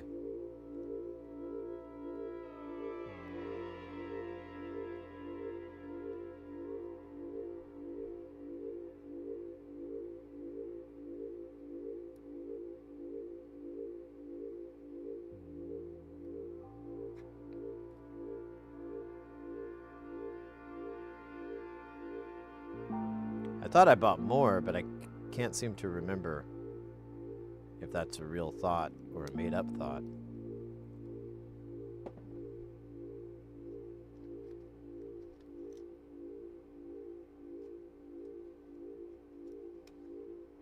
Could be both. As much as I don't like to admit it, I ordered the wrong length of ribbon cable one time and connected two with bridged pens. Still be hooked up, so I won't tell anyone. Your secret's safe, senpai.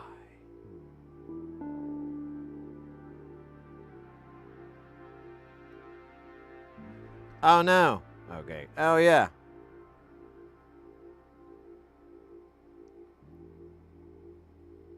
Oh yeah, we have to use this one because it's like, wait, is it a whole amp? I forgot to check that because that's actually going to be an issue here. Yeah, it says it can do a whole amp, so we're good.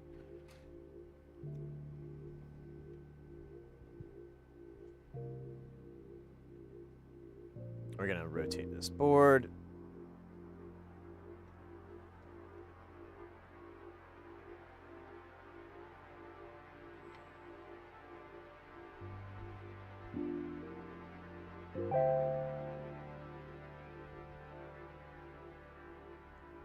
Oh, I'm sorry, Porphyry. I missed that. I was probably smacking my face.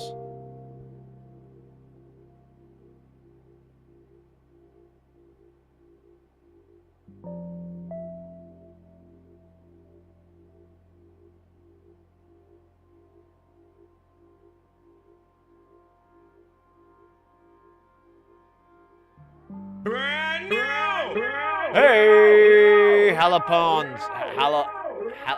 Olapons? Olapons? Is that how you say it? Nonetheless, welcome in. Thank you for that follow. Olapons. Welcome in. The thing I don't understand about your soldering is that your iron stays so gooped up with flux when you're running it so hot. What do you, it is? That's just the solder. I keep adding solder to it. And there's flux in the solder. You make PCBs sometimes? Let's frickin' go. We solder PCBs pretty much all the time.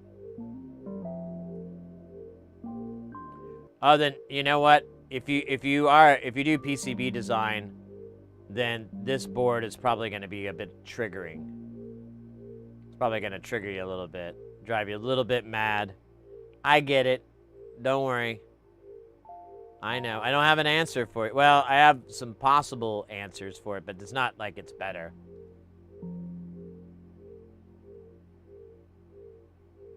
So I'm just adding solder right here. And that has flux in it. You can see it smoking off. Porphyry. And then we're good. Bing, bang, boom.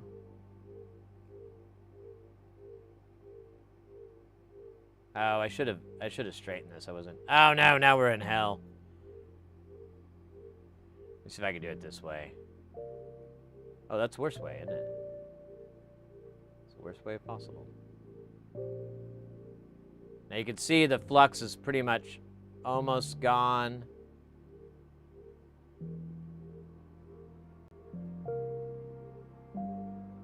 I don't like this.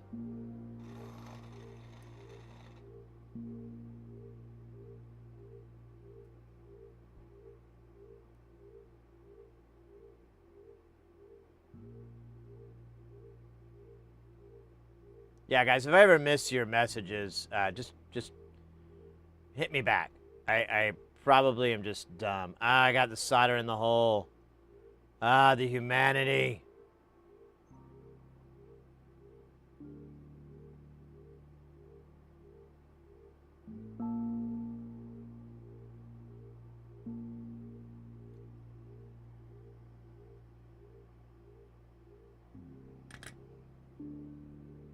We'll take care of that later.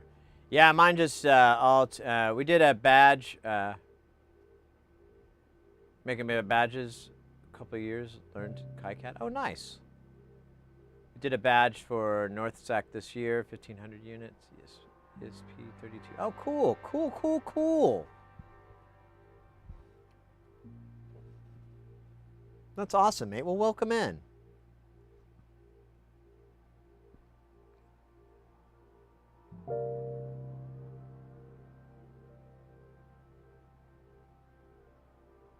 Oh no, I clean it all the time. That's this girl. Ooh woo.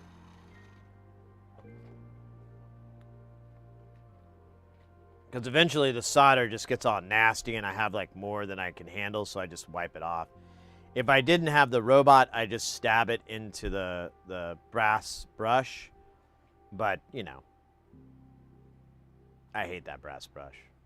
Once you go robo cleaner, the air tastes better, food tastes better, sex is better. It's a real big life changer.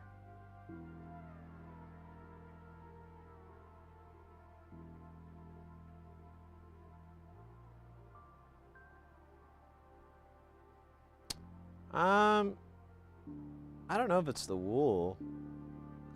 The problem I have with the brass brush is that it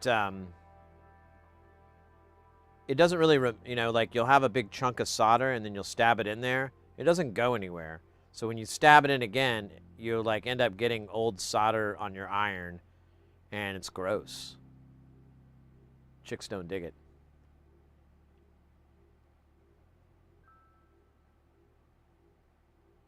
Oh, really? I love to talk about it. We could do it. So this, it's not cheap. I was actually looking at getting another one, and they kind of went up. There's probably a knockoff I just need to find. But yeah, it has a little sensor that proximity sensor that turns it on, and you've got two brushes in here. The DC jack holds it together. Lift it up. Try not to make a mess. And you've got these two here. Let me do a better shot here. Let me get you a better shot because we're so far up. We're so far up that we don't want to go down. Oops, I gotta go to the right camera though. It's really dark here. Let me take this guy off. There we go. So it you've got these two little brushes. The sensor activates it. Pretty simple. I need to get some new brushes. They're kind of wearing out, and then you got this nice pile of solder in here that's really satisfying to clean.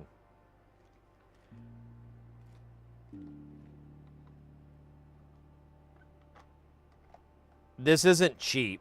It's the FT720, but honestly, you could get anybody else's that's similar to this, and I'm sure you'll be happy. I just love it because I can even clean my tip, you know, my tweezers, stuff like that. Ah, damn it. I just knocked that off.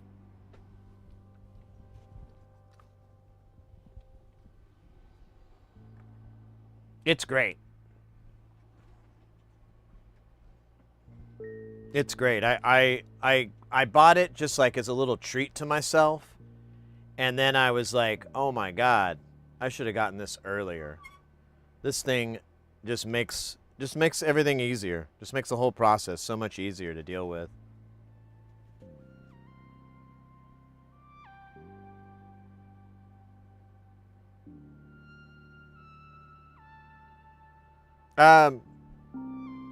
Due to TOS, I'm afraid I can't go into detail. But let me just say that it's life-changing.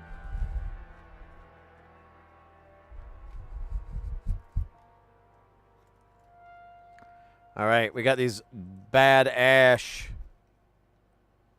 5-volt beasties here. We got the LM78L05 live and direct.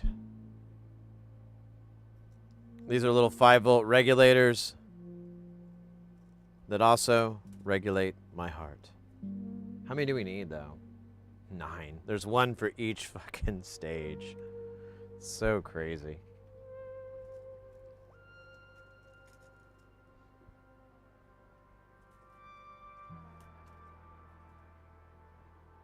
Every time it's like the stranger. No, it consistently cleans my tip of my iron. The tip of my iron. And there's there's not it does it really quickly. There's not a lot of weight. It's just boom, and it's ready to go. So, like I said, I wish I would have just gotten it sooner, because I'm like, this thing is so nice. Just the tip. Just the tip. No more, no less. Well, certainly can't be much less.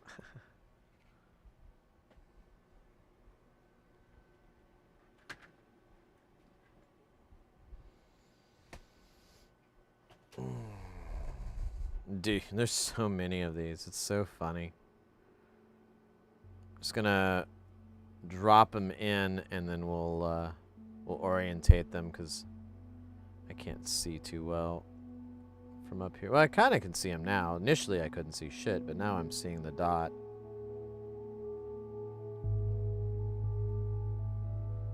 Dude, I spill something? It feels like sticky here. Can't find it. Oh well.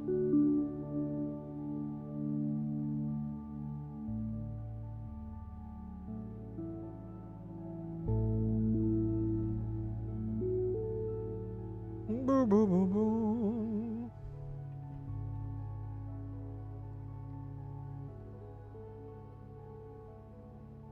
You know what I could do in the meantime, while we're waiting for parts, is set up one of the little power supplies for it that I'm going to use. And I mean, I could maybe well, I need to put 23.99s to really test it, but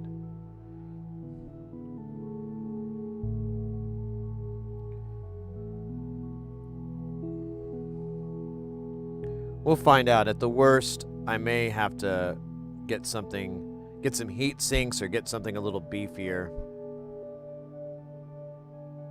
Oh, then we have a buttload of TLO 72s as well, so that's nice.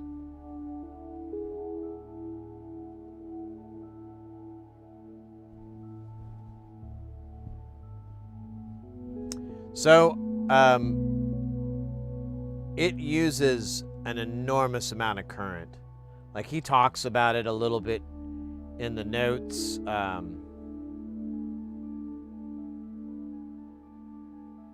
Yeah, 260 milliamps on the positive rail is what it can go up to if you program it a certain way. So by distributing it on these regulators, you're now, instead of putting like 1/4 of an amp on a single regulator that's not going to have enough heat dissipation, you're just spreading it up to the 9. So now they're, whatever 9 divided by 260 is going to be, well, actually that's almost 30 milliamps a piece, right? Yeah, it's almost like 30 milliamps a piece, a little under 30. So each one is just doing that. So it's less heat, a little bit more efficient, I'd argue, than just running one regulator for 5 volts for everything on there, all those chips. And initially, I misunderstood the layout. I misunderstood some stuff, and I thought it was a single regulator. And I was like, oh man, we should distribute it. We should get like little 5-volt regulators. And then I realized that he'd already done that, and he accommodated by using the flat pack and having it having thermal pads underneath those. Here, I'll show you what I'm talking about. I don't know why I'm blabbing about it. So you can see these have a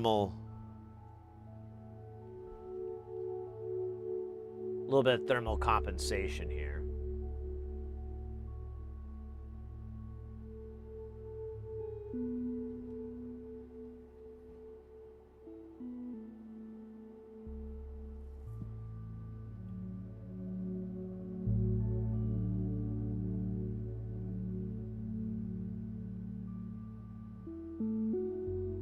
Oh, this one does not have a divot. This is different than the rest.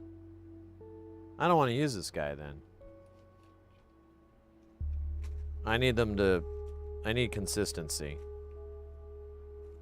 I thought that one was just like from an old build or something. Or I don't know. I thought it was from this strip. I'll put it in here. Hopefully I'll remember that it's different than those. But I won't.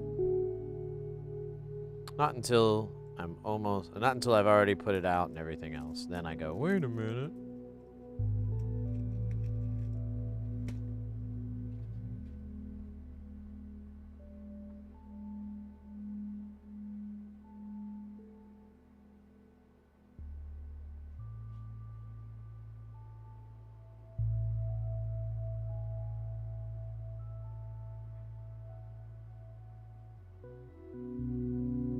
Yeah, it's got those vias as little vents, those little temperature vents there, and then you've got one here as well.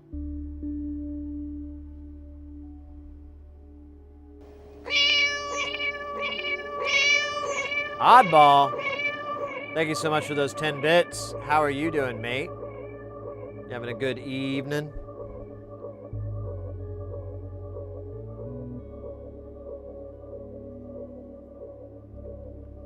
Keeping it ill.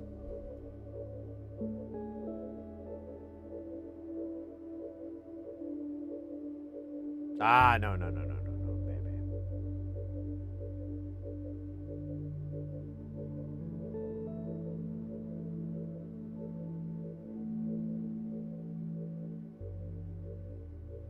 Ah, there's like a chunk of flux. Splatter.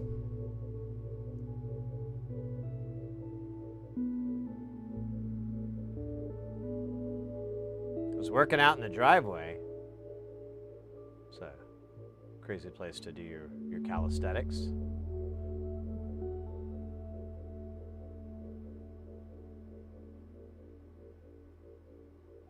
You're playing Eye of the Tiger? It's a great workout song. Just on repeat. Only thing that sucks, it's like a 3-minute song, so you just kind of, you're just like, down the eye of the tiger. It fades out, and then it's like, bam, bam, bam, bam. Oh, no, wait, there's the guitar, right?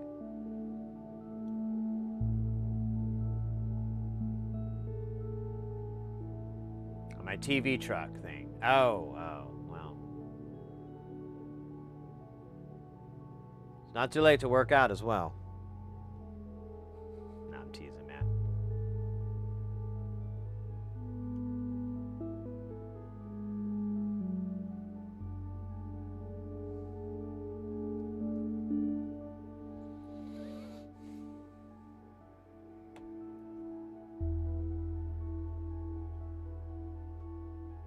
Really wanted to avoid that.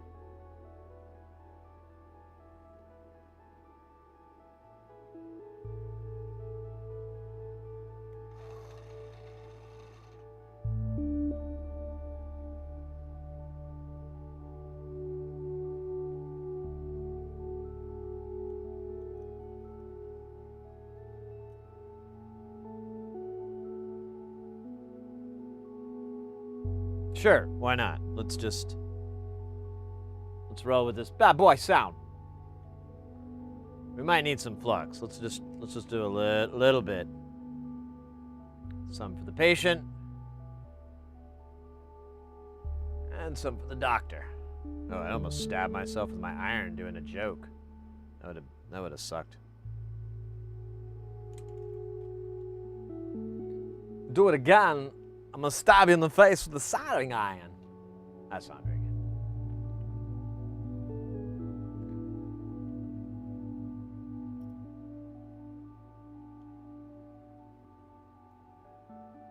good. Disrespect my friend again. Man, I can't get a good angle on this. It's super annoying.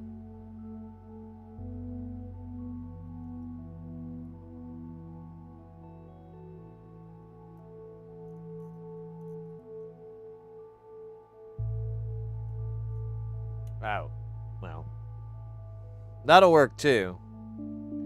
It's not ideal. It's not in the book. The first rule of the book is to throw the book out.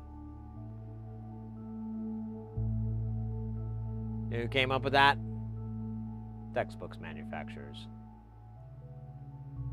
So then you have to reorder it And they make all the money that way. Tortured. Motherfucking torture.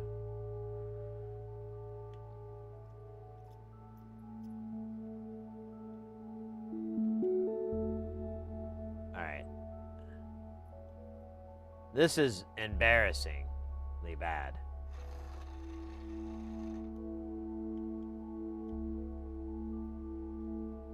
I mean, I could fix it with air or love or rage, but I think we're all right. We're just never, ever, ever, ever, ever gonna talk about this again.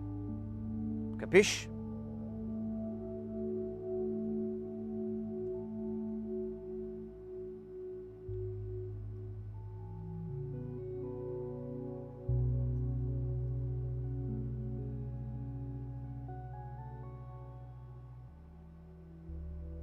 Torture.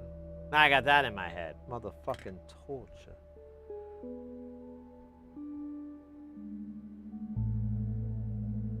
Order it to leave. I demand thee. Speak to my whims or suffer the consequences.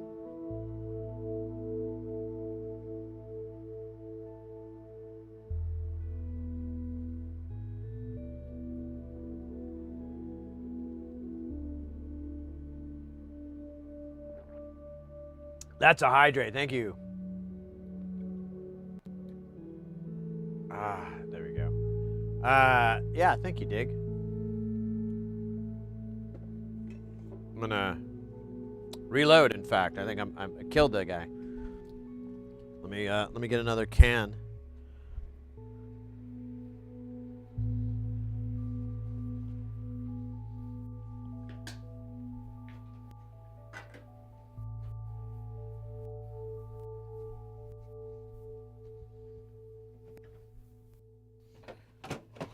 Oh wow, I didn't realize it was already 11. Damn. It's almost 11.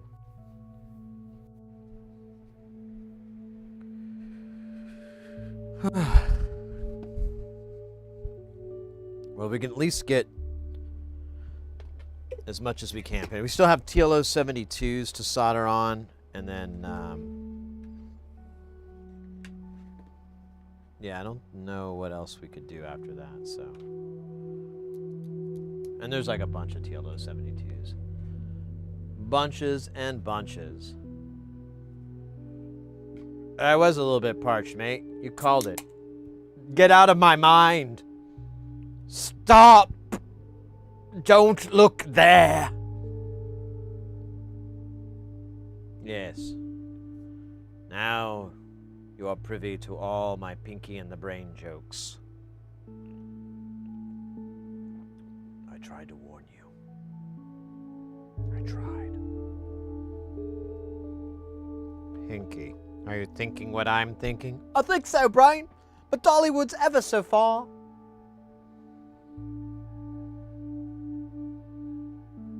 Oh, double hydration. All right. I'll play your game.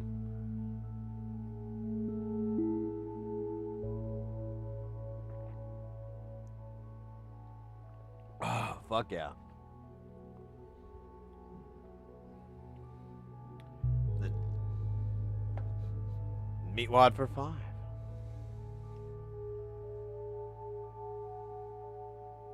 Oh shoot, I forgot to take my medication. It's just antibiotics though.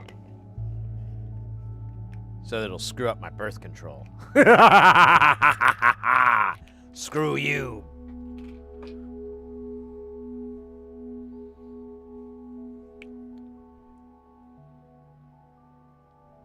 Whoa, I just now noticed this thing has a bunch of warning labels on it.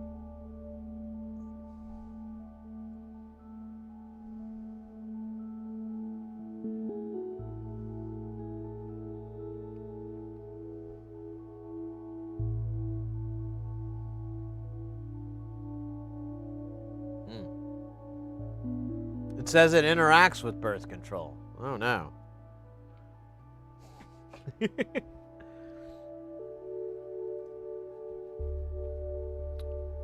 I'm kidding. Not really. I'm gonna tell my little robot I took my pill. You are good. Now give me some of that curry goat rice and peas. Oh yeah, let's do it. Set a timer for 5 minutes. 5 minutes starting now. Thank you. Okay. So what are we doing now?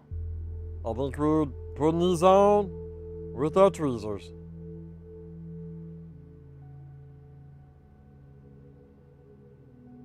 We're gonna get some curry goat rice and peas.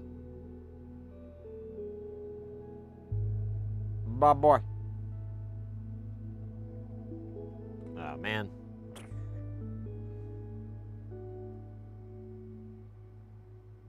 So I'm gonna stab the iron there.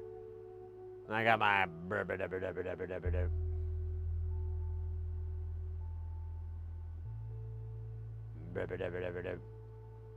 and then a little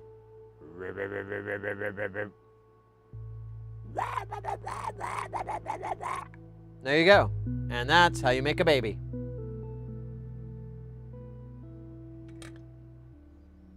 But I know what you're asking. Sid, what if I need multiple babies to run my drug empire? Well, first off, babies make terrible drug lords, so I can't advise it. But I understand times are hard. Economic situations are difficult to navigate through. So the easiest thing to do is to make babies to run your drug empire.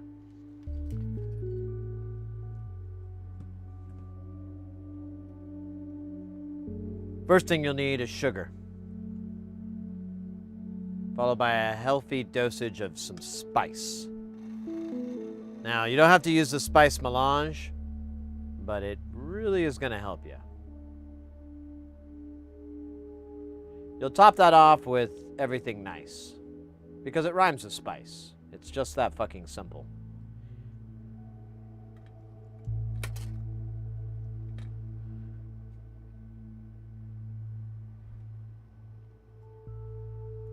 Oh, come on. It keeps hopping out of my hand. Wait, I'm supposed to be talking like this. My bad, my bad. You know what I'm gonna do? I'm gonna do a little extra on the backside just to make up for it, but for now, we're just gonna do it this way. You hear me? You understand me? Anyways, we need some curry goat beans and rice, and then chicken and beans. Chicken and beans, best that I ever seen. I'll get you some chicken and beans. Chicken and beans. Alright, for my next song, it's called Look Out, That Guy's Got a Bun. And it's a song about hair buns and men. It's a little dated now, I know. But it's okay, because they still got them. Later, I'm going to be working on a song called, Hey, does that dude have a mullet?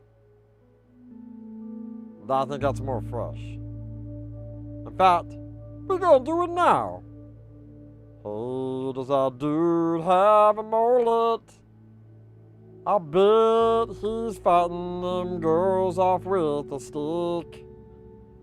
Hey, does that dude have a mullet? It probably is longer than his dick. Okay. Thank you very much. I will be performing at the Get Ladium next Tuesday. You call for tickets and get your tickets at the Get Ladium. Oh damn, he already got casualties, boy. Look at this old boy. He all got solder on his pins. Reminds me of the song, I got solder on my pins. I wrote it just now. Let's go. Solder on my pins, just like I saw it on, just like them drugs I bought off of Hims. You can get Adderall off of there. You just fill out a quiz and you're done. No doctor's visits and nothing will happen to you. Except drug psychosis from long-term abuse. Thank you. Now if you want to buy my double album CD, me Rod. 2 buns allowed. Then come on in and let me know. Just talk to Sheila. She's got all the stuff on. Oh damn, I dropped everything. Sheila's got all the good stuff. She gonna help you. She gonna help you right. Thank you. Chicken and beans, y'all. Alright. You know I had some solder that was like loose around here earlier. I don't know what happened to him.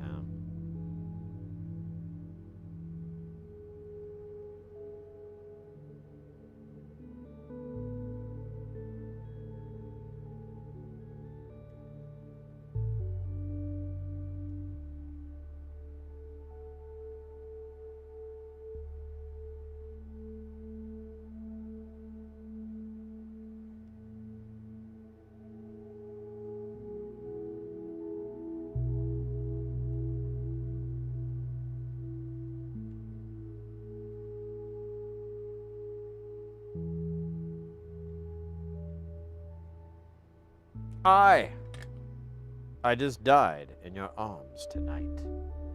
It must have been something you ate. Wait a minute. Did I put that thing in backwards? I think I did. Dude, I think I did. I guess I'm glad I see it now, because it would be a real bad otherwise. Well, I mean, I don't know if it would send 12 volts.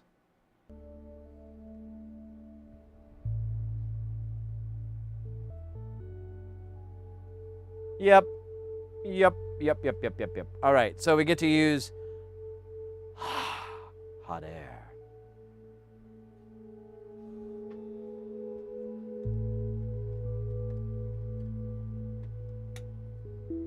I'm gonna turn this down to 380.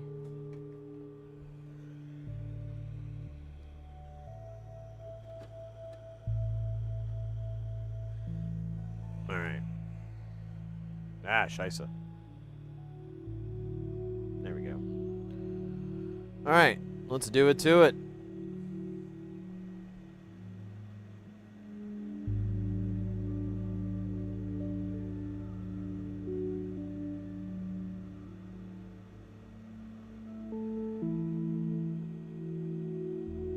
Just flipping it around.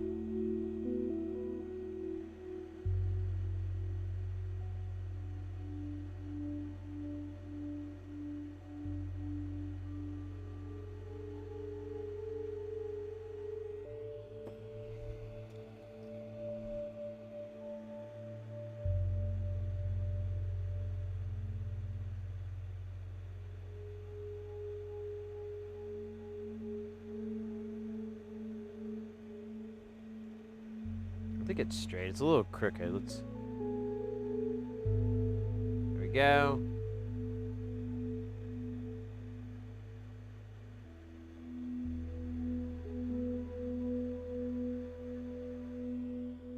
Good enough. We'll clean up that blob there.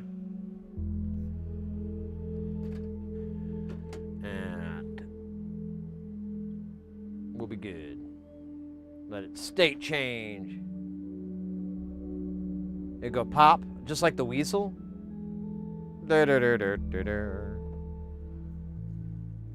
What temp do you set your, so the hot air's at 380C, supposedly. It's a extremely cheap hot air station.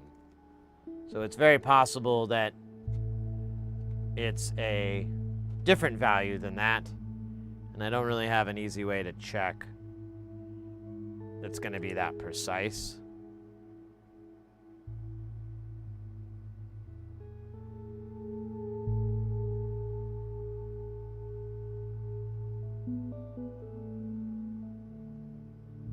Here, let me just put more goo on there real quick.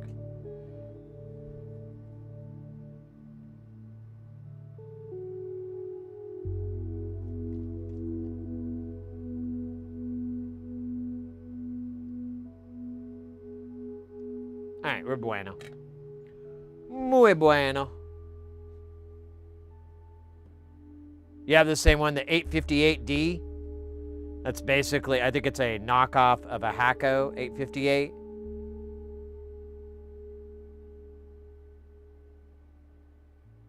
I like it. It's not a bad station, but someone pointed me to a nice iron that Louis Rossman sells on his website. So I'm like, well, that means it's not bad. I should maybe get it. And pretend like it's a gift from my wife. She won't understand at first, but eventually she'll grow tired of it. Heartbroken, sad. And then that's when I swoop in and grab my gift for me. It's the perfect plan. I do the same with cookies. Oh, I forgot. You don't like sugar cookies. I guess I'll have to eat them.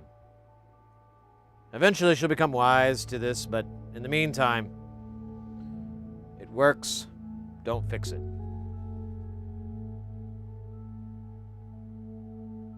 Oh, yeah, I'm definitely gonna... The bridge, yeah, we gotta get under the bridge downtown. It's where I drew some blood. I couldn't get enough. I blew my life away. Yeah. PJ, hey, welcome in, mate. What solder are you using? I meant the solder itself. So personally, I'm a big fan of the Kester 44. This is a 6337 leaded mixture. It's I've got two different diameters that I use. One is 0.8 and one is 0.4. And I'm a big fan of it. I've been tempted to try some other brands. There's some other ones out there that have come well recommended. Not necessarily highly, but like the people who say they're good, I'm like, well, that guy, I trust that guy. Trust that person's opinion. But I haven't gotten around to it.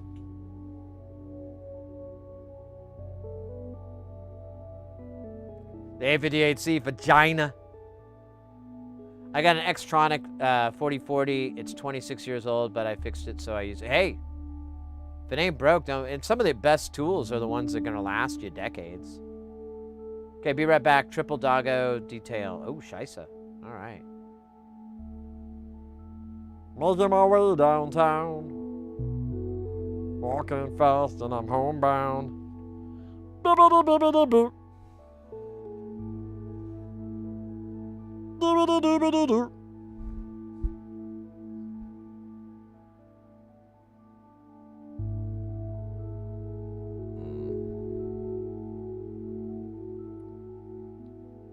think I'm gonna sleep in tomorrow.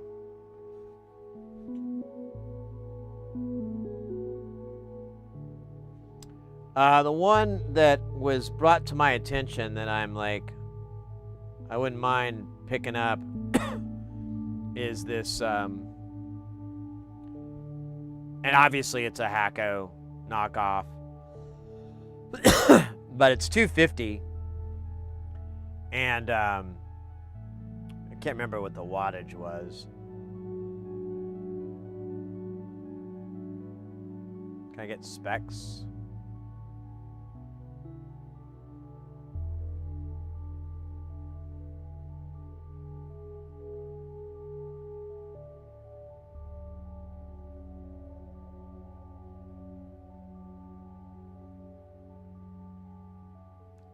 $120. Yeah, it doesn't really give the. Oh.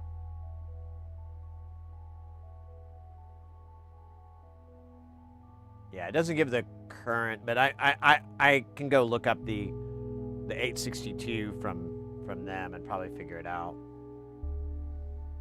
I'd like a nicer hot air station, and that does look better.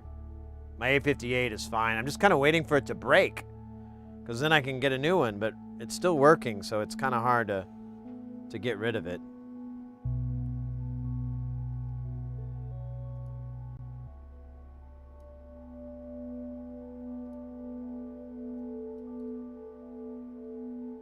I cannot flip this chip over. It knows something.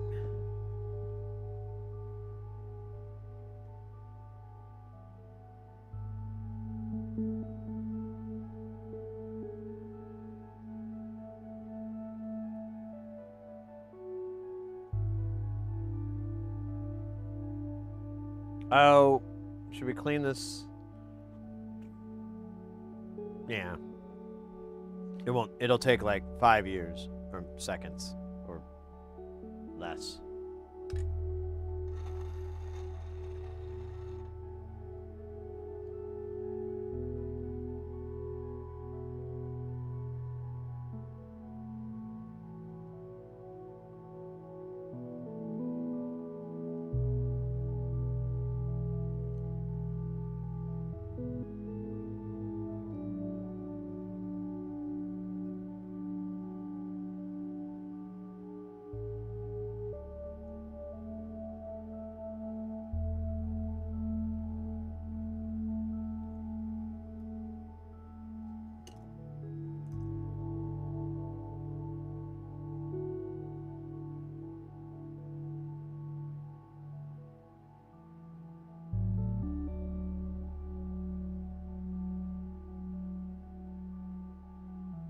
Uh-oh. We got a rock and roller here.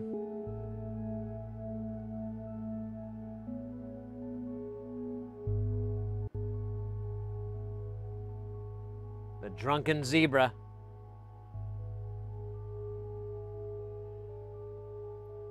PFJ, I just picked up a spool of Kester 24. It's pretty good so far. 6237 1.1. Huh. Never tried that. I'll have to check it out. See what it. Oh, God damn it. See what kind of rosin flux that is, or what kind of core it is. There, we gotta get rid of this.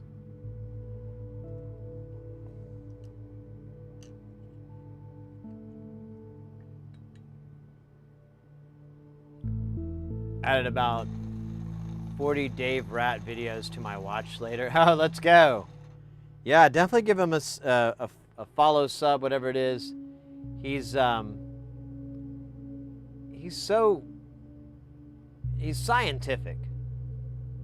And I really appreciate that, because it's so, like, audio a lot of the time is so subjective, and, you know, someone could be like, oh, that sounds good, and you're like, well, what the hell does good mean to you? And I'm more of like, you know, that,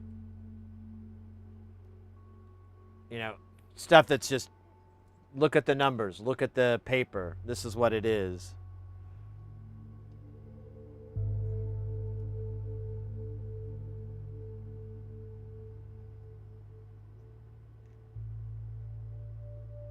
Hold up. Wetting my whistle here.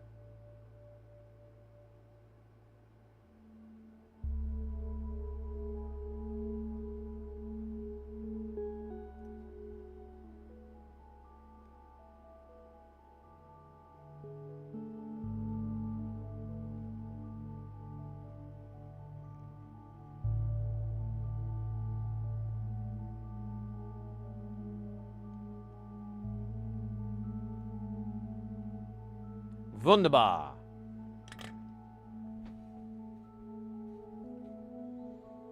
I went down to fetch my tinkle in the basement and realized that I'd forgotten the sloths I had down there. I only needed the LEDs thrown in, so I finished that. Oh, nice. Let's go, mate.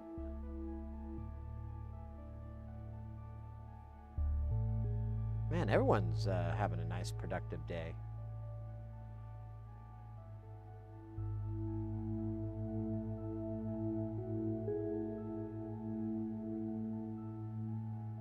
I'm new. What are you doing with the endless back rooms? Yeah, right? So, here, let's check it out real quick. So this module, so this is a eurorack audio module here. I don't know if you're too familiar with it, but it's a modular synthesis. All the patching and everything is made up front, and there's just a power connector on the back. Looks like a telephone operators kind of thing, but it's not. It looks similar. This particular module that we're working on, oops, I forgot to change the wrong page, is it's here. Here we can even look at the main deal here. So here's what it would look like with knobs and everything like that, and the jacks. So this is a reverb delay sort of module, but it's really, really weird and unconventional. And that's a lot of what this designer does, is take a lot of his designs are just very novel and out of the box and unique. And so this particular module, using a chip called the PT2399, which you may have heard of it. It's a delay module chip. It's just it's used in like karaoke machines and guitar pedals. Really not like the greatest sound ever, but it does have some really nice characteristics. He tends to run it in these weird configurations where the time is out of spec from its design, so it makes a lot of weird glitchiness.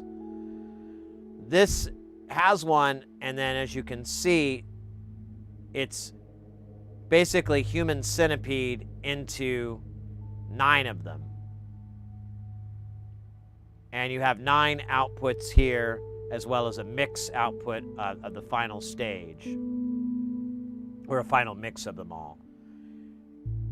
So since it keeps feeding, the quality is going to get mangled more and more as it goes down the line, which is kind of an interesting effect. I've been interested in this for a while.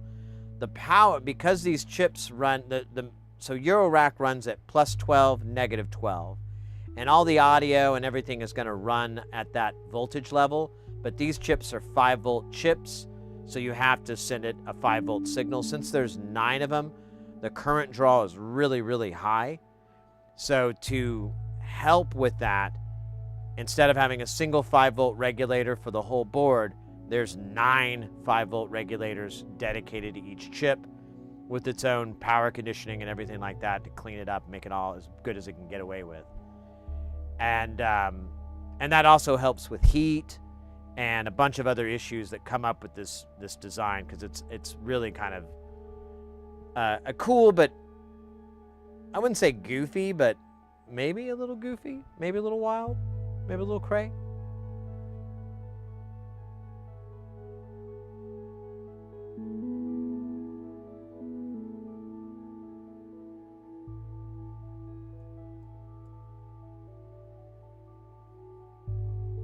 We've got our bill of materials here. We're mostly done through the main parts of it.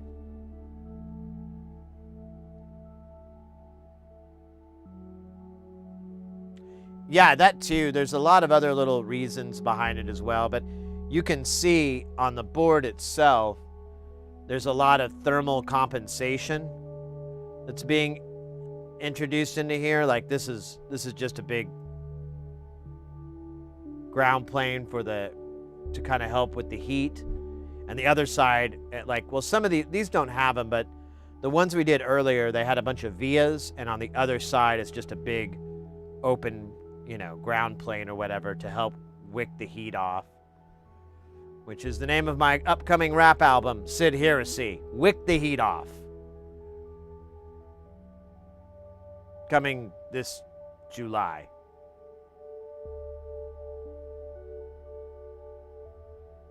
I'd say it's fairly goofy. Yeah, I'm just trying to be derogatory. It's really reminded me of that Bafacco one I made, hard to control, but it has its purpose. Yeah, exactly. Kook to design some shit like that. Yeah, I know. Andrew's designs are huge inspirations for me, and I genuinely just find them, I'm just obsessed with it these days. I'm like, this is so weird and so cool. I love it. I must have it.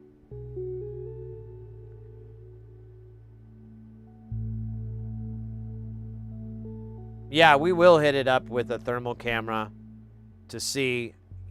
So most eurorack modules, as particularly these ones because they're analog. Now some of them will have digital circuits and they'll have an MCU, and that will actually beef it up to around 100 milliamps or so, but most of them run under 50. A lot of them are like 20, maybe 30. And that's just for the positive rail. The negative rail is usually substantially less. This module can go up to 260 milliamps. I have to, like, normally you'll have a power supply that powers the whole thing, but because its current draw is so insane, I'm just going to give it its own dedicated power supply so I don't have to do math in my head of like, oh, is this going to take everybody out? Plus the power supply I have in there, it's 3 amps, but I feel like I'm getting really close to the edge because sometimes it doesn't turn on. And it does have a protection circuit, and that's most likely the effects of inrush current. But even so, I'm like, yeah, I don't want to keep doing that. So let me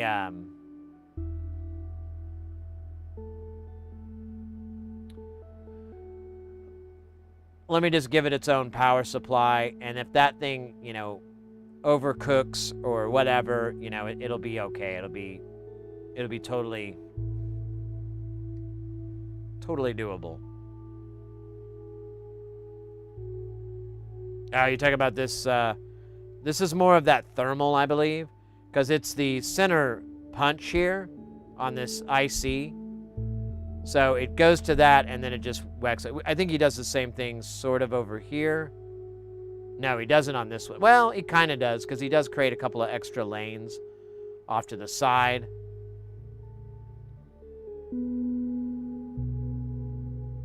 Hey, Jet Pinky, welcome in. Yeah, and it's not very big either.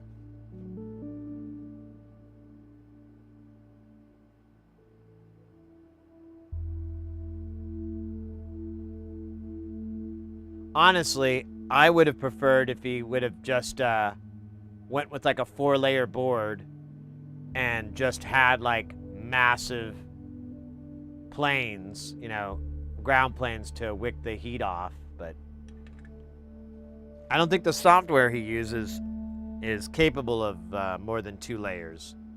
So we're kind of stuck with it. Man, there is a lot of solder in bad places. Solder in bad places. The Lord knows. Solder in bad places. Ole mole.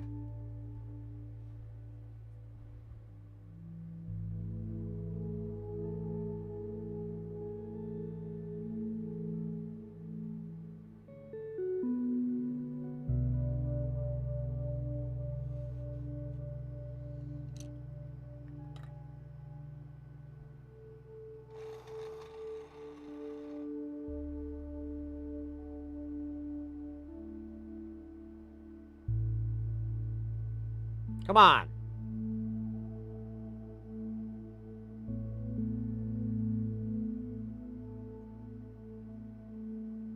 Oh, I don't think it's touching. That's my problem.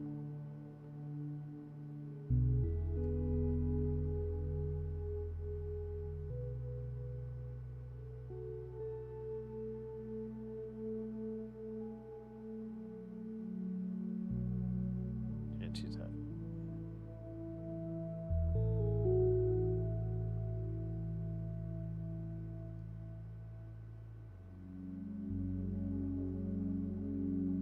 Yeah, whatever. It's not great, but it'll get the job done. Honestly, I can see it from up here, so let me zap it again.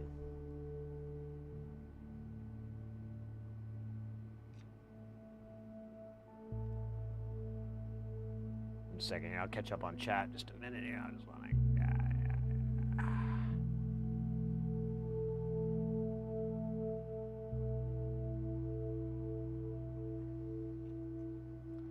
And this guy.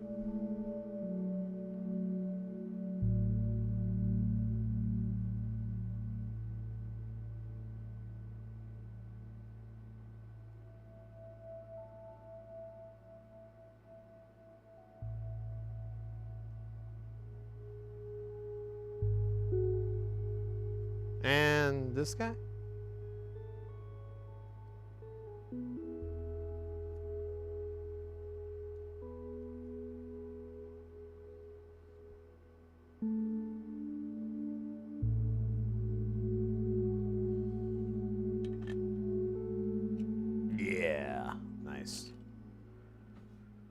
Let me catch up on chat here. I recently constructed a system using an inverted op amp to safely convert 3 to 0.033 to 0.5, 0.10. Oh yeah, I've seen that in the TB303.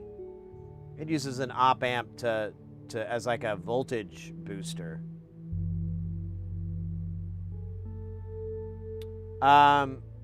RP Casanova, welcome in, by the way. Are you populating that board or repairing it? Populating. We're just doing assembly on this particular circuit board. Hamster Hammer, welcome in. I did vocational training back in 87, 88 and electronic assembly. It has served me well for many years. That's dope, mate. Yeah, that's what we're about here. We're really just trying to get people into the wide world of soldering and building, from, you know, just making kits and or all the way to, like, you know, getting PCBs fabricated yourself and, you know, assembling it and getting sourcing the parts, all of that. We're all into that. We love it. 'Tis my jam.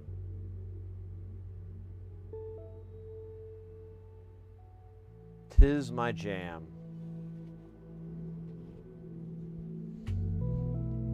Oh shit. Oh, I got hooked there for a second. Hooked on armrests. And phonics. Or as I like to call it, phonics. How many of these TLO 72s do we need? 5? Jesus, Jones. Unbelievable.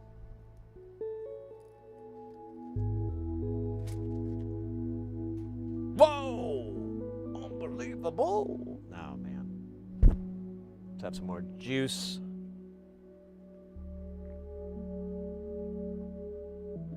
Ah, that's good stuff. That's what Daddy wants. The good stuff.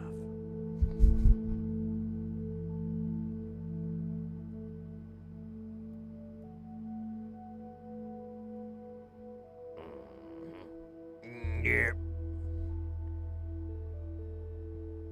I reckon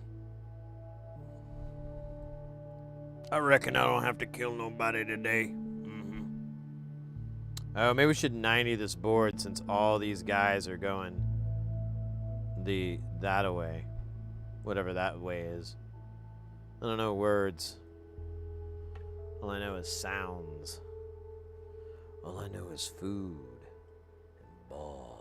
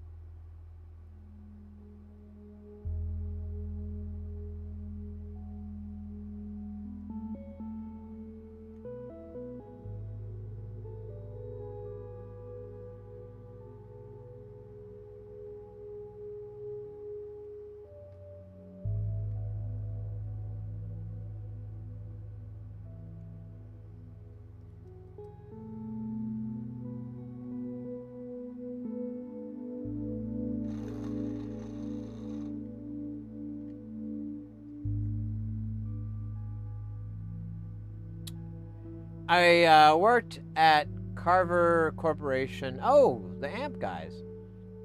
And touch-up department, working on amps, car stereos, and speaker backs in back in 1998. It's probably not a good thing when I was using flux and wicking up some solder and I smelled oranges with no oranges around. At least it wasn't toast, right? I smell burnt toast.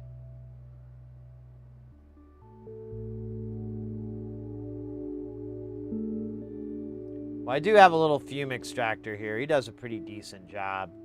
I call him Mr. Snuffleupagus because he owes me money. That doesn't make sense. Nor is it supposed to. Ha-ha! Absurdism.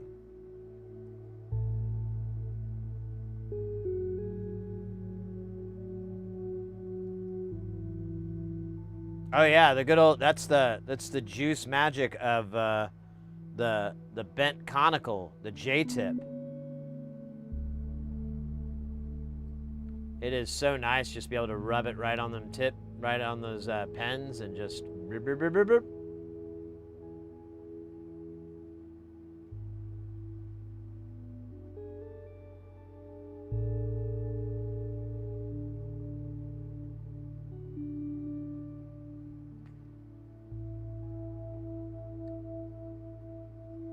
Ah. Solder keeps getting hidden.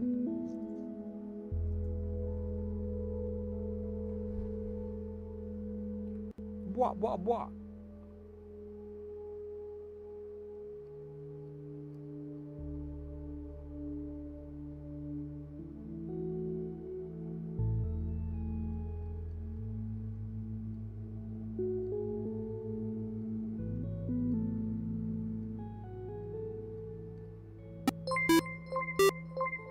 Holy smokes. Nice work. Heart emoji. RP Casanova, thank you so much for the $20 donation. Yo! That is solid, mate. That is solid. Thank you very much. And thank you for the kudos as well. I appreciate that. Let's fucking go. You guys have been super nice and generous lately. I really appreciate it. We had those gift subs earlier. That was classic dopeness. And now we got some donations. Let's go. Let's go. I feel like there's not enough solder there. We could put more. These are just op amps, so they're not like the regulators where I really want to like more is better. You deserve it. Well, thank you, mate. I really appreciate that. Well, you deserve my gratitude, and you got it, baby. You got it. Thank you so much. Killer deal. Killer deal? That doesn't make sense.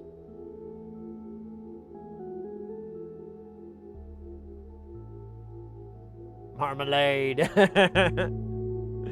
Marmalade and toast.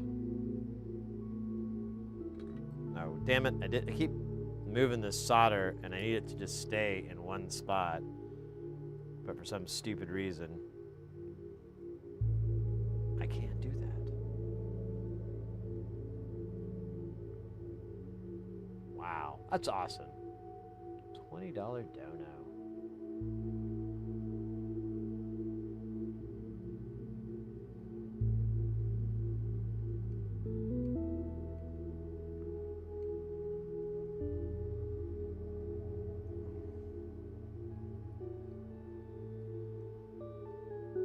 Yum, yum, yum, yum, yum, yum,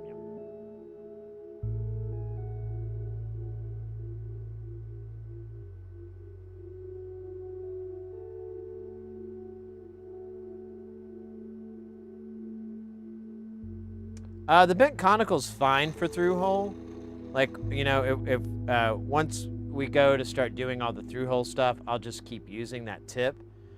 But if I'm going to be doing a lot, we switch over to the Seeger knife tip. The Bob Seeger knife tip. Oh, the knife tip.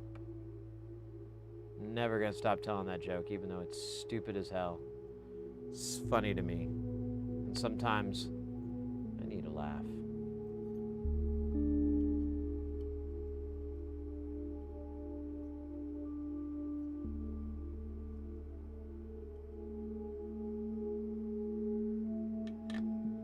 And I think that is that. Unless I can find the PT 2399s. I still haven't thought of where I would have put them.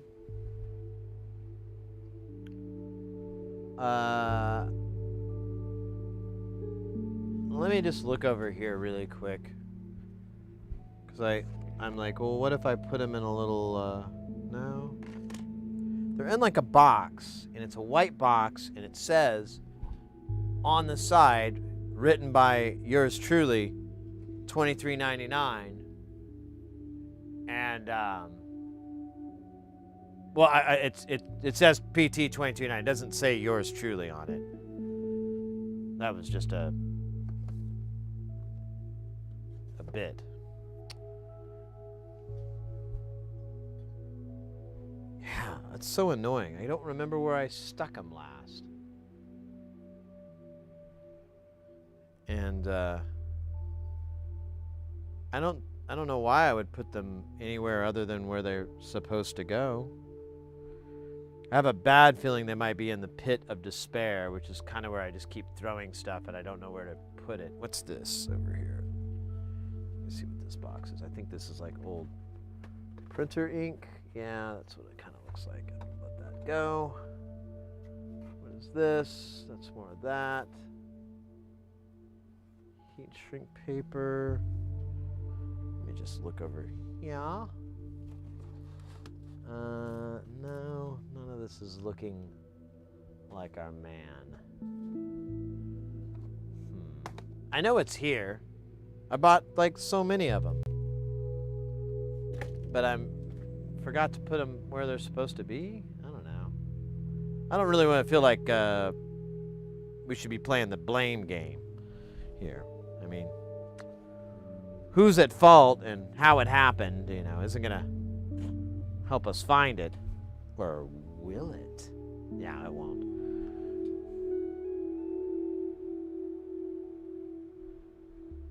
I'm kind of like wondering if I just don't remember the box that it's in, or I'm remembering it wrong, and I'm staring right at it and I just don't know because, you know, I'm blinded by the light. Ripped off like a douche. And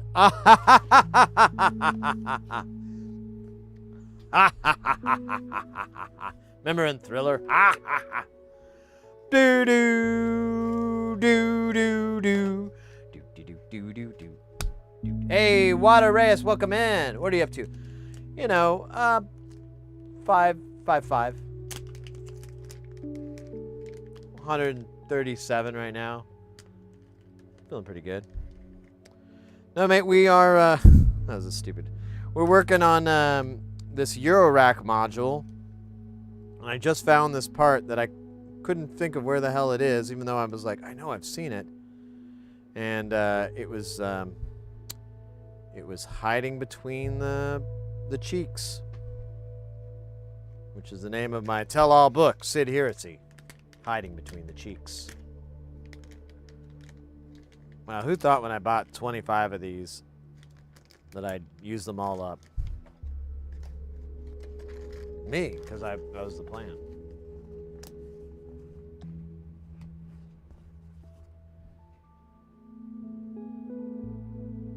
Hey, Dick Lugger, welcome back. I've never seen a J-tip before. I was thinking, how hard must this guy be pressing to bend it? No, I switched over to the J-tip years back, or not years back, but like over the last couple of years or so. So someone was asking about, I was bringing up the knife tip. Oh, the knife tip. So this thing is really fun. It's so you can easily cover like a wide range. So if you're putting on like chips like this or removing them, it's really handy to have. But let's say you need a little bit of precision. Uh-oh. Boom. Tap, tap. You can do all this fine soldering work with just that tip. And it radiates a bucket of heat. So it's really nice. It doesn't work for, this is 603. It's not so great for 603, but it's great for 805. And I was using it, but I don't know, after using the bent conical for so long, I'm kind of in love with it.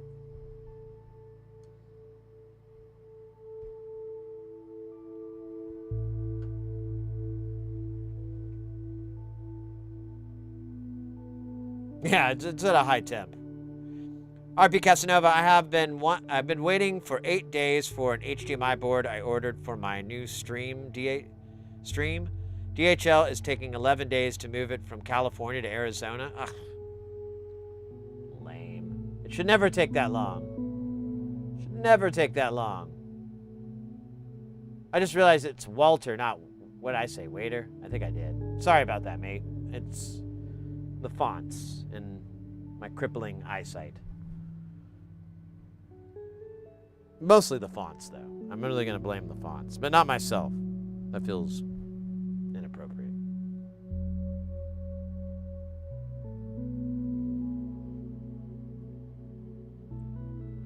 But yeah, we've got this is a eurorack module that takes a bunch of these PT2399 delay chips and human centipedes them into each other to make a really long delay that doesn't sound that great. You know, we should clean these pads. This pad looks bad. Ooh. That rhymed.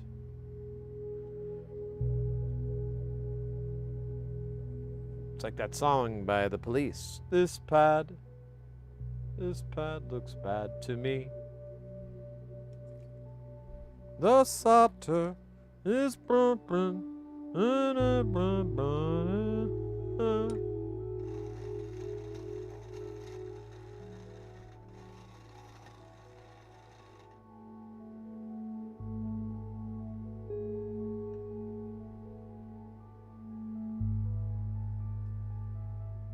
Come on, dude.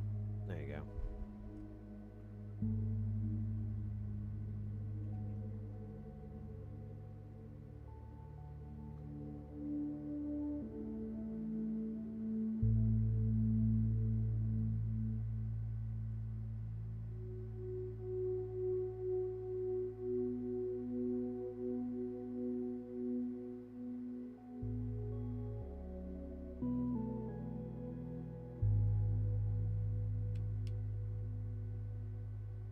A little bit too much heat pressure. There we go.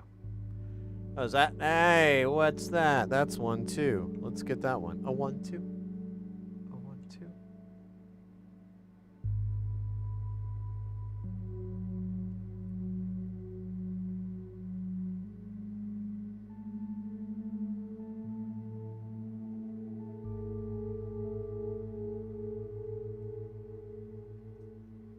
Hey, all right.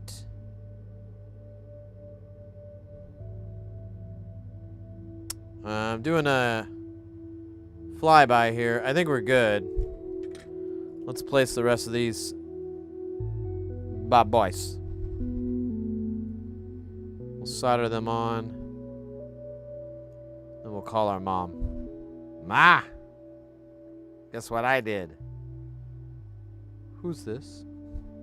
It's me, your son.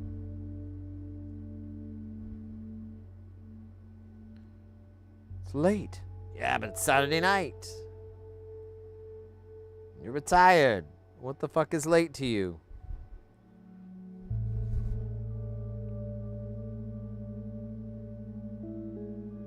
Sounds like an abstract concept.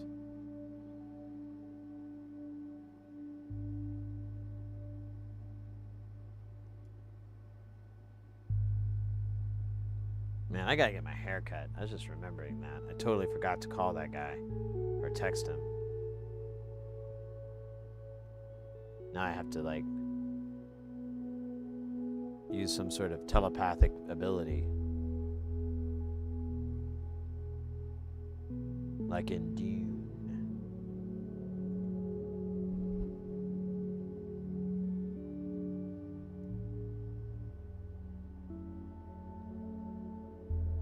Speaking of, I found this interesting TikTok account recently, and this guy basically just goes through all the Dune lore I'll do his catchphrase. He'll ask something like, "How did the blah blah blah work?" or "Why did this happen in this?"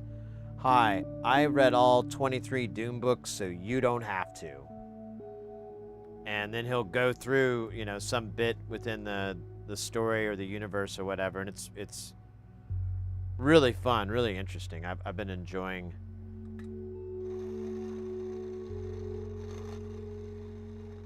his content.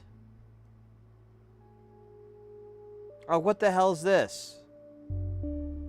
Mother, father, Chinese. What the?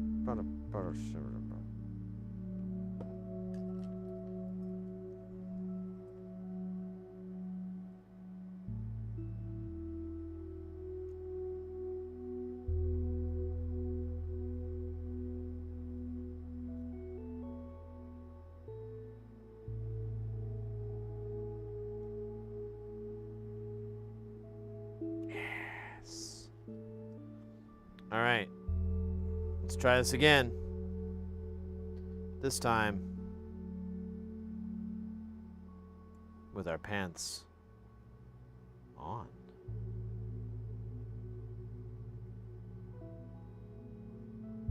There we go. Ba, ba, ba, ba, ba.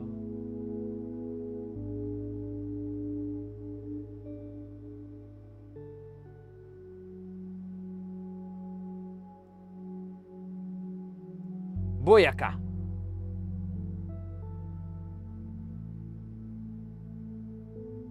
Man, that booger on here, that's bad. I'm gonna wipe that guy off.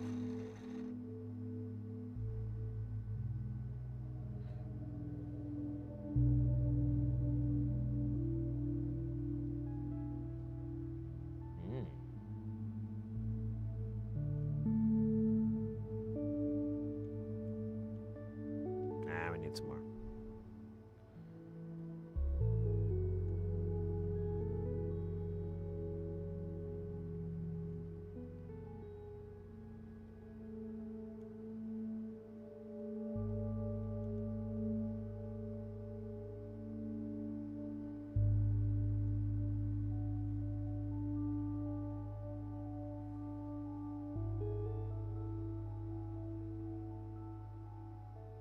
What the? Man, who soldered this? Right.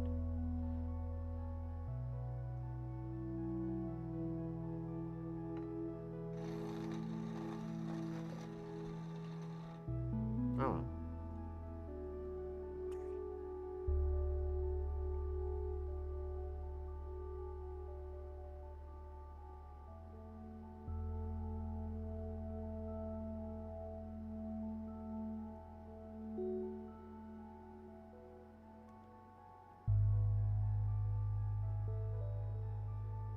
All right, that's good. Or shall we say, good enough?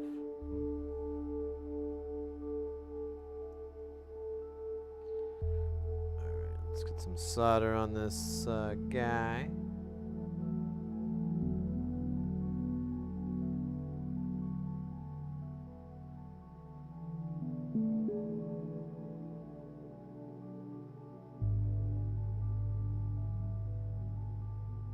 It's a little low, but is it David Bowie? The album. I meant not him physically. God damn, you monsters.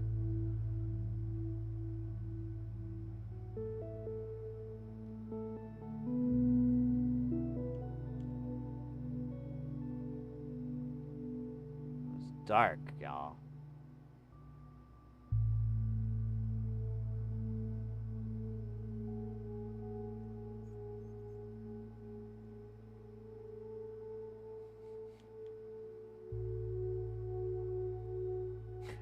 The other day, I made it. Someone was talking. It was about David Bowie. I was like, "Oh man, he's a real national treasure. He's an American treasure, or something like that." And they're like, "He was British," and I'm like, "Oh, you sure?" And they're like, "Yeah," and I was like, just kept playing dumb.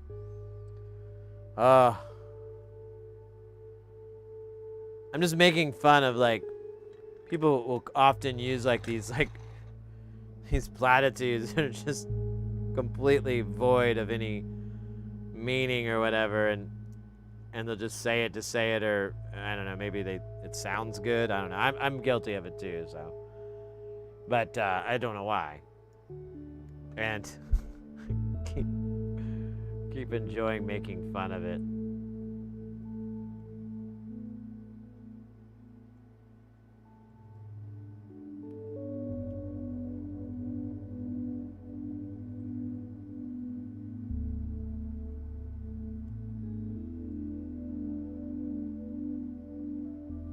I feel like there's a little bit on this guy over here.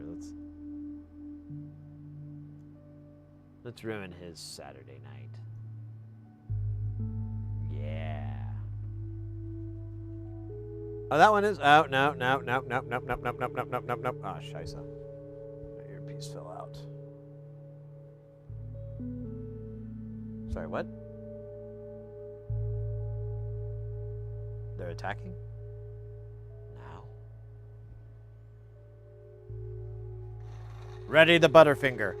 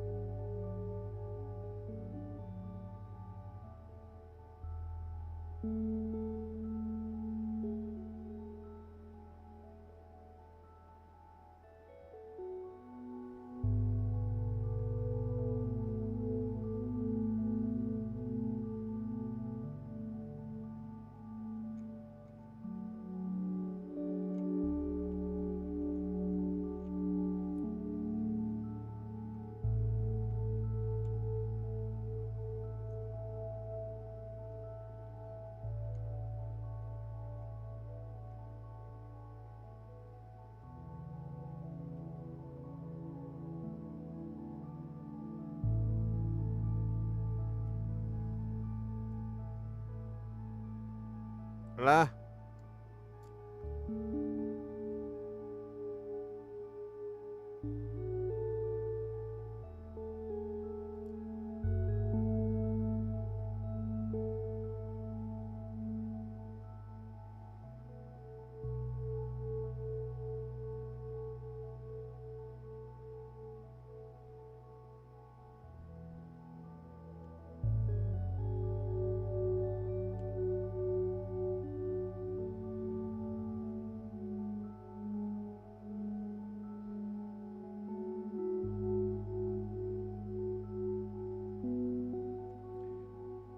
Dr. Capybara, welcome in.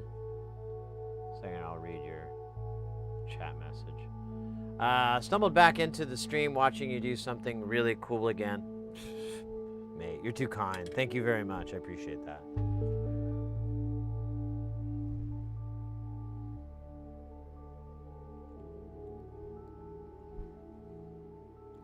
Just soldering until the sun comes up. Well, not in chronological order. I'll have a break. Mini breaks.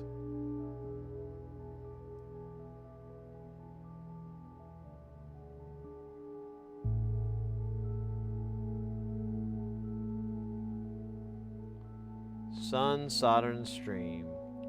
Sun soldering stream. That'd be super.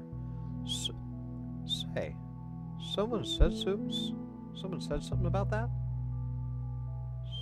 Certainly. Soldering stream. Hello, Electro One, by the way. Welcome in.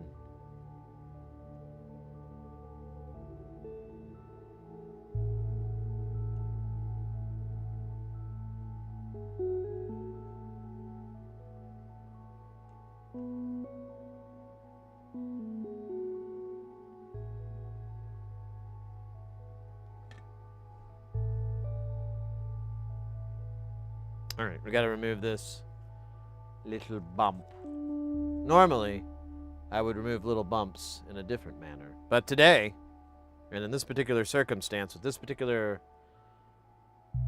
set of circumstances, we'll just remove the bump this way.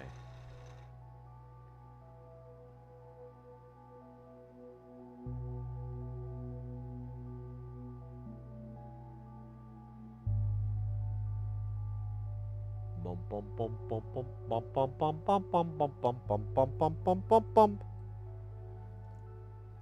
Mr. Bump Bump. Bump me a bump. Make it the bumpest of bumper rump bump.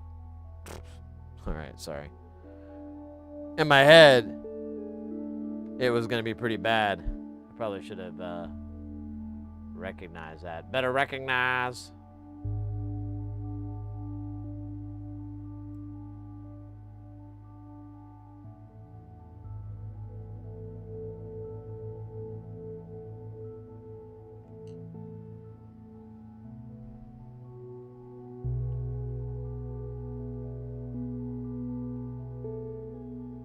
Never get these corner pieces so tight.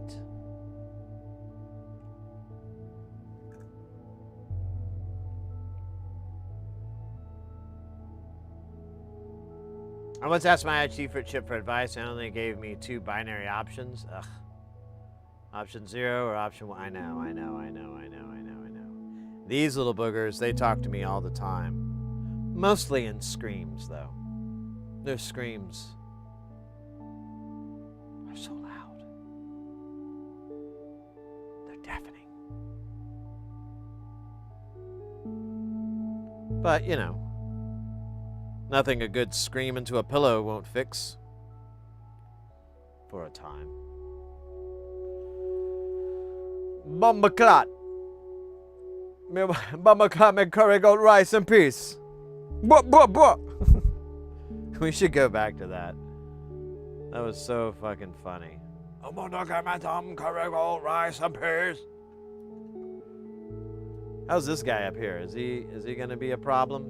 No, look at that. Clean as my record.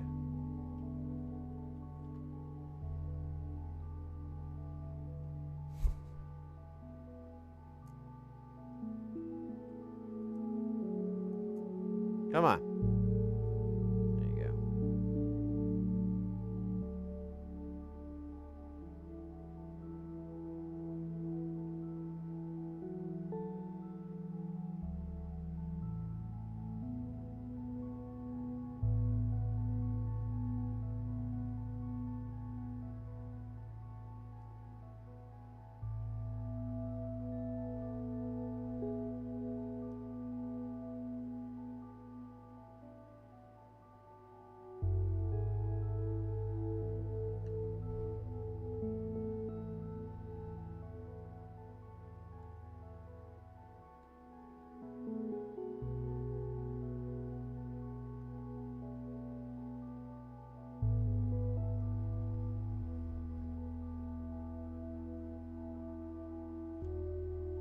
I don't think there's any flux over here.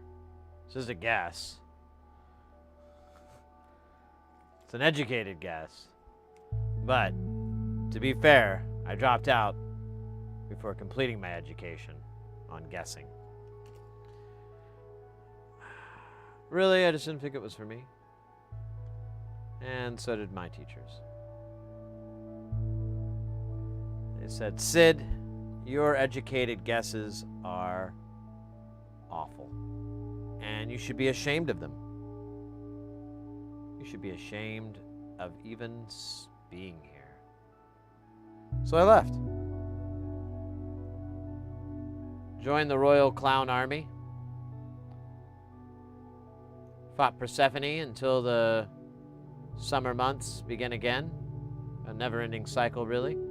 And, you know, it's great medical, let me tell you. The Clown Army, fighting Persephone.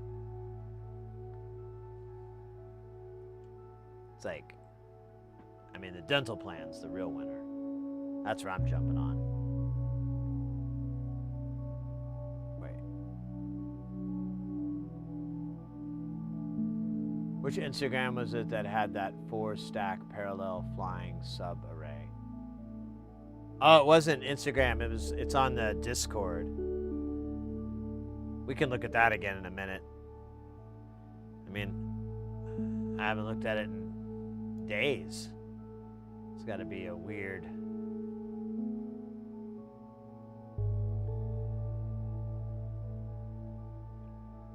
So initially, I pulled those photos from a Facebook post.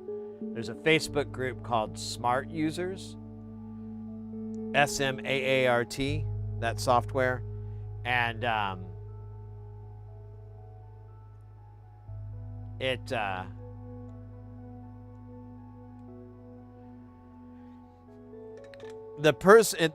map the heat map that's made is like from someone else trying to look at the pictures and then, you know, interpret what it would sound like. It's not like the real deal. Here, let me clear this out.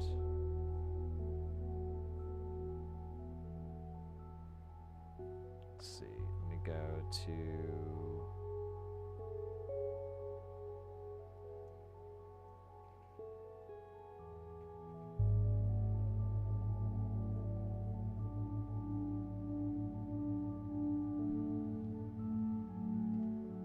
Oh, just a second. I gotta unplug and replug. I could probably turn this fan off. It's been going for like hours.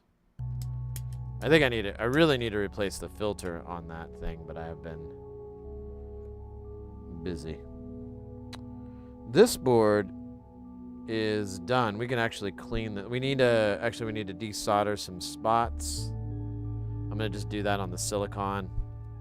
This one we could leave in here because we still have to put all those 5-1 diodes in, those Zeners. So we'll just leave it in there for the time being. And we'll come back to it later on.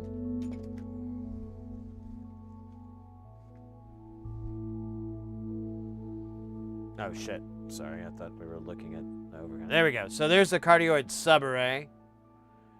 So this is a 3-stack in a descending height. And then we have a 4-stack in ascending height.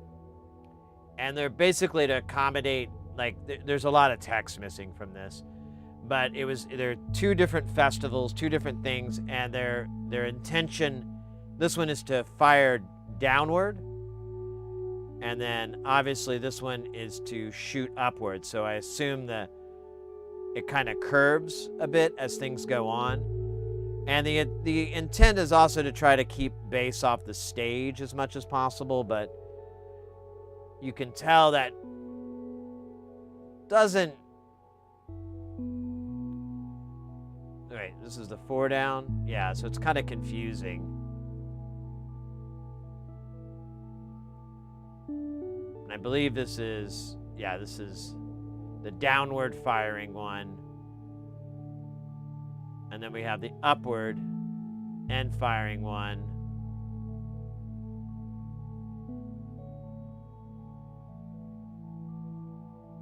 And then overhead view of the downward and upward view of the end fire horizontal.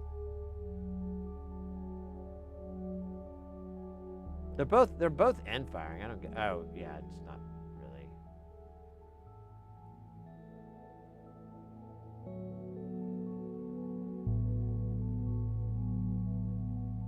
What I absolutely love, and I bring it up every time, is I thought these were some sort of weird rigging, and someone in the comments was like, love it when people get this clever.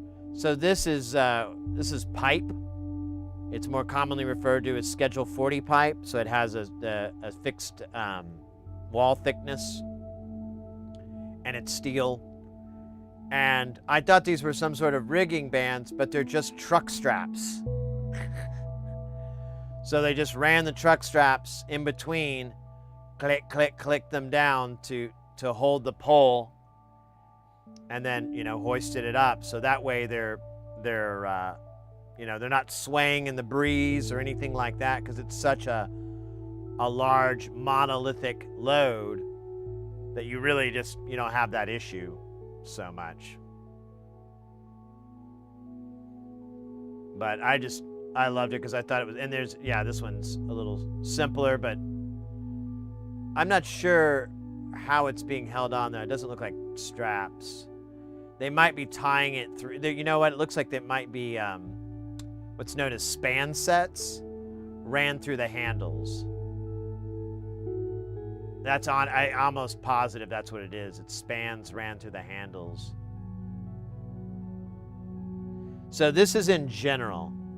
And to find it, just search for CSA, and you'll see the comment that I have here.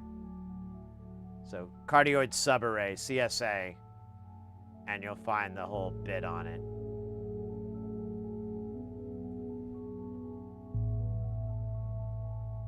Let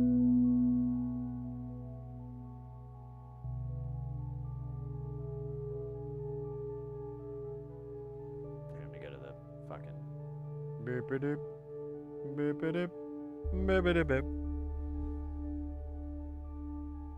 Yeah, you bet, mate. And like I said, I don't know if you're on Facebook or anything, but if you can find the smart, it's smart users. So it's not official or anything from the company, but it's just like a Facebook sort of group, and they have rules like don't ask how to use smart or anything like that. It's just to talk about taking different measurements, and it'll also let you know about any classes that are coming to town, or they're on tour or whatever, so you can go and do those. If you are into sitting in a classroom and having to sit through 50% sales ad for something you already bought. That's how L-acoustic classes are. I don't really bother with them. So I'm like, yeah, I have better things to do than sit through a class where they just advertise for most of it, and then they go over shit that I'll never be doing because it's not installing church, PAs in churches and festivals. Oops, I should have waited longer. Let's see if I'm punished.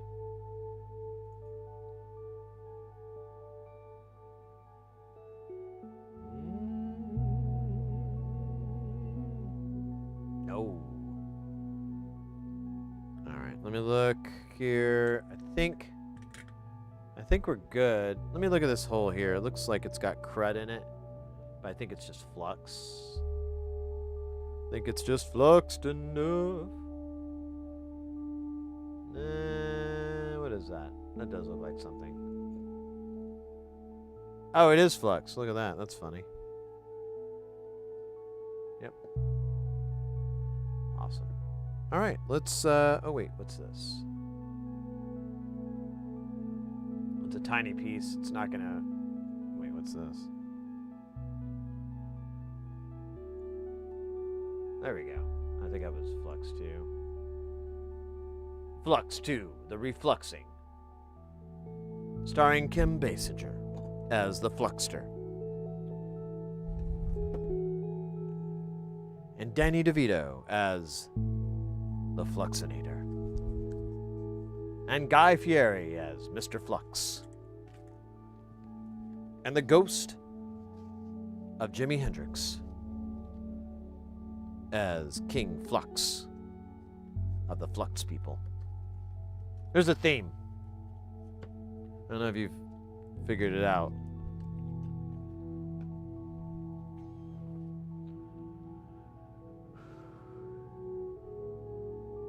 movie stars. It's a movie star theme.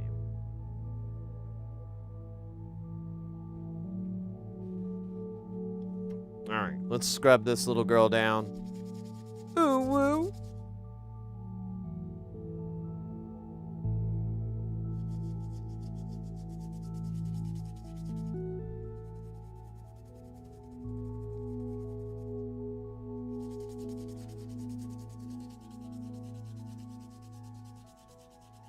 Gana banana da da da. Welcome in.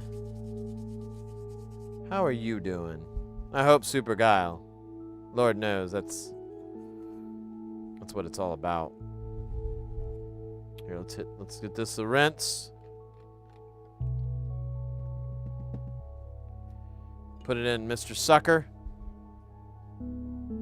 Suck away, my friend.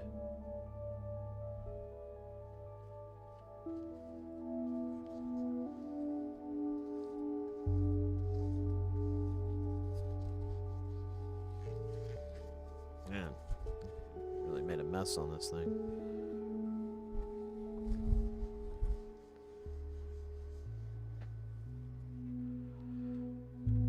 Do do do do do do do do do do do do do. 12 volt or 5 volt? What are you talking about? This module or just like my favorite thing to stick my tongue on? Because that's really a tough one, actually. I never know how to answer that question.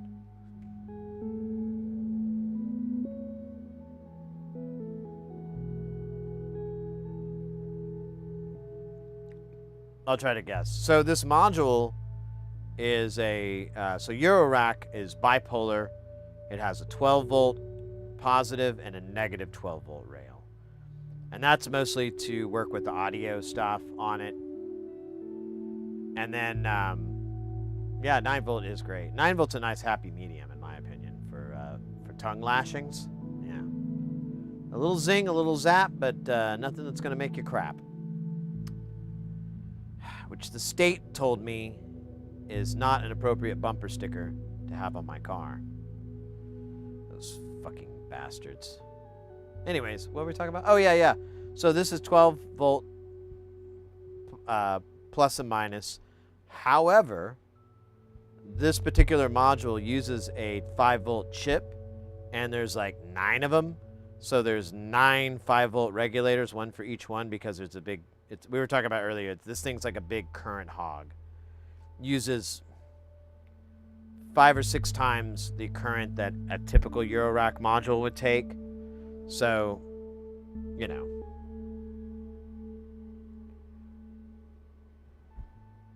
Actually, I don't know. Is that a... Okay, I thought that was a short. Ride the rails. We live our lives to ride the midway.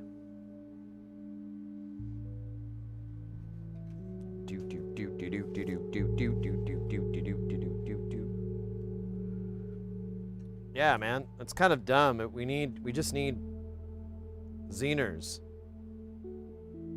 But to my great astonishment, I didn't know we were going to need 18 of them. And I only have 13 or 12 or something like that. So what we'll do is order them from Zenard Zeners. Zenard Zeners, the top Zenard Zeners out there. ZenardZeners.com. No, that's not a real website. I hope not. It's probably something horrific.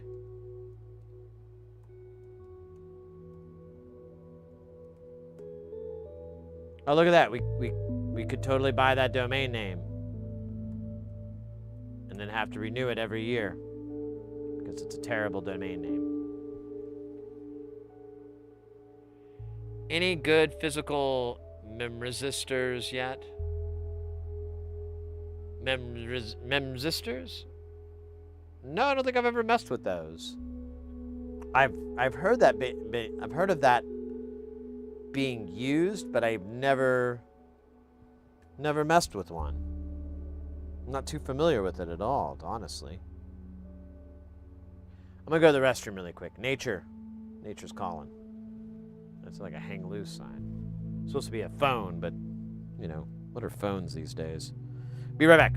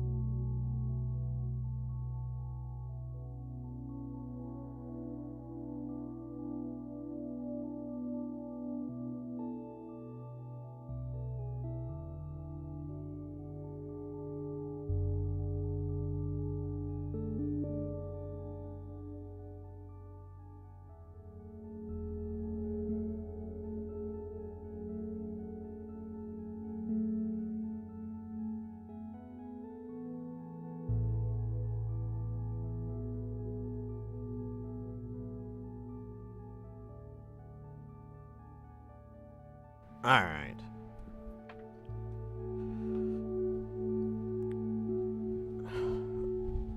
I went ahead and brushed my teeth really quick because they were teething.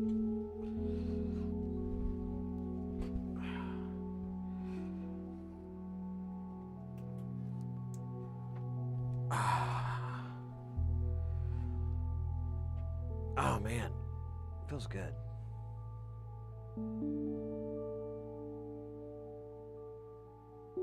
It's a theoretical electrical element. Ah.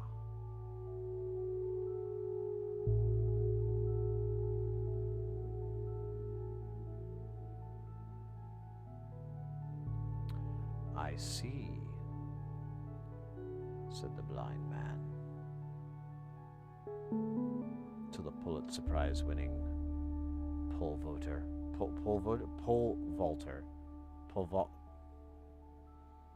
Polyvaulter. Let's see here. Let's pull them internets up.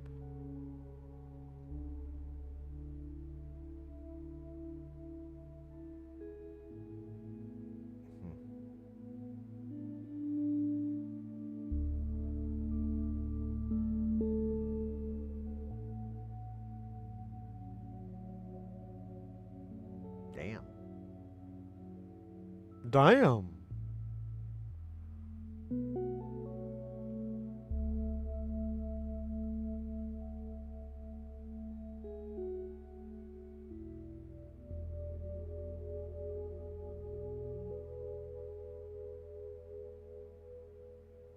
Ah. Man. This has been quite the build. Even if I had the, we'd have so much more to do even if I did have the diodes, because we have to add the through-hole elements, which is going to be like a bajillion. Well, it's like 20 jacks. No, I mean, I think it's like 18. Let me look. What is the jack count? Computer. Jack count.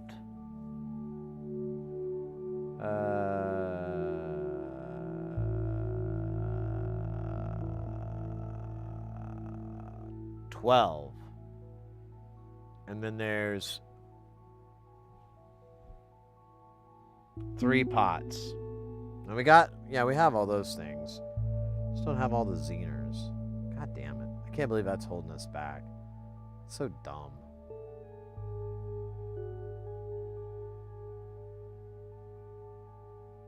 This time change has got me thinking it's fine to just be whipping up some big stupid patch at 1 a.m. You gotta go to work. I mean, I don't know. You've got a family. You probably have a little bit more responsibilities. But,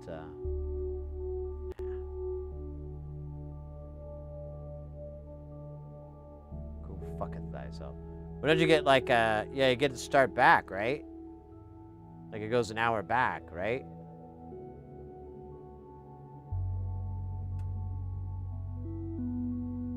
Get to do it and do it again? Or does it go forward? I think it's back. Like you get an extra hour out of the night. Just like in the Bible.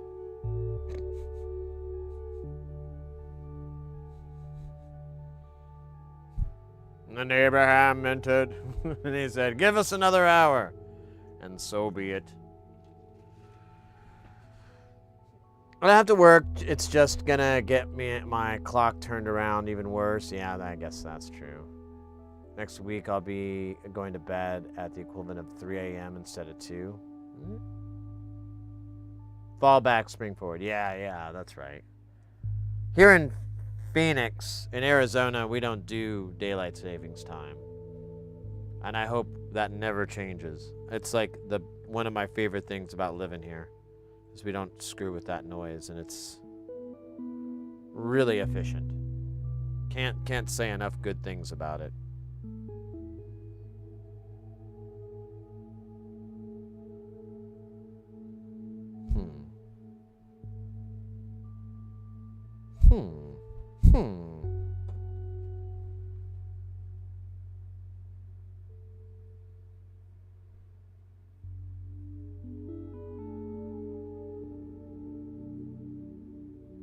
Oh my goodness. I am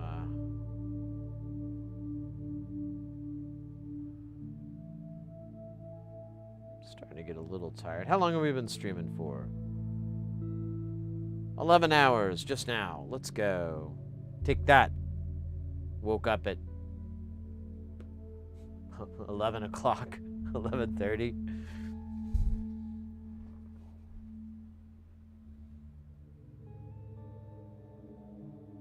The most dry climate ever. Except when it rains. Hey, guys, we got a basketball, Stream Avatars basketball. Get into it. Type !join. You can type red or blue. It'll just fucking rebalance it later. I'm getting in. Join. Did it put me in? No. Oh, wait. I don't think I typed the right thing.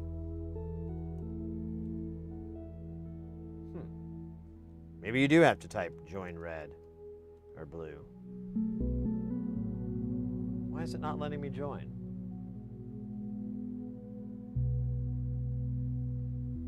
Or do you just do red? Yeah, it should put like little duders down there. I think it's broke.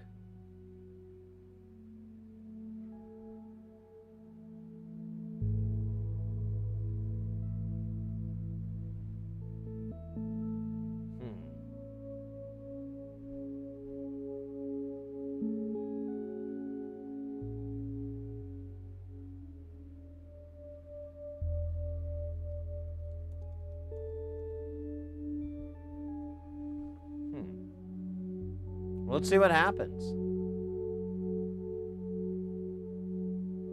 Those are cool emotes, by the way. Oh, so it just doesn't show you. All right. So the name of the game is your first number. You put 2 sets of number. The first one could be 1 to 180. That's your angle.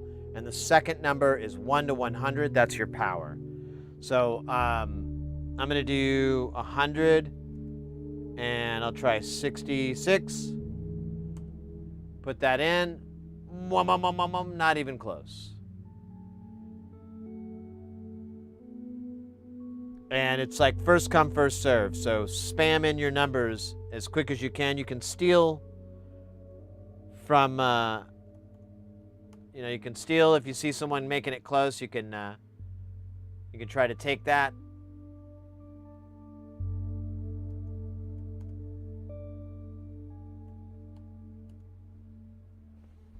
I'll try not to be, since I don't have any lag, it's pretty easy.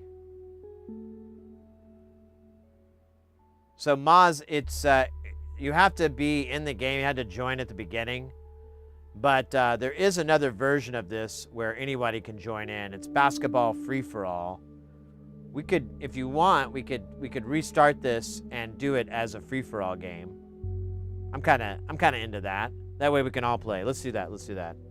So basketball, cancel. And then we'll do basketball, free-for-all. Okay, so now we're going to have a free-for-all game.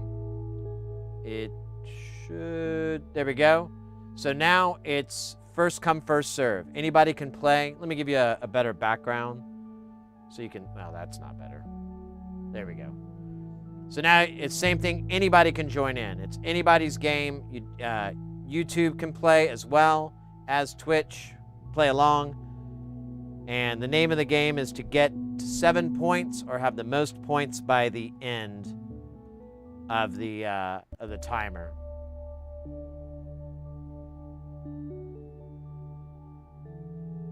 Oh, so close.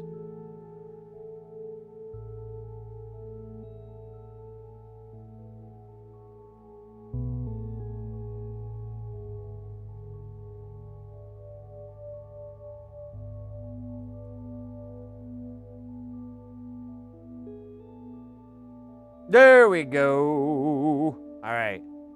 I'll try not to do too many of those because I have a bit of an unfair advantage since there's no lag or anything. But that is a good important tactic there. Like, lag is your true enemy. So if you, I wonder if this is behind it. I didn't even realize that, the chat. Oh, okay, good. It's in front. So if you execute it and you see it and it's not going to work, go ahead and enter in a new set of numbers because by the time it completes it, it'll be ready. It'll be looking for what your next next move is going to be.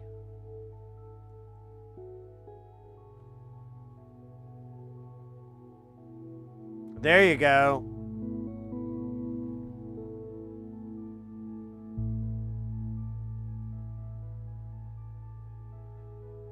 So Atom Fighter, your second number needs to be between 1 and 100.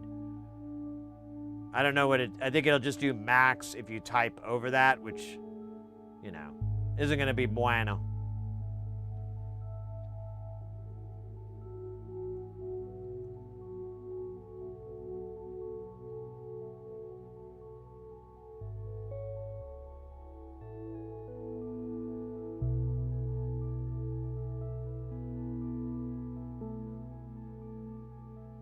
Oh, look at that. There you go.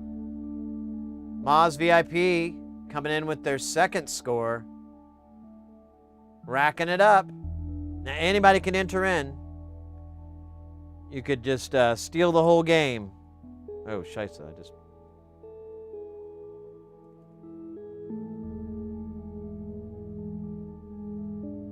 Oh, damn it.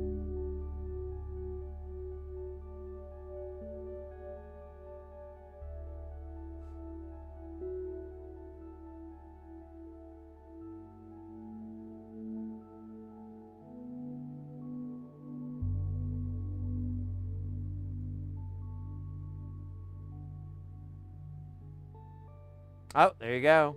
3 points. Killing it. Looks like we might have a pro in our midst. So on this one, you can't come in from the underside. You have to shoot from the top in. Otherwise, it does that. But you can bounce off these walls, and that's pretty. Oh, that's a cool. Is that Weird Al? Looks like Weird Al, yo. Wait, where is that? It is. Nice. Nice. I'm a big Weird Al fan. Ah.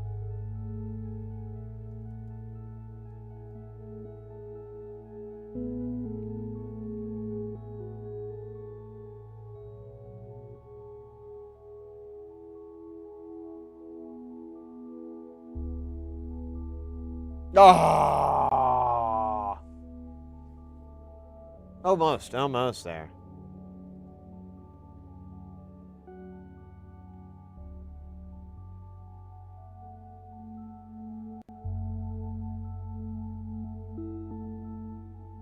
There we go. There we go. Look at that smiley face. He's happy.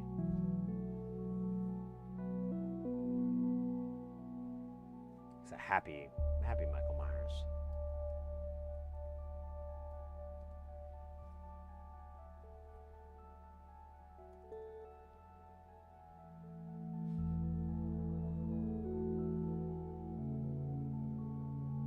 Me too. Saw him live at the Paris, California Fair back in about 50. Oh, nice. Yeah, I tried to catch him this. I think it was this year. It's like spring or summertime, but I ended up working and I couldn't get away. Oh shit! I'm sorry. I should have stopped the ads. I didn't see it. Crap. My bad. Anyone who's subscribed is gonna have an upper hand.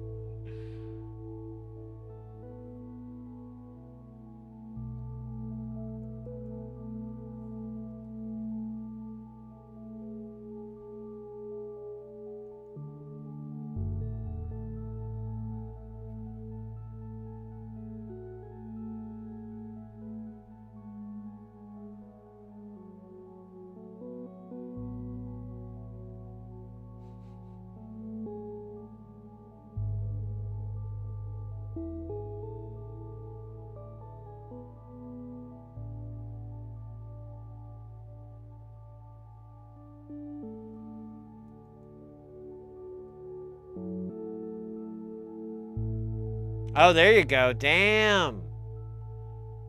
All right, our current leader, Moz VIP. Or Moz VIP. Oh, this is an easy one. First come, first serve. Ad timer is almost out. We got 5 seconds. Should be able to get everybody, everyone in here.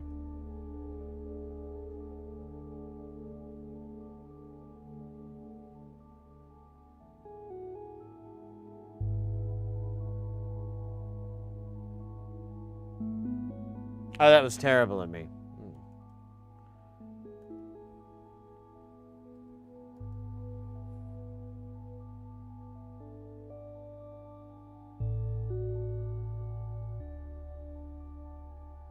Let's see.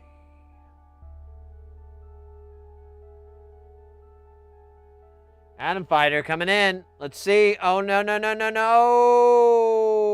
So close. Mamma mia. Mamma mia.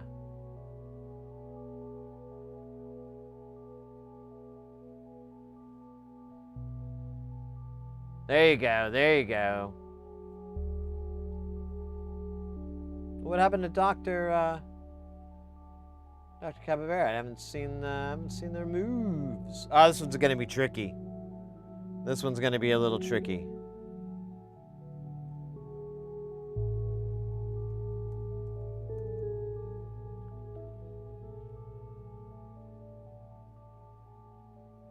Ah, too much.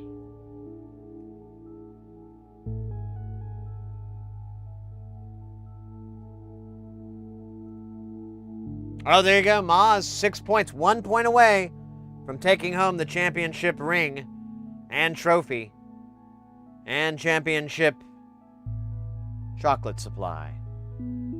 From Chocolat, the chocolate that's pronounced with a French pronunciation. Chocolat. Don't you want to feel better? Chocolat. Chocolat.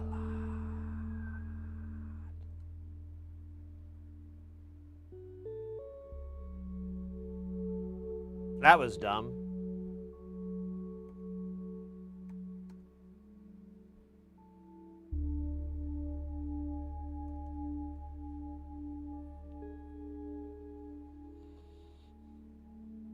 Oh, look at that, look at that, look at that, look at that. No. Yeah. Yeah. Yeah.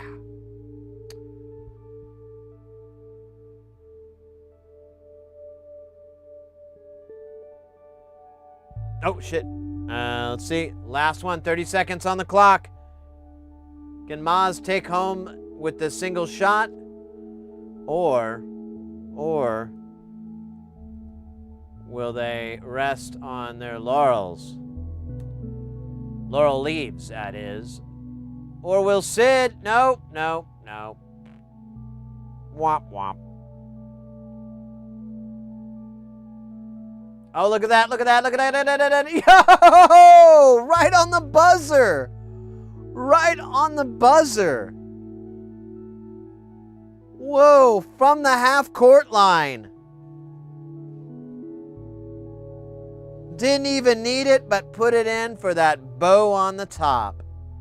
Very nice. Very cool.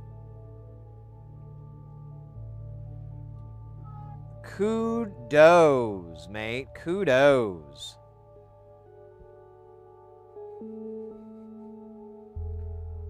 Wow. So that's you know, with your stream avatars, I always forget to mention, on Twitch there's a panel below where you can select yours. Exclamation point commands brings up all the different moves and things they can do, and then there's games that are locked away inside the channel points. For YouTube, the games are, you got to rely on Twitch to activate them. I don't really have one to activate on YouTube. But to access your stream avatar, if you want to change yours, there's a link in the chat. Open that up. It'll probably say like authorize or something, but it's basically just tying your account so that it'll know who's who. And then you can go in there. There's a bunch of different characters in there. The puppies, the kitties, and the ponies have the you can actually go in and modify them. And there's a couple of other characters in there too.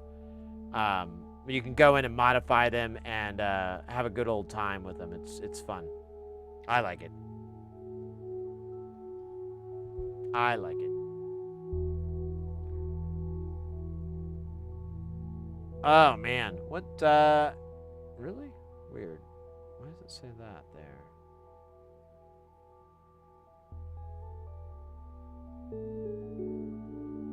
Yeah, that's just wrong. All right. It is 12:30 here. We've been going for a little over 11 hours. And we do have a second project here that's doable, but I don't know if I want to start that tonight.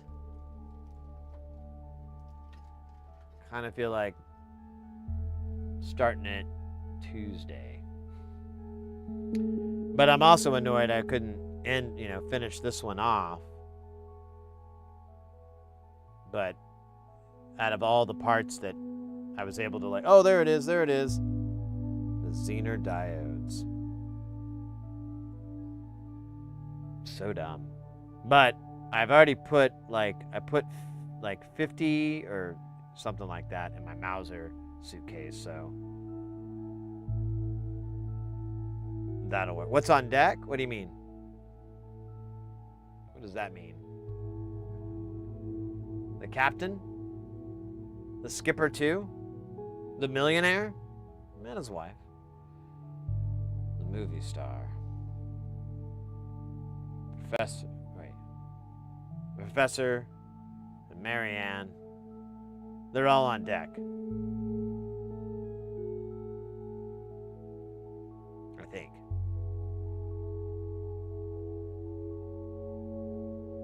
Oh God, there's so many. There's so many. We've got that whole bloody. These I pulled out because I'm like, making a little pile of to-dos. But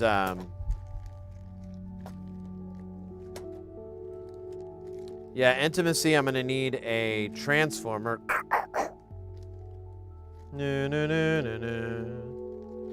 Morpheus pill is a. I got to build a black box Vactral for that, which is fine. It's a little bit of work. I was kind of looking at this, the Demux phaser.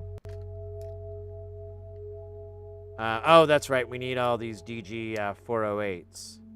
Or DG 400s or whatever. No, they're 408s, and we don't have those yet.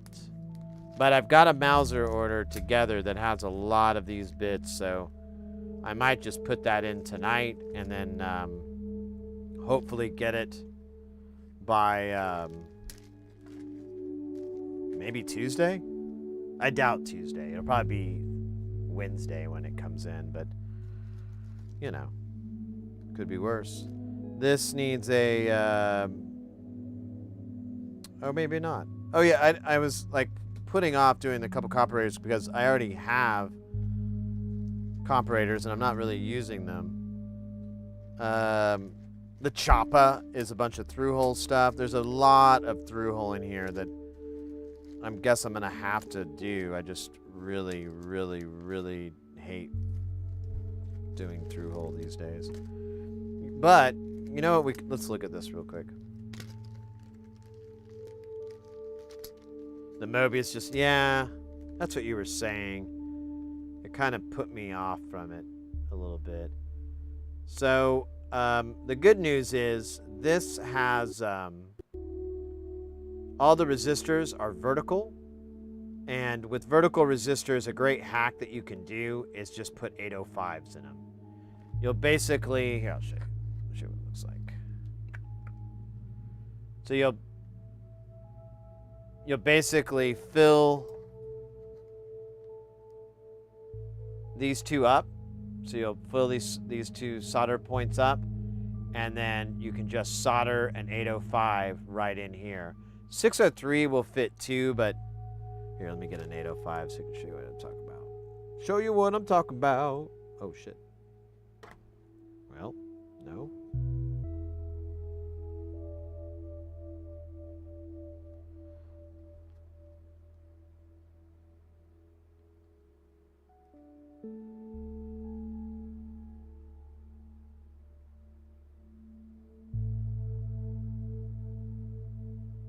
Fits pretty good in those spaces.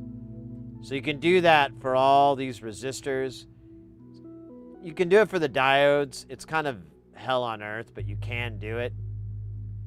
And especially with the MELF package. If you have like a SOT 123 or whatever, those will fit. Those are good.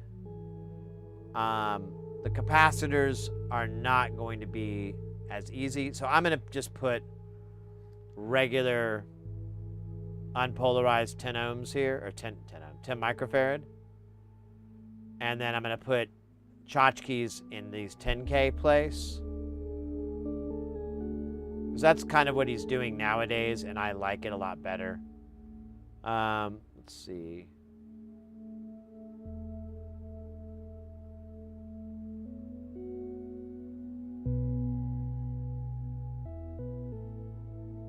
Yeah, exactly. I really hate doing these type of components.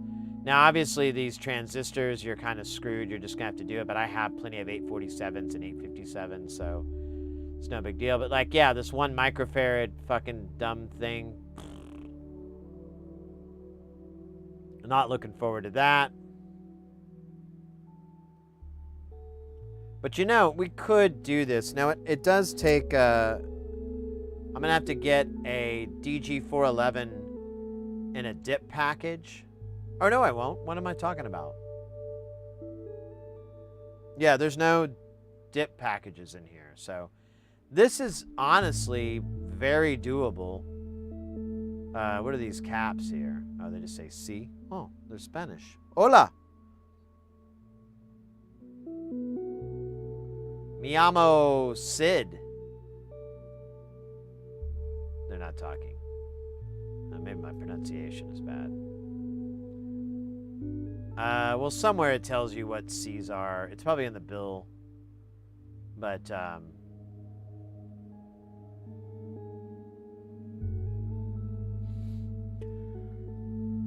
pardon me. There's not a ton of components for this, so this isn't too bad. We might actually put this in the maybe baby pile. So I wouldn't mind the chopper. Porphyry, did you build this one, or were you recommending it? I can't remember. I remember we might have spoken about it.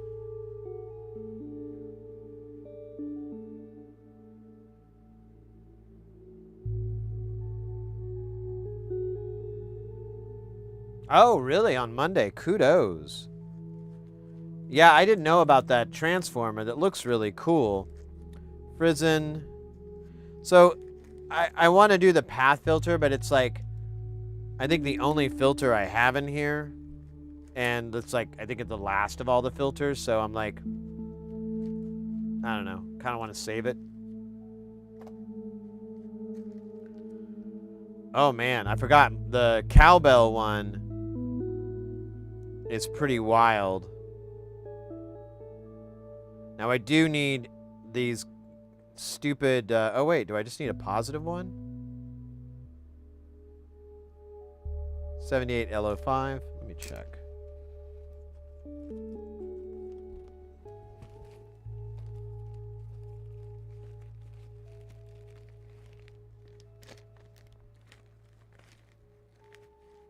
Oh yeah, so I do have that. We could do more cowbell.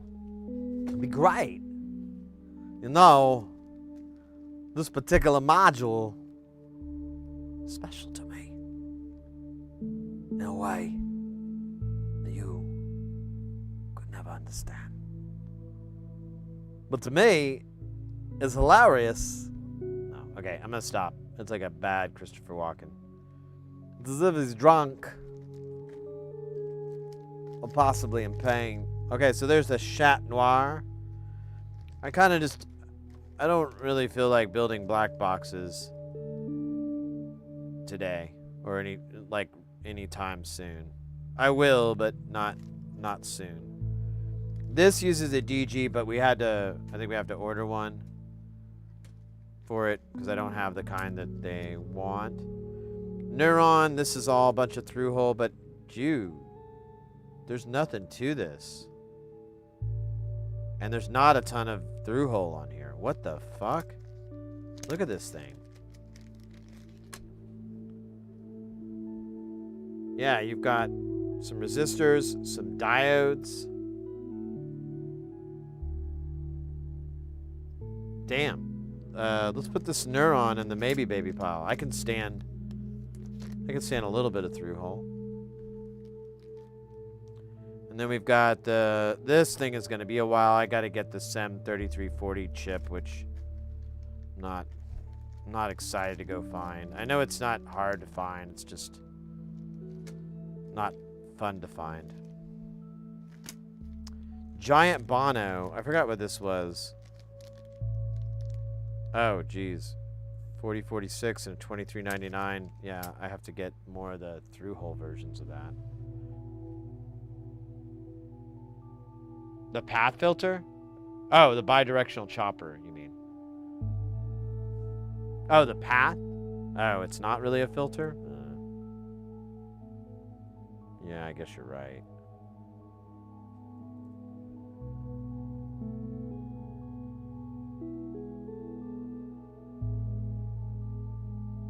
Yeah, there's just a lot of extra soldering and a lot of extra work, that's all. I mean, it's not that I'm afraid of a good time. It's just like when you build like multiple ones of those in a row, it takes a little piece of your soul. I only have so much soul right now. Yes. I know what you're thinking. I'm a soul man. Or a salt man. I'm a salt man. That's stupid.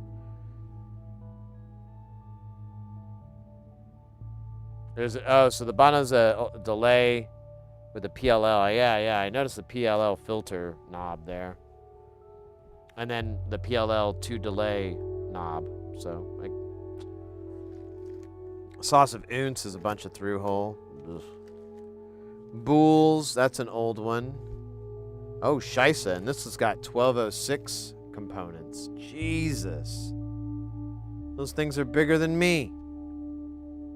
And they're so crowded up. That one's not going to be fun.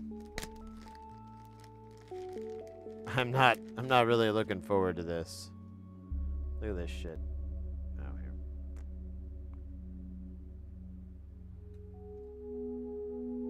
They're just like so close together. And they're these big freaking 1206 size packages. Now we can get away with 805 on here. It'll fit just fine. But I mean, it's still not going to be an easy job. And there's a lot too, so.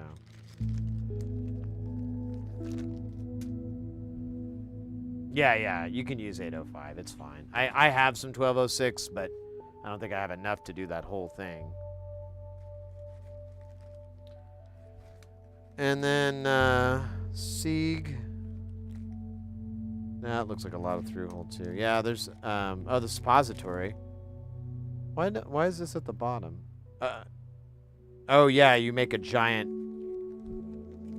black box here. Yeah, each little cluster has all those are LEDs, and then the center is a LDR. For Lincoln Delano Roosevelt, the unknown president. Yeah. Or Larry.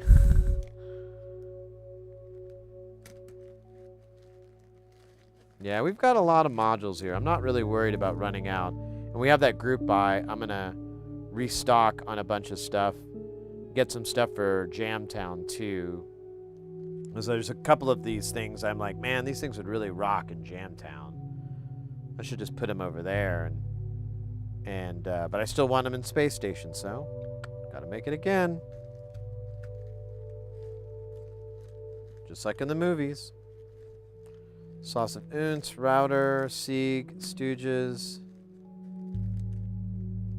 The Sequencer, Fact Pill, and then Flip Flop Chaos.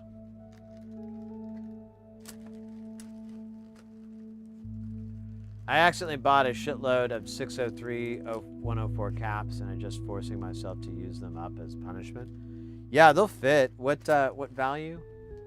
104. So those are 100 nanofarads? Yeah. Those are fine. Since they're most likely going to be bypass caps, they're going to be utilized. You don't really have to sweat too much on the current difference. Although eurorack, I haven't really seen an issue with 603, and I've even seen 402 utilized in commercial eurorack modules, but I think, they're wise to what the current is going to be going through them. But with this, with module eurorack, I wouldn't really worry. I think you'll be fine. At the worst, they'll go pop, and then your circuit won't work because it's grounded. Oh, they're 50 volt? Oh, well, you're probably not going to have to worry about it. I mean, there's still the chance it could be in a circuit where there's a bunch of current going through, but not a really big one. Dude, I heard my nose whistling. I thought there was somebody outside. I'm like, that's my frickin' nose. How lame is that? Answer. Pretty lame.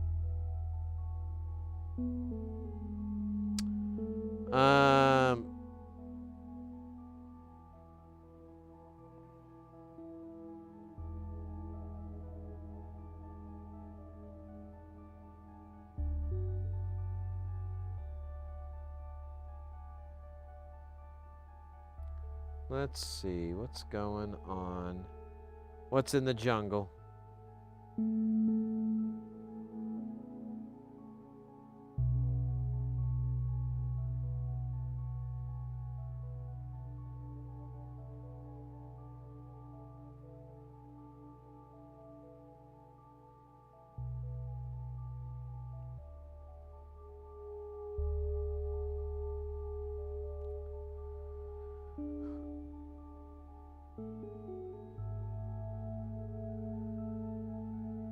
Let's see that.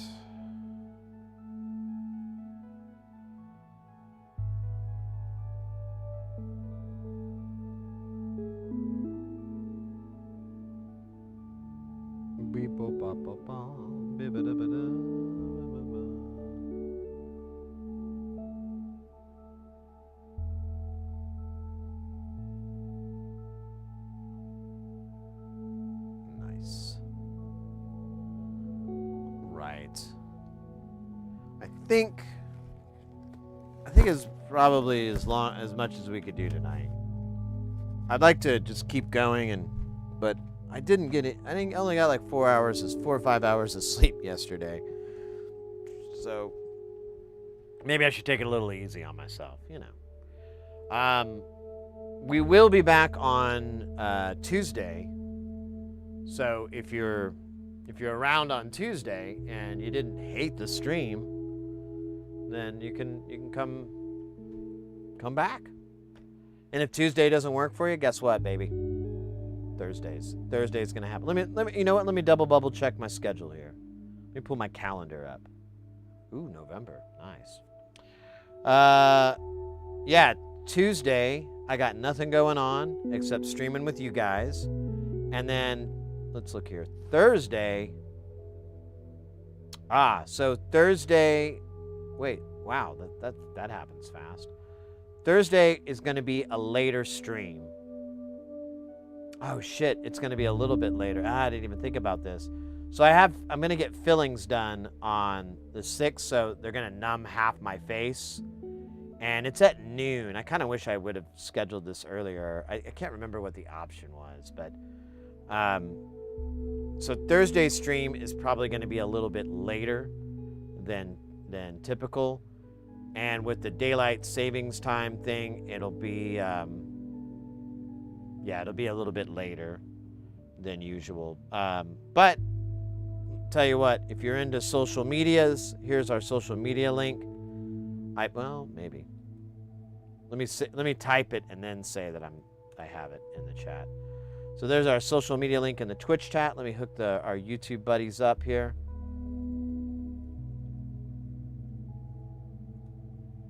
And on most of them, I'll post when we go live. I'll also bring up if there's any problems with the stream not happening like regular. And our Discord, I highly recommend coming checking out, saying hi in there if you're a big fan of the Discord. It's a nice community that we got going on in there, much similar to our wonderful community over in the chat over there, but less real time. No, and actually it is pretty real time. There's a lot of conversations I see that go down on that thing. So, but Tuesday we'll definitely have a stream. And then we'll be back Thursday and then Saturday, and we'll just keep doing this for the next 2 weeks, and then or 2.5 weeks, and then I have a little gig that's coming up on the that's going to happen on the 20th. So I won't be streaming on that day. That's a Thursday. But I'll make it up to you. We'll do like a double stream on the weekend or something fun like that to make up the difference. Because, we got all these modules. You saw that bucket of modules. We got so much. We also have, I should mention, we're doing a group buy. Now, it kind of doesn't matter so much, but at the time we were organizing a group buy due to tariffs on Australia for Americans. So we're trying to organize something so that we could make a large purchase and be able to pay the shipping and tariffs and everything in one big bump. But that's changed recently. So if you wanted to go ahead and just order direct from Nonlinear Circuits in Australia and you're in the US, he said he basically bumped it up from $20 to $22. Now that may change. He says he's trying to see how it goes, but you know, it's not going to be the $80 that was going on beforehand. That's why we did the group buy, was to overcome the sting of that $80 charge. But still, if you'd like to get some modules, maybe a little extras, I brought it up to him a couple months back about doing a group buy, and he seemed really interested. He said he'd throw some goodies in. He's given me a lot of extra modules, so I've been thinking too about building some, like, maybe some kits for people if they want some of these modules and they don't want to have to go source the parts, but they want to do the building. I could probably put a kit together we've got a sloth DK, which honestly that's a savior because the caps for those are a little bit, they're not hard to get, they're not expensive, but they are cumbersome because, you know, they're like C batteries or something. C-cell batteries are just kind of chunky and big. But I've been thinking about trying to put a kit together for y'all and raffling it off, or I don't know, I don't want to put it up for sale or anything, but I'd like to be able to get it out to you. Maybe have, you know, the winner pay for shipping or something, so I'm not, you know, spending money. But I don't really care. It's like shipping is nothing. Since I do, you know, retailing and so forth, you get discounts. Like you can, since you're a store, you get like a nice discount. So I just put it under the store stuff a lot of the time.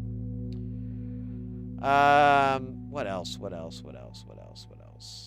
I think that's kind of it. That's all I can really think of.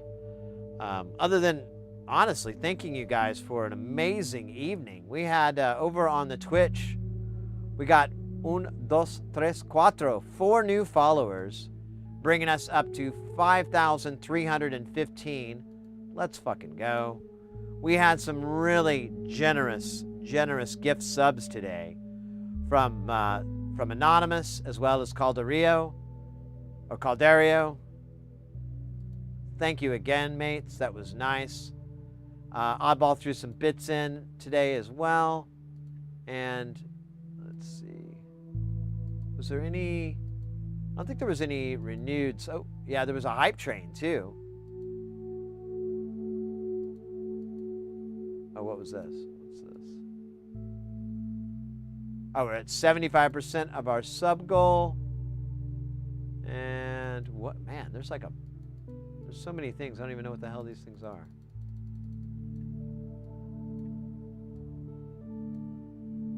Yeah.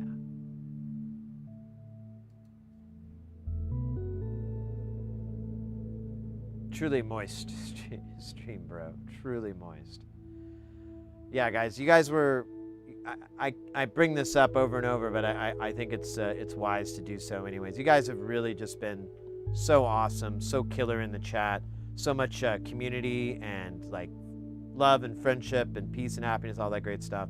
I mean, seriously, it's you guys have been just really, I don't know if proud's the right word, but I have a lot of elation and happiness that you know, we're able to get this community, and you guys are just badass one after the other. Lots of funny cats, lots of cats with good senses of humor. You have no idea how valuable that is. As I was saying earlier, we'll be back on Tuesday, and we'll be on Thursday, but Thursday is going to be a later stream because of the whole dental nonsense that I have coming up. And the thing is, I got to wait for my face to gnaw because it's, you know how it is. You're like, it feels like it's 5 times bigger. And then I'll eat. So I just got to work this all together, but it'll probably be like, probably about 4, maybe 5 hours later than usual. And we might make it up on the back end by having like another stream on Friday or something like that. We'll see. We'll figure something out. We'll do something fun and funny. Faux show. Let's see, for YouTube, we're gonna have a little raid out to Rhine Labs. They're doing the stream is live random data recovery automotive Hitachi texting momentary with multiple programmers, teaching with multiple. So that sounds kind of fun. I'm definitely gonna probably pop my head in there a little bit and say hello, hello. And then over on our Twitch side, we've got our good buddy. We haven't rated him in a long time, Jitspo, and big inspiration for the stream. Like, I can't tell you how much. When I found this guy's channel a while back, he developed it's game development. He was part of the team that made this game that I really loved that went, you probably might have maybe heard of it, called Lawbreakers. It was a, what do you call it, like a battle game. I can't think, kind of like Overwatch and stuff like that. In fact, it was compared a lot to Overwatch, but they'd actually started working on it before then. It just took them so long before it got out the door that they were kind of like late to the game. The game never took off, but it had the coolest game mechanics. One of my favorite shooter games. It's always a bummer that it went to the wayside. But this guy is one of the main developers from it. He's gone on to work independently. He has several really cool games that he's been working on for a while. One of them is also like a Doom style kind of first-person shooter, but there's a lot of really cool elements that he's added to it that really keep it from that, but it has that Doom aesthetic, you know, the gun sticking out of your chest kind of firing, and shotguns and monsters and stuff like that. Really cool cat, and I have huge respect. A quick story. He was working on a sound effect for this game, and he was like, oh, you know, hold on, I need to get the sound effect. And he gets up and he turns off the air conditioner and he pulls out a nice condenser mic, and he has like two pieces of brick, like a cinder block and then like a red brick, and he scrapes them together to get the sound he wanted. Not only was his recording technique admirable and incredible, but the fact that he had the, I got to make it quiet as possible so I can get a nice clean recording of it. Then he went to work, trimmed it up. It was in the game. Like, the whole thing took like maybe 10 minutes. It was mind-blowing how efficient and clever this guy is. So hopefully you enjoy it over on his channel. You'll notice the stream avatars as well, which is also another nod out to him, because he definitely just came back from clubbing. Oh my God. How's the club? Hope you've been having a good stream. Happy daylight savings. Good night. Yeah, mate. Thanks so much for coming in and saying hi. Yeah, we're just about to raid out, so you kind of nailed it right at the best time. So let's get this raid going over on our buddy Jitspo. Thanks, and YouTube will be raiding over to Rhine Labs. Guys, thanks so fucking much for an awesome stream, awesome week. Can't wait to see you guys next time. I'm gonna fade away. We're gonna throw this sweet ass logo up, because that's what we paid for, baby. That's what we paid for. Guys, mass bomb, take care, and stay guile.